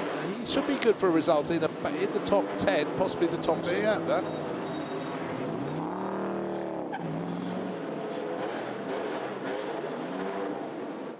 Photographers absolutely loving the night race here. You can see them up and down the pit lane at various points around the circuit, getting these moody shots, but the person with the best mood undoubtedly will be Erwin France when he gets out of his Cobra Daytona Coupe. Worked, as I said, from 8th place up into the lead of the race, and does a lot of his driving with Pierre-Alain France. And remaining to see if Erwin stays on board or if Pierre-Alain does the second part of the race. Quite often you find drivers that decide they're just completely in the groove.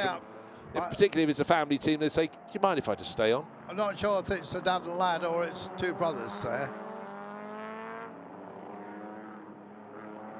But Erwin France has set a fantastic pace, hasn't he? And done a great job at the front of the field. Jonathan Mitchell's still shown in second place, but he is, of course, currently sitting in the pits. Right, looking at the pace of people who've made pit stops or cars that have made pit stops have been handed over. Phil Quaife took over from James Thorpe, who gave us that very honest interview, but already he's improved the fastest lap for that car, and he'll pick his way up into the top 10, one would think. Also going very nicely is Phil Keane, who's lapping almost identical pace in another of the E-types. That was the one he took over from Lee Bowl, the one that has been into the pits not once but twice, but 3 times. So if that can get in the top 10 with 2 drive-through penalties, that is going to be phenomenal. Yeah, because that will have cost them best part of 40 seconds, I would have thought.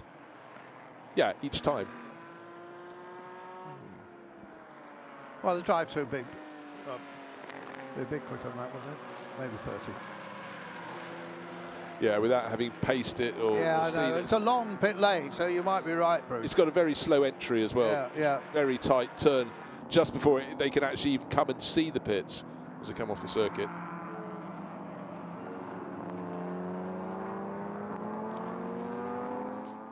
So still the first 2 cars, or the last 2 cars to come in to make their pit stops. Erwin France and Jonathan Mitchell waiting for them to go back on track. Armand Mille back out, Maxime Guénard back out. And the fact that they flicked in the order of Armand Mille ahead of Maxime Guénard indicates to me that Armand, having worked his way back into second place, will still be in front. Here's the hand train car in. Okay, his class rival Murans came in quite a while ago now. Yeah. Just waiting there.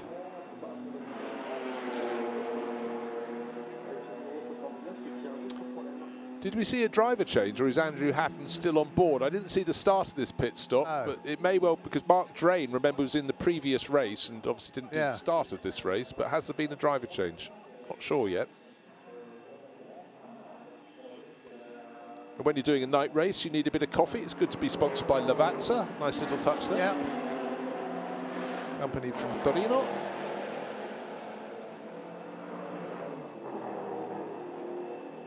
Still the cars rumble by, still 3 cars in the pit. One we're looking at now, Andrew Haddon, we think, still on board that Elan, but Erwin France, still this is the driver of the race, leading number 70, Shelby Cobra Daytona Coupe. Jonathan Mitchell, we know, is going to be the second driver because he was the first driver and is driving solo in the best of the E-types, the GT4 class-winning car. Class-winning? Class-leading. Class-leading, yeah. So 3 Brits running together at the moment, second, third and fourth in GT4. Braith, Newell and Phil Keane, all in the E-types. That car, of course, led by Jonathan Mitchell, still shown as second, but he will drop back. Yeah, I think that's Mark Drain in the car now. I'm not certain. Well, we'll find out in about the next 20 seconds. Stopwatch is being observed, and when he gets the signal, he'll be able to drive down the pit lane. Looks so he's quite close to the front end of the pits. So, who's going to be the top Elan 26R driver? Various candidates, but this driver, Olivier Murrens, he's going to do this race solo. He led the class by a handsome margin, but he was being hunted down bit by Andrew Haddon. And Neil and Hesselman are circulating literally nose to tail there in third and fourth place. Maxime Guénard's third. Okay, that's quite interesting because Loris Hazelman's, I'll tell you what's happened. Loris Hazelman's is in the pits for a second time in the Bizzarini. I think there was a potential punishment coming their way. However, after the pit stops, what we're seeing is still Shelby Cobra at Daytona Coupe's first, second and third. Yeah. But Mitchell has moved ahead of Hazelman's. Yeah. Who's made a second pit stop, as you said, but we don't know why at this moment. Yeah, you're quite right. It was Mark Drain who took over. We just didn't see the start of that Lotus pit stop, and Andrew Haddon climbed out or squeezed himself out of the 26R and is now not too far behind Olivier Murrens. We'll give you a clear line of sight on that one when they work their way to the next time in second. Bruce, the main excitement here is that Hart is now shown in fourth place and is shown as 26 seconds behind Pierre-Alain France. We're not sure he's quicker than his brother stroke father. We're not sure which, or son. Yeah, I might just. You know, this could be on for Bontrap and Hart, couldn't it? Well, it really could. You know, Bontrap had some great drives this year, but the first part of this race was not as strong as some of those. But he knew he had Olivier Hart, you know, in the pipeline, and as soon as he could get to his minimum driving time, he was out of the car and handing it over to young Olivier, and Olivier's the driver making the moves right now. It hasn't really fully cycled through yet. No. We need one more lap, and then Exactly. we'll have a really clear picture. But I think we could have. Hart's got a fighting chance of this, and that's what we need. Well, exactly. We need excitement, but there's some great on-track action. Really, you know, so hard to pick it out in the night. The TV crew and director doing a great job of finding the cars in the darkness and in the glare of the light as well. So Armand Meal listed as being in the lead of the race. So a longer pit stop for the. Bear in mind, it was a very tidy lead. It was north of 10 seconds that bit by bit Erwin France had built up. But right now they're going to have to fight back in the closing stages of this race. Still got 38 minutes. Timer plenty. Callum Lockie has got the Morgan up to second place in the GT3 category, and he's got an Austin Healey in front of him, and Callum would love to win the class here. He's done a lot of racing on that car this season. Yeah, they have. Some fantastic circuits they get to, and certainly they love their racing. That crew with the little Morgan SLR. And we've got a spinner at turn 2. Yellow flag was shown briefly. I mean, that's the thing in this circuit, since it was relaunched, revamped, you can have a spin and rejoin without hitting anything, and that's the beauty of all the banded paint on the outside, and as with so many occasions, it's possibly early laps. Is that the... I don't know, this is a... Thought for the second it was the 275 GTB. It isn't, it's a Cobra just facing backwards, but they wait, and then you've got clear line of sight of people coming towards you, so that's fine. You can pick your moment. The marshals will help get you back onto the circuit. Right, the gap between the Lotuses. Well, we tell in another lap, Mark Drain not long into that car, but response from Olivier Mirens is to repel all borders, and he's just cracked in the fastest lap for his 26R. He's in 9th place overall. Mark Drain's going to have to really go some to get up with him. Been a terrific little scrap that between the two Elans. Yeah, 13, 14 seconds between them at the moment, but we're just waiting for Mark's time to be really accurate when he gets to the next timing sector, because he's just on his outlap from the pits. So, under full darkness, Armand Mille leads the race from Maxime Guénard. That longer pit stop, incredibly, a lot longer pit stop, waiting for him his next timing sector, but his time into the pits and out of the pits was 6.5 minutes. It's effectively a 4-minute pit stop. Yes. But I think Pierre-Alain France is not as quick as his co-driver. Yeah, Irwin clearly fantastic. I mean, to work his way from 8th up to the lead of the race against cars of equal performance says quite something. But our first two cars in qualifying are running first and second now, the same drivers on board. Yeah. Armand Mille ahead of Maxime Guénard, and 8 seconds further back, Pierre-Alain France. And we're going to see what sort of lap time he can do when he gets to this end of this final sector. Dans la pit lane avec l'un des acteurs majeurs de cette épreuve Sixties Endurance, Erwin France. Erwin, comme on pouvait s'y attendre, il y a une certaine bataille entre les Cobras depuis le début de la course. Ouais, c'est vrai que c'est toujours le cas en Sixties, on se fait toujours plaisir. Et surtout même chez Équipe Europe, entre nous, on se chambre un peu au début de course, on se fait des petites crasses mais gentilles. Hein. Là, on s'est bien amusé. Et franchement, là, j'ai pris vraiment du plaisir aujourd'hui. La bagarre était vraiment top au début. J'ai essayé de ne pas les gêner, mes coéquipiers, Max et Armand, parce que je ne voulais pas les gêner le championnat. Parce que moi, je ne joue pas grand-chose cette année. J'ai pas fait toutes les courses, mais je sentais que j'avais de la vitesse au début. Donc je me suis dit, bon, je pars devant. De toute façon, après, moi, il y a mon père qui prend le relais. On ne va pas les gêner pour le championnat. Donc j'ai dit, vas-y, amuse-toi, fais-toi plaisir. Et j'allais vous parler de ça. La course en famille, c'est important chez les France, naturellement. Rouler avec papa, c'est un must. Ouais, c'est vrai. Alors l'année dernière, on ne l'a pas fait parce que mon père se sentait un peu moins bien dans la voiture. Donc il m'a dit, vas-y, fais la saison. Donc j'en ai profité pour faire toute la saison.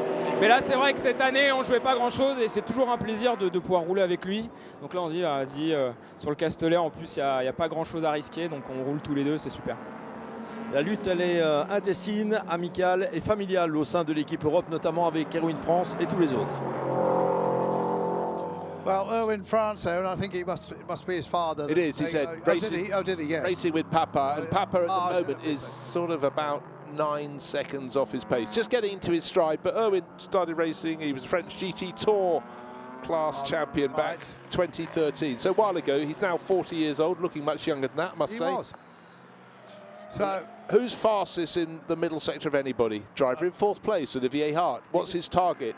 Pierre-Alain France. Will he get him on this lap? Yes, he will, because he's lapping actually just over 10 seconds faster as Pierre-Alain gets into his stride. But obviously, an age difference of probably 40 plus years. That's absolutely fully understandable. Running a little bit wide, Pierre-Alain just trying to keep out the way. And there was the passing manoeuvre. Up into 3rd place goes Olivier Hart. Next target, about a dozen seconds up the track. That may not be insurmountable for him. And the next target, Maxime Guénard in 2nd place. Callum Lockie is closing in on Sergei Liebens in the Austin Healey for that GT3 class lead. He's much quicker, actually. Certainly on the last lap, he took 13 seconds out of the Healey. So it's going to take him a few laps to catch up, but we'll be watching that. And the Hazelman's Bizzarini, I think, is done, isn't it, Bruce? It's just dropping down the field now into last lap was 3:07. Yeah, it's had an extra pit stop, and I can't remember if it was a pit stop for a problem or a pit stop that was a drive-through, but I suggest it's a problem because to drop from 4th position before the pit stops down to 25th, he's in the pits at the moment, so time is being He's squandered. under investigation for a pit window, but I thought I think he'd had a previous problem as well. Actually. Yeah, I think so. Yeah. So let's have a look. So Hart is taking about 2 seconds a lap out of Guenard and Mille. So in 6 laps, he should be onto their tail. And they are side by side in the battle for the lead.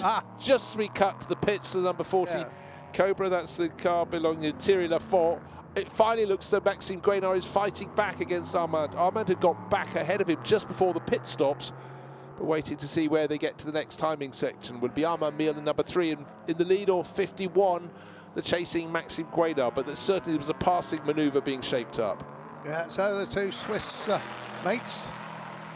Dad's founded this incredibly successful watch company, Richard Mille, because they sponsor Ferrari, don't they? And another Formula 1 team. I think it sponsored 2 Formula 1 teams. And I had the most fantastic exhibition stand at Retromobile this year, Richard Mille, with lots of about 15 Formula 1 Ferraris spread over the years as part of the stand. Right, if someone's just listening and watching, and you say Retromobile and they don't know what it is, how would you explain it? It's like the British Motor Show, the race. I'll tell you after this. The interview coming up. Et dans le rôle des Cobras qui jouent un peu de malchance dans cette course, il y a la numéro 40 de Thierry Lafont. Alors Thierry, on constate qu'il y a du monde sous la voiture pour travailler. Il se passe quoi?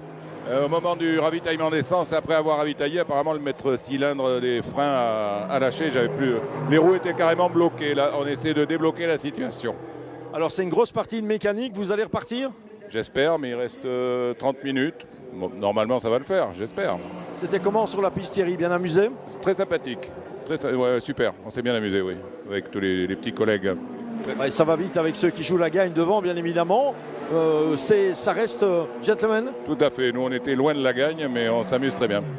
Voilà, Thierry Lafont, très philosophe naturellement, avec cette Cobra numéro 40 qui est en train de chuter dans le classement. So retirement, but still actually remarkably upbeat there, Thierry Lafont. Well, he got the best part of 3/4 of the race in before he had to come to a finish. And got a bit of a problem, a bit of a penalty coming for the Team Mole Patrick Kolb-driven Jaguar E-Type, because that's got a 2-minute 15-second time penalty for infringing the pit window. And it's not alone in that, because a similar penalty, give or take 3 seconds, is going to number 50, which is the Hazeman's Bizzarini. So it's already had 2 pit visits. It's sitting in the pits at the moment and possibly out of the race. So I guess if your car's about to retire, getting a time penalty doesn't really do much to hurt you at all. Waved yellow flags at turn 3. That's the entrance to the chicane. Oh no, is this the lead battle getting unstuck? Because we've just got Guenard getting ahead of Armand Mille, but double yellow there. Who is off at the edge of the circuit? Still the gap between first and second, just 0.2 of a second. So no, they're still going. Double yellow still. And the lead's changed again, look. It's chopping. Are they side by side? Or is this for fun, or is this for the lead, or is it fun taking the lead? Hard to tell, but they've been nose to tail ever since the sort of poor start from Armand Mille dropped him down to what was 4th place, back to 3rd, got in the 2nd before the pit stops, and he's in the right position if he can keep his foot in there. But they've got a back marker in the middle of the track in a Austin Healey. Not his fault, he stayed absolutely out of the way, but this is going to chop and change, and nobody is complaining.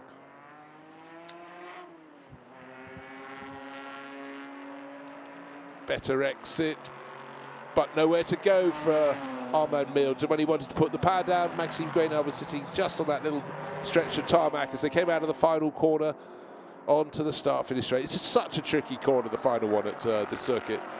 Andrew, isn't it? Such a tight right-hander. It is. It's a very tricky. The whole track's tricky, isn't it, really? But, and people really love it. But just looking, Hart still closing up the gap now. 6 seconds to that lead battle. He's going to be on them in probably 3 laps. Jonathan Mitchell now in 4th place, just moved up ahead of the Cobra of Erwin and Pierre-Alain France. So Jonathan Mitchell back to 4th best of the E-types. Phil Quaife having a good run. He's 2nd in the GT4 class. He's in 9th place. What about Phil Keane in the 180? He's in 12th place at the moment. Phil, yeah. Well, obviously the Phil Keane car has had all those problems with the 3 visits to the pit versus 2, so that's right. He's got pace is not what it was. So I'm beginning to fear that there may be something that isn't exactly what the doctor ordered. Something's going to happen with the Erlans now, because Muren's just had a problem, I think, because his last lap was very slow, and indeed, yes, Mark Drain has gone into the lead of GT1 up to 12th place overall. Yeah, that's impressive, and Muren's is into the pits at the moment, so certainly nothing is planned, but certainly Mark Drain had been beginning to catch him. It was going to be a big ask, but he was having a good crack. Just over 25 minutes remain in this race. 2 hours for the 60s Endurance Series. It's pre-63 sports cars and pre-66 GTs, giving us a fabulous mix of cars. Watch these two, because within a lap and a half, Hart's going to be on them, right on them. Yeah, as they have been fighting and slightly delaying each other, Hart's had nobody to play with. Last lap, he took part of 4 seconds out of them. Massive amount. So, 2 Swiss drivers here. There we are. Glowing brake discs for you, Andrew. Just what you ordered. Just what I ordered. Again, hard acceleration down the start-finish straight. What will the gap be back to Olivier Hart? Wait for the rumble of 2 coming past our commentary box window. The next rumble ought to be Olivier Hart, surely closing in, not by such a big gain, just a 2 seconds gain last lap, 4.5 seconds in arrears. Every corner, these 2 cars, Guenard ahead of Miele at the moment, are fighting for position. That is a chance for Olivier Hart to chip away at their lead. We haven't talked about Jonathan Mitchell too much recently. He's in a class of his own, leading the GT4 class in 4th place overall. He's been metronomic in the car. His best lap is probably 2-3 seconds off the ultimate pace, but he does that lap time and time again.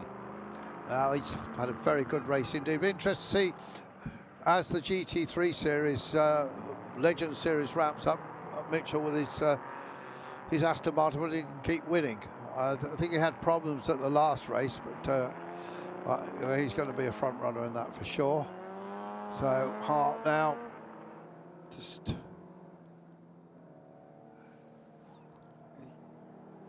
his rate of gain, there may have been some traffic in the way. It's closed. It's slowed down, hasn't it? It's slowed down, but you know, at various points you could get 2 or 3 cars minding their own pace, minding their own business, and it could delay you. But maybe he's going to be on the lead duo any moment now, Bruce. Yeah, I want to see his next timing sector to see if he has got a slight problem. No reason that he should. Pace is being picked up by Armand Mir, still tucked in behind Maxime Guenard. No, he's still gaining. Olivier Hart in 3rd place, bringing that margin down. Be under 4 seconds very soon indeed. What else happening further down?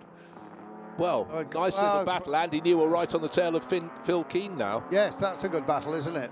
With Andy Newell just keeping a watching brief. No, I tell you what's happened is actually Phil Keane's just moved ahead of Andy Newell. That's what happened. Yeah, Phil Keane's, but he's closing on Quaife as well, isn't he? Yeah, he's got a lot to gain. He's got to find 40 plus seconds. No, I don't think he is closing on Quaife. No, I think he might have lost a bit of time in overtaking that lap, but I'm still not sure that the Phil Keane car is running quite as smoothly as he would have liked. In fact, the quickest of the E-types out there is Phil Quaife.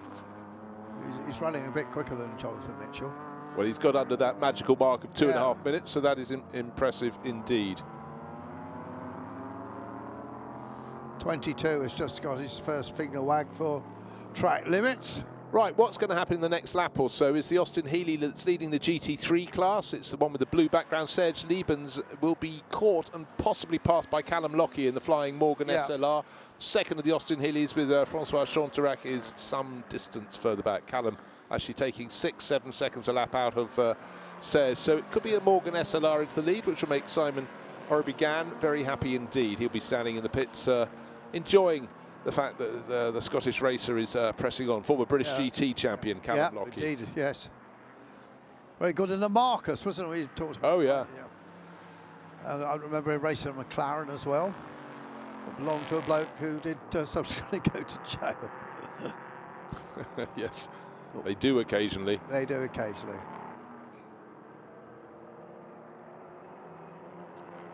Well, it's when you see a shot of the race, the two cars fighting over the lead of the race. They can't afford to back up because Olivier Hart's now 2.6 seconds further back. You come across a Lotus Elan minding its own business, going onto the Mistral Straight. They have to jink around it, and just the sheer performance difference is enormous. But you need respect between the drivers of the various classes, and always the onus is on the driver of the faster car not to do anything untoward to the slower car. Oh, has the Mark Drain Lotus suddenly lost pace and pulled off at the side of the circuit and just moved into the class lead a while ago. The problem for Olivier Meurens, he made an extra pit stop, Meurens, and it looks like he's going to have the lead handed back to him. Oh, what a disappointment for those guys. Oh, Olivier Hart almost in shot there. First, second and third will be nose to tail very soon indeed, but Maxime Guénard is going to hope as that Lotus Elan side of the race doesn't do anything untowards, and yellow flag at turn 11, that's where it's pulled off. First and second and third. Yeah. Not quite nose to tail, but getting very, very close indeed. Olivier Hart closing in. 3 cars, first, second and third, covered by 1.3 seconds right now. Yeah, so you got the 2 Daytonas and then the regular shaped car. I don't think the lights are quite so good on the Hart car, actually. Well, he's probably just, he's got driving lights as well. I thought for a second he didn't at all, but there's first, second, third. Bit of a messy exit there from Armand Miel. Just couldn't get the momentum, but spotting that, Olivier Hart thought, when I wanted an opportunity, I'll grab it. Picks off Miel and a pick off going out another couple of corners, I should think. Fastest lap of the race, last lap, that was 2 minutes 27.1. Olivier Hart up into second place. Next target, race leader, Maxime Guénard. In fact, Maxime's lap was quite impressive, the one before, but as soon as they tussled a little too much together, Hart pounced. But Hart's lap was the fastest of the race thus far. He went purple. But a bit of defence going on here from Maxime Guénard. Are we going to see a cheeky manoeuvre from Armand Miel? Didn't make it. Well, Olivier just saw half a chance, dived into it. Well done for Maxime Guénard for not trying to contest the corner too severely. But, you know, they will have been told that when they had their pit stops, that just watch out, Olivier Hart will be taking over from Bram Bontrup. And he waved his hand out of the window. Yellow glove came out saying, thank you very much for being very gentlemanly there. That was a nice sign from Olivier Hart. Quaife and Keane lapping in very similar times in their E-types.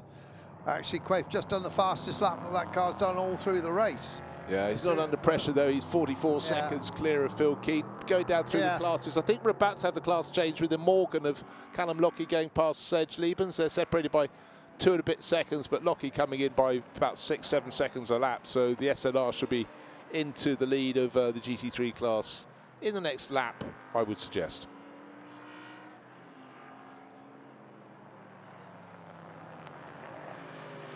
Evocative scenes, brightness among the dark, if you will. The headlights glaring as they come up the Mistral Straight. And for the drivers at various points of the circuit, of course, the tyre walls are so far back over these enormous painted expanses of tarmac. It's a very strange feeling. Almost all their racing is done with the barriers in somewhat closer.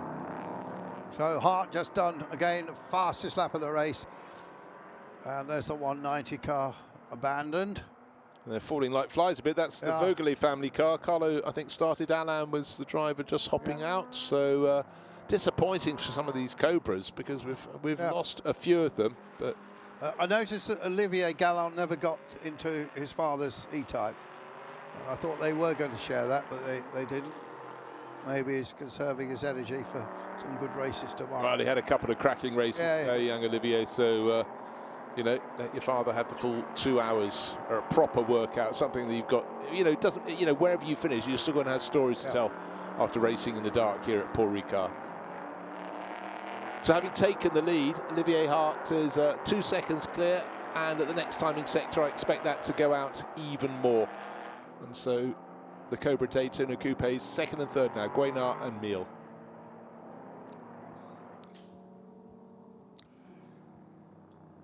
think Quaife and Keane may have the chance of moving up a place. The 55 Cobra, we haven't talked much about him.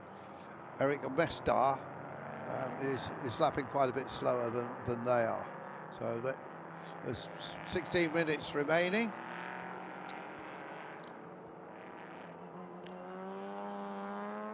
So Hart, Guénard, Mille is the top three. Jonathan Mitchell, France, Kolb, that's the top 6.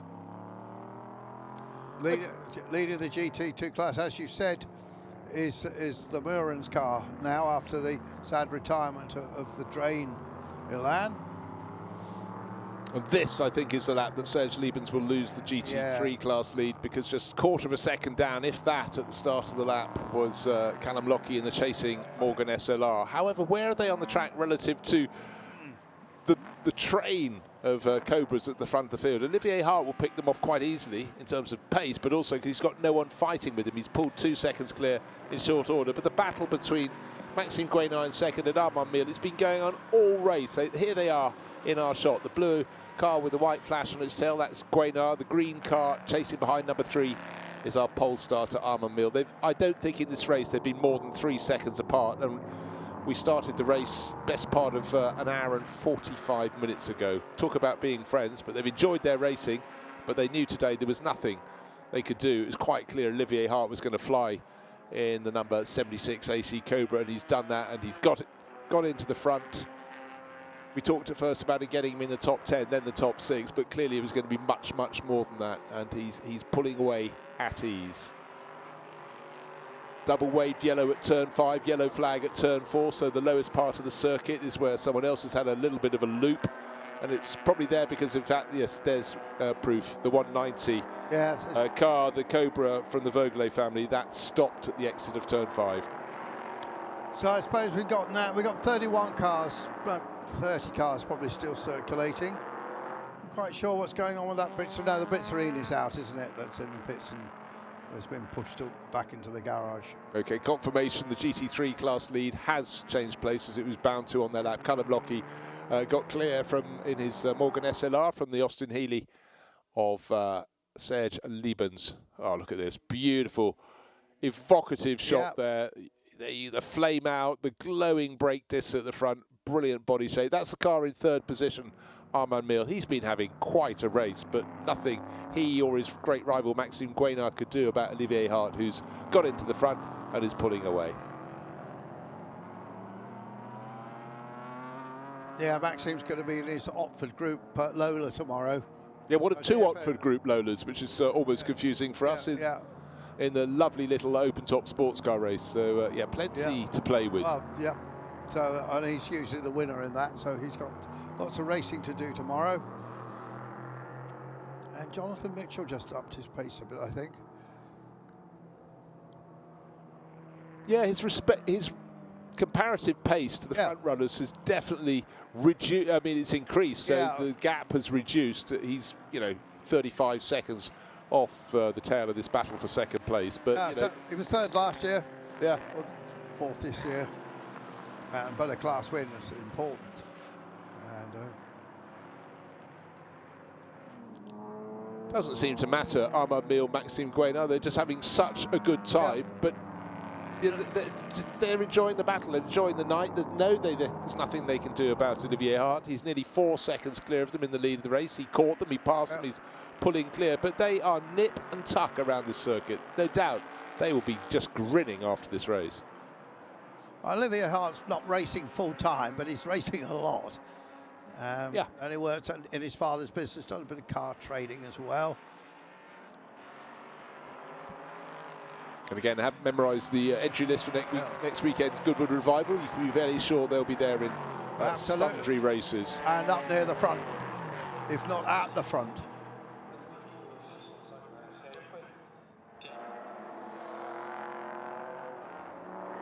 So Jonathan Mitchell, his gap to the cars in front is 35 seconds, but he's lapping in the 2-minute 30s. The first part of the race, he was lapping 2-minute 32s. Yeah, but he's consistent. Lapping on the same pace as 2 pros, Phil Quaife and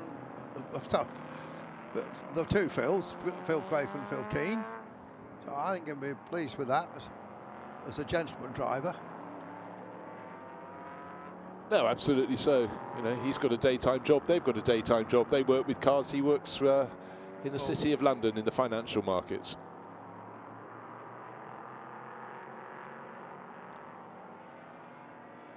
Yeah, having got into the lead of the GT3 class, Callum Lockie has pulled 5 seconds clear. What's left on the clock? A dozen minutes remain. Is the order for second place going to be 51 ahead of 3? Quite possibly. For now, it's Maxime Guénard ahead of Armand Mill. They fought for 20-odd laps before they took their pit stops, with Armand finally getting back up into second position. Will he be able to do it again in the closing laps of this race? The clock continues to count down. The gap to the race leader, Olivier Hart, continues to expand. He's 5.6 seconds clear and can have that luxury of tackling traffic with ease. And he has a margin, but actually every lap he puts on, he's just pulling away a little bit more. And he's just gone his fastest first sector, the fastest middle sector, and I think the fastest lap so far has been something like a 2-minute 27.1 or 2, and he's on course to exceed that. So suddenly the margin might go out to, you know, closer on 8 seconds, which would be quite something. It's been a charge and a half. I'm not sure this is right with the time. Strangely, Patrick Kolb down in 28th place in the E-Type is credited with the fastest sector 1 of the whole race. Yeah, well, then I saw the next time was very slow. I think something went a bit wrong with it. No, definitely, because even though it was the fastest first sector of the 3, his lap was still the best part of 2 seconds slower than what Olivier Hart has. He's obviously still going pretty well. It's Kolb. Yeah, no, having a good run. Another track warning. Well, this time it's for Kolb's car. So maybe he had that brilliant first sector by cutting a little bit of the lap out. That's what happened. I'm sure that's what happened.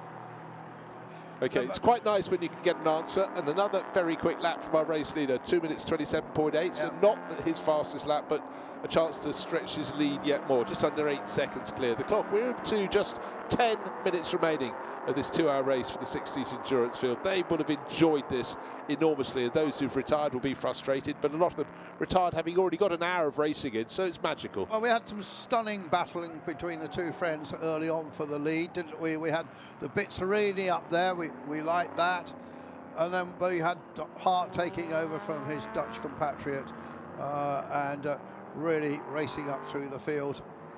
And then we've had some consistent performances by the British E-types there, with particularly Jonathan Mitchell's been there or thereabouts the whole time.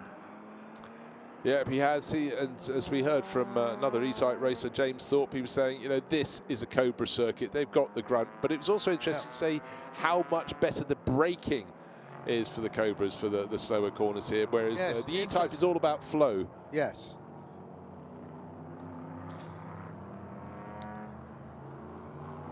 Full moon over the circuit. It was limpid at the start. Brilliant shot there up the Mistral Straight with the lights illuminating the trees that hang over on the infield. I wonder if there's a little battle going on down in Valley Motorsport about which of their drivers can get the fastest lap in an E-type, because I should hope so. Because Phil Quaife just done a 2:29.3, which I think is the fastest E-type lap we've had. And Jonathan Mitchell's dropped down back into 2:31s now, so that's a mega lap from Phil Quaife, but we'd expect it from him, wouldn't we, really? It's a terrific career, originally in Formula 3, of course, and moving on to lots of other stuff and GT racing successes and so on. Yeah, certainly. Well, one thing that isn't going to be over until the checkered flag falls is this battle between Maxime Guénard in second place, there he is, car number 51, and the chasing Armand Mill. They were together on the front row of the grid. Could they try and stage a side-by-side second place? We know that normally ends in tears, don't we? It does, yes. I mean, you think back at the many famous attempts. Le Mans 1966. That's the most famous. That Grand Prix at Austria, where in fact, it wasn't supposed to be a finish. Oh, we got E-types. It was give the place up, but it was the Ferrari at the Indianapolis Motor Speedway when they slightly goofed. And they didn't quite gauge where the checkered flag was. Which Ferrari is that? We can't quite see. It's one of the coupes, so... Was that Andy Newell, maybe? I think it possibly was. Again, when you can't see the numbers on the doors, but can't be sure. It's dark in hue. Actually, I don't think it is Andy Newell's car. Might be Alain Vincent, car number 56. Either way, he's got headlights on, so he's got some power. No, not Alain Vincent. His is Shelby. Oh, I don't know. Well, anyhow. 26. We will wait and see, but we cannot wait for much longer because we've only got 7 minutes. It is Andy Newell. It is Andy Newell. Yeah. Go with your first instinct. At this point, the pit crews want their cars back. They don't want to go out after the race and try and find them in the dark around the circuit. They're looking dapper. It's been a great first day of racing here, second day of the meeting here. This is the 15th running of what's become a very famous meeting, Les 10 Mille Tours, Well, 10,000 tours. Yes, and the 15th year, 15th running of this event. Robin Greenhalgh, one we haven't mentioned. I think somebody you know, isn't it? No, I was talking to someone who knew him the other day. Right, okay. I was out having a very entertaining lunch. Yeah, he's just had his fastest lap of the race, 2:37, and running in his Cobra, the 77 Cobra, down in 17th place, but he will have enjoyed his run. And we've been having a nice battle there with Xavier Galland. So the clock counts down and going the opposite direction as the numbers of minutes diminish, the number of seconds of race lead increase. Olivier Hart 11 seconds clear now. Doesn't need to keep pressing on, but you know what? He does a lap in 2 minutes 27, a lap in 2 minutes 27. Nobody else can get down that low.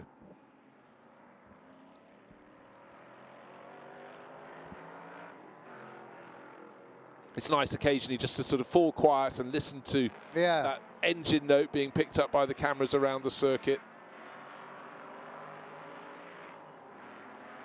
Just looking to see still that battle for second place raging on. Will it go to this driver, to Armand Mille, or will it go to Maxime Guénard?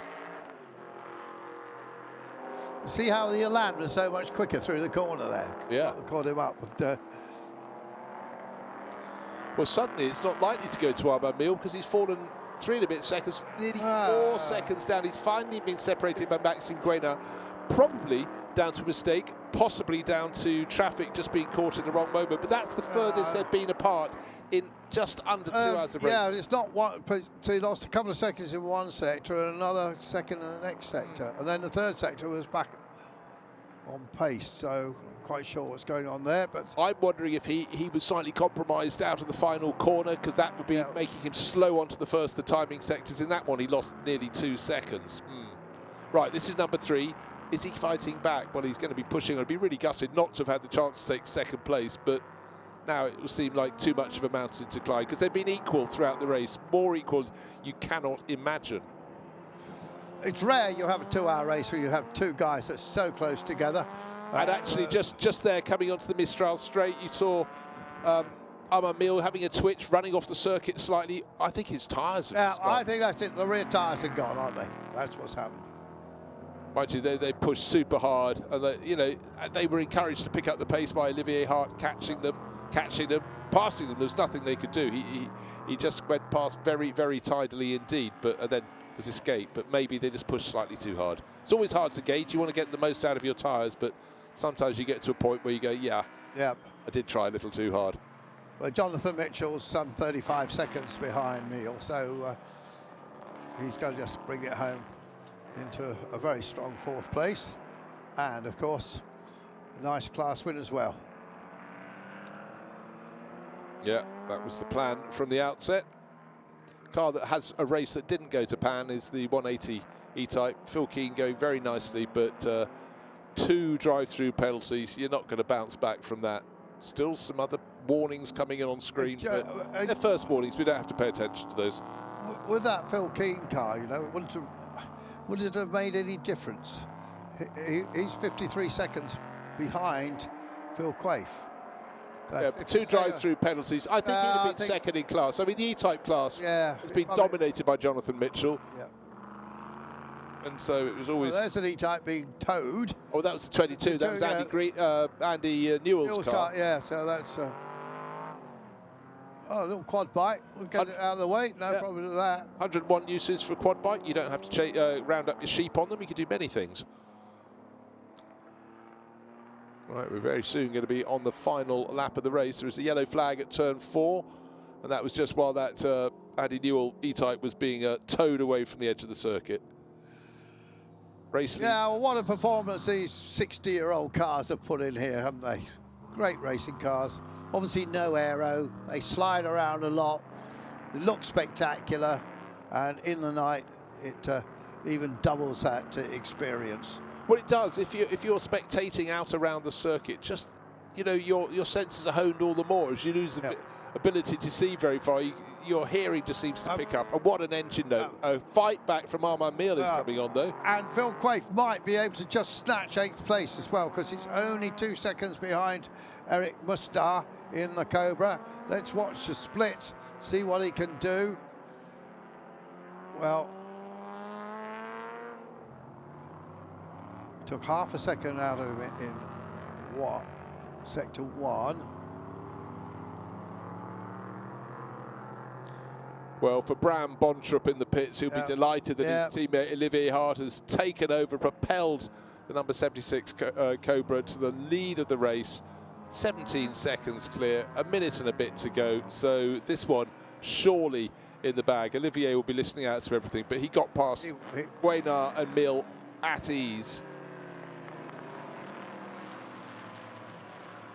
Another penalty becoming someone's way, but it's not for the front runners. It's Serge Liebens who's still second in the GT3 class. That should affect the outcome of the race, but will it come to punishment? You can't tell. Vincent Cole was absolutely picked up the pace. Is Hart going to take the checkered flag now or not? Or will he have to do another lap? He's going to have to do another lap. Starting the final lap with 30-something seconds to go. There he goes, half a minute.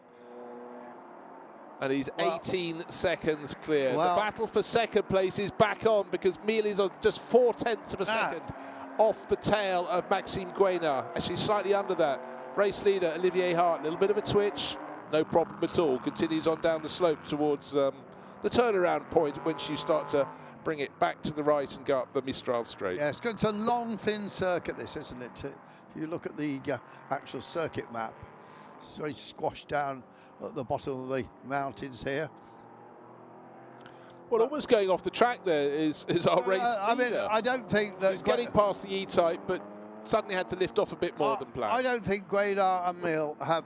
The whole race, they've been able to see each other the whole of the race, haven't they? Been that close. Yeah, we just had a setback for Mill. He went from being right on the tail to being 3 seconds down. He closed it down to 1 and a bit seconds, so it's sort of remaining there. Looks so Armand Miel will end up in 3rd place, but boy, he did have a really, really good fight back. But Olivier Hart, class of the field, lapped way quicker than anybody else, is still lapping faster than anybody else, will be best part of 20 seconds clear, withstanding that little mistake when he was trying to go past the E-type just in the last half lap.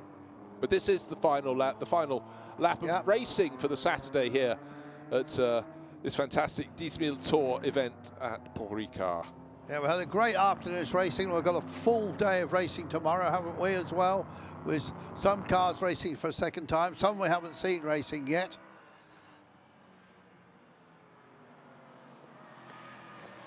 Yeah, so Olivier Hart has nearly got the job done. The final sequence of corners to the finish line has made it look easy, but this race, remember, we had the first 4 or 5 cars for the first 20 minutes, 40 minutes of this race, even almost nose to tail. It's been brilliant, but it was the Shelby Cobra Daytona Coupes, but the bluffer version, the earlier model of Olivier Hart and Bram Bontrop, it's almost theirs. And Phil Quaife did just nip past Eric Mastar to snatch 8th place. And he is second in GT4 anyway. So here comes out of the final corner Olivier Hart, and up on the ball Father David Hart, and probably already in his civilian clothing will be a very delighted Bram Bontrop. And then who's going to be home in 2nd place? Will it be Guenard or will it be Miel? I think it's going to be Guenard in the number 51 car, but look, right on his tail. It's astonishing, and he's got a better exit from the corner, but the finish line is going to come just too soon for Armand Miel, so he'll have to settle. But he'll have enjoyed that race. It was a classic scrap. There is Bram Bontrop. There's David Hart. Of course, who'll be racing here. They do love their racing, and very good win there. 19 seconds was the margin at the end.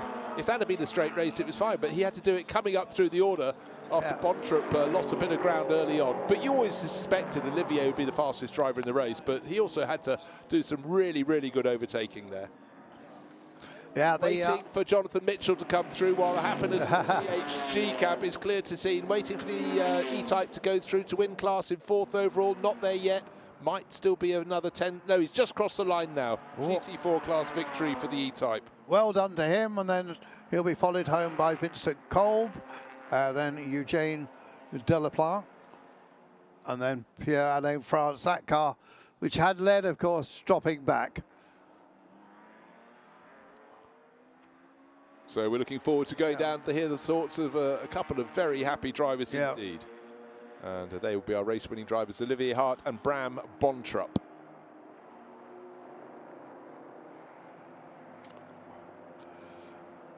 Callum Lockie got that car up to 20. So now going down for the interview right away.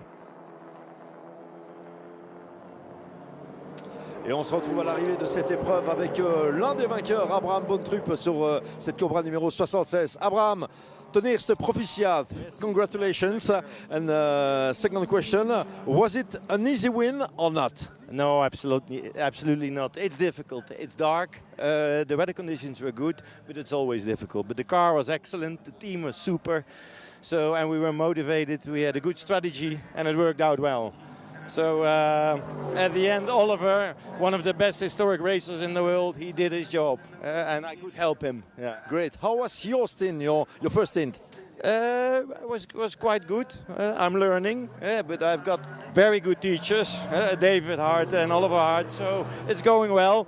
The start was difficult, a lot of traffic, but at the end it worked well. I brought it in at position 8 or 9, I thought, and Oliver brought it back to position 1. Congratulations. Thank you, thank you.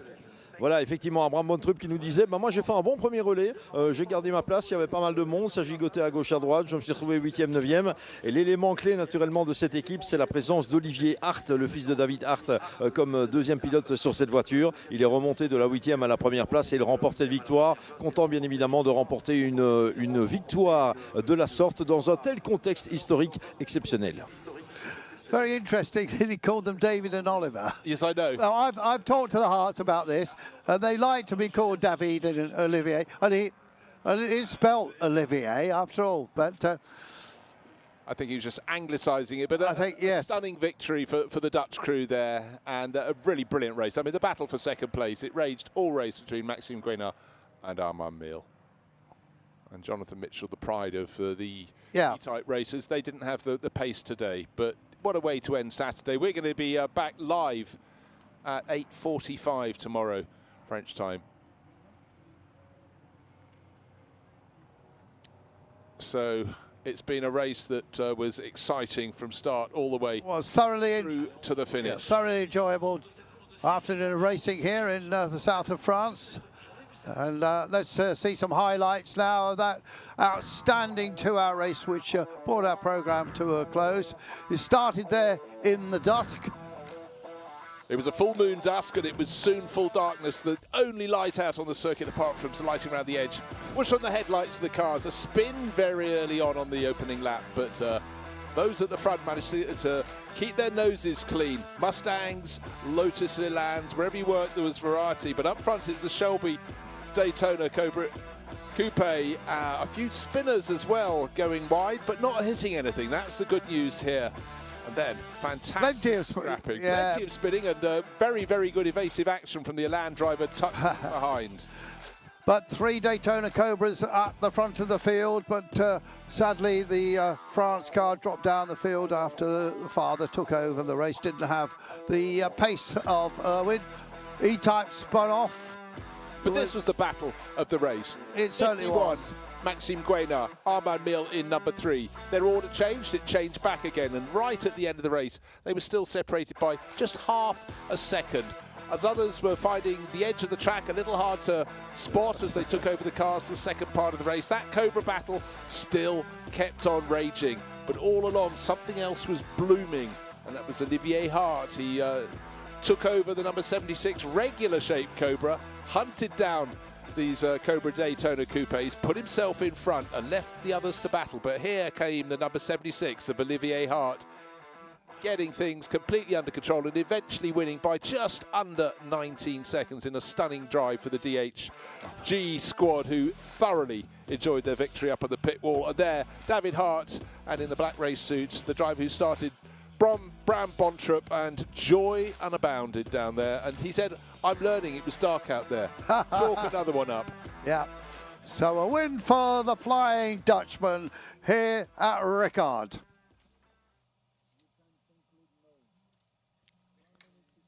So that is the end of the day's racing, but it's far from the end of the Dix Mille Tours. We have a packed agenda tomorrow. Andrew Marriott and me, Bruce Jones, will be back in the English commentary box. 9 o'clock, Bruce. 9 o'clock, but live from 8:45. The Yep. first race, Classic Endurance Racing category number 2. So incredible diversity of cars we have for you. The circuit has been a supreme place to be the last couple of days. The weather's been really kind. Late summer weather, about 25 degrees. Not too hot, certainly not cool. Do make sure you join us, because we're going to have some cracking racing. And today was a really, really good start to the race programme. And don't forget, we've got one more championship round at Estoril in the first weekend in October. So we're far from finished, but Paul Ricard has got plenty more to offer. 8:45 Sunday morning, European time. Do join us, because I think we're set for another cracking day of racing.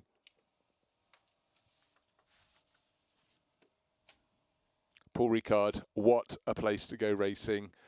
We cannot wait to be back tomorrow. So 8:45, just to reiterate, an amazing grid, many grids of cars. Yeah, lots of touring cars that we haven't seen yet. So that's all to come tomorrow.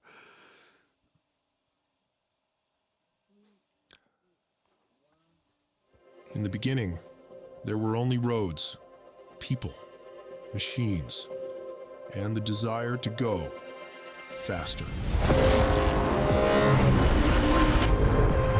These roads, these people, these machines are still here to share this passion, to echo through time, and to live on in the hands of those who still believe. Nothing has changed, and whatever happens, we will always keep classic motorsport alive.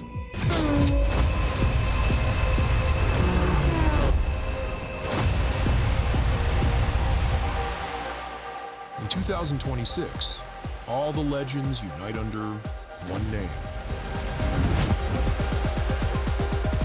Time is a curve. We take it flat out.